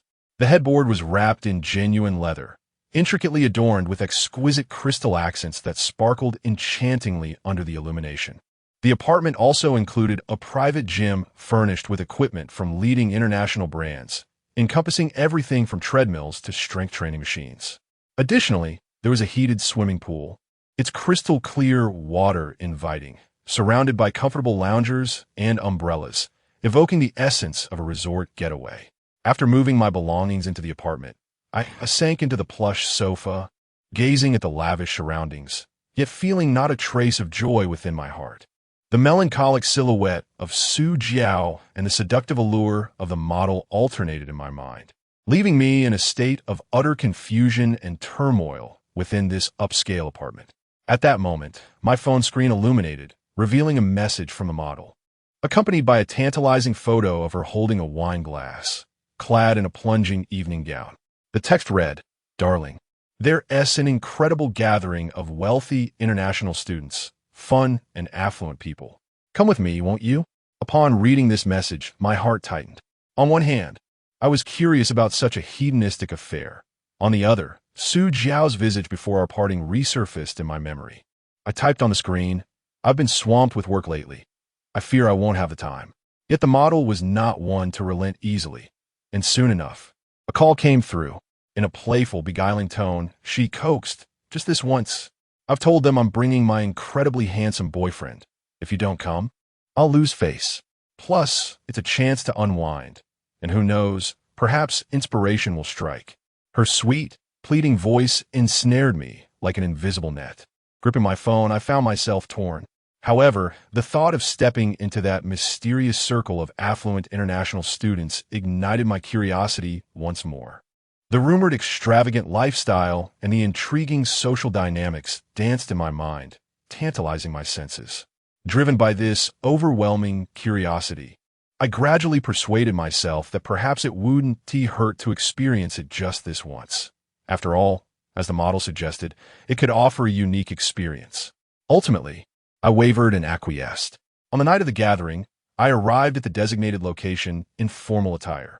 The model appeared in a form-fitting red gown, the deep V neckline accentuating her alluring curves, and the high slit revealing her long, elegant legs. Upon seeing me, she affectionately linked her arm with mine, leaning in slightly to whisper in my ear, "You finally made it. I can't wait for you to immerse yourself in my world." Her warm breath sent a shiver down my spine, and I felt a blush creep onto my cheeks. As we stepped into the venue, a lavish atmosphere enveloped us. In the spacious villa, crystal chandeliers cast a dazzling glow, and the marble floor gleamed like a mirror. However, the scene before me left me utterly astonished. In a corner by the dance floor, several international students were shamelessly kissing and caressing one another, their clothes disheveled, completely lost in the debauchery, oblivious to the gazes directed their way. Nearby, a group was seated on a sofa, a table cluttered with white powder and peculiar paraphernalia before them. They were consuming it with practiced ease, their expressions dazed and their eyes glazed. One individual, after inhaling, threw his head back in laughter, his body trembling uncontrollably. Rather than being restrained, the onlookers egged him on, chanting for him to indulge further. The model guided me through the throng, introducing me to various people, many of whom cast either envious or scrutinizing glances my way. A wealthy individual with dyed blonde hair approached, wine glass in hand, his gaze unabashedly roving over the model. Teasingly inquiring, "Is this your new catch?" The model, with a smile gracing her lips, tightened her grip on my arm, her form nearly pressed against mine, as if to assert her dominance. As we settled onto the sofa, she leaned into my embrace, her fingers delicately tracing my chest before gradually wandering downward. With a dreamy gaze, she murmured, "Darling, are you enjoying yourself tonight?" Just as I was about to respond, a tall figure clad in designer attire approached us, hands tucked into his pockets, a look of disdain etched across his face. His gaze lingered on the model for a considerable time before shifting to me, filled with contempt. Chapter 71. Kneel before me. Do you truly believe you deserve to be with her? The wealthy heir raised his chin, his tone dripping with arrogance. You are merely a diversion for her. A surge of indignation welled up within me, and just as I was about to retort, the model interjected, "Enough of your nonsense. Mind your own business." Yet the heir feigned ignorance, continuing his provocation. "What benefits do you gain by following him? You'll be better off with me. I can offer you a superior life." As he spoke, he produced a set of car keys from his pocket and waved them in the air, a key to a limited edition supercar. Unable to contain myself any longer, I rose to my feet, locking my gaze onto his. "Please, show some respect."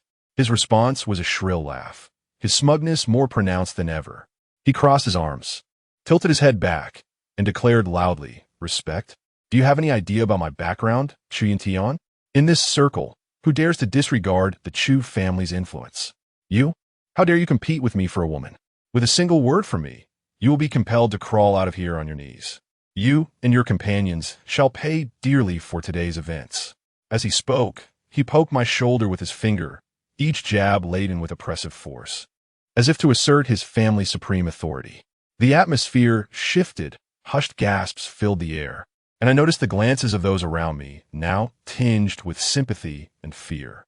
A wave of shock and terror washed over me. My hands instinctively clenched so tightly that my nails nearly pierced my palms, yet I steeled myself against the rising fury, refusing to back down. The model's face flushed with anger as she stepped forward to reason with him, only to be shoved aside by the heir. This act ignited my fury completely. I lunged at him, and we became entangled in a fierce struggle. Though he towered over me, I refused to yield, and we tumbled between the sofa and coffee table, knocking over various items in our path. The other heirs around us cheered excitedly, some recording the chaos on their phones, as the scene descended into disarray. In the midst of the turmoil, I absorbed several punches from the air, blood seeping from the corner of my mouth, while I managed to bruise his face in return. The model, frantic, shouted in an attempt to separate us, but her efforts were in vain. As we grappled, fury clouded my judgment, and a reckless thought surged through my mind. I suddenly broke free from his G. As I interrogated him, I struck him forcefully across the face. The exhilaration of vengeance surged within me. "Now kneel before me." The wealthy young man's legs began to tremble uncontrollably, his complexion as pale as a sheet, his eyes filled with terror. With a softening of his knees, he collapsed to the ground. But it was not over yet. I seized his hair and yanked his head down violently, forcing his face to confront my shoes, demanding he clean them thoroughly, leaving no trace behind, until I was satisfied. The young man, his eyes wide with fear, quivered as he gazed up, humiliation etched upon his features. Yet, under the ominous threat of the gun, he could only slowly extend his tongue, his voice trembling as he pleaded, "Don't shoot, I will lick." His pitiful state starkly contrasted with his previous arrogance. The surrounding wealthy youths dared not breathe, each one frozen in shock, their expressions increasingly fraught with fear. Seeing his wretched yet contemptible visage, the long-suppressed humiliation and rage within me erupted. Spitting a thick glob of phlegm onto his face, it trickled down his cheek, and he dared not wipe it away, allowing it to linger as tears welled in his eyes. This is the consequence of crossing me. I roared, the thrill of revenge coursing through me like electricity, compelling me to laugh maniacally. The model stood nearby, covering her mouth, her eyes brimming with shock and concern. Her body trembled slightly, as if she could scarcely believe the events unfolding before her. The atmosphere was charged with tension, taut as a string poised to snap at any moment. Amidst the fearful gazes of the onlookers, I gripped the handgun tightly in one hand and tugged the model with the other, striding purposefully towards the exit of the villa. Each step was heavy and resolute, the sound of my heels striking the ground resonating sharply in the silence, serving as a warning to all present. The model stumbled slightly, but kept pace closely behind me. As soon as we settled into the vehicle, she leaned in quickly, a peculiar flush coloring her cheeks, her breath quickening with excitement. Playfully poking my arm, she exclaimed, "Darling, that was exhilarating." It felt just like a scene from a movie. I've never experienced anything so wild in my life. Her eyes sparkled with a light wholly different from her earlier fear, now infused with admiration and dependence. I started the car, the tires screeching against the pavement as we sped away like an arrow released from a bow. Throughout the journey, I gripped the steering wheel tightly, my gaze fixed ahead, my mind replaying the events that had just transpired, a vague sense of impending doom gnawing at me. Meanwhile, the model was lost in her excitement, chattering incessantly. "Did you know? I was utterly mesmerized when you forced him to lick your shoe," she said, gesturing animatedly, her laughter filling the air. She leaned her head against my shoulder, her voice soft and sweet, and the way you held the gun was so handsome, like a real-life hero. I knew being with you would never be boring. I listened to her words, my heart a tumult of emotions, a wry smile escaping my lips as I muttered, "But this trouble has only just begun. Chuyin Tian will not let this go easily." Upon returning to my abode, I sank into the sofa, utterly exhausted. Yet, the model remained undeterred, pacing excitedly around the room, her enthusiasm unabated. She approached me, perched herself upon my lap, encircled my neck with her arms, and nonchalantly declared, "As long as I am with you, I fear nothing. Perhaps we might even embark on more exhilarating adventures." Chapter 72. Night of Revenge. The dim light cast a soft glow, and an intoxicating atmosphere enveloped the air. She tilted her head slightly, her gaze imbued with a beguiling haze. Her luscious lips parted gently, exhaling warm breaths that tantalized my ears. "Do you think this adventure today is fate drawing us closer?" As she spoke, her finger delicately traced my jawline. The motion as tender as a feather's caress. My heart raced at her touch, and I felt an involuntary swallow. Sensing my unease, a mischievous smile curled at the corners of her lips as she leaned closer, her softness pressing gently against my chest. In an instant, her hands glided down from my neck, her fingers inscribing invisible words upon my chest, igniting a fervent heat within me. "I adore this side of you, brimming with masculinity," she murmured, then brought her lips to my earlobe, gently enveloping it, her tongue teasingly swirling, sending shivers coursing through my body. Unable to contain my longing any longer, I wrapped my arms tightly around her waist, drawing her into my embrace.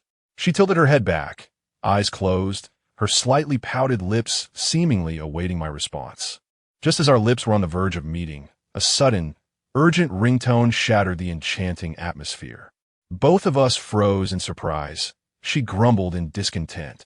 Who could disturb us at such a moment? Reluctantly, I released her and reached for the phone beside me. On the other end, Li Fengyi's voice emerged, slightly weakened yet feigning composure. "Jin Ge, I've fallen into Wang Hao and Long Ji's trap. Don't worry about me. Just help me take revenge." The line was suddenly filled with chaotic sounds, as if a struggle for the phone ensued. Li Fengyi let out a muffled groan, followed by Long Ji's piercing voice. "Kid, you heard that, right? Your man is in my grasp. I hear you've been striking it rich lately. So prepare $1 million. Deliver it to the construction site in the south of the city within 3 hours. No tricks, or I'll make sure he comes in standing and goes out lying." Before I could respond, the call abruptly ended. Gripping the phone, my hand trembled slightly, my heart aflame with both anger and anxiety. I inhaled deeply, suppressing the tumult within, and turned to the model, my eyes filled with regret. "I'm sorry, I have an urgent matter to attend to." A flicker of disappointment crossed her eyes, but she nodded in understanding. I swiftly rose and, as I headed out, dialed Chen Rui's number. "Hello, Shenghui. Li Fengyi has been schemed against by Wang Hao and Long Ge. They want me to bring $1 million to the construction site in the south to exchange for him." There was a brief silence on Chen Rui's end before he spoke calmly. "Jin Ge, don't panic. This is clearly a trap. Let us meet at the office. I'll gather a few brothers, and we can strategize." I acknowledged him and hung up, striding purposefully toward the parking area. As I walked, my mind raced with countless possibilities. Wang Hao and Long Ge have long harbored resentment towards me, and this time they have undoubtedly orchestrated a meticulous trap, eagerly awaiting my descent into their snare. Yet, I cannot stand idly by while Li Fengyi is thrust into peril. I must devise a comprehensive strategy. Soon, I arrived at the company, where Chen Rui and several comrades were already awaiting my arrival. As I stepped inside, they gathered around me. "Brother Jin, we cannot simply hand over the money. Once we surrender this $1 million, they will not release him easily, and they may even turn on us," Chen Rui remarked with a furrowed brow. I nodded, pacing back and forth within the office, and, after a moment's contemplation, I said, "I believe their primary focus lies in the money. Why not turn the tables on them? Let us prepare 1 million in counterfeit bills, allowing them to believe we are genuinely ensnared. Upon reaching the construction site in the southern part of the city, I would engage them with the counterfeit cash. You all should take your positions in advance. At my signal, we will strike decisively and capture them all. But Brother Jin, what if they discover the counterfeit bills and act against Li Fengyi beforehand?" One comrade expressed his concern. My gaze sharpened, and I replied solemnly, "Then we shall engage them in combat. Long Ji's group is small in number. We must ensure our firearms are ready. If it comes to a confrontation, we cannot falter. Since they dare to scheme against us, they must be prepared to face the consequences." With that, I moved to the nearby safe, entered the code, and swung open the door to reveal a neatly arranged assortment of handguns and submachine guns. I had long been prepared for this day. I picked up a handgun, expertly checked the magazine, and stated, "We will first use the counterfeit cash to lure them in. Should they show any signs of treachery, we will unleash our firepower. Remember, this mission must succeed. Failure is not an option, and we must bring Li Fengyi back safely." Chen Rui's resolve was unwavering as he nodded. "Brother Jin, rest assured, all the brothers are prepared. At your command, we will not retreat." The others echoed their agreement, their spirits soaring. I meticulously reviewed every detail of the plan, assigning tasks and ambush locations to my comrades. They accepted their orders and swiftly set about their preparations. As I looked upon these brothers, bound by life and death, a wave of warmth surged within me, and I silently vowed to ensure that Wang Hao and Long Ge would pay dearly for their misdeeds. Accompanied by Chen Rui and the others, we drove towards the southern construction site, a box filled with counterfeit bills in tow. The atmosphere was heavy with tension. We all understood that a fierce battle awaited us. Upon arriving at the site, I surveyed the expansive area cluttered with construction materials, surrounded by abandoned facilities. The silence almost eerie. Wang Hao and Long Ge stood in the center, accompanied by a few others, while Li Fengyi was bound to a nearby pillar, blood trickling from the corner of his mouth, clearly having endured torment. Upon seeing our arrival, Wang Hao shouted, "Kid, have you brought the money? Don't try any tricks." I let out a cold laugh, striding forward with the box in hand, with Chen Rui closely following, vigilantly scanning our surroundings. "Wang Hao, it seems the last lesson was not sufficient for you. Do you still dare to taunt me today?" I deliberately provoked them, buying time for my other brothers to take their positions in ambush. Long Ge let out a cold snort, saying, "Enough with the nonsense, hand over the money, and I shall grant you a chance at survival." I placed the box on the ground and slowly opened it, revealing a stack of counterfeit bills within. As their attention became ensnared by the money, I discreetly signaled Chenrue with a glance. He subtly nodded and pretended to casually approach Li Feng. Chapter 73. The long-awaited revenge. Suddenly, one of Long Ji's subordinates appeared to have made a discovery. He picked up a stack of cash, scrutinizing it closely, his expression shifting dramatically. Long Gu, there's something wrong with this money. Long Gu, engulfed by fury, drew his pistol and aimed it at me. You dare to play tricks on me? Brothers, charge at them and kill them. At his command, several individuals emerged from the surroundings, brandishing their weapons. At that moment, our comrades, hidden in various corners, sprang into action. A Chong led his men rushing in from the east, the sound of gunfire shattering the silence of the construction site, catching the enemy off guard with this sudden onslaught. Wei also encircled the foes from the west, blocking their escape route. Chenrue and I swiftly drew our pistols, engaging in fierce gunfire with the adversaries. Bullets whizzed by us, stirring up clouds of dust. While returning fire, I sought an opportunity to approach Li Feng. Chenrue provided cover, his agile movements and precise aim taking down several enemies. Seeing the tide turn against them, Long Gu and Wang Hao attempted to flee. I could not let them escape. I pursued them while firing my weapon. Wang Hao's face turned pale with fear, stumbling as he ran. Long Gu, however, continued to resist, hiding behind a pile of construction materials and shooting at me relentlessly. Utilizing my nimble footwork, I gradually closed the distance to Long Gu. At the moment he reloaded, I lunged forward and pressed my pistol against his temple. Long Gu, your end has come. His face filled with terror, the gun slipped from his grasp. Meanwhile, Chenrue successfully rescued Li Feng, prompting the remaining enemies to surrender, casting down their weapons. As I gazed upon the subdued Long Gu and Wang Hao, a flicker of my pent-up rage finally subsided. I coldly addressed them. Today, you shall pay for your misdeeds. Subsequently, my comrades and I escorted them to an isolated clearing, barren and desolate, a perfect locale for revenge. Once Li Feng was untied, he limped over to my side, his eyes blazing with animosity. Jin Gu, these scoundrels must be made to suffer, to the point of wishing for death. I nodded, my gaze betraying a hint of ruthlessness. We bound Wang Hao and Long Gu to a dilapidated chair, their bodies trembling uncontrollably, faces as pale as corpses, repeatedly pleading. Jin Gu, we were wrong. Spare us. We won't dare again. However, their pleas fell on deaf ears, as memories of the humiliation they inflicted upon me flooded my mind. Each moment a sharp blade piercing my heart. Gripping the iron rod tightly, I approached them slowly, weighing in my palm, the dull thud echoing ominously. Did you not crave excitement? Today, I shall grant you a dose of it. Who did you provoke but the king of hell himself? As the words left my lips, I swung the iron rod with force, fueled by years of pent-up hatred, striking Wang Hao's leg with a heavy blow. Without hesitation, I swiftly turned and delivered the same force upon Long Ji's leg. The crisp sounds of breaking bones rang out, accompanied by their blood-curdling screams, piercing through the stillness. Wang Hao's face was contorted in agony, beads of sweat the size of pearls cascading down his temples. Brother Long had collapsed in terror, his trousers damp with fear. I turned my gaze aside, signaling my men to bring forth the prepared filth. Then, seizing Wang Hao by the hair with one hand and Brother Long with the other, I wrenched their heads backward, forcing their mouths agape. Here, savor your grandfather's special treat. I crammed the repulsive concoction down their throats.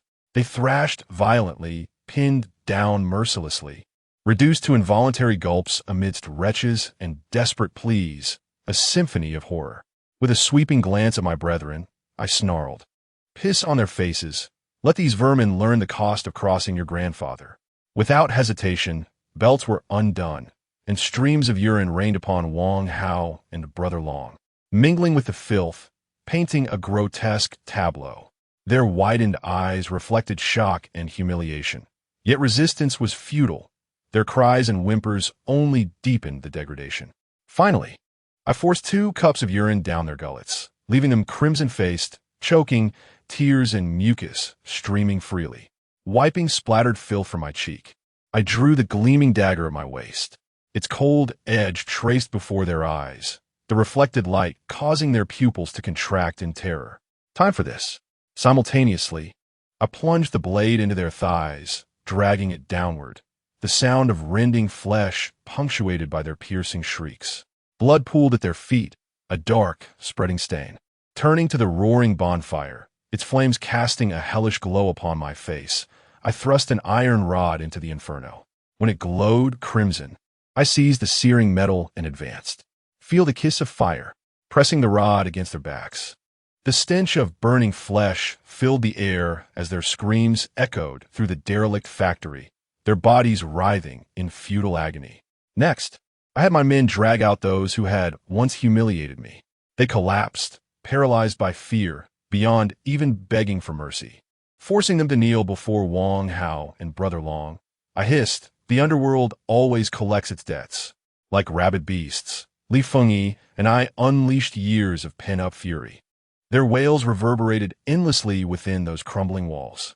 After hours of torment, exhaustion weighed upon us, yet our hearts swelled with the ecstasy of vengeance. Before us lay broken men, their suffering a just reckoning. With weariness and grim satisfaction, we departed that forsaken factory, a mausoleum of pain and retribution. Upon stepping out of the factory gates, the outside world seemed transformed, as the luminous moonlight dispelled the shadows that had lingered in my heart for years. "Let us go, my brothers, and revel in this moment," I proclaimed, gesturing grandly to my companions. With a beaming expression, Li Feng chimed in, "What Inga says is true. We shall not return until we are thoroughly intoxicated this evening." Chapter 74. Yacht Party. Our group arrived at a luxurious hotel in the city. Upon entering, the manager, momentarily taken aback by our imposing demeanor, quickly transformed into a genial host when I presented a wad of cash, personally arranging for us the finest private room. The dining table was adorned with an array of exquisite delicacies and expensive wines, and we indulged heartily. The gourmet treats that we typically refrain from savoring became delightful morsels in our mouths. After a sumptuous feast, we proceeded to a vibrant nightclub.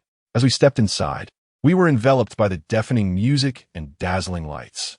The air was thick with a heady blend of alcohol and perfume, creating an intoxicating atmosphere. Dressed provocatively, the dancers swayed sensually in the dance floor, their scant attire barely concealing their most intimate parts. We, the brothers, were instantly ignited by the fervent and uninhibited ambience. I casually ordered several bottles of top-shelf champagne, the resounding pop of the corks drawing the attention of those around us. My companions pulled the dancers into the heart of the dance floor, surrendering to the rhythm. Some boldly seated the dancers on their laps, their hands wandering freely, much to the dancers' delight, who responded with peals of laughter and intensified movements. In a dimly lit corner, one of the brothers had already succumbed to passionate kisses with a dancer, their hands exploring without restraint. Observing these scenes, my heart swelled with exhilaration. We sprayed champagne liberally, the mixture of alcohol and sweat cascading down our cheeks. The entire nightclub resonated with laughter, screams, music, and other unspeakable sounds, creating a cacophony of revelry. Exhausted from our escapades, we collapsed onto the couches in the nightclub, relishing this rare moment of bliss. I closed my eyes, reflecting on the hardships I had endured and the current elation I felt, overwhelmed with emotion. The days of being bullied seemed like a distant memory. Now, I could finally hold my head high. The following morning, the sunlight streamed through the window, warming my face as I awoke from a drunken stupor, my head still heavy. Recalling the previous night's excesses, a wave of satisfaction washed over me. However, the harsh realities soon confronted me. I rose to freshen up and then headed to the bank to withdraw a portion of cash. I gathered my brothers and distributed the money to each of them, proclaiming, "Brothers, yesterday we avenged our grievances. Today consider this a reward for you all. Spend it wisely." The joy radiating from my brothers as they beheld their cash was palpable, and they expressed their gratitude profusely. Yet, as I observed the dwindling funds, a flicker of anxiety surfaced within me. I was acutely aware of the truth that wealth attracts companionship, while its dispersion drives people apart. Sitting on the sofa, I furrowed my brow. contemplating various avenues for making money. Suddenly, the names Zhao Qinian and Lin Yu flashed through my mind. They were still incarcerated, yet they were masters of currency trading. If I could manage to extricate them, their expertise would undoubtedly lead us to substantial profits. I promptly summoned Li Fengyi to discuss this matter. Fengyi, do you remember Zhao Qinian and Lin Yu? After a moment of contemplation, Li Fengyi nodded. Yes, I remember them, bro. Aren't they in prison? What brings them to your mind all of a sudden? Upon sharing my thoughts with him, Li Feng's eyes sparkled with interest. Jingo, what a splendid idea. However, extricating them will not be an easy task. We must devise a comprehensive plan. Let us first meet with them and ascertain their thoughts. I calmly suggested after a moment of contemplation. We then rose together and set off for the prison. As we sat in the vehicle en route, a palpable tension lingered in the air. The scenery outside raced by, yet neither of us was inclined to appreciate it. Upon arriving at the prison and navigating through a series of cumbersome registration and security procedures, we finally encountered Zhao Qinian and Lin Yu. Through the cold glass barrier, they appeared somewhat haggard, yet their eyes glimmered with astuteness. I took the initiative to speak. Brother Zhao, Lin Yu, it has been a while. Zhao Qinian let out a wry smile. Jean Laudy, just look at us now. We truly have fallen from grace. I continued. The purpose of my visit is to inquire if, should the opportunity arise, you would be willing to join me in a grand endeavor. The moment Lin Yu heard this, his eyes lit up instantly. Jingo, are you serious? If I can get out, then my life will belong to you from now on. Zhao Qinian quickly concurred. Indeed. Jean Laudy, we have been stifled in this prison for far too long. If you can secure our release, we will wholeheartedly follow you. With our skills in forex trading, we will undoubtedly help you amass wealth beyond measure. Observing their eagerness, I felt a sense of assurance wash over me. I exchanged a glance with Li Feng, who gave a subtle nod. I replied, very well. Since you are so agreeable, I shall find a way. However, this task will not be simple. You must remain composed inside and avoid raising any suspicions. Zhao Qinian and Lin Yu eagerly assented, their eyes brimming with longing for freedom and anticipation for the future. After emerging from the prison, Li Feng and I deliberated our next steps. Although Zhao Qinian and Lin Yu had made their promises, extricating them from incarceration remained a formidable challenge. While racking my brain for a solution, I suddenly remembered General Liu. He was well connected in both legitimate and illicit circles.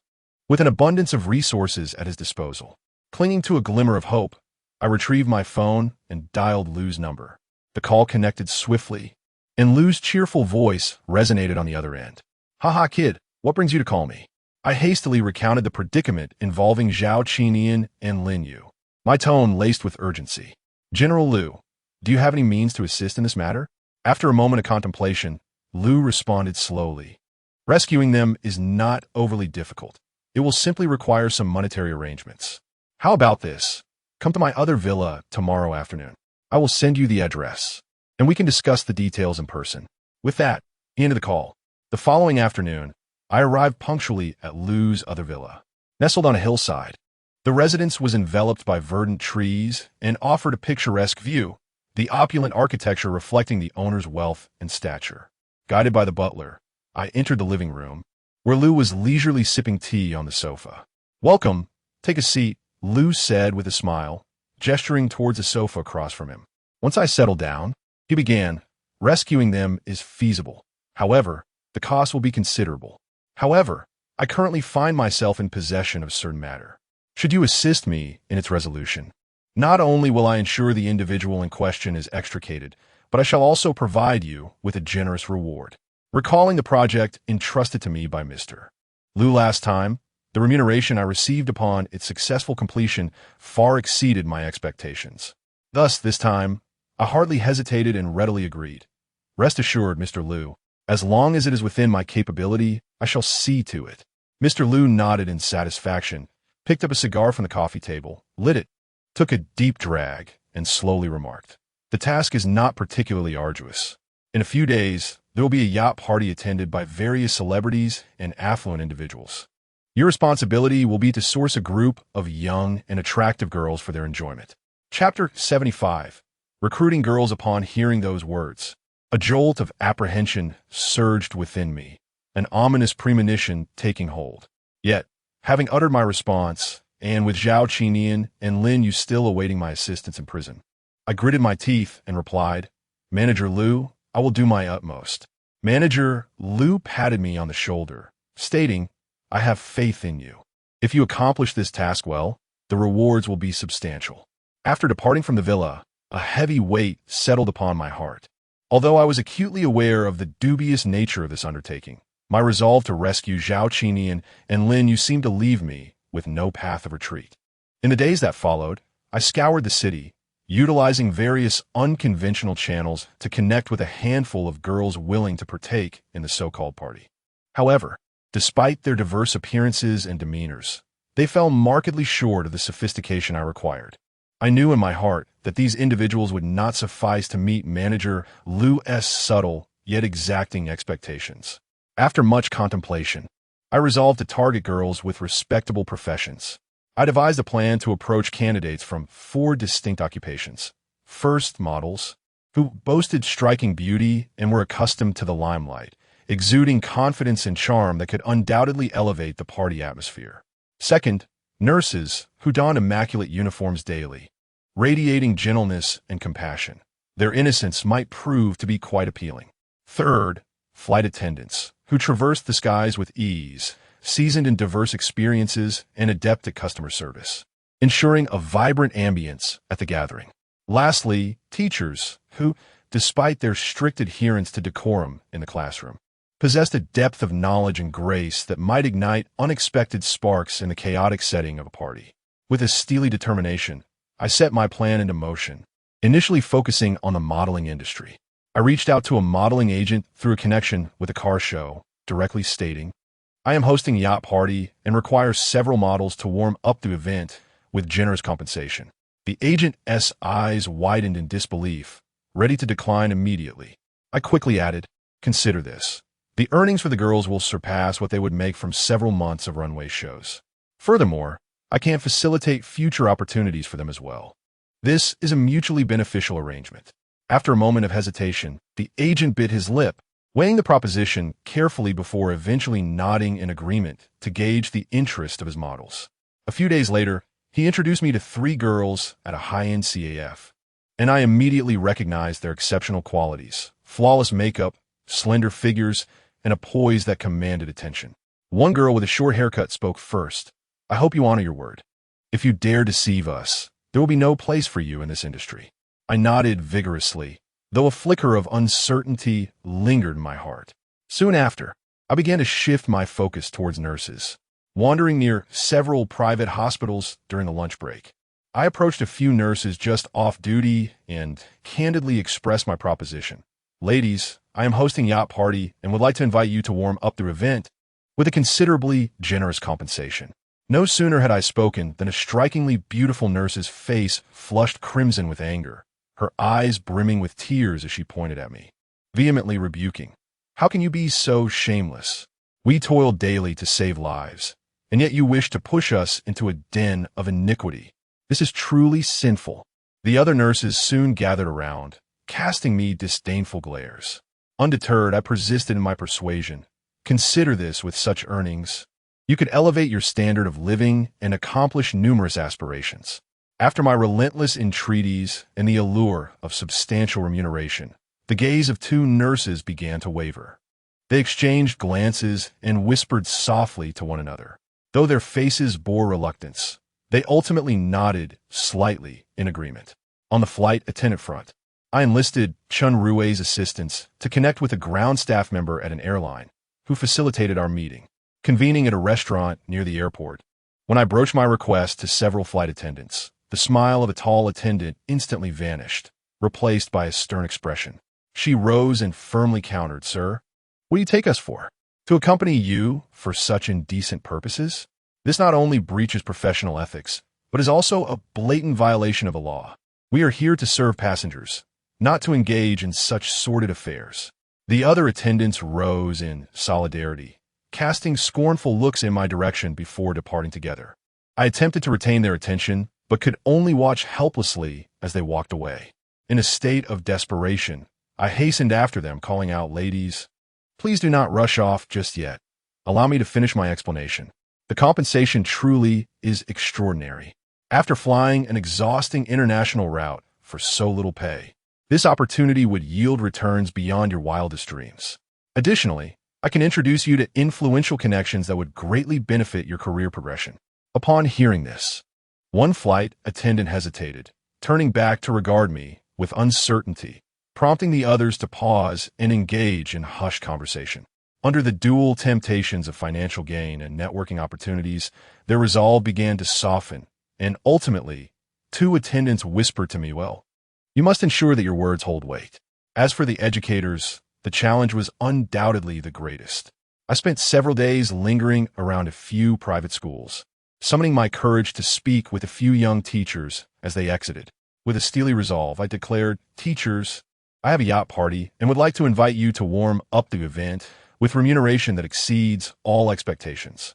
A bespectacled female teacher, appearing gentle and demure, reddened with indignation upon hearing my words. Gripping her lesson plan tightly, her voice trembled as she said, "How could you even entertain such a thought? We dedicate ourselves to educating and nurturing talent. We cannot engage in such actions."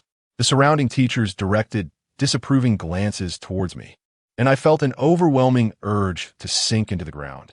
Yet I remained undeterred. As the crowd dispersed, I quietly approached a somewhat younger teacher, speaking in hushed tones to reiterate my appeal, emphasizing the generous remuneration. After a prolonged moment of hesitation, the teacher gently shook her head and turned away. However, through my relentless persuasion, one young educator began to waver. She contemplated the transformative potential that such a substantial reward could bring to her life. Biting her lip and grappling with her inner conflict, she ultimately whispered to me, "I can give it a try, but you must assure me that you will fulfill your promise." Chapter 76. Party time. After the young teacher consented, a wave of joy washed over me, as if I glimpsed a glimmer of hope for rescuing Zhao, Qinian, and Lin Yu. Though the endeavor was fraught with challenges and lacked honor, the die was cast, and I had no choice but to proceed.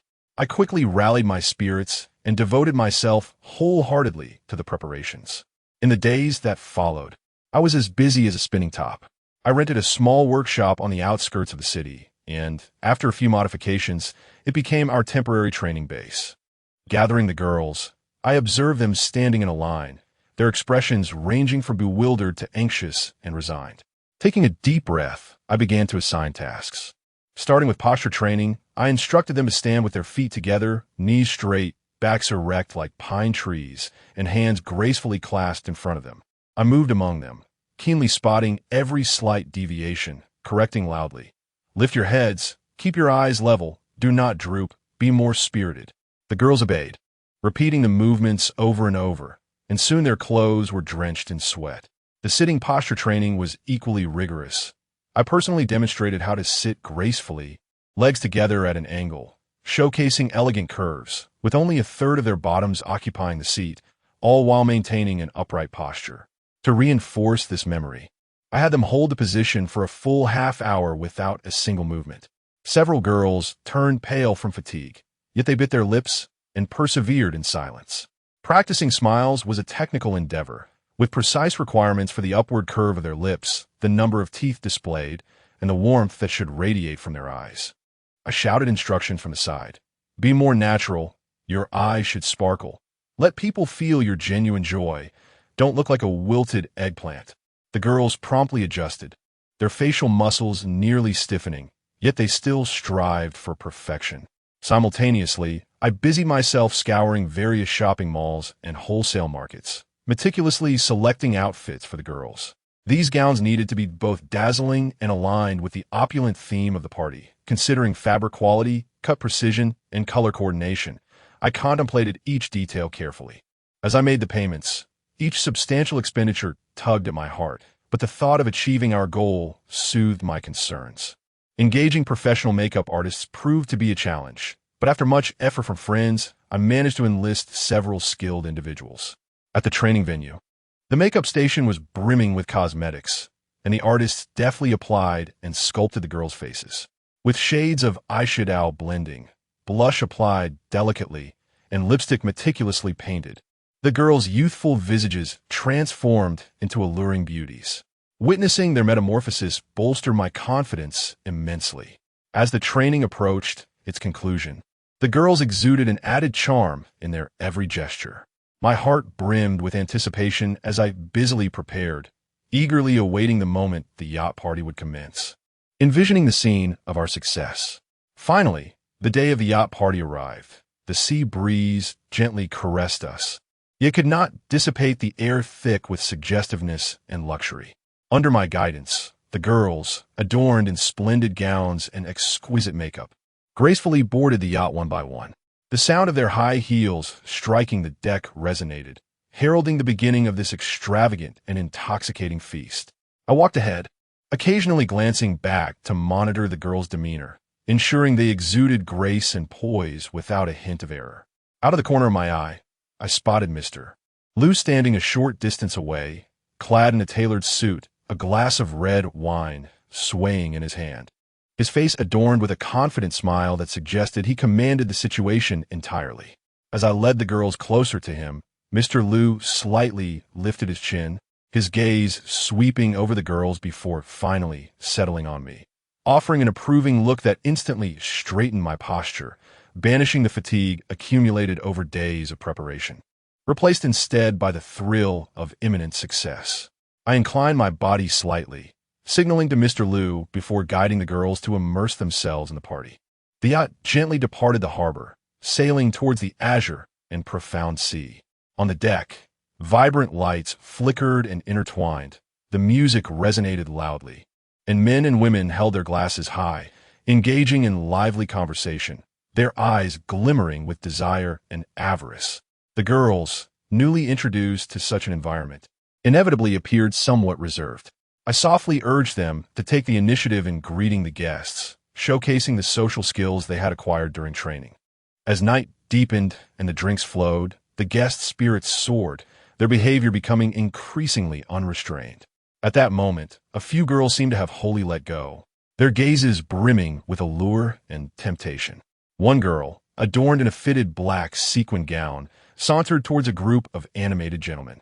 Deliberately, she let her fan slip from her hand, bending to retrieve it, allowing the neckline of her gown to slightly part, revealing her fair skin, which drew the attention of the surrounding men. Unfazed, she lifted her head, her eyes sparkling playfully as she chided, "Oh, dear gentlemen, don't just stare. Lend me a hand." With that, she lightly placed her fingers on one man's arm, effortlessly slipping into his embrace, causing a proud smile to bloom on his face as he welcomed her into their circle. Then there was the girl in the red spaghetti strap gown, who, with a glass of champagne in hand, gracefully navigated through the crowd. Spotting her target, a distinguished middle-aged man sporting an exquisite watch, she gently bumped into him, splashing wine onto his cuff.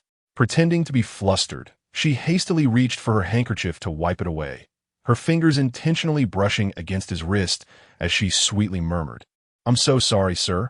I'm rather clumsy. How about I buy you a drink in compensation?" The man, already captivated by her charm, eagerly grasped her hand and responded suggestively, "One drink, one tea suffice." The girl giggled, allowing him to guide her to a nearby sofa, sitting closely together, her hair occasionally grazing his cheek, igniting a sense of yearning within him. Meanwhile, the young woman with a background in teaching, clad in a delicate white lace gown, appeared even more enchanting. Initially hesitant, she observed her companions seemingly thriving in the atmosphere, and recalling the promise of generous remuneration, she steeled herself and took her first steps towards integration. She approached an elegant gentleman, a subtle smile gracing her lips as she softly said, "Sir, your distinguished demeanor suggests a profound understanding of art. I have recently become enamored with oil painting and would be grateful for your insights." Captivated by her gentle charm, the gentleman engaged her in warm conversation. She gradually relaxed, occasionally lowering her head shyly in response to his humorous quips, her cascading locks enhancing her delicate allure. Chapter 77. The climax of the party nearby. Another girl found herself ensnared in a corner by several affluent-looking men, who forcibly poured alcohol down her throat. The liquid splashed onto her exquisite gown as she widened her eyes in terror, yearning to cry out, yet her pleas were drowned by a chorus of laughter.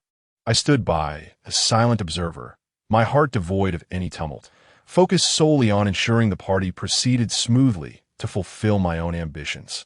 At that moment, the girl clad in a red spaghetti-strap gown had already succumbed, entwining her arm with that of a wealthy patron.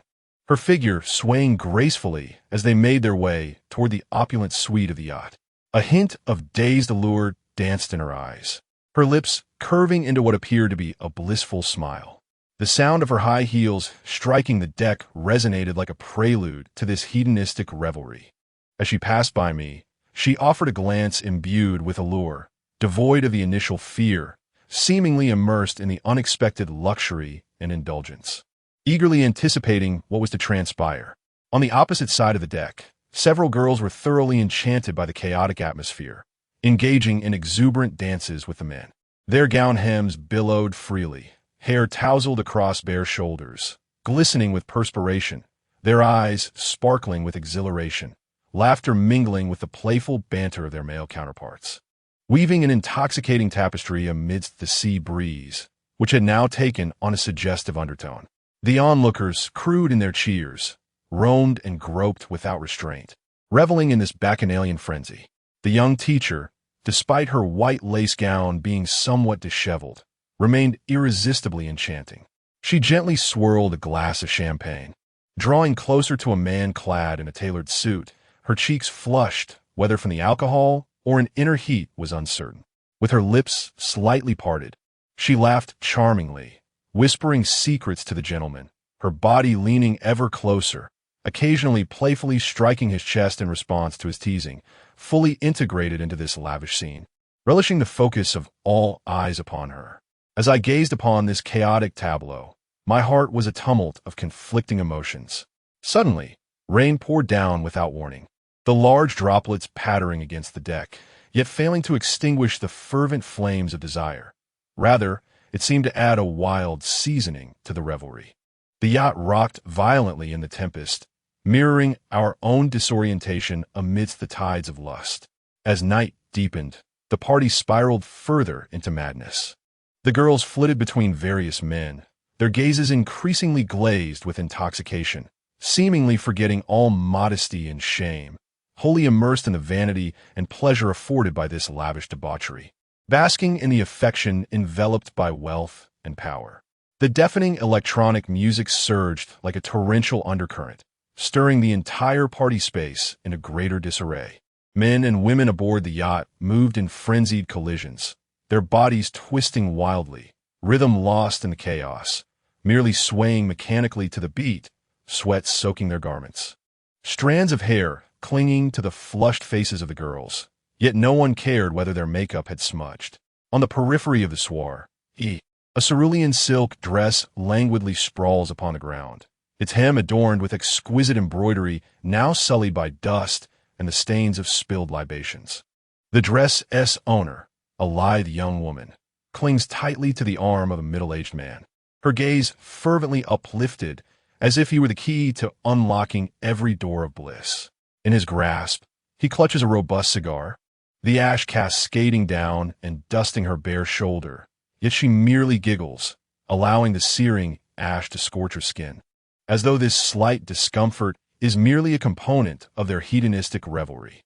Elsewhere, a man envelopes a stranger in his embrace, fervently kissing her neck while she gasps, her hair disheveled across her cheeks, fingers gripping his back tightly, nails digging into his flesh as if seeking to meld their bodies into one.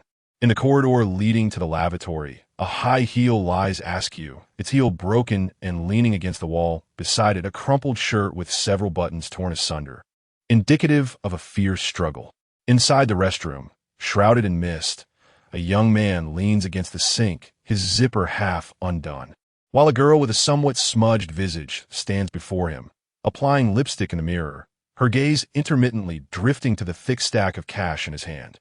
He unabashedly surveys her body, his Adam's apple bobbing as he swallows, desire permeating the confined space.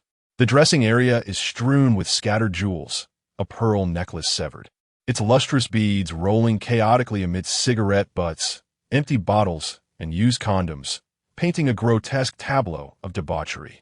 The sofa area has become a veritable epicenter of desire. A slender high heel tipped precariously in a corner, several rhinestones missing, appearing dull under the dim lighting. Adjacent lies a white lace bra, one strap severed, languidly draped over the armrest, whispering tales of the recent fervent entanglement. Surrounding men and women either recline or embrace tightly, their hands wandering freely across each other's bodies, lips greedily exploring, nails grazing skin, drawing faint traces of blood, yet they seem blinded by lust, oblivious to pain and shame, their gasps intertwining with the music outside, rendering the confined space unbearably heated. Within the VIP room, an atmosphere of opulence hangs thickly, as if materialized into a dense fog, permeating every corner. The floor is littered with an array of designer garments, a Chanel coat entwined with an Hermes scarf, a Louis Vuitton handbag gaping open, cosmetics and cash scattered about.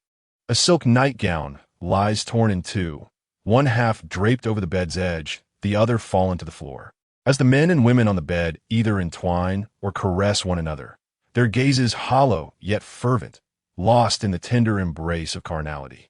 In the corner, individuals indulge in illicit substances, wisps of smoke rising amidst their dazed murmurs and maniacal laughter, laying bare the grotesqueness and fragility of human nature. Upon a vast, circular bed, garments lay scattered in utter disarray, Versace gowns, Gucci shirts, Bulgari jewels. Men and women entwined in a naked embrace, skin against skin, their bodies mingling with the intoxicating blend of sweat and perfume. Whether under the influence of potent substances or driven solely by primal desire, they murmured vulgar sweet nothings, embarking on unrestrained acts of passion, pushing the boundaries of humanity's most intrinsic instincts to their zenith. Chapter 78. The division of spoils in this realm. Morality and ethics are cast aside, while dignity and shame become mere jest. They revel in the abyss of desire, constructed from wealth and power. The following day, as the festivities concluded, I followed Mr. Liu to his villa as promised. The morning light seeped through the heavy curtains, illuminating the opulent furnishings within. Mr. Liu stood before the grand floor-to-ceiling window, his back to me, delicately toying with a Cuban cigar, tendrils of smoke rising and obscuring his silhouette. "You did exceptionally well. I am quite pleased," he remarked, his voice deep and imbued with an air of authority that shattered the silence of the room. I inclined my body slightly, feigning humility in my response. "Your praise is unwarranted, Mr. Liu. I owe it all to the opportunity you provided." In truth, my palms were already clammy with sweat. He turned and approached me with measured steps, casting a suitcase filled with dollars at my feet. "This is 1.8 million. Count it." I crouched down, pretending to glance casually at the contents, though inside a tempest raged. "Mr. Liu, I trust you. There's no need to count." I suppressed the turmoil within, rising to force a smile. Mr. Liu nodded slightly and settled onto the sofa, crossing his legs and gesturing to the empty seat opposite him. "I remember the matters concerning Zhao Qinian and Lin Yu," he stated, flicking ash from his cigar, his gaze penetrating through the haze of smoke. "However, this is not a simple task. You must understand the intricacies involved." A pang of anxiety struck me, and I quickly replied, "Mr. Liu, I understand, and I trust your judgment." In truth, I was utterly ignorant of the complexities he mentioned, merely echoing his sentiments to appease him. After departing the villa, I clutched the suitcase, my steps unsteady as I walked the streets. The sunlight felt blinding, causing a slight dizziness. I was acutely aware that I had become ensnared in a perilous transaction. Mr. Liu's influence was deeply rooted, and the $1.8 million was less a gift than a shackle, binding me tightly to his web of interests. Upon returning home, I spent the night in restless thought. The images of the girls' debauchery at the party clashing with their supposed dignified professions. The grace of models, the gentleness of nurses, the elegance of flight attendants. The intellect of teachers, all were ravaged and shattered in the mire of money and desire. After much deliberation, I resolved to allocate $500,000 to them as compensation. I arranged to meet the girls in the small factory space I had previously rented. The stark contrast between its desolation and the party's exuberance was palpable. When I placed the heavy bag of cash on the floor and unzipped it, revealing stacks of pristine bills, their eyes widened in astonishment, breaths quickening. "Sisters, take this money, and you shall be free."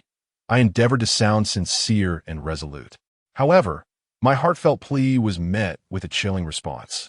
The tall model was the first to scoff, striding towards me with a feline grace, her fingers teasingly caressing the bills. "Oh, big brother, are you being benevolent? I'll take this money, but remember to call me for any future parties that promise quick cash. We can earn together." As she spoke, she deftly stuffed a bundle of dollars in her petite handbag, her movements so practiced they were almost tragic.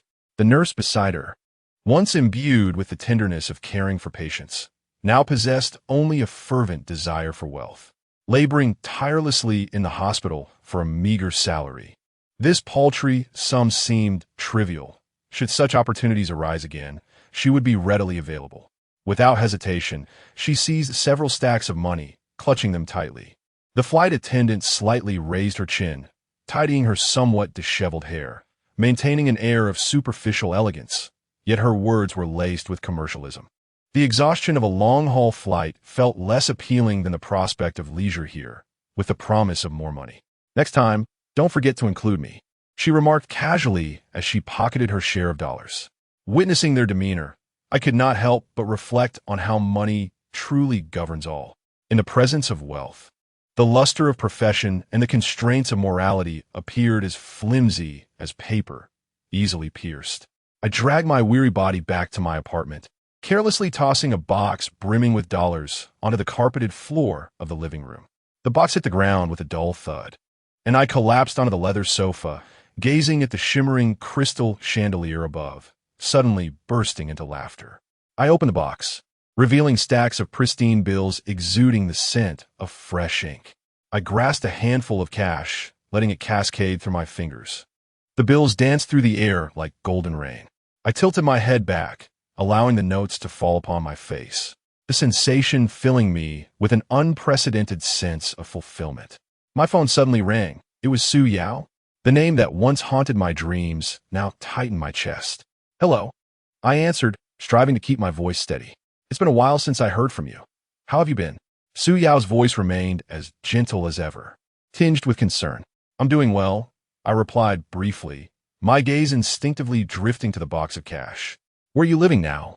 "I'd like to come see you," she said, her tone laced with anticipation. I hesitated for a moment, but ultimately relayed my address.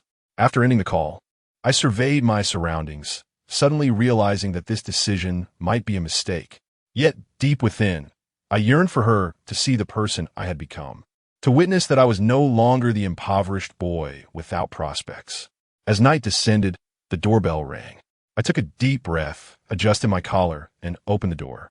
Su Yao stood before me, clad in a white dress that accentuated her graceful figure. Her long hair, lightly curled, cascaded over her shoulders, shimmering softly under the corridor lights. Her makeup was exquisite yet effortlessly natural, with a delicate coral lipstick enhancing her already radiant complexion. However, what captivated me most were her eyes. Those almond-shaped orbs seemed filled with starlight, now surveying my apartment with an expression of disbelief. "Is this where you live now?" Her voice trembled slightly as her gaze swept over the exquisite Italian marble floor, traversing the walls adorned with priceless artworks, finally resting upon the grand piano in the center of the living room. I stepped aside to allow her entry, inhaling the subtle fragrance of jasmine that enveloped her. It was the perfume she had always worn, yet at this moment, it left me in a state of disorientation. Chapter 79. A world transformed, I recall your earlier self. She hesitated, her gaze imbued with a tangle of emotions. I understood well what she wished to convey. In days gone by, I resided in a cramped, modest rental, my finances rather meager. Yet now, people inevitably change. I subtly interrupted her reminiscence, striving to maintain a tranquil tone, though a flicker of unacknowledged satisfaction stirred within me. Su Yao gracefully approached the floor-to-ceiling window, gazing silently at the resplendent cityscape illuminated by the night. Her silhouette was reflected in the glass, harmonizing with the distant neon lights, creating a unique beauty. "You have changed," she softly remarked, turning to face me, her eyes glimmering with a barely perceptible brightness, a stark contrast to the past. A gentle smile graced my lips as I approached the liquor cabinet, retrieving a long-preserved bottle of whiskey. As I poured, my hand remained steady and assured. The amber liquid swirling in the glass mirrored my relatively serene state of mind. "Would you care for a drink?" I inquired, my tone nonchalant. Su Yao did not respond immediately. Instead, she stepped closer, her hand delicately brushing against my cheek. Her fingers bore a slight chill, yet they inexplicably warmed my heart. "You are truly impressive." Her voice conveyed a restrained delight, her eyes reflecting a subtle approval. I nodded slightly, wearing a humble smile, even as a sense of accomplishment quietly spread within me. I then took a gentle sip of my drink, savoring the moment. "Fortunately," I murmured, "I suppose luck has favored me a bit more." With a soft smile, Su Yao surveyed the surroundings before withdrawing her hand and naturally patting my shoulder. "Let us celebrate," she suggested, her tone infused with just the right amount of joy. "You deserve it." I nodded in agreement, my heart swelling with contentment. Perhaps a change of scenery would allow for a more relaxed conversation. "Very well," I replied, setting down my glass and turning towards the door. "Allow me to take you somewhere." Su Yao followed closely behind, the rhythmic click of her heels echoing against the floor. We chatted and laughed as we traversed the spacious living room and entered the elevator. As the doors gradually closed, the mirrored surface reflected our figures. I glanced sideways at Su Yao, finding her smiling at me, her eyes brimming with anticipation. The elevator swiftly descended to the underground parking lot. As the doors opened, a rush of brisk air enveloped us. I stepped out steadily, with Su Yao closely trailing. The parking garage was dimly lit, the faint scent of gasoline lingering in the air. I made my way directly to the striking red Ferrari, its sleek lines subtly revealing an understated luxury under the lighting. Pressing the key fob, the car lights blinked twice, emitting a soft, unlocking sound. Suddenly, Su Yao halted a few steps away, her gaze fixed on the Ferrari, a look of astonishment illuminating her face. "Is this your car?" she exclaimed, her voice infused with disbelief, the pitch rising involuntarily. "When did you become so remarkable?" I gently inclined my head, maintaining a tranquil demeanor as I opened the passenger door, gesturing for her to enter. Su Yao stood in place, seemingly still processing the news. After a moment, her gaze shifted from the car back to my face, her eyes reflecting a newfound recognition and admiration. "You have indeed changed," she said in a calm tone. "You're not like you used to be." A smile played at the corners of my lips, my heart brimming with sentiment. "Indeed, I have transformed, from a penniless youth residing in a modest rental to a man who now drives a Ferrari and resides in a luxurious apartment." "Get in," I said placidly. "We can chat leisurely on the way." Su Yao finally nodded, her excitement palpable as she settled into the passenger seat. I closed the door and made my way to the driver's seat, enveloped by the subtle scent of leather that permeated the interior. Gripping the steering wheel, my fingers gently tapped against it, my mood exceptionally buoyant. As the engine roared to life, its deep growl resonated through the parking lot. I pressed the accelerator, and the Ferrari glided out of the parking area, merging into the city streets shrouded in night. The neon lights outside flickered by in a blur. The cacophony of the metropolis kept at bay beyond the windows. Inside the car, a serene tranquility enveloped us, punctuated only by the engine's low rumble. Su Yao turned her head, gazing out at the nocturnal scenery, her expression imbued with a sense of ease. Her fingers lightly tapped against the window, as if she were lost in the moment's serenity. "Where are you taking me?" Su Yao inquired, turning her head with a playful smile, curiosity sparkling in her eyes. "To a Michelin-starred restaurant," I replied nonchalantly, my fingers lightly drumming on the steering wheel. "I've heard their French foie gras and truffle steak are exquisite." "Michelin?" Su Yao arched an eyebrow, her tone laced with teasing. I chuckled softly, choosing not to respond, merely casting a sidelong glance at her. Our gazes locked, and in that fleeting instant, The air seemed to still for several seconds. Her eyes held an unnameable emotion, a blend of admiration and something deeper. The car soon came to a halt at the restaurant's entrance. The doorman approached swiftly, respectfully opening my door. After exiting, I circled to the passenger side to open the door for Su Yao. She elegantly stepped out, the sound of her high heels tapping lightly against the ground. "Your gentlemanly demeanor has certainly improved," she remarked with a light chuckle, her tone teasing yet gentle. "It is my honor to serve you," I replied, slightly bowing, feigning seriousness. She allowed a soft laugh, playfully tapping my arm. "Stop being so cheeky." We walked side by side into the restaurant, where soft lighting bathed the exquisite decor, and the air was infused with a delicate aroma. The waiter led us to a window-side table, offering a view of the city's nightscape, ablaze with lights. "Like a living canvas. It's truly beautiful here," Su Yao remarked, her eyes shimmering with appreciation. "Not as beautiful as you," I blurted out, surprised by my own words. She paused, then lowered her head, a slight smile gracing her lips, a blush creeping onto her cheeks. "You certainly know how to flatter." I smiled back, choosing not to reply, instead handing her the menu. "Take a look and see what you'd like to eat." She took the menu, and her fingertips inadvertently brushed against my hand, sending a subtle shiver through my heart in that fleeting moment. It seemed she too had noticed, as she raised her gaze to meet mine, her eyes harboring a hint of ambiguous allure. "You recommend," she said, closing the menu and fixing her gaze upon me. I nodded slightly and beckoned the waiter, ordering several signature dishes along with a bottle of red wine. After the waiter departed, Su Yao lifted her glass of water and took a delicate sip, yet her eyes remained steadfastly upon me. Chapter 80. Su Yao's diamond ring. "Your current life indeed possesses a different flavor," she remarked softly, her tone imbued with a hint of nostalgia. "A different flavor?" I allowed a faint smile to grace my lips, casually adjusting my cuff, seemingly indifferent, yet secretly harboring a desire to maintain a facade of nonchalance before her. In truth, it was nothing particularly special. It merely afforded me a greater array of choices than before. "Choices," she echoed softly, her gaze drifting, as if the abundance of options rendered her uncertain of what to select. As I observed her, an impulse surged within me, compelling me to grasp her hand and convey that some choices are, after all, rather simple.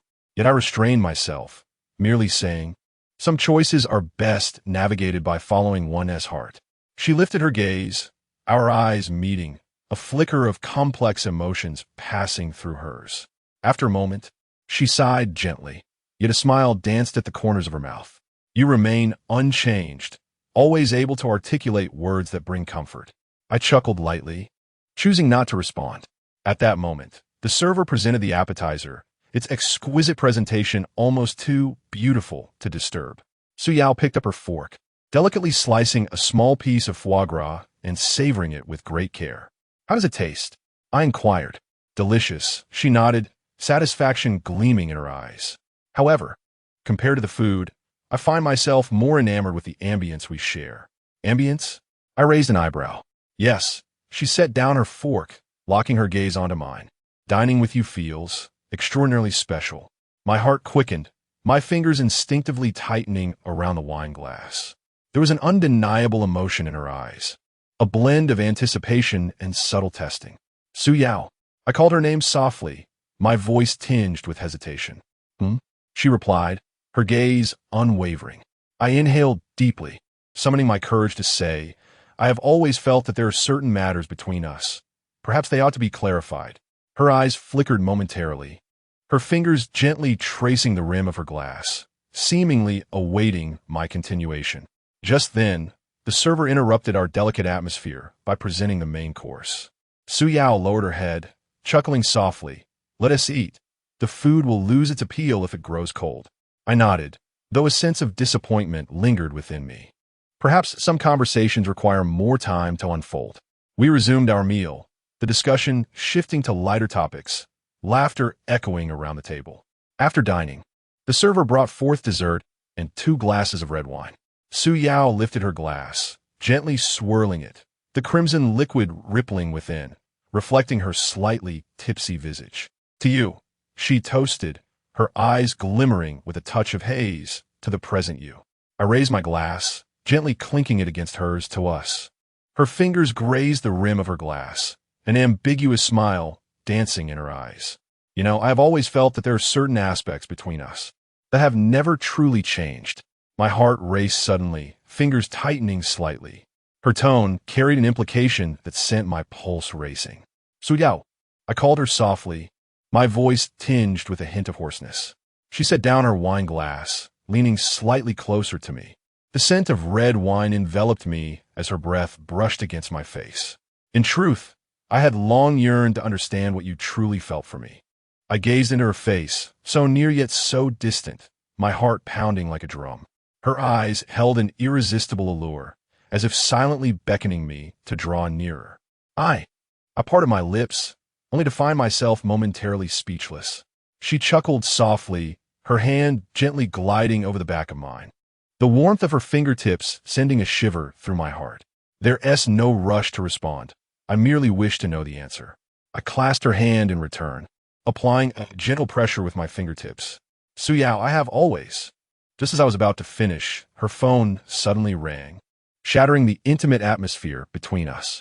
She froze for a moment, then released my hand, glancing at her phone with a slight furrow of her brow. Sorry. I must take this call. She rose and stepped aside to answer. I remained seated, a sense of loss washing over me, though relief mingled with it.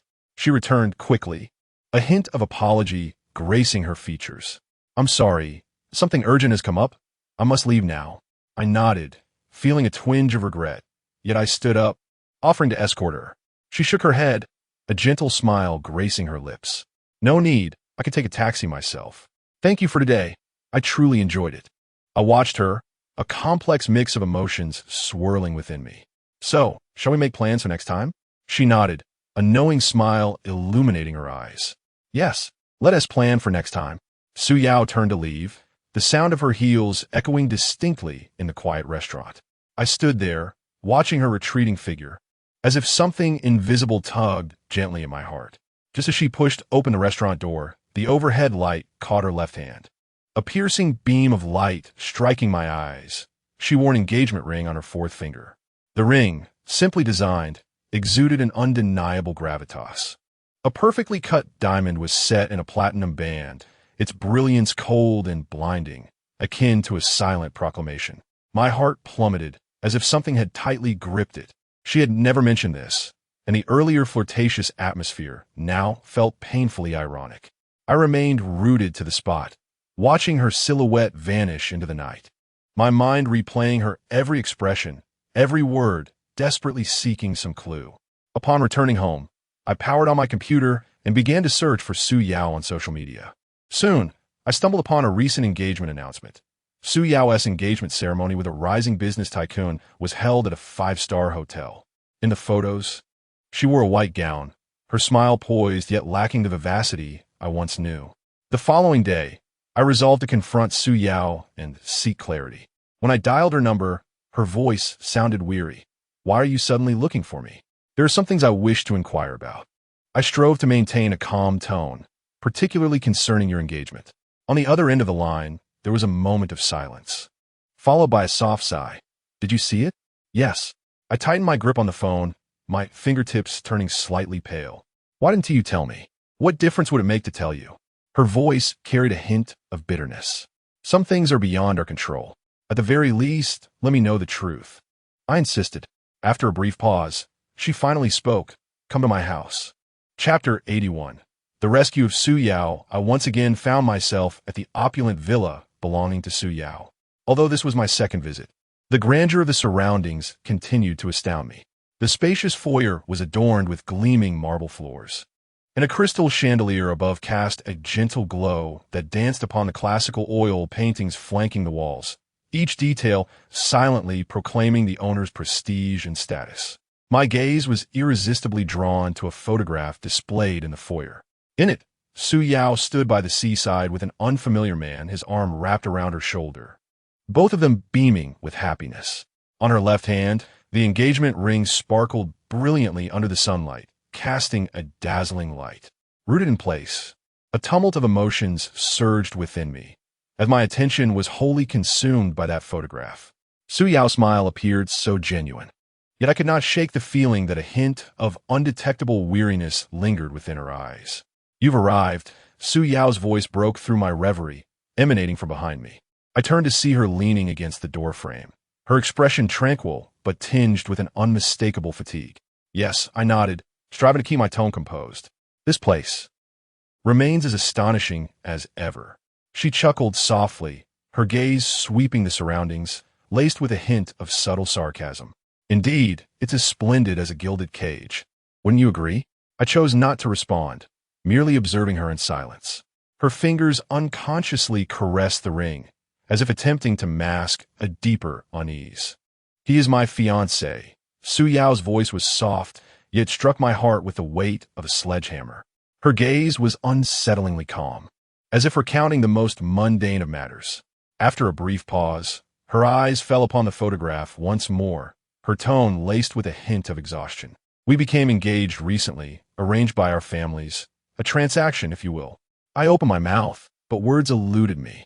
She stepped closer, raising her left hand, the ring glinting with a chilling brilliance under the light. "Do you understand the significance of this ring?" she inquired gently, proceeding without waiting for my response. "It symbolizes a union of families, a maximization of benefits, yet signifies nothing of love." Her voice trembled slightly. "My father's company is on the brink of bankruptcy, and this alliance is my only means to secure the necessary funds." I had no choice. I stared at her in shock, but she smiled, a smile tinged with self-mockery. "That day in a restaurant, I intended to share all of this with you. However, as I approached, I realized I lacked the courage." She lifted her hand, delicately brushing my cheek with her icy fingertips. "Su Yao." I whispered her name, my voice hoarse. If I were willing to take you away, would you come with me?" She hesitated, her eyes softening yet tinged with resignation. "It's too late. The wedding is next week. I have no way out."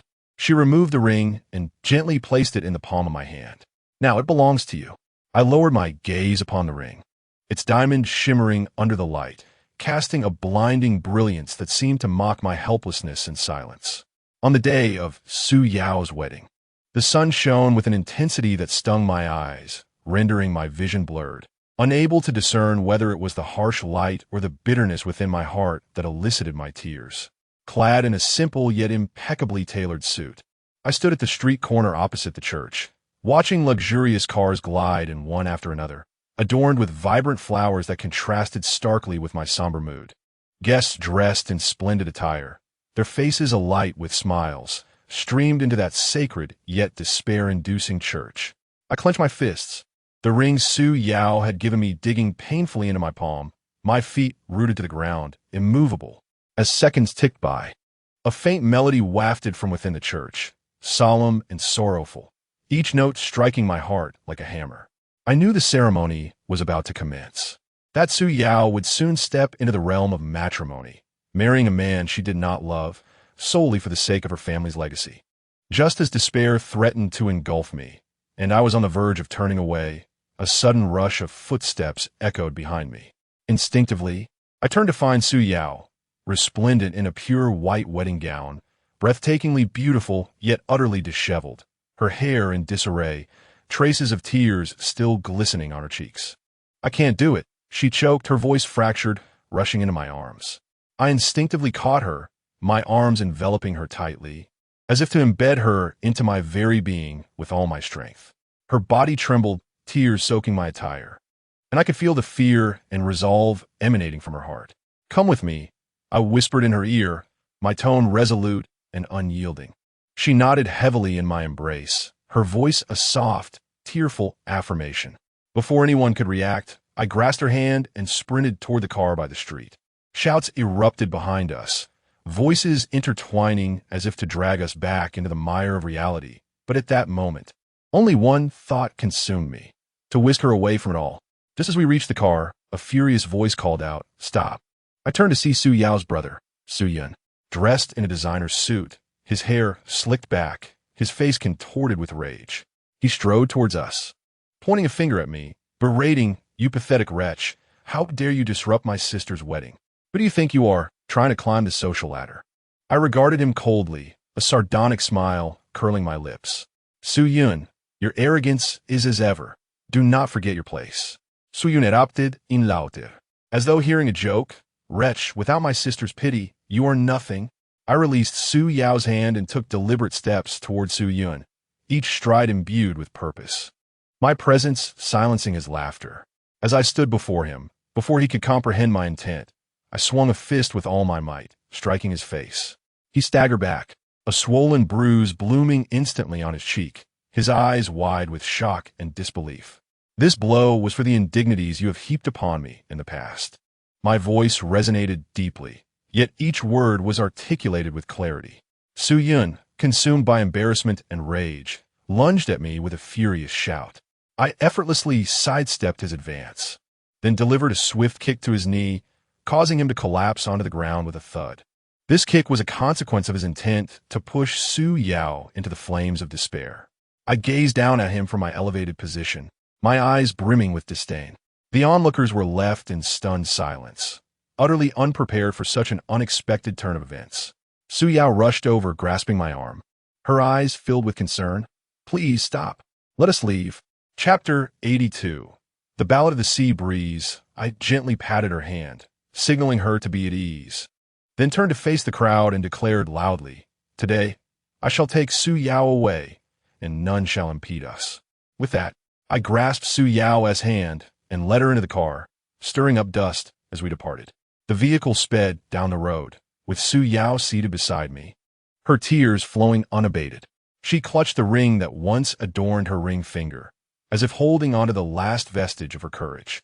I freed one hand to tightly envelop hers, striving to convey strength, assuring her that this time I would not allow her to fall into despair again. We journeyed to the seaside, where the vast expanse of the ocean unfolded before us, waves crashing against the shore with a resounding roar, as if celebrating our escape. Side by side on the beach, we gazed at the horizon, the sea breeze caressing us, drying the traces of her tears. Thank you, she whispered, her voice imbued with the relief of having survived calamity. I turned to her, reaching out to gently smooth her tousled hair. As my fingertips brushed her cheek, she slightly closed her eyes, seemingly savoring the moment's tenderness. The sea breeze wrapped around us, carrying a briny scent, entwining Su Yao's hair around my fingers. Her cheek was cool, yet under my touch, it gradually blossomed with a delicate flush. I withdrew my hand, yet my gaze lingered on her face. Her eyelashes fluttered like the wings of a butterfly, lightly grazing my heart. Su Yao, I softly called her name, my voice a tender whisper amidst the wind. She slowly opened her eyes, her pupils reflecting the seamless blend of sea and sky, as if countless unspoken emotions swirled within them. Her lips parted slightly, as if she wished to speak, but ultimately, she merely pressed them together and lowered her head. I extended my hand, gently lifting her chin to compel her to meet my gaze once more. Her eyes, a blend of confusion and anticipation, mirrored the trepidation and yearning for what was to come.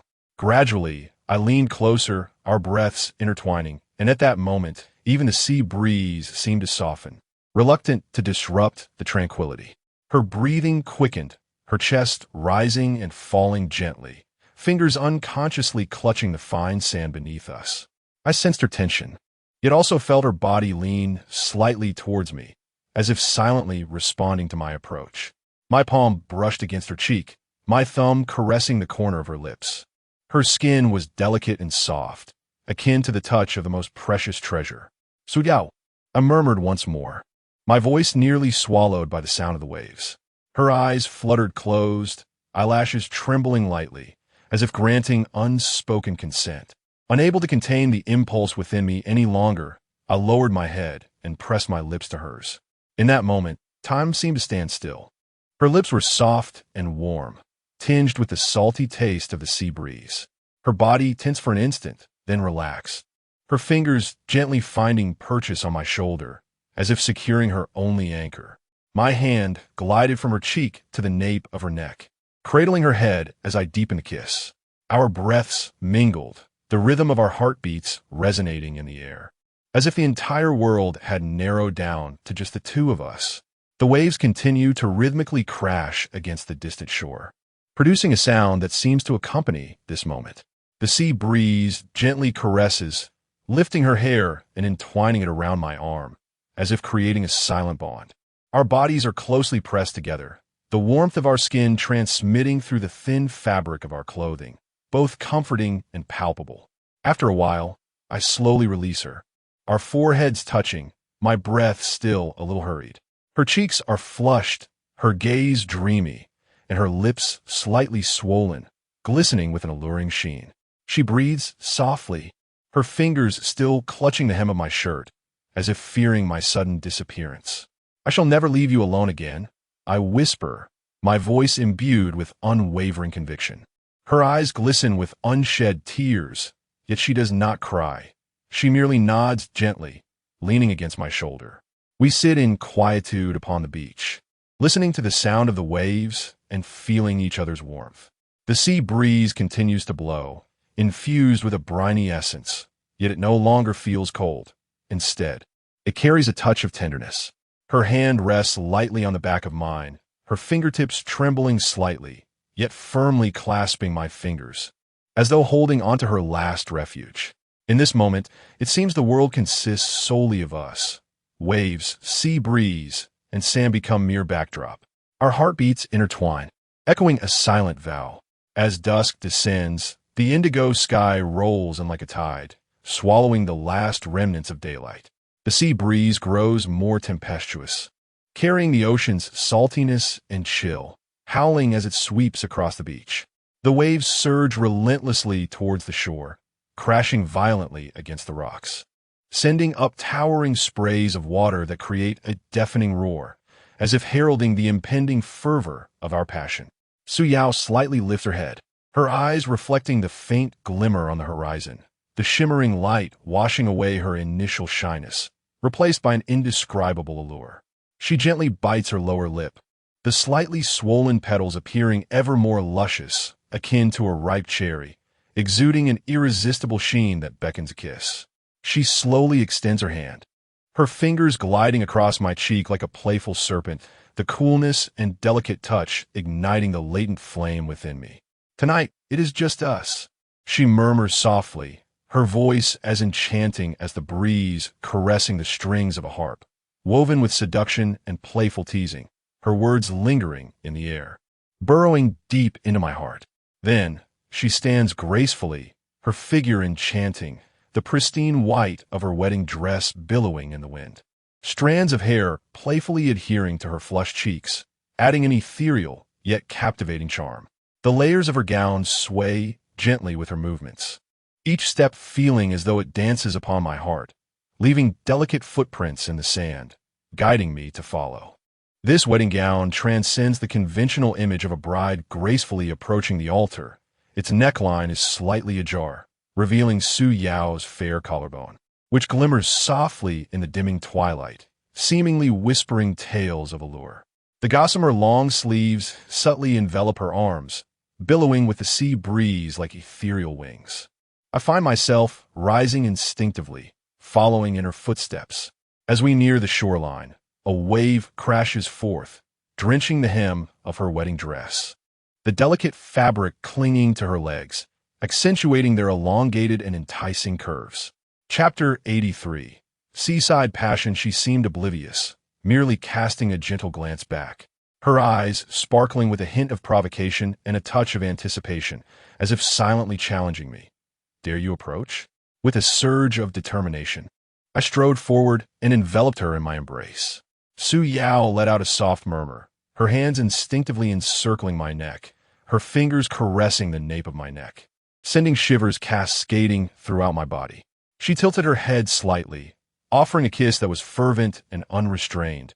Her tongue eagerly danced with mine, entwining with an irresistible force, as if she sought to conquer me entirely.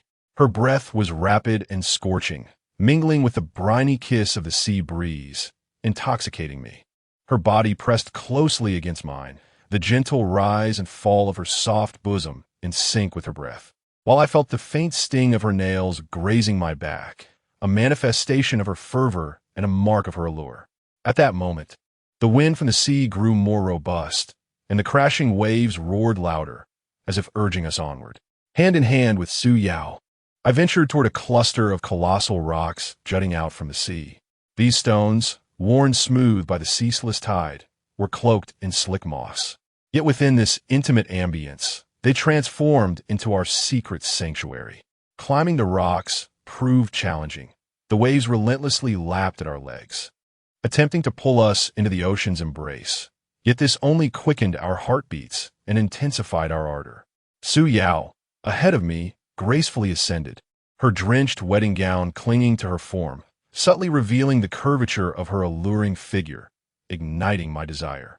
After considerable effort, we reached a relatively flat expanse atop the rocks, where the wind howled from all directions, tousling our hair but failing to dissipate the fervent affection enveloping us. Su Yao stood there, her hair dancing wildly, facing the wind as she slowly began to unfasten the buttons of her wedding dress. With each button undone, it felt as though a hammer struck deep within my heart. Her fair skin glimmered with a cool radiance beneath the dimming sky, exuding warmth, while a tiny mole on her shoulder, illuminated by the moonlight, resembled a playful little black pearl, enhancing her allure. I swallowed hard, my fingers trembling as they traced her skin, from her cheek to her neck, then to her collarbone, each touch rendering me entranced. She shivered slightly, but did not retreat, her eyes brimming with trust and longing. Leaning in once more, she captured my lips, her hands roaming over my body, igniting flames within me. Unable to suppress my desires any longer, I embraced her tightly, our body heat intensifying against the chill of the sea breeze. In this expanse between heaven and earth, under the witness of the waves and the wind, we gradually shed our inhibitions, allowing passion to engulf us. Her hair entwined around my arm, a silent bond, while her fingers fervently scratched my back, her nails grazing my skin, delivering a slight sting, yet vividly conveying her fervency, leaving behind faint traces of crimson. Beneath us, the waves continued their relentless assault on the rocks, the splashes of water occasionally kissing our heated skin, offering fleeting coolness, yet only driving our passion to greater madness. Suddenly, the distant lighthouse flickered to life, its brilliant light piercing the darkness and momentarily illuminating our surroundings. Yet, Su Yao displayed no hint of panic. Instead, she grew bolder in the radiance, her heart ablaze with excitement and fervor, as though this unexpected illumination merely added a layer of exhilarating thrill. The beam of light swiftly faded, and the surrounding gloom returned. Su Yao and I reclined on the jagged rocks, the rough surface pressing uncomfortably against my back.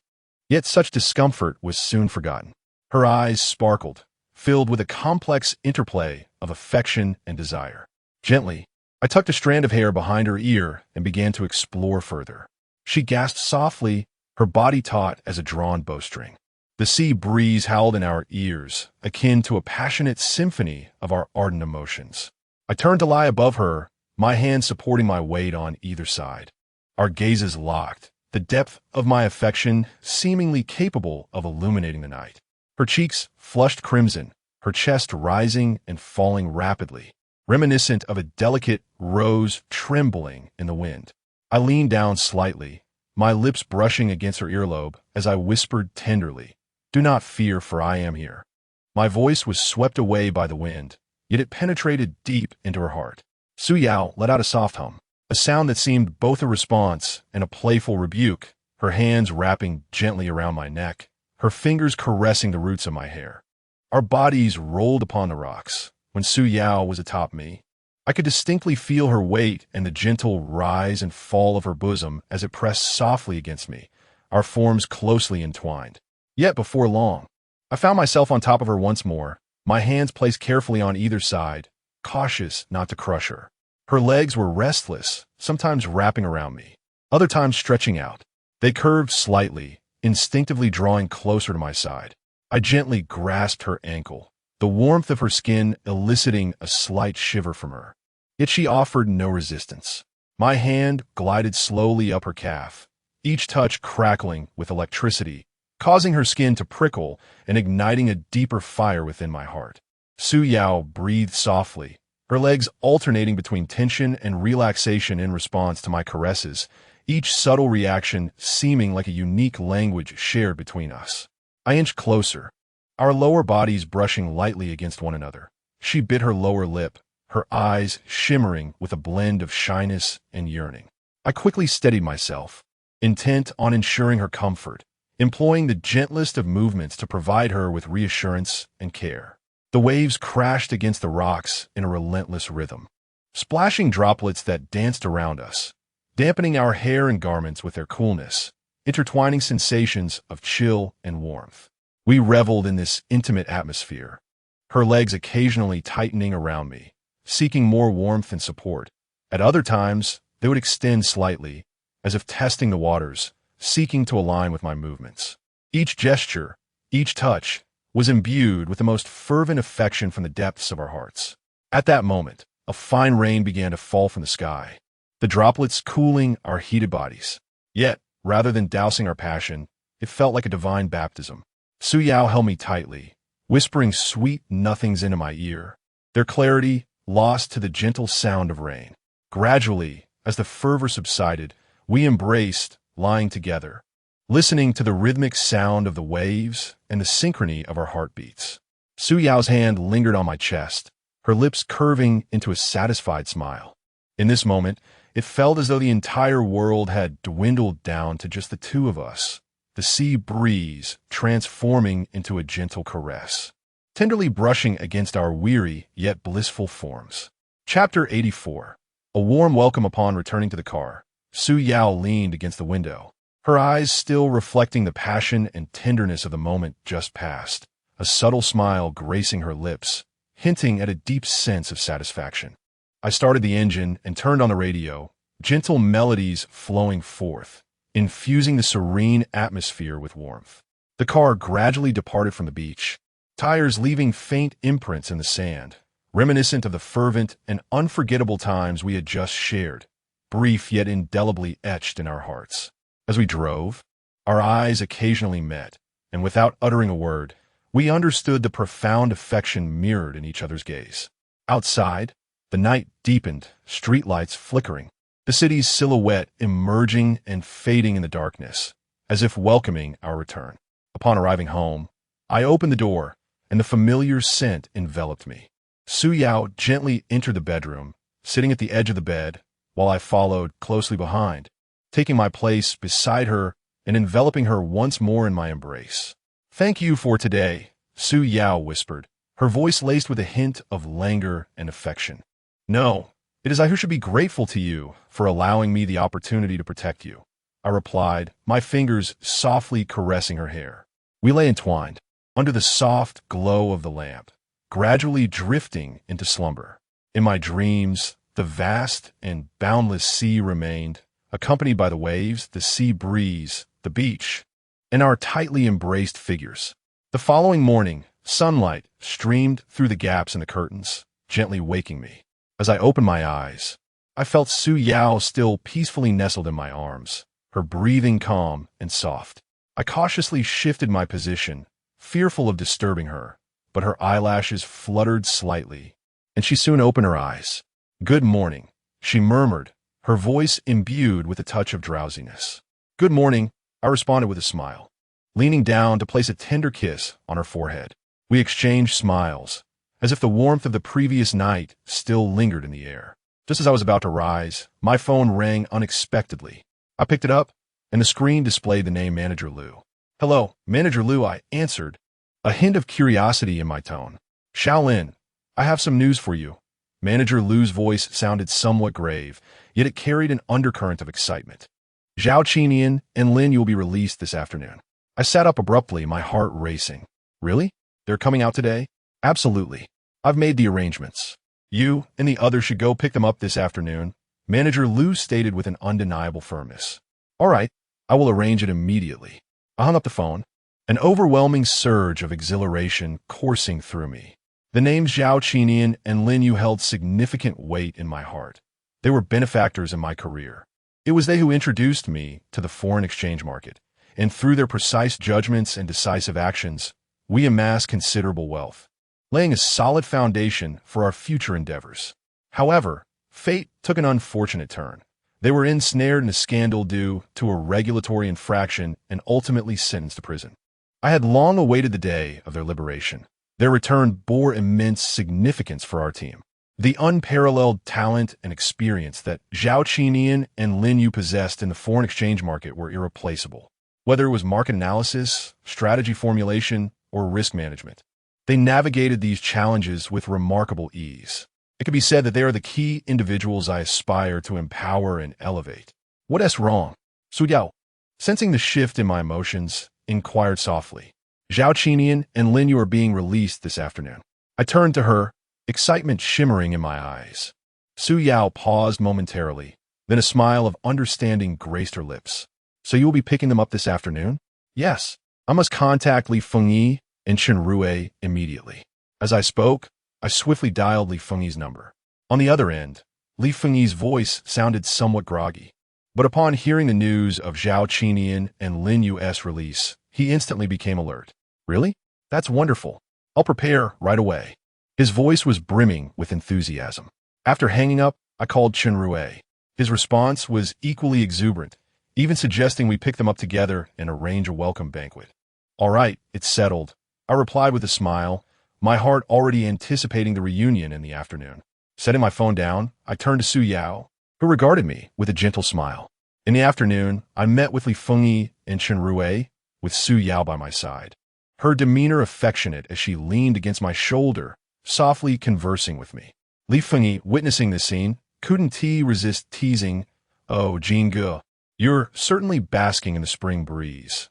With Su Yao so attached to you, it seems we brothers must take a back seat." I chuckled, shaking my head as I patted Li Fengyi's shoulder. "Don't be ridiculous. Su Yao is one of us." Su Yao smiled playfully, her eyes sparkling with mischief. "Li Fengyi, don't be envious." Chen Rui chimed in, "Exactly, Li Fengyi, the jealousy is excessive. Jingge and Su Yao share a good bond, and we should be happy about that." Li Fengyi feigned an exaggerated sigh, shaking his head dramatically. "Ah, I'm truly envious, Jingge. You possess such charm that even the eldest daughter of the Su family has succumbed." I playfully nudged him, while Su Yao gently pinched my arm, a blush rising to her cheeks. "Enough of your antics. Let us get going. We don't want Zhao Qinian and Lin Yu waiting too long." We exchanged smiles, the atmosphere light and joyful. The vehicle made its way toward the prison. At last, we arrived at the prison gate, standing before the imposing entrance. Our feelings a mixture of complexity and excitement.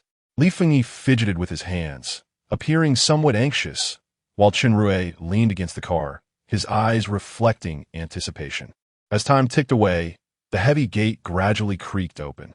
Two familiar figures emerged into our view. Zhao Qinian and Lin Yu, though clad in simple attire, bore expressions that remained steadfast and sharp. "Brothers, we are back," Zhao Qinian declared first, his voice slightly hoarse yet resonating with strength.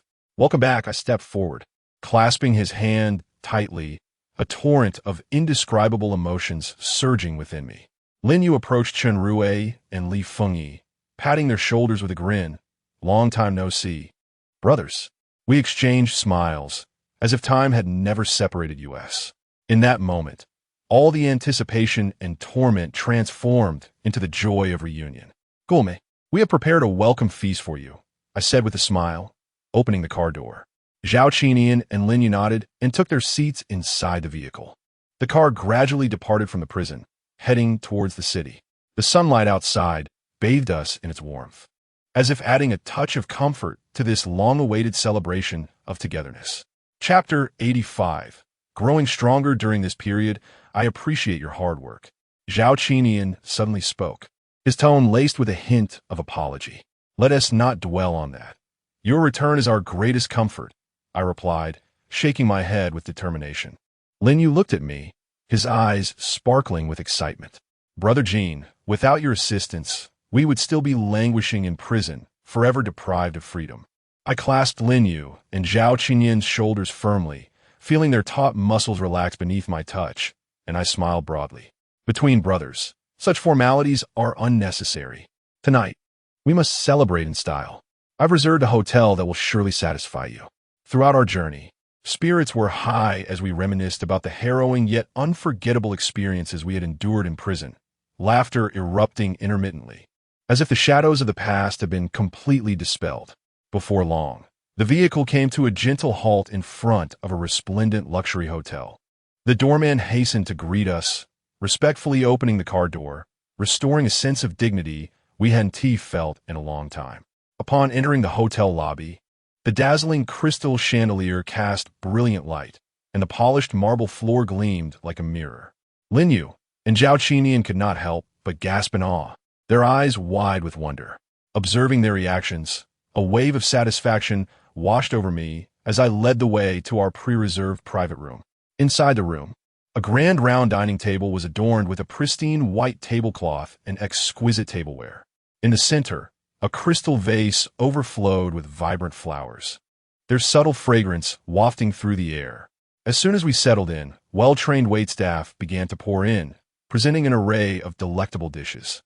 There were succulent lobsters, their claws poised as if still flaunting their former grandeur, glossy roasted ducks, with crispy skin and tender meat, releasing an irresistible aroma that tantalized our taste buds, and an assortment of rare delicacies that filled the table to the brim.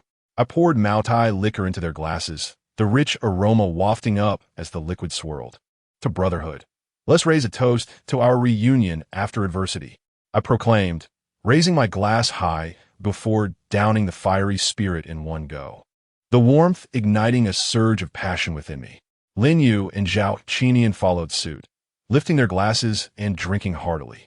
Their eyes shimmered with tears of joy, reflecting the elation of regained freedom and brotherly reunion. As the evening progressed and the wine flowed freely, our conversation blossomed. We indulged in the feast while sharing our experiences and insights from the past days. Lin Yu animatedly recounted an encounter with an old master of the trade in prison, his extraordinary lock-picking skills leaving us in awe. Zhao Qinian expressed the preciousness of freedom, vowing to cherish every moment henceforth and to live fully. I listened intently, occasionally interjecting, as laughter and merriment filled the room, creating a vibrant atmosphere. As the night deepened and our appetites were satiated, I called for the server to arrange 2 adjacent luxurious suites for Lin Yu and Zhao Qinian. Brothers, you must be exhausted. Rest well tonight. Tomorrow, we shall discuss our future plans, I said, giving them a reassuring pat on the shoulder. They gazed at me with gratitude. Lin Yu's eyes slightly reddened. Brother Jin, we shall forever remember this immense kindness. In the future, we will fearlessly face any trials. Zhao Qinian nodded vigorously beside him. I chuckled and waved my hand dismissively. What are you talking about? Go and rest. As I watched them enter their suite and close the door, I turned to leave, the corridor lights stretching my silhouette long. I took a deep breath, feeling both comforted by the reunion of brothers and contemplative about the future. In the days that followed, we seemed to dwell in the shadows, like poised hunters, ever vigilant over the tumultuous landscapes of the foreign exchange market. At the break of dawn, I found myself ensconced in the trading room, filled with professional equipment. The surrounding computer screens flickered with a spectrum of colors, showcasing a plethora of forex charts, real-time news updates, and intricate technical indicators densely filling the displays. I immersed myself in comparing economic data from various nations, ranging from GDP growth to interest rate adjustments, employment reports to central bank monetary policies. Every detail could potentially sway the foreign exchange rates. My notebook overflowed with meticulous notes, while the coffee cups beside me towered like mountains, bearing witness to my unwavering focus for this uncertain battle. Lin Yu and Zhao Qinian were equally relentless, traversing financial institutions and business clubs, leveraging previously established connections to unearth hidden market intelligence. Occasionally, they would don smiles and engage in persistent persuasion to extract nuggets of wisdom from seasoned forex traders, enduring the raucous environment for hours on end. Each time they returned, be it with significant or minor gains, the excitement in their eyes was palpable, for in this ever-shifting battlefield of forex, even the slightest informational advantage could tip the scales of victory. Yet, as days turned into weeks, the foreign exchange market resembled a tranquil lake, occasionally rippling. but never yielding the tempest we so eagerly awaited, a prime opportunity to gamble for substantial profits. A sense of anxiety began to quietly spread within us. Yet when we exchanged glances, the determination in our eyes remained unshaken, for we understood that fortune favors the prepared. Then, on a blazing afternoon, the sun poured through the blinds, casting intricate patterns on the floor. I was lost in contemplation of the convoluted Forex candlestick chart on my computer screen when suddenly, a news alert regarding a significant international incident detonated before me like a powerful bomb. One major nation announced a far-reaching adjustment to its trade policy. This news instantly ignited the powder keg of the Forex market. The exchange rates of major currencies like the euro, dollar, and yen began to surge wildly. Brothers, the opportunity has arrived, I exclaimed, leaping from my chair, my voice trembling with excitement. Lin Yu and Zhao Qinian rushed into the trading room almost simultaneously, their gazes riveted to the screen, captivated by the rapidly fluctuating numbers and the tumultuous curves of the exchange rates. I swiftly transitioned to the trading platform, my fingers dancing rapidly across the keyboard as I unhesitatingly elevated the leverage to its maximum. In that moment, I resembled a valiant knight, committing fully to the fray, leading all my forces into battle. Capital surged into the foreign exchange market like a torrential flood, and the currency pair we had selected soared to remarkable heights under the influence of substantial funds, while the balance in my account continued to escalate at a breathtaking pace. Chapter 86. A fortuitous windfall. Yet the merciless nature of the foreign exchange market lies in its capriciousness, which remains impervious to human intent. Just as we basked in the euphoria of victory, seemingly on the cusp of wealth, formidable short-selling forces, akin to ravenous wolves sensing blood, swiftly descended upon the scene.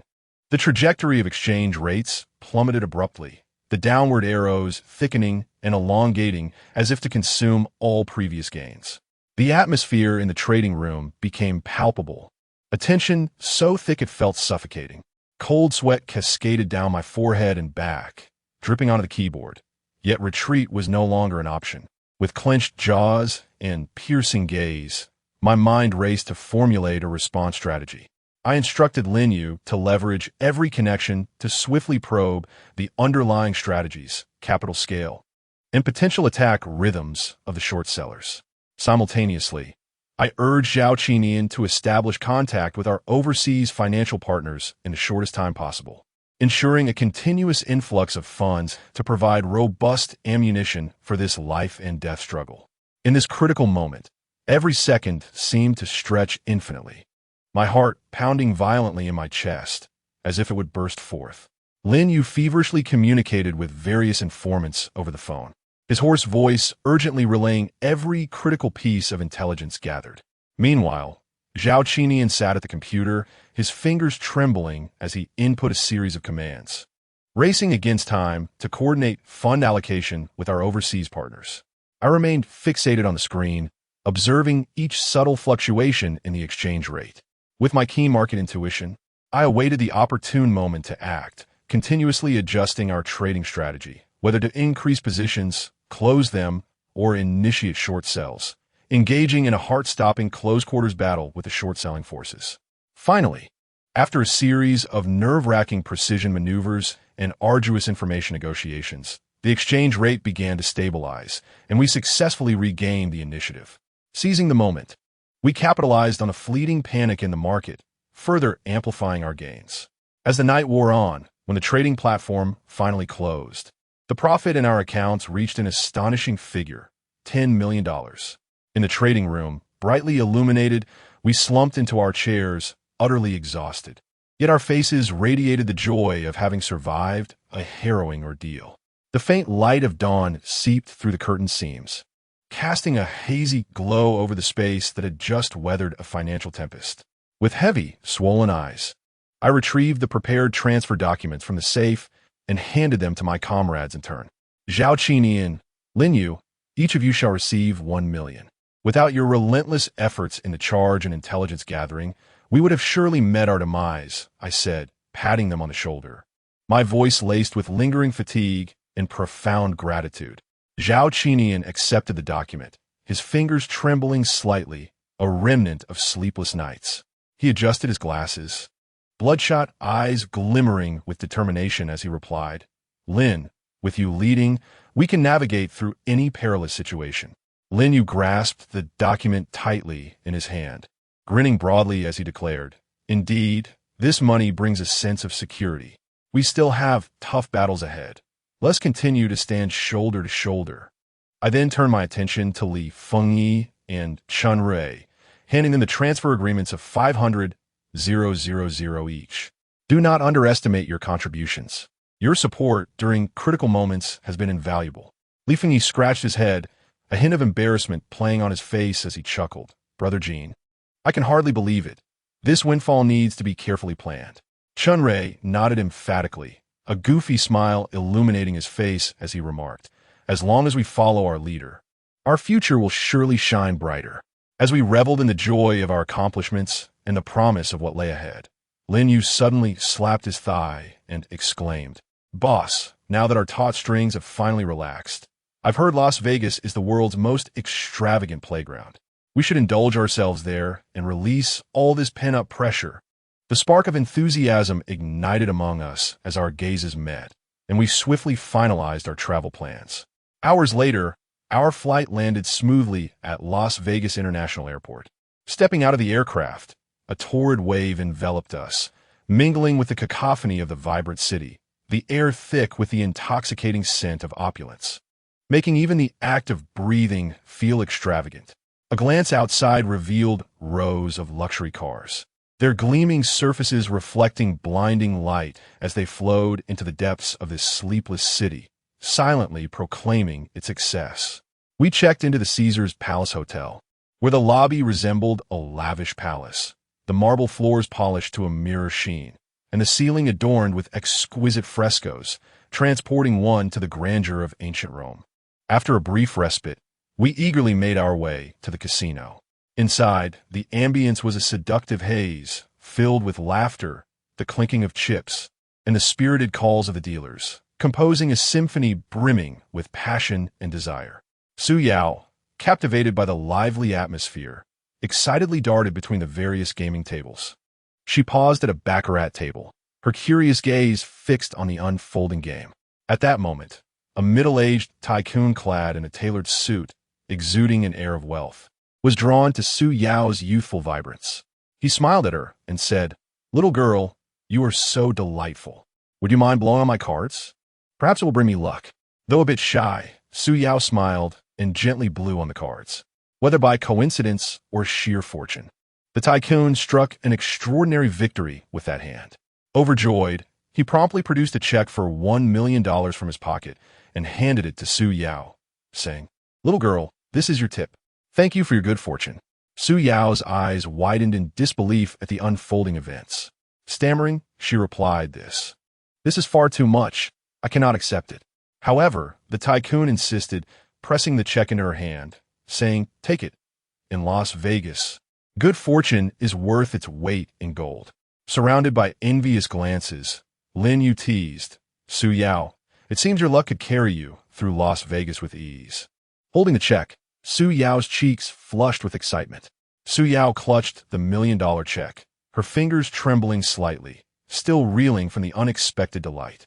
The envious gazes of those around her and Lin Yu's playful banter made her cheeks burn hotter. At that moment, a wealthy gentleman produced a gilded business card from his pocket and extended it towards Su Yao, a gentle smile gracing his features. "My dear, Las Vegas is a land of abundant opportunities and considerable risks. Hold on to this. Should you ever find yourself in a predicament, do not hesitate to seek me out." Chapter 87.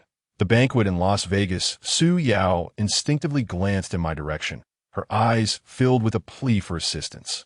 I nodded gently, signaling her to accept the card, for in this unfamiliar yet alluring foreign land, having an additional connection might provide an extra layer of security. Cautiously, Su Yao accepted the business card, whispering her thanks. The affluent gentleman lightly patted her shoulder before turning away with his entourage, his departing figure radiating an air of complete control. As the crowd watched the wealthy man exit, Lin Yu broke the silence with a hearty laugh. Miss Su. Your luck is extraordinary. You've already encountered such a distinguished benefactor upon your arrival. However, we must not let this fleeting fortune cloud our judgment. Gulme, let us explore other tables and showcase our prowess. With that, he led Su Yao deeper into the casino. Before long, Lin Yu set his sights on a blackjack table. He adjusted his collar and strode confidently toward it, skillfully exchanging for chips. As he placed them on the table, he exuded an aura as if the table were his domain. The dealer began to deal the cards, and Lin Yu's gaze sharpened, fixated on the playing cards as his fingers lightly tapped the surface, calculating the points. In the first round, he effortlessly emerged victorious, a confident smile gracing his lips as the chips began to gravitate toward him. In the subsequent rounds, he experienced both wins and losses, yet overall, his stack of chips steadily increased, drawing the attention of onlookers who occasionally murmured in admiration at the presence of such a commanding Eastern figure. Meanwhile, Zhao Qinian strolled leisurely to the roulette area, retrieving a small notebook from his pocket, densely packed with data and formulas. He stood aside, quietly observing several rounds, his eyes following the movement of the ball, while his pen intermittently recorded notes in his book. While others gasped at the outcomes, he remained immersed in his world of probabilities. Finally, it seemed he had discerned the rhythm he sought, and he began to place cautious bets. With each wager, as the ball settled, he furrowed his brow, adjusting his strategy with each subsequent bet. Gradually, the chips before him began to accumulate, and he pushed up his glasses, the satisfaction gleaming in his eyes behind the lenses. Li Fengyi, Chen Rue, and I were also actively engaged, navigating between various tables as if surveying our territories. When encountering intriguing games, we would occasionally test our luck. Li Fengyi, engrossed at a craps table, pumped his fists, cheering along with the crowd for the dice's outcome. Each time the dice were rolled, he jumped with excitement, and upon a win, he would wave his arms, clasping the chips to his chest, displaying a childlike exuberance. Chen Rue, in contrast, maintained a steadier demeanor, following closely behind me, occasionally whispering analyses of different tables as we awaited the opportune moment to strike, yielding some minor victories. Unbeknownst to us, hours slipped by. Despite the fatigue etched on our faces, the thrill in our eyes remained undiminished. Just as we were reveling in our gaming fervor, a casino staff member approached us politely, reminding us that the hotel's premier restaurant was nearing the end of its service, where a sumptuous feast had been prepared exclusively for the esteemed guests of the evening, an opportunity too precious to miss. Upon the mere mention of culinary delights, our stomachs simultaneously grumbled, reminding us that since our arrival from the plain, not a single morsel had graced our lips. Thus, we resolved to momentarily set aside our cards to indulge in this long-awaited feast, sharing our experiences and amusing anecdotes from the casino. We made our way to the opulent restaurant perched atop the hotel. The decor exuded extravagance, with pure gold candelabras casting a soft glow, and the tables adorned with exquisite silverware of the highest caliber. The dining cart, crafted entirely of silver, bore exquisite dishes that resembled art pieces. French truffles were delicately sliced and artfully arranged atop succulent steaks, while caviar shimmered enticingly, paired with delicate blinis. Within the restaurant, the gentle illumination danced upon the silver cutlery, refracting dazzling glimmers of light. Our party was guided by a server to a long table by the window, revealing the splendid nightscape of Las Vegas outside, where neon lights mingled with starlight. As Lin Yu settled in, he eagerly seized the menu and, with a smile, remarked to Su Yao, "Miss Su, today we are fortunate to bask in your glow. We must fully relish this grand meal." The server poured champagne for us, its bubbles rising in the glass, as if to celebrate our triumph that evening. However, just as we raised our glasses, I noticed several individuals entering the restaurant, with the foremost being the affluent gentleman who had previously handed me his business card at the casino. His gaze swept across our table, a slight smirk gracing his lips, before he took a seat at a nearby table with his entourage. Lin Yu evidently noticed this scene as well, lowering his voice to say, "Jinge, how is it that this fellow refuses to fade away? Surely, he hasn't set his sights on us?" I calmly sipped my champagne, replying nonchalantly, "Since we are already here, let us remain at ease. Let us dine first and discern his intentions." The table was soon adorned with an array of culinary masterpieces, each dish so exquisite that it was almost a shame to disturb them. Li Feng, brimming with excitement, snapped several photos and shared them on social media, captioning them, "A top-tier feast in Las Vegas, feeling like a winner in life." Chun Rue, savoring the caviar, leaned in to whisper, "Jin Ge, I just observed that one of the affluent man's associates, a man in sunglasses, has been watching us intently. His gaze is rather unsettling." I nodded in acknowledgement, signaling to everyone to remain vigilant. At that moment, the server presented a main course, a roasted whole lamb, exuding an irresistible aroma. However, as the server lifted the silver cloche, my pupils dilated in shock. A folded note lay beside the platter, inscribed in crimson ink, "Midnight on the hotel rooftop. Come alone, or bear the consequences."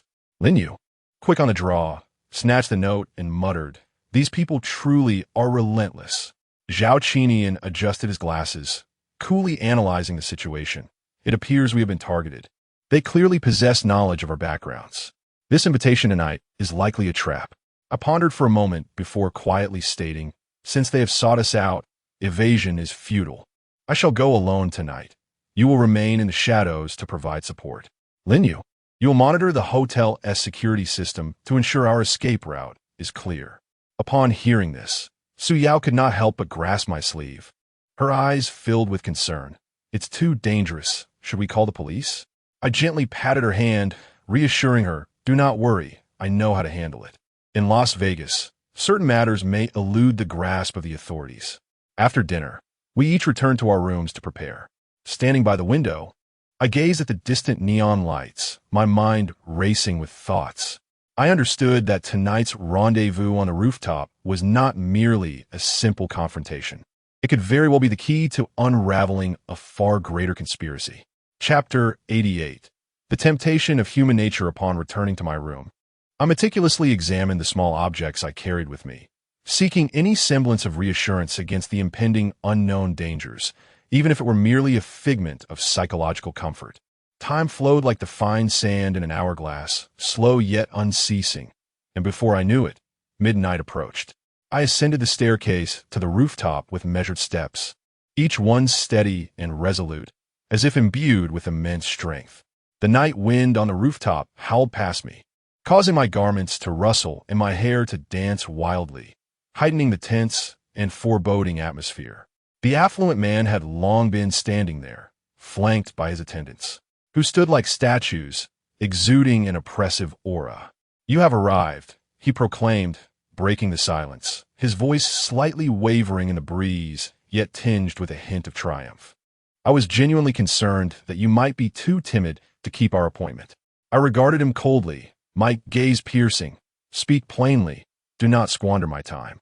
He chuckled softly, a smile concealing an inscrutable cunning. "Very well, I shall be direct. You see, Su Yao is not as innocent as she appears." My heart jolted, instinctively clenching my fists, yet I maintained an exterior of composure. "What do you mean?" The wealthy man sauntered closer, his hands clasped behind his back. "Her approach to you is not without purpose. Your visit to Las Vegas was orchestrated by her.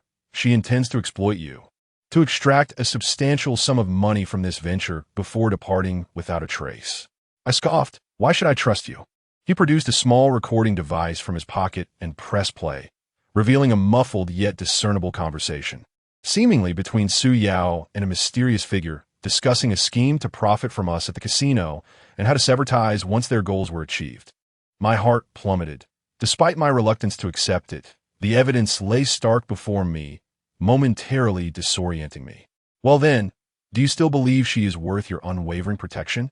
A victorious glint flickered in the wealthy man's eyes. Just as I wrestled with my inner turmoil, Su Yao burst forth from an unseen corner, her eyes reddened, her face a portrait of distress and urgency. "Do not heed his fabrications. This is his ploy to sow discord and destroy our trust." I gazed at Su Yao, my emotions a tumultuous blend. "How do you explain this recording?" Her eyes brimmed with tears, desperation etched across her features. "It is a forgery." I have never engaged in such actions. Consider it. Since our acquaintance began, in what manner have I ever appeared to be using you?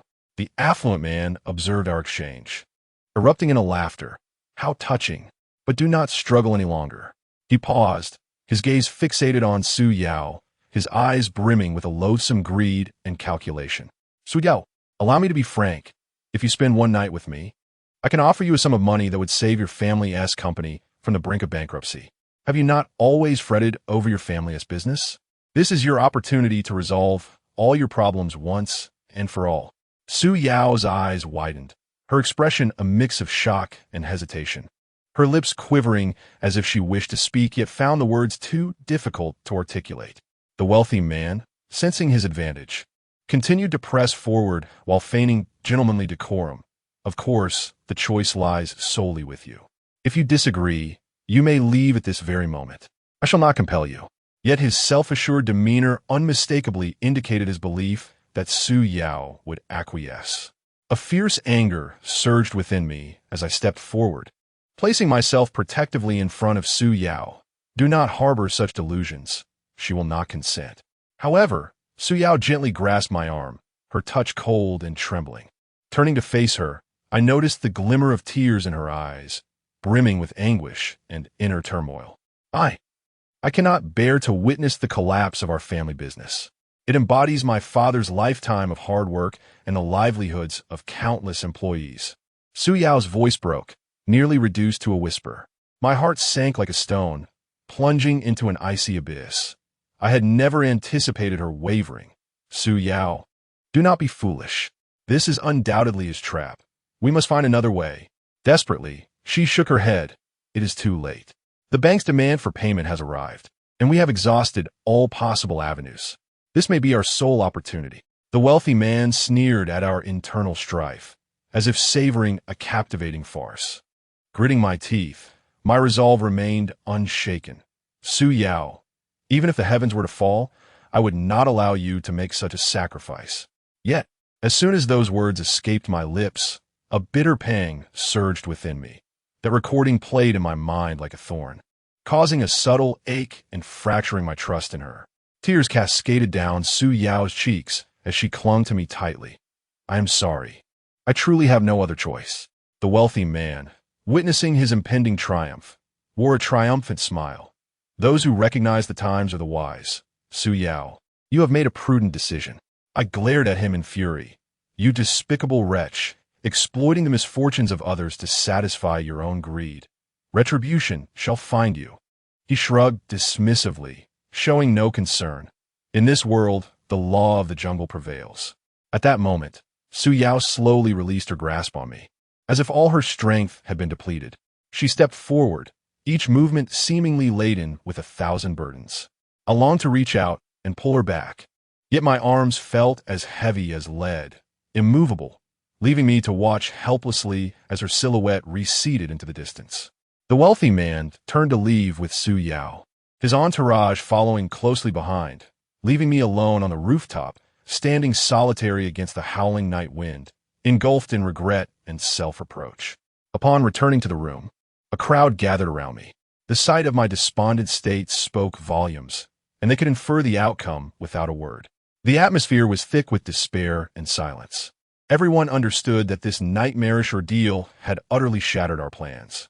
That evening, I tossed and turned in my room, the image of Su Yao's heavy departure haunting my mind. It felt as though my heart was pierced by 1,000 needles, as waves of regret and guilt overwhelmed me. Outside the window, the neon lights of Las Vegas continue to flicker, yet to my eyes, they are nothing but an illusion, cold and devoid of warmth. The following morning, I emerged from my room, burdened with dark circles under my eyes, moving like a mere shell of a person as I set out to discover the whereabouts of Su Yao. Upon reaching the hotel lobby, I spotted Su Yao, lost and despondent, seated on the sofa, her hands tightly clutching a piece of paper. Chapter 89. The rift with Su Yao. I hastened towards her, and before I could utter a word, Su Yao lifted her gaze, her eyes brimming with a tumultuous array of emotions, guilt, helplessness, and a hint of indescribable confusion. He did not force me to do anything. Her voice was hoarse and subdued, as if each syllable drained her of all strength. Last night, he had taken me to the most opulent venue in the city, soaring above the nightscape in a helicopter, indulging in exquisite cuisine aboard a private yacht, surrounded by flowers, music, and an unparalleled romance I had never encountered before. I clenched my fists tightly, my nails nearly embedding into my palms, a pang of bitterness coursing through me. So, you were moved? Su Yao hastily shook her head, tears streaming down her cheeks once more. No, it's not that. My heart belongs only to you. But the pressure from my family is overwhelming. I truly felt I had no other choice. He handed me this check. Trembling, she raised the paper in her hand, the staggering figures glaring back at me. He said to call him if I needed help. He could resolve everything. In a fit of rage, I snatched the check from her grasp. You trust him so easily? This is merely his method of ensnaring you. Su Yao bowed her head, tears cascading down. I know, but what can I do? I cannot stand by and watch my family's business crumble, witnessing so many livelihoods vanish. He gazed ahead, my anger slightly abating, yet the seeds of doubt had already taken root in my heart. In the days that followed, whenever I beheld Su Yao, images of that night, spent with the wealthy man, would involuntarily flood my mind. Despite her repeated assertions that nothing occurred, that lingering suspicion gnawed at my heart like a relentless specter. We began to tirelessly reach out, connecting with old friends, seeking partners in an effort to salvage the ailing Su family enterprise. Su Yao was always brimming with enthusiasm, yet I often found myself lost in a trance. On one occasion, while negotiating with a potential investor, Su Yao articulated the business plan with clarity and hope illuminating her eyes, while I stood beside her, distracted. Suddenly, scenes of her laughter with the affluent man aboard the helicopter and luxury yacht flashed through my mind, and when I snapped back to reality, I found the investor regarding me with a look of bewilderment. That night, as I lay in bed, tossing and turning, my heart was a tempest of conflicting emotions. I knew Su Yao needed my trust and support now more than ever, yet I could not fully let go of my reservations. Su Yao seemed to sense my turmoil. She gently sat at the edge of my bed, grasping my hand. I understand there is a rift in your heart, but I have not betrayed you. Please grant me some time to prove my loyalty.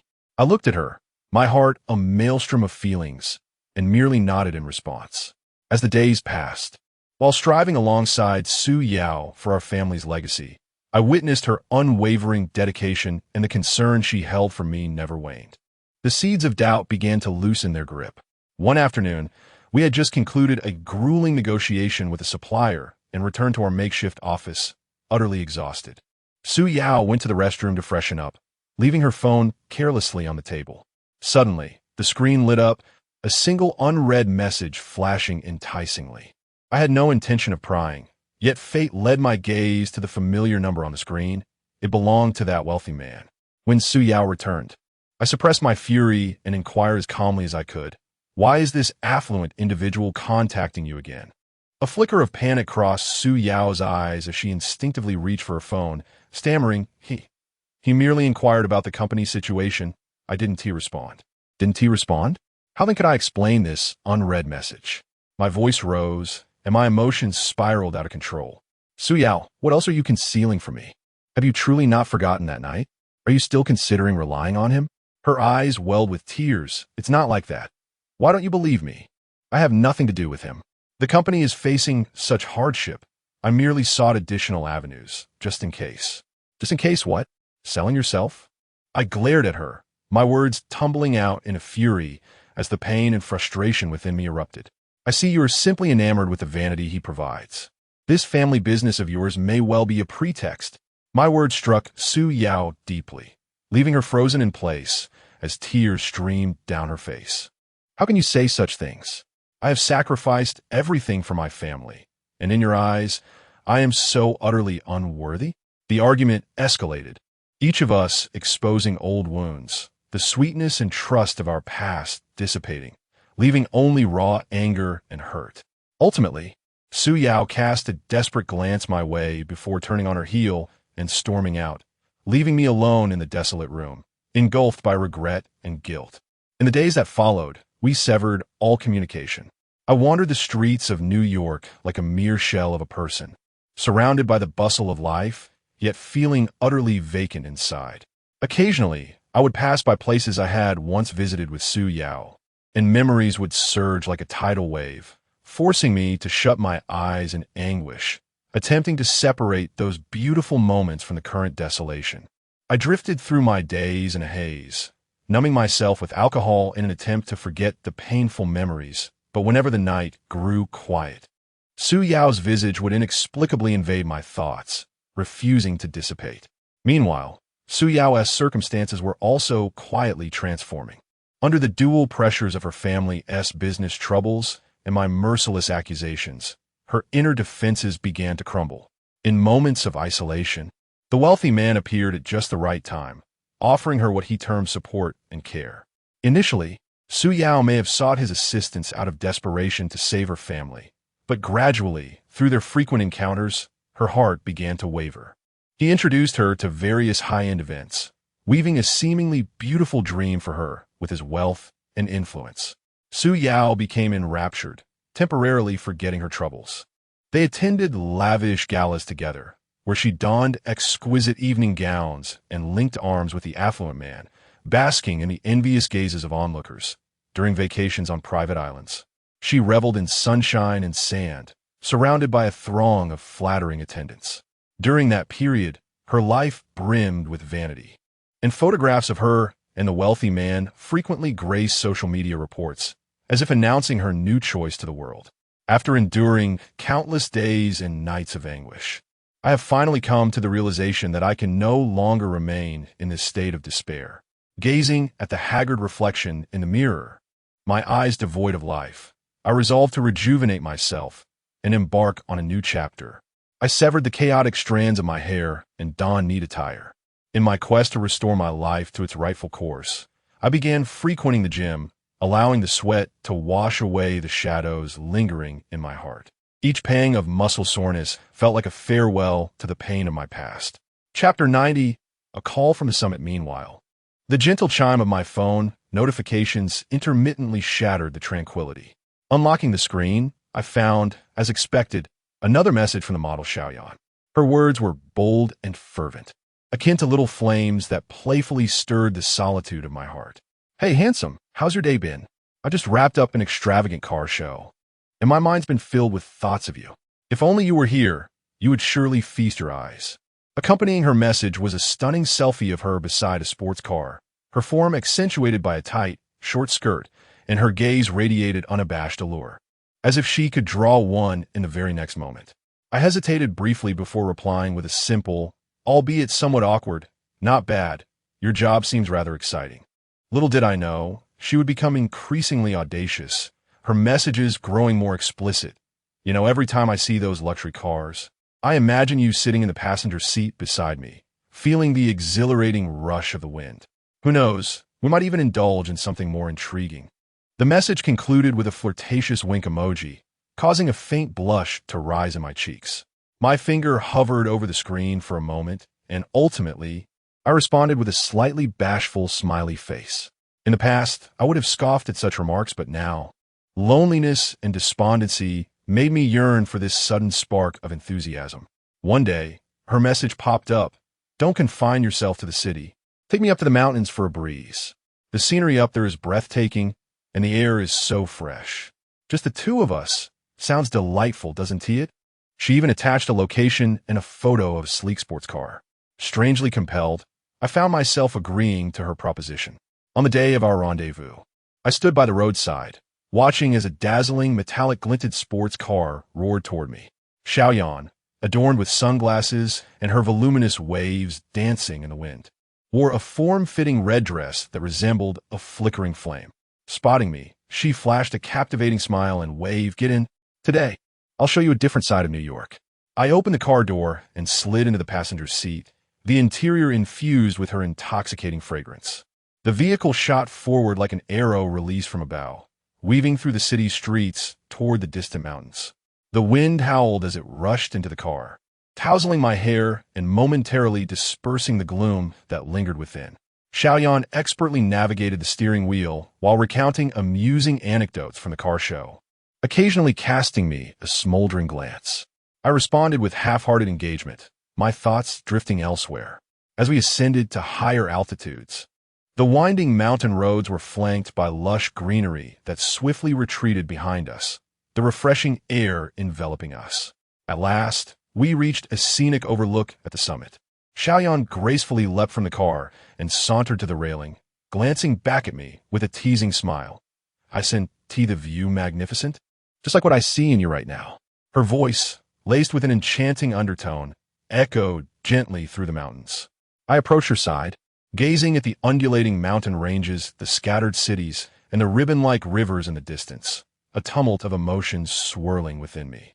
Once, Suyao and I had shared countless dreams of beautiful moments, strolling down the streets, planning our future together. But now, the world had shifted, leaving only memories in its wake. Before me stands a woman brimming with allure, gradually pulling me away from the pain of my past, yet ensnaring me in a new bewilderment. What am I thinking? Xiaoyan gently leans closer, her fingers tracing circles on my chest, her warm breath cascading over my ear. My body stiffens, and instinctively, I take a step back. It's nothing, just memories of the past. She furrows her brow slightly, a flicker of displeasure crossing her eyes. But soon her smile returns. "What is done is done.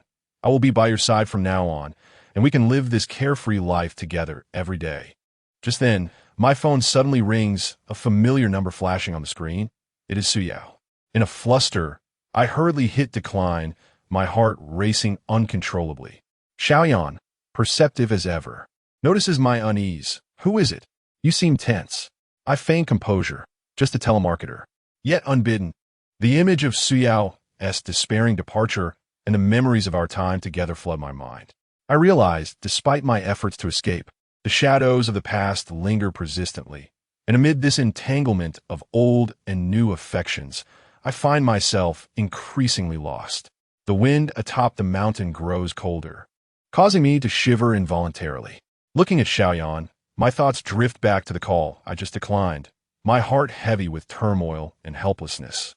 I am uncertain how to confront this sudden emotional tempest, feeling as though I am ensnared in a vast whirlpool, pulled by the ties of the past and present. Unable to find an exit, Xiaoyan seems to sense my disquiet. She refrains from probing further about the call and gently links her arm with mine. Resting her head on my shoulder, regardless of everything, let us cherish this moment together and enjoy the splendid scenery. I nod slightly, attempting to anchor my thoughts to the present, yet the string of emotions tied to Suyao continues to resonate within me, producing a persistent hum. We linger on the mountaintop for a while longer, watching as the sunset gradually paints the sky crimson, draping the entire range in a golden cloak. Xiaoyan excitedly snaps photos, occasionally pulling me into selfies, trying to dispel the shadows, clouding my heart with joy.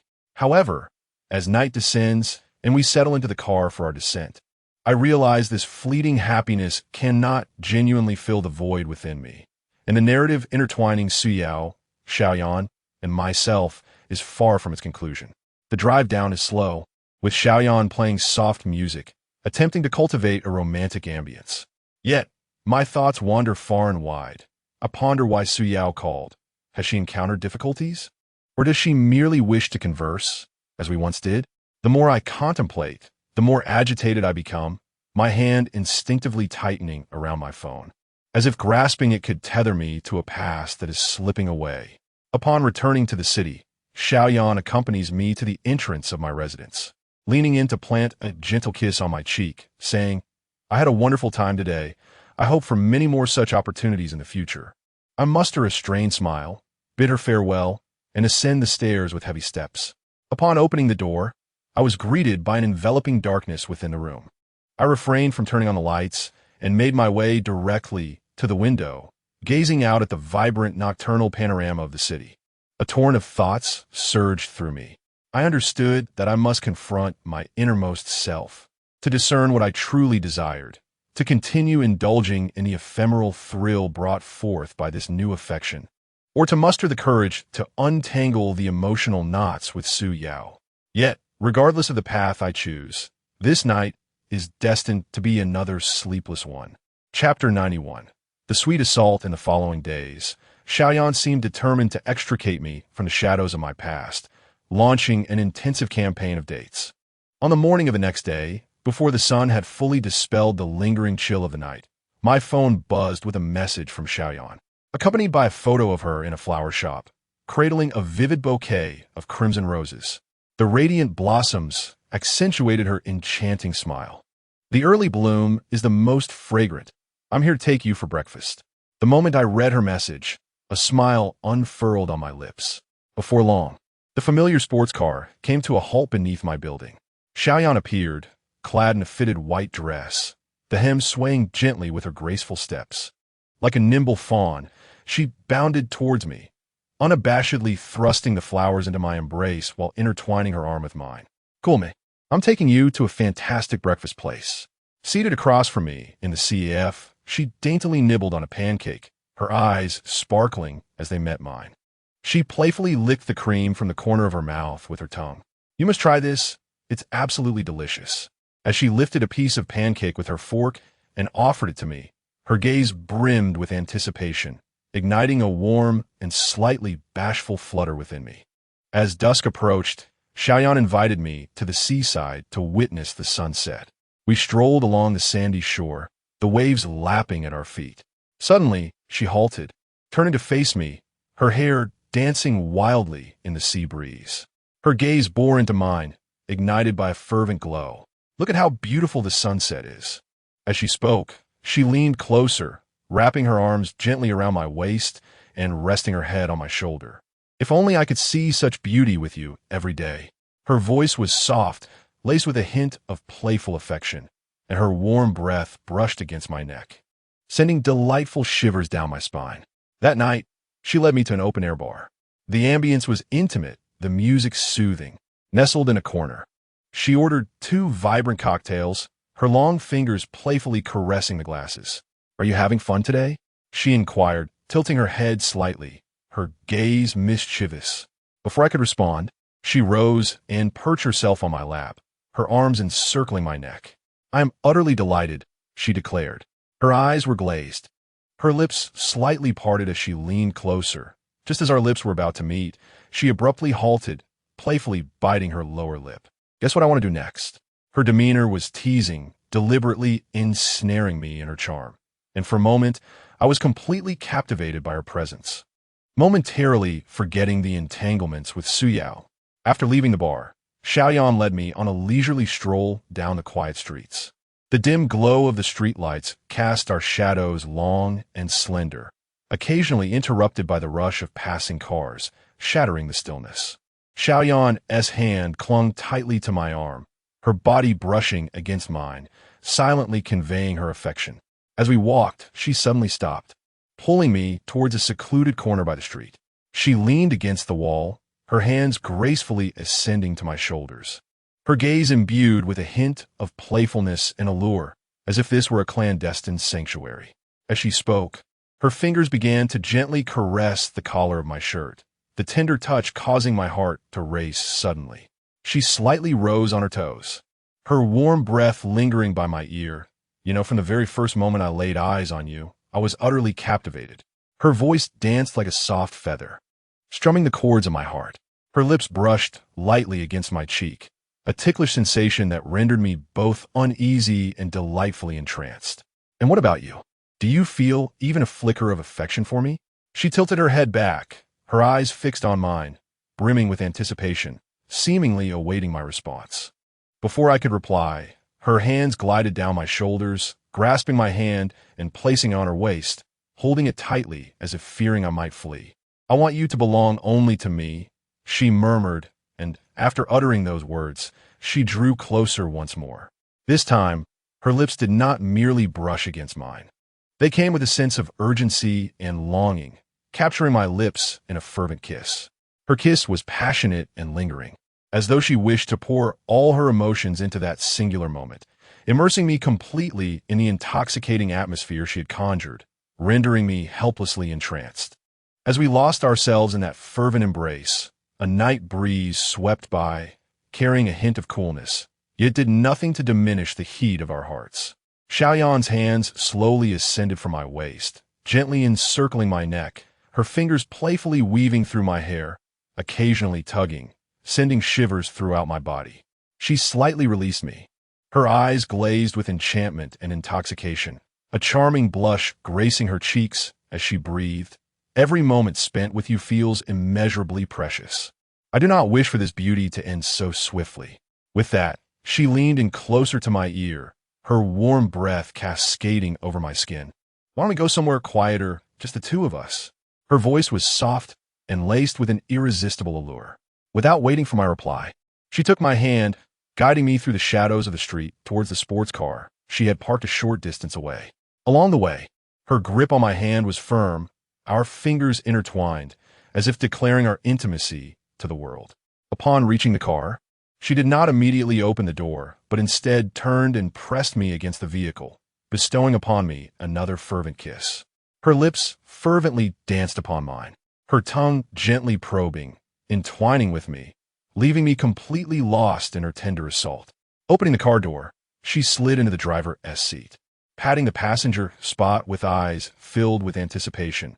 Hurry up, I'll take you to a special place. I settled into the car, still reeling from the intensity of our encounter, when she ignited the engine, speeding away. The scenery outside the window blurred past in a rapid whirl. Yet the atmosphere within the car grew ever more heated. One of Xiaoyan's hands left the steering wheel, gently resting upon my thigh, her fingers rhythmically tapping, each subtle movement sending electric currents through my entire being. From time to time, she would turn her head slightly, bestowing upon me an alluring smile, her eyes unabashedly reflecting affection and desire. I lost track of time until the vehicle came to a halt before a riverside villa. Xiaoyan took my hand and led me into the mansion, where the dim lighting created an intimate ambience, infused with a subtle fragrance of perfume. Chapter 92. Old flames reunited. Her hand delicately explored the wall until it found a switch for a floor lamp, casting a warm, golden glow that enveloped the living room, creating an ambience rich with intimacy. She turned to face me, her eyes ablaze with fervent desire, her hands gently encircling my neck as she rose on her toes to bestow upon me a passionate kiss. This time, there was no hesitation or restraint. Her kiss was fervent and urgent, as if she sought to merge our very beings. My heart raced thunderously, and under the assault of her ardor, my reason began to crumble. My hands instinctively clasped her waist tightly. We embraced in the living room, our steps unsteady as we moved towards the staircase, each stride fueled by a longing for one another. Garments slipped away unnoticed, cascading to the floor like leaves in autumn. Our silhouettes intertwined in the dim light, akin to flames dancing wildly, fervent and untamed. We kissed our way into the bedroom, stumbling yet eager. Moonlight filtered through the sheer curtains, spilling onto the soft bed and infusing the room with a dreamlike quality. With a gentle push, Xiaoyan laid me back on the bed, her hair cascading like a waterfall across my face, ticklish yet irresistibly enticing. Her eyes sparkled with desire as she leaned down to kiss me again, her soft lips imbued with endless temptation, drawing me into a profound abyss of passion. Upon that love-filled bed, we surrendered completely to the deep-seated yearnings we harbored for one another. Our breaths intertwined, bodies pressed closely together, every movement imbued with fervor and affection. Xiaoyan's soft moans reverberated through the room, a melody of love that ensnared my senses. Beads of sweat trickled from our foreheads, landing on the sheets as witnesses to our wild and impassioned night. Time slipped away unnoticed, and as the fervor gradually waned, we lay entwined on the bed, panting heavily. Xiaoyan's head rested on my chest, a satisfied smile illuminating her face. I caressed her hair, savoring her warmth, my heart brimming with sweetness and bliss. In that moment, all worldly troubles faded into oblivion. My gaze was solely fixed upon the woman who loved me dearly. We drifted into a deep slumber, enveloped in exhaustion and contentment. The following morning, gentle sunlight filtered through the sheer curtains, quietly illuminating the room. I awoke in the warm embrace of daylight, only to find Xiaoyan no longer beside me. Following the faint sounds emanating from the kitchen, I ventured forth to discover her clad in one of my old shirts, its hem casually tucked into her sleep pants. Her hair was loosely gathered at the back of her head, tendrils framing her fair neck. She stood attentively at the stove, where eggs sizzled enticingly in the hot oil, filling the air with an irresistible aroma. "Good morning." Xiaoyan turned, her face lighting up with a sweet smile, her eyes curving into lovely crescents. "Just a moment longer. Breakfast will be ready shortly." Her voice carried the soft, comforting lilt unique to the morning, like a gentle breeze of spring caressing my heart. I approached her from behind, wrapping my arms around her waist, resting my chin on her shoulder as I watched her skillfully transfer the perfectly fried eggs onto a plate, accompanied by golden, crispy bacon and toast. "You've worked hard, my personal chef," I whispered softly in her ear. Xiaoyan's cheeks flushed slightly as she playfully chided. "You always have a way with words." When breakfast was served, it was not only a feast for the senses, but also accompanied by a steaming cup of coffee, adorned with an intricately crafted heart-shaped foam design that stood out strikingly. "Give it a taste and see if it suits your palate," she said, her gaze filled with warmth and affection. I took a piece of bread and bit into it. The aroma of the wheat, the savory essence of bacon, and the tender smoothness of the egg melded harmoniously in my mouth. It was exquisite, undoubtedly the finest breakfast I had ever experienced. I complimented her sincerely. As we dined, we shared delightful anecdotes from our dreams the previous night, filled with laughter and banter. Occasionally, Xiaoyan would reach out to brush away the crumbs from the corner of my mouth, while I would hand her a napkin, and the incidental touches between us only served to amplify the sweetness in the air. After finishing our meal, we tidied up the table together, with Xiaoyan willingly taking on the task of washing the dishes. I assisted by handing her a cloth, and each time our hands brushed, it sent ripples of sweetness through my heart. Afterward, we strolled hand in hand down the bustling streets, where shops on either side buzzed with activity and the laughter of passers-by filled the air. We meandered along, savoring the vibrancy of life, sharing snippets of our daily joys. Just as we passed a CF, I inadvertently glanced up and spotted Suyao, who was intimately walking alongside a wealthy gentleman. It seemed she noticed us too, momentarily taken aback, her eyes flickering with a complex mix of emotions. Xiaoyan followed my gaze and saw Suyao. Instinctively, she tightened her grip on my hand and softly remarked, "I didn't expect to run into them here." I patted her hand reassuringly, signaling her not to dwell on it. As Suyao and her companion approached, she forced a smile and said, "What a coincidence to see you here." The wealthy man regarded us with an air of arrogance. I nodded politely in acknowledgement, responding, "It is indeed quite a coincidence." Xiaoyan looked earnestly at Suyao and said, "It seems you are doing well. We are genuinely happy for you." Suyao's lips curved slightly upward, though her eyes bore a hint of sadness as she replied, "Thank you, and the same to you." After a brief exchange of pleasantries, Suyao and her companion prepared to leave. She glanced back at us, her eyes seemingly harboring unspoken emotions. Xiaoyan sighed softly, expressing, "I truly hope she finds genuine happiness." Watching Suyao and her wealthy companion fade into the distance, Xiaoyan's quiet sigh stirred a cascade of emotions within me. Despite the warmth of her hand and the sincerity of her affection beside me, Suyao,'s complex gaze and somber demeanor felt like a thorn, gently piercing the most tender parts of my heart. Once, Suyao and I had shared countless beautiful memories.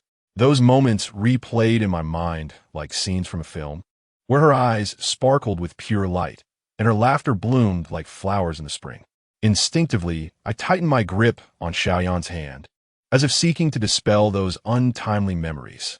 Xiaoyan seemed to sense my unease. She lifted her gaze, concern etched on her face, and softly asked, "What's wrong? Are you still thinking about Suyao?" I forced a faint smile and, feigning nonchalance, remarked, "It's nothing, just a sudden wave of nostalgia. I never anticipated encountering her here." Xiaoyan gently rested her head on my shoulder and softly said, "What has transpired is in the past. What truly matters is that we are together now." Chapter 93. A Love Triangle. I took a deep breath, striving to compose myself. Yet, the memories entwined with Suyao surged within me like creeping vines. I recalled her presence during the darkest moments of my life, the warmth of her comforting embraces, and the encouraging words she offered whenever I felt disheartened. These recollections acted as keys, unlocking a door within me that I had long wished to keep closed. As we continued our stroll down the street, my mind wandered elsewhere. The music playing from the shops and the laughter of passers-by gradually faded into mere background noise. Images of Su Yao with the affluent man flooded my thoughts, and her smile seemed to lack the innocence and joy it once held.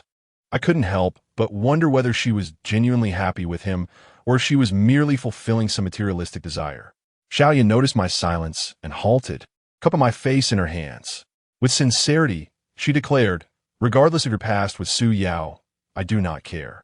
What matters is that you love me now, and I love you. Let us create our own future together, shall we?"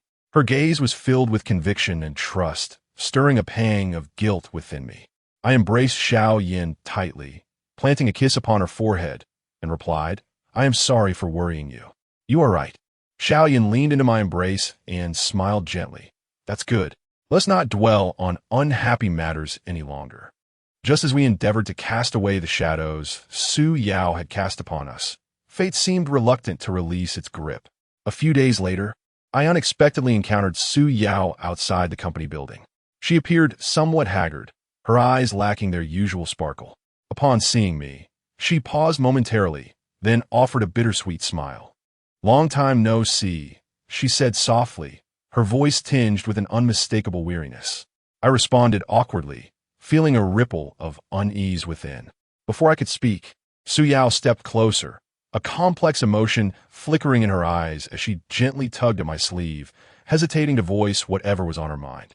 At that moment, Xiaoyan arrived, her gaze shifting between us, a faint smile gracing her lips, yet I detected a hint of tension beneath her composed demeanor. Su Yao opened her mouth, yet words eluded her. She lowered her gaze, her fingers nervously clutching at her clothing. Xiaoyan approached with ease, linking her arm with mine, and cheerfully suggested to Su Yao, "Let us grab a meal together. It's been a while since we gathered." Though her tone was light, the grip on my arm was subtly firm. At the dining table, the atmosphere felt peculiar. Su Yao quietly sipped her drink, occasionally glancing at me before quickly averting her gaze. Xiaoyan, on the other hand, busily initiated conversations, her laughter echoing in the private room. Yet it could not dispel the awkwardness hanging in the air. I responded mechanically, my thoughts a chaotic whirl, uncertain of how to break the tension that lay beneath the seemingly calm surface. After the meal, Xiaoyan continued to hold onto my arm as we bid farewell to Su Yao. As we turned to leave, I couldn't resist glancing back. Catching sight of Su Yao standing there alone, her figure exuding a profound sense of solitude. Xiaoyan seemed to sense my gaze, tightening her grip on my arm as she softly said, "Let us return home." Upon arriving home, she refrained from mentioning Su Yao, simply leaning quietly against me.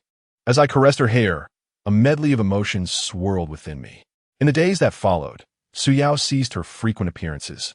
Yet even the occasional text message from her felt like a stone cast into the calm waters of our lives, creating ripples of unease.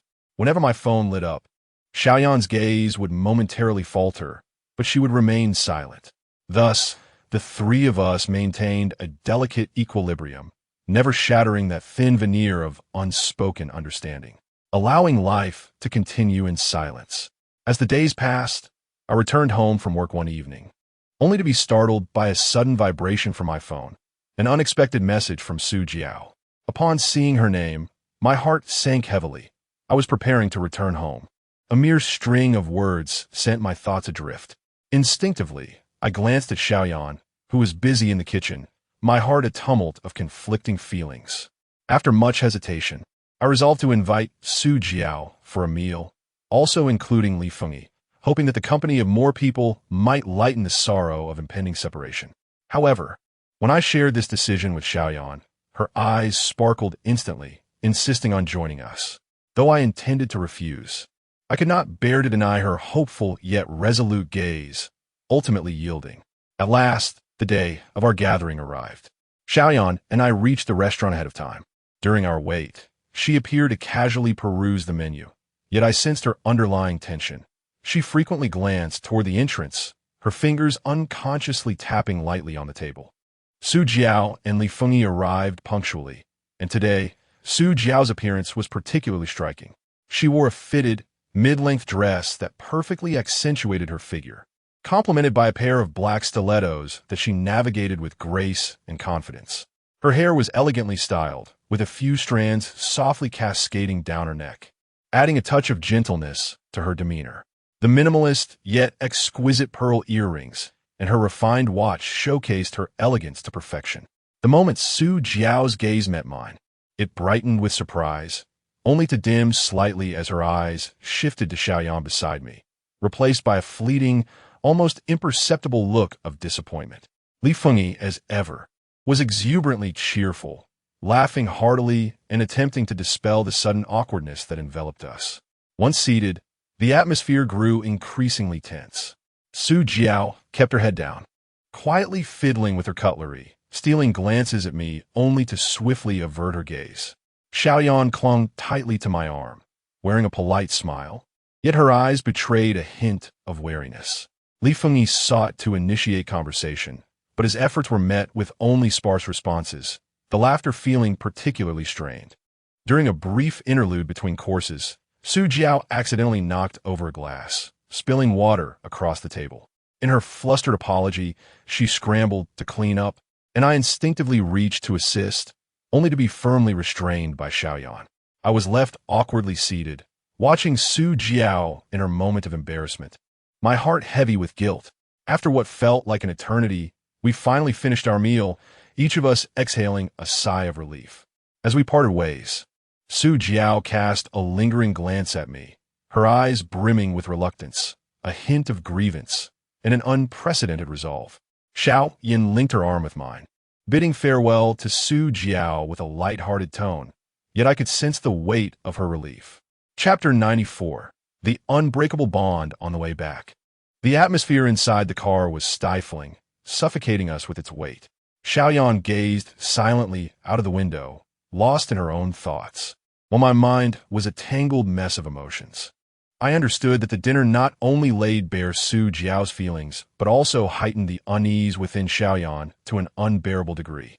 I attempted to shatter the silence, but was at a loss for words, resorting to a silent sigh within my heart. Upon arriving home, Xiaoyan headed straight to the bedroom. I lingered in the living room for an extended period before mustering the courage to enter the room. Xiaoyan lay on the bed with her back to me. I gently settled beside her, yearning to embrace her but fearful of her potential rejection. Ultimately, I extended my arm, softly encircling her waist. Xiaoyan offered no response. After a considerable time, I heard the faint sound of her sobs. In that moment, my heart felt as though it had been struck by a heavy hammer, filled with guilt and sorrow. In the days that followed, Xiaoyan became particularly sensitive. At the slightest sound from my phone, she would glance at me anxiously, her eyes brimming with trepidation. The news of Su Jiao's return to the country weighed heavily on my heart, like a stone pressing down relentlessly. I was acutely aware of her profound feelings for me. Now, as she returned, I regretted not having had the chance to bid her a proper farewell. One day, while immersed in my work at the office, I received a call from Su Jiao. Her voice sounded somewhat despondent as she expressed a desire to meet, wishing to share something with me. After a moment of hesitation, I acquiesced. Once the call ended, I felt a wave of anxiety wash over me, uncertain of what Su Jiao wished to convey. I arrived at the CAF where Su Jiao and I had agreed to meet. She was already seated, appearing somewhat haggard, her eyes lacking their usual radiance. Upon seeing me, she managed a faint smile. "Thank you for coming," Su Jiao said softly. I nodded, taking a seat across from her, momentarily at a loss for words. Su Jiao took a deep breath, her chest rising and falling gently, as if she were striving to contain the tumultuous emotions within. Her gaze was fixed on me, filled with longing and reluctance, her voice trembling as she slowly spoke. "I will soon be returning to China, and I do not know when I'll be back again." She paused, struggling to hold back the tears that threatened to spill over. In truth, before leaving, I had harbored a flicker of hope that perhaps we would have another chance. But witnessing you with Xiaoyan forced me to confront the reality that the past could not be reclaimed. Her voice grew increasingly choked, imbued with a hint of sobbing. I know I should no longer intrude upon your life, but after all these years, I find it truly difficult to let go. With that, she slowly lowered her head, her hands trembling as she reached into her bag. Her voice quivered with anticipation as she softly said, "This gift is something I've saved for a long time to buy, each penny steeped in my longing for you." She then produced a beautifully wrapped box, cradling it delicately in her hands as she extended it toward me. The satin ribbon glimmered under the light, reflecting her shattered yet hopeful heart. For countless days and nights, I have yearned for the moment when I could personally place this in your hands. It embodies my feelings for you over the years. You must accept it. I received a box and slowly opened it, revealing meticulously crafted watch resting quietly within. In that fleeting moment, my breath caught in my throat. This was the very timepiece that, years ago, had captivated my attention each time I passed by that watch shop, despite my modest means. I never imagined that Su Jiao had quietly taken note of my unguarded admiration. My fingers gently caressed the watch face, and a tide of memories surged forth. During those financially constrained yet joy-filled days, I would cast envious, resigned glances at the expensive objects displayed in the shop window. Back then, this watch felt like an unattainable dream, and yet now it lay serenely in the palm of my hand. Reflecting on her years of silent devotion, and gazing at Su Jiao, whose weariness was overshadowed by deep affection, I found myself unable to utter a word of rejection. Ultimately, I slowly placed the box into my bag, my voice husky with emotion as I expressed my gratitude. "Thank you, Su Jiao. I will cherish it dearly." A complex emotion flickered in Su Jiao's eyes, a blend of comfort and anticipation, and she parted her lips as if to speak, yet chose silence, simply gazing at me, her eyes brimming with unspoken words. Upon returning home, Xiaoyan seemed to sense my unusual demeanor and cautiously inquired, "What is the matter? Did Su Jiao contact you?" After a moment of hesitation, I decided to share the events that had transpired, omitting, of course, the detail of accepting the gift. Xiaoyan listened in silence for a long while before enveloping me tightly in her embrace. "I trust you, as long as you hold me in your heart." Her belief felt like a double-edged sword, stirring both gratitude and guilt within me. I was touched by her unwavering trust amidst this intricate situation. Yet guilt washed over me for having accepted Su Jiao's gift and concealed that truth, as if I had betrayed her faith. I gently returned her embrace, inhaling the familiar scent of her hair, yet my mind could not help but conjure the image of Su Jiao, weary yet tender. The watch resting quietly in my bag felt as though it weighed 1,000 pounds, suffocating me with its burden. I was acutely aware of Su Jiao's years of quiet dedication, the moments we had shared, and the warmth and companionship she had offered, all of which were indelible memories. Yet, Xiaoyan's feelings, her gentleness, and her reliance on me were equally difficult to relinquish. Caught in this profound struggle between two distinct yet equally sincere affections, I felt an unprecedented sense of confusion regarding the path ahead. I closed my eyes, attempting to seek solace in Xiaoyan's embrace, yet the turmoil within me refused to subside. However, the situation did not conclude there. A few days later, Su Yao unexpectedly re-entered my life. She requested to meet me in a park, claiming she had something important to discuss. Initially inclined to refuse, concern for her potential difficulties ultimately swayed my decision, and I acquiesced. Seated on a bench in the park, Su Yao remained silent for a considerable time before finally speaking. I had broken up with the wealthy man. Her voice was calm, devoid of any discernible emotion. I gazed at her in surprise. "Why?" Su Yao smiled bitterly and said, "During the time I spent with him, I felt an overwhelming emptiness each day. My thoughts consumed entirely by you." She lifted her gaze to meet my eyes, and I knew I had erred in many ways, yet I truly regretted it. "Could you grant me another chance?" A tumult of emotions surged within me as the cherished memories of my time with Su Yao flooded back. The trials we endured together, the warmth and support she offered, all vividly resurfaced in my mind. Chapter 95. Betrayed yet, thoughts of Xiaoyan flooded my mind. Her unwavering trust and reliance upon me rendered any decision exceedingly difficult. I lowered my gaze to the shadow cast upon the ground, lingering in silence before finally uttering, "Suyao." The days gone by are invaluable to me, and those memories shall remain etched in my heart forever. However, the current situation is overwhelmingly intricate, and I require time to contemplate. A glimmer of hope flickered in Suyao's eyes as she bit her lip and gently nodded, saying, "All right, I shall wait for you." As I watched Suyao's silhouette gradually recede, I inhaled deeply, striving to calm the tumult within. Upon returning home, I was met with Xiaoyan's expectant yet slightly anxious gaze, which filled me with guilt. I understood that I must initiate change. I could no longer allow myself to be ensnared in the whirlpool of emotions. During that period, the foreign exchange market flourished, and I felt as if I had been wound up like a clock. Each day before dawn, I sat at my computer, exchanging the latest market information and trading strategies with my team members. Zhao Qinian, with his wealth of experience, consistently discerned market trends with precision. Lin Yu, with his agile mind, regularly proposed innovative trading ideas, and Li Fengyi and Chen Rui tirelessly supplied us with the latest intelligence. Xiaoyan initially felt a sense of comfort at my transformation, believing I had finally emerged from the quagmire of feelings and rediscovered my life's direction. During my weary moments, she would quietly brew a cup of hot tea, sitting beside me, observing my industrious figure. Meanwhile, upon learning of my wholehearted commitment to my career, Suyao's frequency of contact began to wane.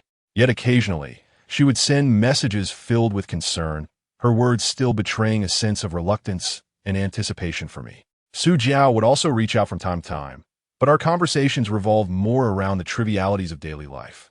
The once fervent emotions between us appeared to have gradually cooled under the relentless passage of time.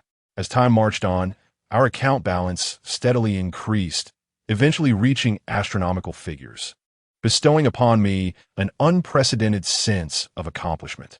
However, fate seemed to relish in playing tricks on me.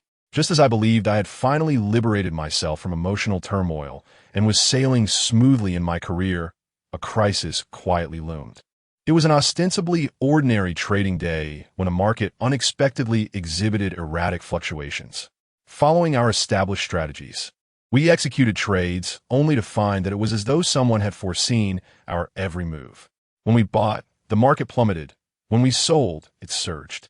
Within mere hours, our account suffered immense losses.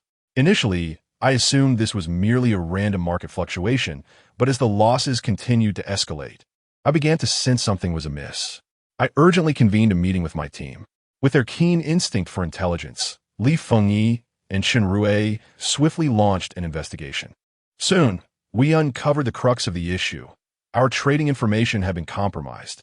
After painstakingly unraveling the threads of the investigation, all clues pointed to Lin Yu. In that moment, I could scarcely believe my ears. I find it incomprehensible that a partner, whom I once exerted every effort to rescue and fought alongside, would resort to such actions. One evening, I arranged to meet Lin Yu at our usual CAF. Seated in a corner, I watched him enter, my heart a tempest of emotions. Lin Yu's gaze betrayed a hint of panic. He could not meet my eyes. "Why?" I asked coldly, my voice tinged with anger and disappointment. "I rescued you from prison. We have endured so much together. Why would you do this?" Lin Yu lowered his head, remaining silent for what felt like an eternity before he finally murmured, I had no choice. Those capitalists offered me a substantial reward. I lost a considerable amount gambling recently, and I interrupted him, the fire of my rage now uncontainable.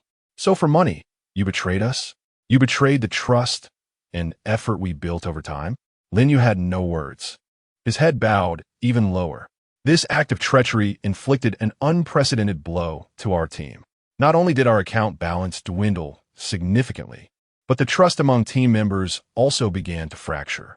Zhao Qinian wandered around, sighing heavily, lost in a haze of uncertainty about the future. Li Fengyi and Chen Rui became increasingly cautious, their communication with one another diminishing. I gazed at what was once a vibrant and spirited team, now reduced to despondency, my heart heavy with anguish and helplessness.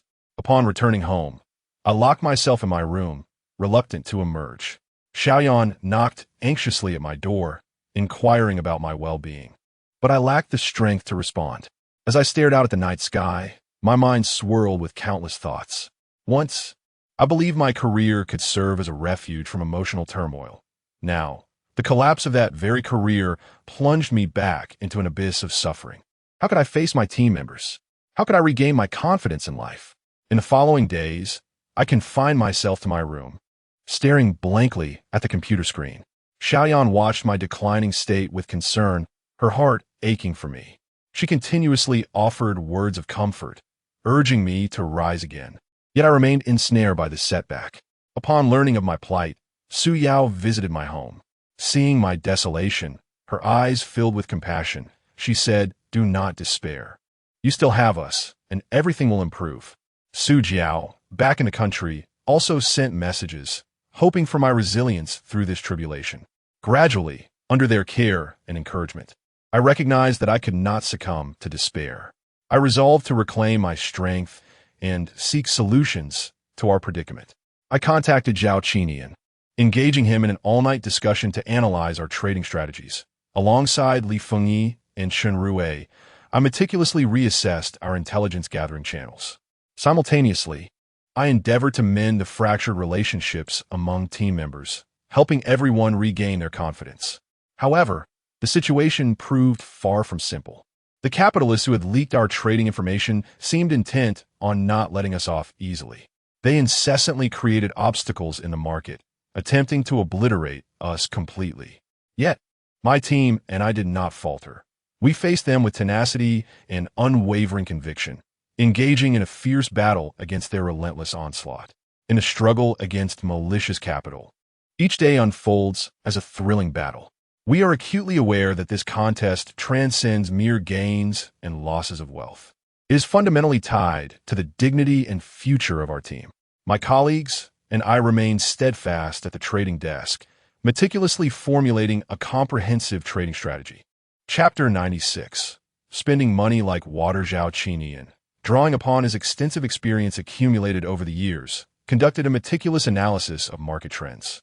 Utilizing a big data model, he predicted even the slightest fluctuations in the market, providing us with crucial timing for our trades. Li Feng and Chen Rui devoted themselves wholeheartedly to intelligence gathering, traversing the financial circles of New York and establishing connections with various well-informed individuals, striving to unearth the operational logic behind capital movements and the forthcoming directions of action. We discovered that these capital entities leverage their influence within the market, disseminating false information to disrupt its normal functioning. In response to this situation, we resolved to take proactive measures. On one hand, we forged collaborations with major media outlets to regularly publish accurate market analysis reports, exposing the flaws in the false narratives and stabilizing market confidence. On the other hand, we employed technological means to monitor trading data in real time, swiftly adjusting our trading strategies upon detecting any abnormal capital flows. During a pivotal trade, we foresaw a trap set by the capital. They sought to instigate market panic, enticing us into erroneous trades. However, adhering to our pre-established strategy, we not only evaded their manipulations but seized the opportunity to operate in the opposite direction. That day, the atmosphere in the trading room was charged with tension, every individual fixated on the screens, fingers flying across the keyboards. As the trading concluded, we successfully achieved a profitable outcome, marking a significant victory in this contest and substantially boosting the team's morale. Nevertheless, the capital would not yield easily. They intensified their pressure on us, collaborating with other financial institutions to restrict our trading channels, attempting to corner us into a dire situation. Faced with this predicament, we did not falter. Instead, we actively sought new partnership opportunities. I personally visited several influential independent investors in the New York financial realm, articulating our philosophy and developmental prospects, ultimately earning their trust and support. These new allies provided us with capital and resources, enabling us to transcend the limitations imposed on our trading avenues. As time progressed, we gradually gained the upper hand in this contest. Our trading strategies matured, and our intelligence gathering became increasingly precise. In a series of confrontations, we successfully neutralized the attacks from capital, gradually witnessing a resurgence in our account balances. Finally, after countless days and nights of relentless effort, the figures in our accounts soared once more, resembling a rocket's ascent, returning to that astonishing astronomical number. In that moment, the entire team erupted with jubilation, cheers echoing as tears of excitement sparkled in our eyes. Standing in the center of the trading room, I gazed upon the familiar yet weary faces filled with joy. My heart a tapestry of mixed emotions, elation at our success, tempered by reflections on the hardships endured. This journey had been fraught with betrayal, setbacks, and challenges. Yet we had persevered, finally witnessing the clouds parting to reveal the moon. The door to financial freedom had swung wide open before me. After the celebratory banquet concluded, I returned home and lay upon the soft bed that, for far too long, had eluded me in my quest for peaceful slumber. My thoughts raced like untamed stallions. In the past, I had toiled relentlessly for my career, entangled in emotional complexities. Now, as the dust settles, it is time to reward myself and embrace the life I had once only dared to dream of.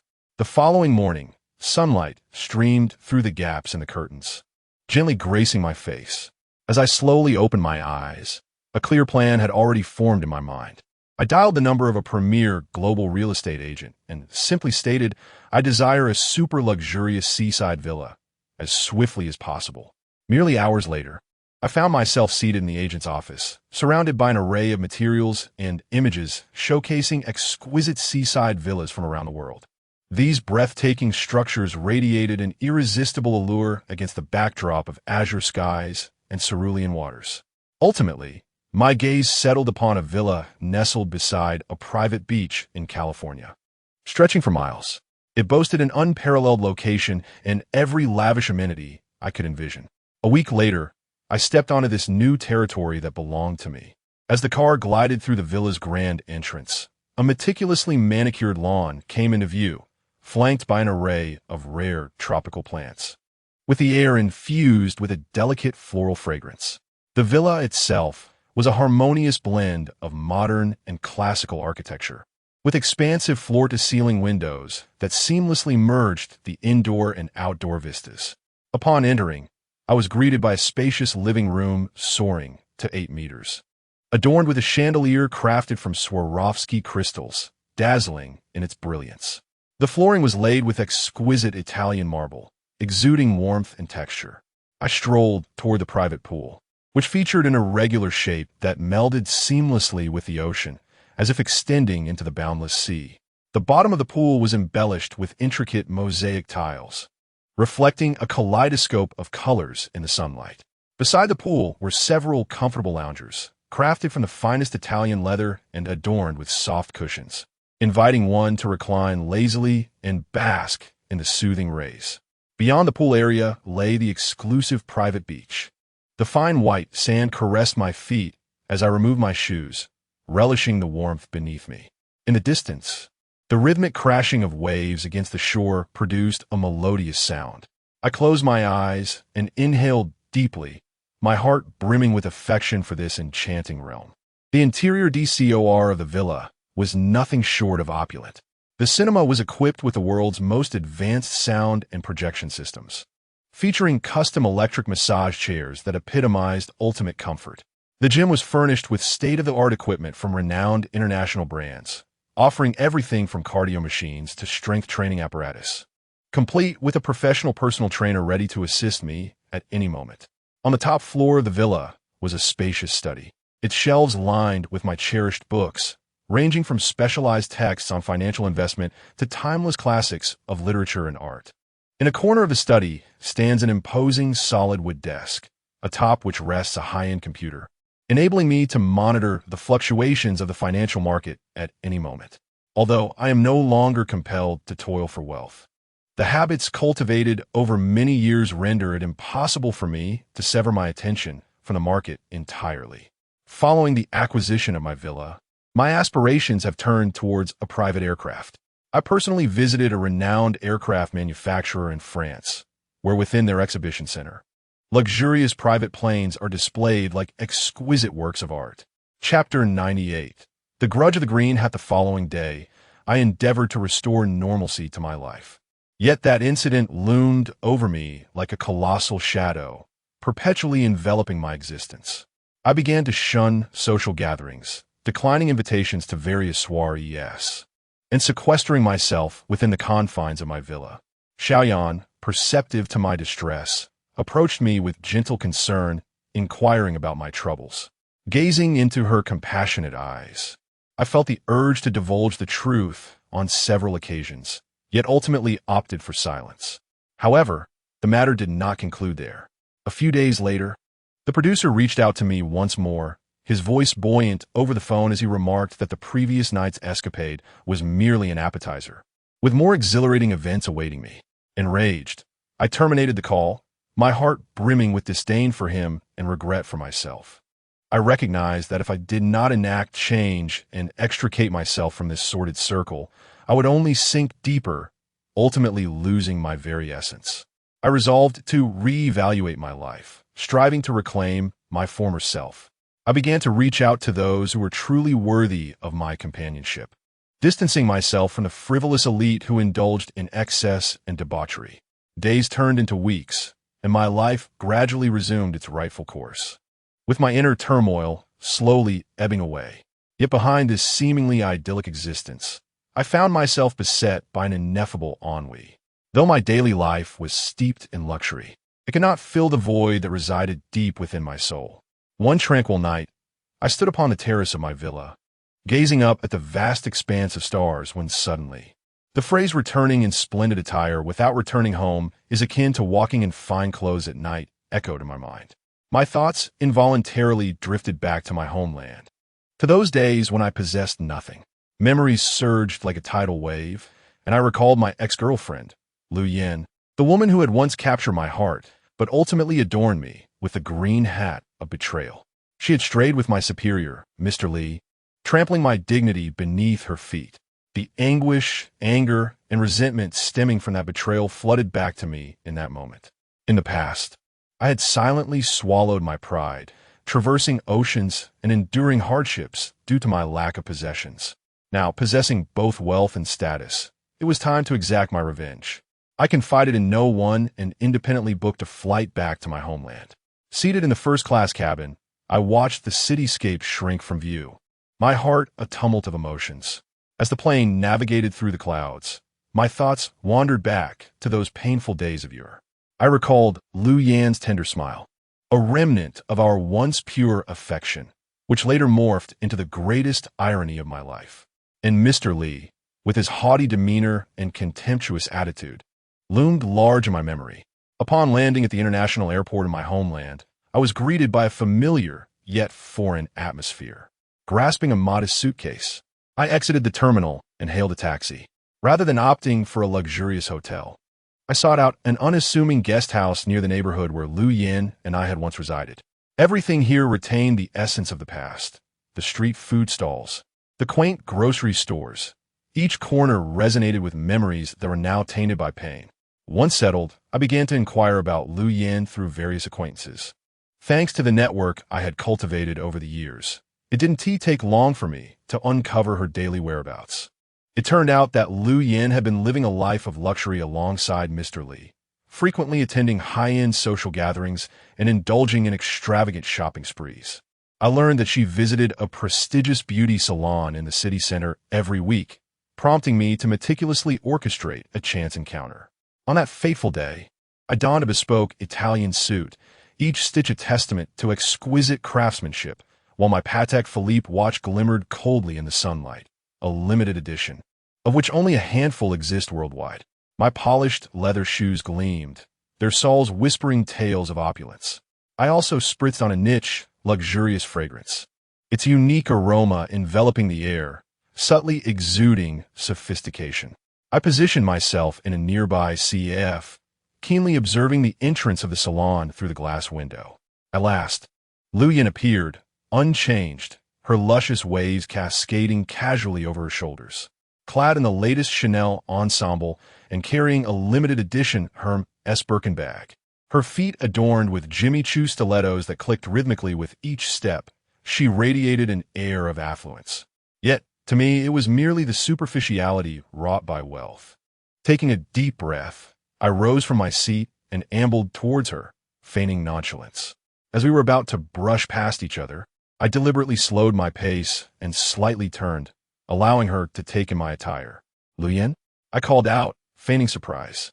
Upon hearing her name, she halted and turned, her expression a blend of confusion and a flicker of astonishment, swiftly replaced by an undeniable allure. Her gaze swept over me, appraising every detail, from my suit to my watch, and down to my shoes, much like a covetous collector admiring a rare treasure. "Is it really you?" Lu Yan's voice carried a note of delight, her lips curving into a quintessential social smile. "It's been ages. What brings you back?" "I've been abroad for quite some time and found myself longing for home," I replied, donning a faint smile. "And you seem to be doing exceptionally well." "Things are all right. Mr. Lee's been quite kind to me," she responded, instinctively adjusting her Hermes bag as if to flaunt it. "I can see that." I nodded slightly, my gaze lingering on her bag. "It's lovely, new, I presume? But I recall you favored LV in the past. Have you switched tastes?" "Oh, you know how it is with women. We often seek variety," she laughed, though a hint of discomfort flickered in her eyes. "And you?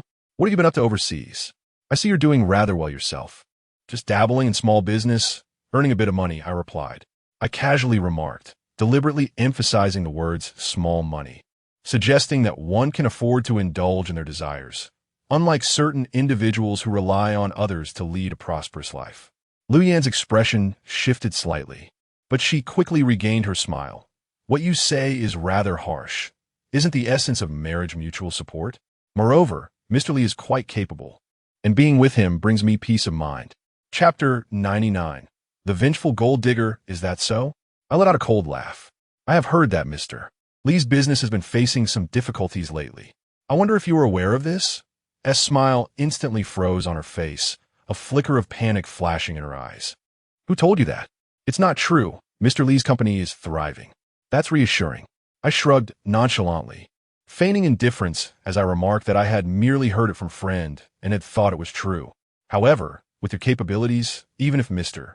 Lee were to encounter any issues, I am certain you could find another benefactor, considering your remarkable talent for seeking support."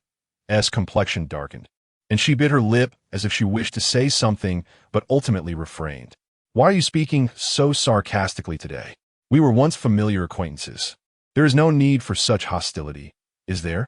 "I apologize. Perhaps my words are too blunt." I allowed a subtle smile to grace my lips, revealing a meaning-laden expression. My gaze remained fixed on's eyes, seeking remnants of the familiar essence that once dwelled there. But all I found was a void filled with greed and desire.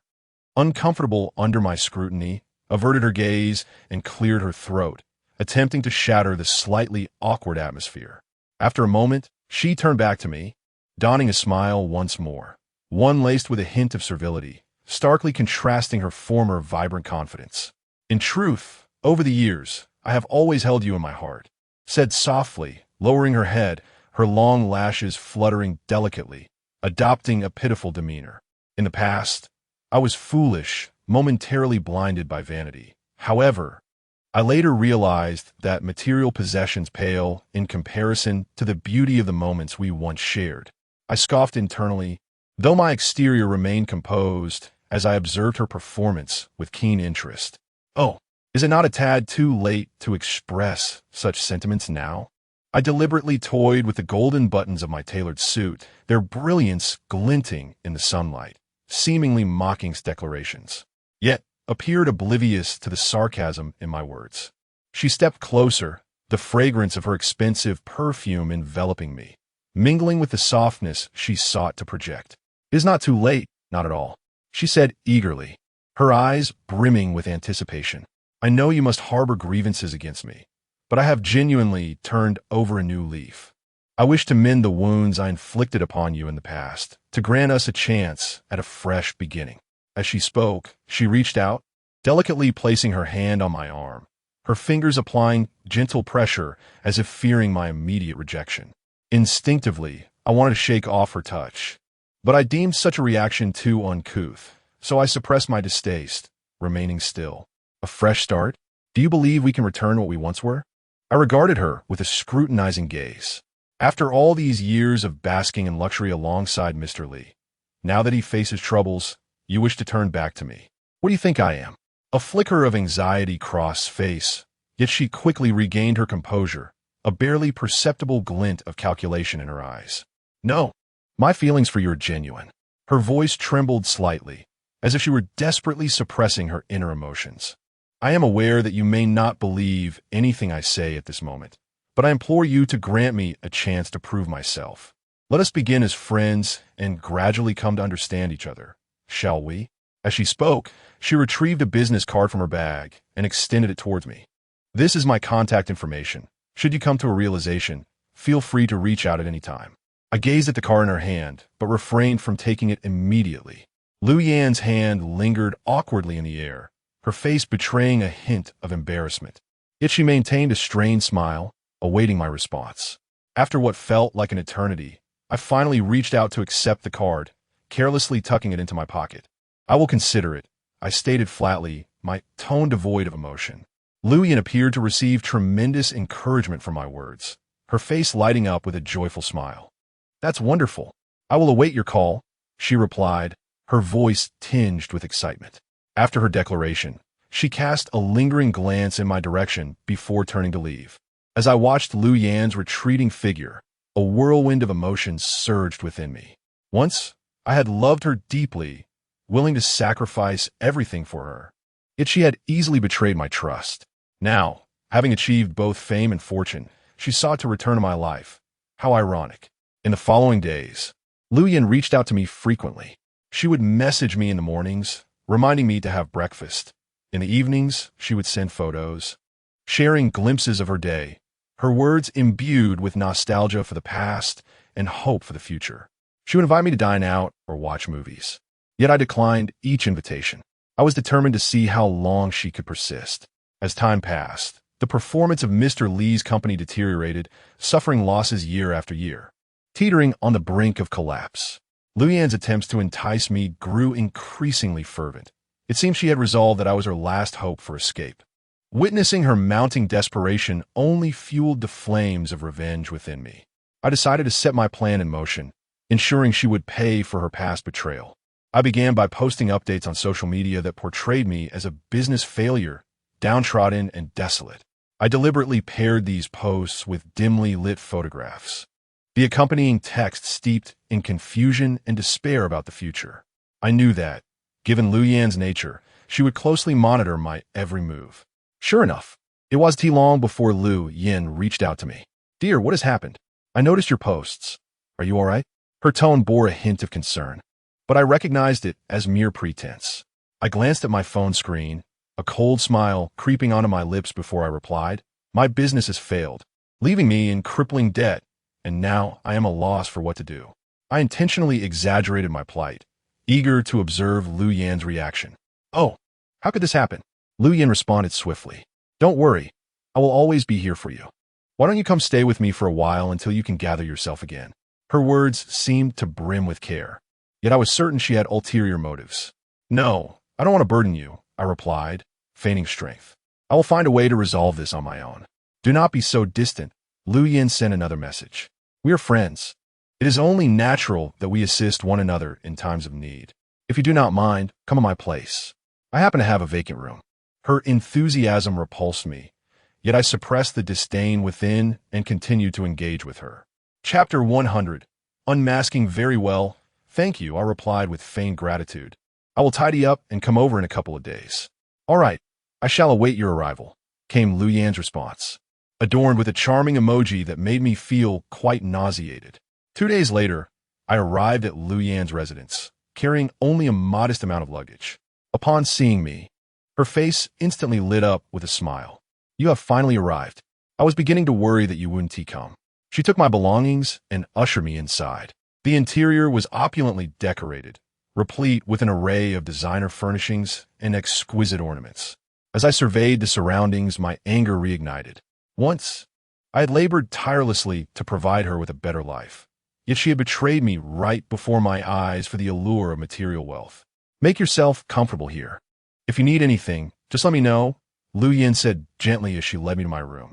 Thank you, I replied curtly, then sat down on the bed. Over the next few days, Lu Yin attended to me with meticulous care. She would rise early each morning to prepare breakfast and would offer words of comfort and encouragement whenever I feigned despair. Yet, I recognized this as mere pretense. She was undoubtedly biding her time for something. Finally, one evening, as she sat beside me, she casually remarked, "Darling, I recently heard that an old friend of yours has come into considerable wealth. Perhaps you could reach out to him for assistance?" A cold smile crept across my face. Her true intentions had been revealed. It has been quite some time since we last communicated. I am uncertain if he would be willing to help, I replied, feigning hesitation. Give it a try, Lu Yin urged eagerly. He might extend a hand out of old friendship. If you can navigate this crisis, we may be able to be together afterward. I suppose I could give it a shot, I replied dismissively, though I was at a loss for how to approach him in my current predicament. Just be honest, Lu Yin suggested. Tell him your business has failed and that you require his assistance. I am confident he would not turn his back on you. As I looked at Lu Yin, my revulsion reached its zenith.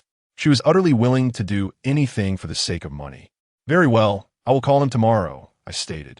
The next day, I pretended to contact my friend, sighing dramatically in front of Lu Yin. He mentioned that he has been quite busy and cannot assist me, I lamented. How could this be? Lu Yin's expression darkened. How could he be so callous? Such is the reality, I replied helplessly. It appears I must devise my own solutions. What are your plans? Lu Yin inquired. I intend to sell the house I am currently residing in to repay a portion of my debts, I said. As for the rest, I shall think of a way. How much can you sell your house for? Lu Yin asked. Perhaps a few million, I responded, deliberately undervaluing it, knowing that after settling debts, little would remain. A few million? A flicker of disappointment crossed Lu Yin's eyes. That seems rather insufficient. The meager sum of money hardly resolves any issues, I lamented helplessly, for my current state of misfortune left me with little choice. Since that day, Lu Yin's demeanor towards me had noticeably soured. One morning, I awaited her customary nurturing gesture of preparing breakfast, only to find the kitchen eerily silent. She lounged on the sofa, her eyes barely lifting, coldly stating, "Find something to eat yourself. I overslept today." I observed her impatience with a smirk concealed within, maintaining an impassive exterior. As evening approached, I feigned exhaustion returning to our dwelling. My shoes inadvertently created a noise at the door, prompting Lu Yin to burst forth from her room, her face twisted in disdain. Can you not be so clumsy? You're always so fidgety. I can't even rest properly.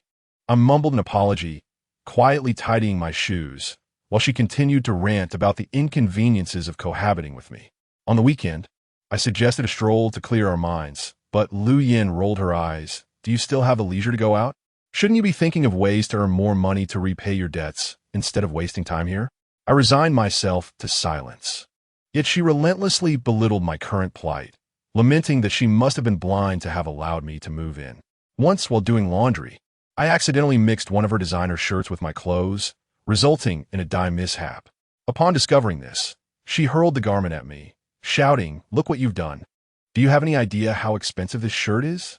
With your current pathetic job, you couldn't even cover the cost with months of salary.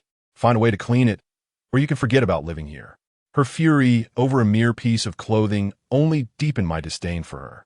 One day, I deliberately mentioned in her presence that I had secured a job, albeit with a meager salary that barely sustained me. Lu Yin's brows furrowed instantly. With such a little income, how do you expect to survive? You should reconsider your options. What options do I possess? I replied, finding any job at all is fortunate. You're truly lacking ambition, she retorted. Had I known you would fall to such depths, I would never have sought you out again. Oh, are you regretting it now? I looked at Lu Yin coolly. Then why did you come back to me in the first place? Was it not because you believed I had wealth and sought to attach yourself to me? You, what nonsense are you spouting? Lu Yin's expression darkened. I was sincere with you. How could you say such things? Sincere? I scoffed. If you were truly sincere, you wouldn't treat me with such indifference in my time of need. Do you think I don't see through you? You're nothing but a gold digger, fixated solely on wealth. You are being utterly unreasonable, Lu Yin exclaimed in anger. If you think so little of me, then leave. I no longer wish to see you. I rose slowly, a mocking smile curling at the corners of my mouth, my gaze filled with disdain. I slowly retrieved my phone from my pocket and brought up the balance screen of my bank card. A long string of astronomical figures flickering with a cold light on the display. I raised the phone before Lu Yin, enunciating each word. Gaze intently. For this is the destitute version of myself you have always presumed. My pretense of poverty was merely a guise to unveil your repugnant true self. You once adorned me with the green hat in exchange for wealth, surrendering yourself to the embrace of Mr. Li. Now that he has lost his standing, you seek to return to me. Do you truly believe I would allow you to manipulate me? Lu Yan's eyes widened in shock, her gaze fixed on the screen, the anger on her face swiftly replaced by fear and disbelief. Her lips quivered, struggling to articulate a response, yet no words escaped her mouth. Chapter 101. The struggle between affection and grievance. You. How could you? Lu Yan's voice trembled, tinged with a hint of sorrow. Her legs weak as she gradually sank to her knees. I was wrong, I truly was. As she spoke, Lu Yin frantically slapped her own face, each strike infused with despair and regret. Please forgive me. I genuinely love you. I was blinded before. Soon, her visage bore the marks of her desperation, tears cascading from her eyes, soaking the ground beneath her. Observing her pitiful state, I felt no compassion. Once, I had sacrificed everything for her, only to be met with betrayal and humiliation. Now, this was merely the consequence of her own actions. So now you regret it? It's too late. I replied coldly. I do not accept your apology. Enjoy the bitter fruits of your own making. With that, I turned to gather my belongings and strode towards the door. Seeing this, Lu Yin lunged forward, clutching my leg, her cries echoing. Do not leave. Please don't go. I cannot live without you. I forcefully shook off her grip and walked out without a glance back. Behind me, her desperate cries reverberated through the empty corridor, an endless lament for her past mistakes. From that moment on, I never saw Lu Yin again. I heard she had severed ties with Mr. Li and was living a life of desolation. Meanwhile, I had finally let go of my past hatred and embarked on a new journey. I knew there were many beautiful experiences awaiting my discovery, and I could no longer be shackled by the shadows of my past. After settling my affairs back home, I returned to America. This familiar, yet foreign land held the weight of my memories. Just as I got comfortable in the villa, my phone rang, displaying Shun Manchio's name. The sight of it tightened my heart. Shun Manchio, the sophisticated woman who had been my benefactor on my path to success. Throughout my journey, she had leveraged her connections and resources to introduce me to numerous influential figures, propelling my career forward. However, our relationship transcended mere friendship. Those nights filled with intimacy still stirred complex emotions within me. Taking a deep breath, I answered the call. Shun Manchio's voice, languid yet captivating, flowed through the line. Little rascal, I've heard your career has flourished recently. Have you forgotten about me after all this time? Mon Dieu. I just returned and Haven T had the chance to reach out, I replied, striving for a tone of casualness. I see you've completely forgotten me, she teased, half joking. How could I? Your support has always been etched in my heart. I simply don't know how to repay you, I said earnestly. There was a moment of silence on the other end before Shun Manchio spoke softly. Repay me? Honestly, I've always hoped you would spend more time with me. You know, in this vast house, I'm all alone and I often feel lonely. Her words stirred a myriad of emotions within me. On one hand, I harbor a deep sense of gratitude for her assistance. Her unwavering support has indeed been an indispensable factor in my success. On the other hand, I am acutely aware that if our relationship continues to evolve in this manner, it will only become more convoluted. Manchio, I was about to voice my thoughts, yet I found myself at a loss for words. Come to my house for dinner tomorrow night. Just the two of us.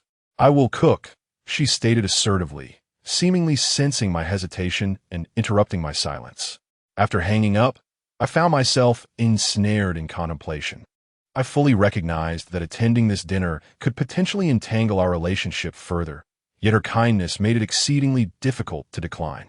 The following evening, With a heart laden with trepidation, I arrived at the opulent facade of Shun Macho's villa. The grandeur of the villa, illuminated brilliantly, starkly contrasted with the surrounding night. I pressed the doorbell, and shortly thereafter, the door creaked open, revealing Shun Manchio standing there. She was adorned in a low-cut silk gown, the hem of which was daringly slit, revealing glimpses of her slender legs. The neckline accentuated her ample bosom, and her exquisitely sculpted collarbone was fully visible. Her meticulously styled hair cascaded in large waves over her shoulders, exuding the allure unique to a mature woman. Her gaze was imbued with an enticing charm, and a subtle smile played at her lips, a smile that seemed to possess an invisible magic, drawing one in irresistibly. "You finally arrived?" She greeted me with a smile, her eyes sparkling with delight. She leaned in closer, the delicate yet alluring scent of her perfume enveloping me in an intoxicating embrace. Her fingers brushed lightly against my arm, gliding from my wrist to my shoulder, sending a tingling sensation coursing through my body. With her head slightly tilted back, she looked at me with those seductive eyes, her lips parting ever so slightly. "I've been waiting for you for quite some time."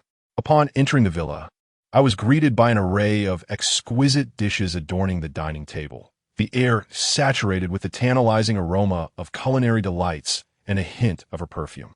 As we settled at the table, Shun Manchio poured me a glass of red wine, her hand intentionally grazing mine, her fingertips tracing soft circles on the back of my hand. With an affectionate gaze, she gently urged, "Do try these. They are all prepared especially for you." As she spoke, her head tilted slightly, her eyes brimming with anticipation, and her tongue unconsciously flicked across her lips, a gesture that was utterly irresistible. Throughout the meal, Shun Manchio shared snippets of her life during this time, occasionally reminiscing about the significant moments we had shared. Her eyes sparkled with fondness and warmth as she spoke, all the while gradually slipping her feet out of her high heels, allowing them to glide slowly up my calves, caressing from my ankle to my knee, occasionally teasingly tugging at my pant leg with her toes. A wave of panic surged within me. I instinctively wanted to retreat, yet feared that it might appear overly deliberate. It seemed she sensed my unease, for rather than ceasing, she grew bolder, her hand slipping beneath the table to rest upon my thigh, gently kneading the flesh. After dinner, we sat on the sofa in the living room. Suddenly, Shun Manchio leaned closer to me, her lips nearly brushing against my ear. The warmth of her breath sent a tingling sensation to my earlobes as she whispered softly, "Lately, I've been contemplating whether there could be a deeper development between us. I acknowledge your current success in your career, yet I yearn for your companionship in life." Her hand gradually rested on my shoulder, slowly gliding down my arm. Her fingers traced delicate circles in my palm,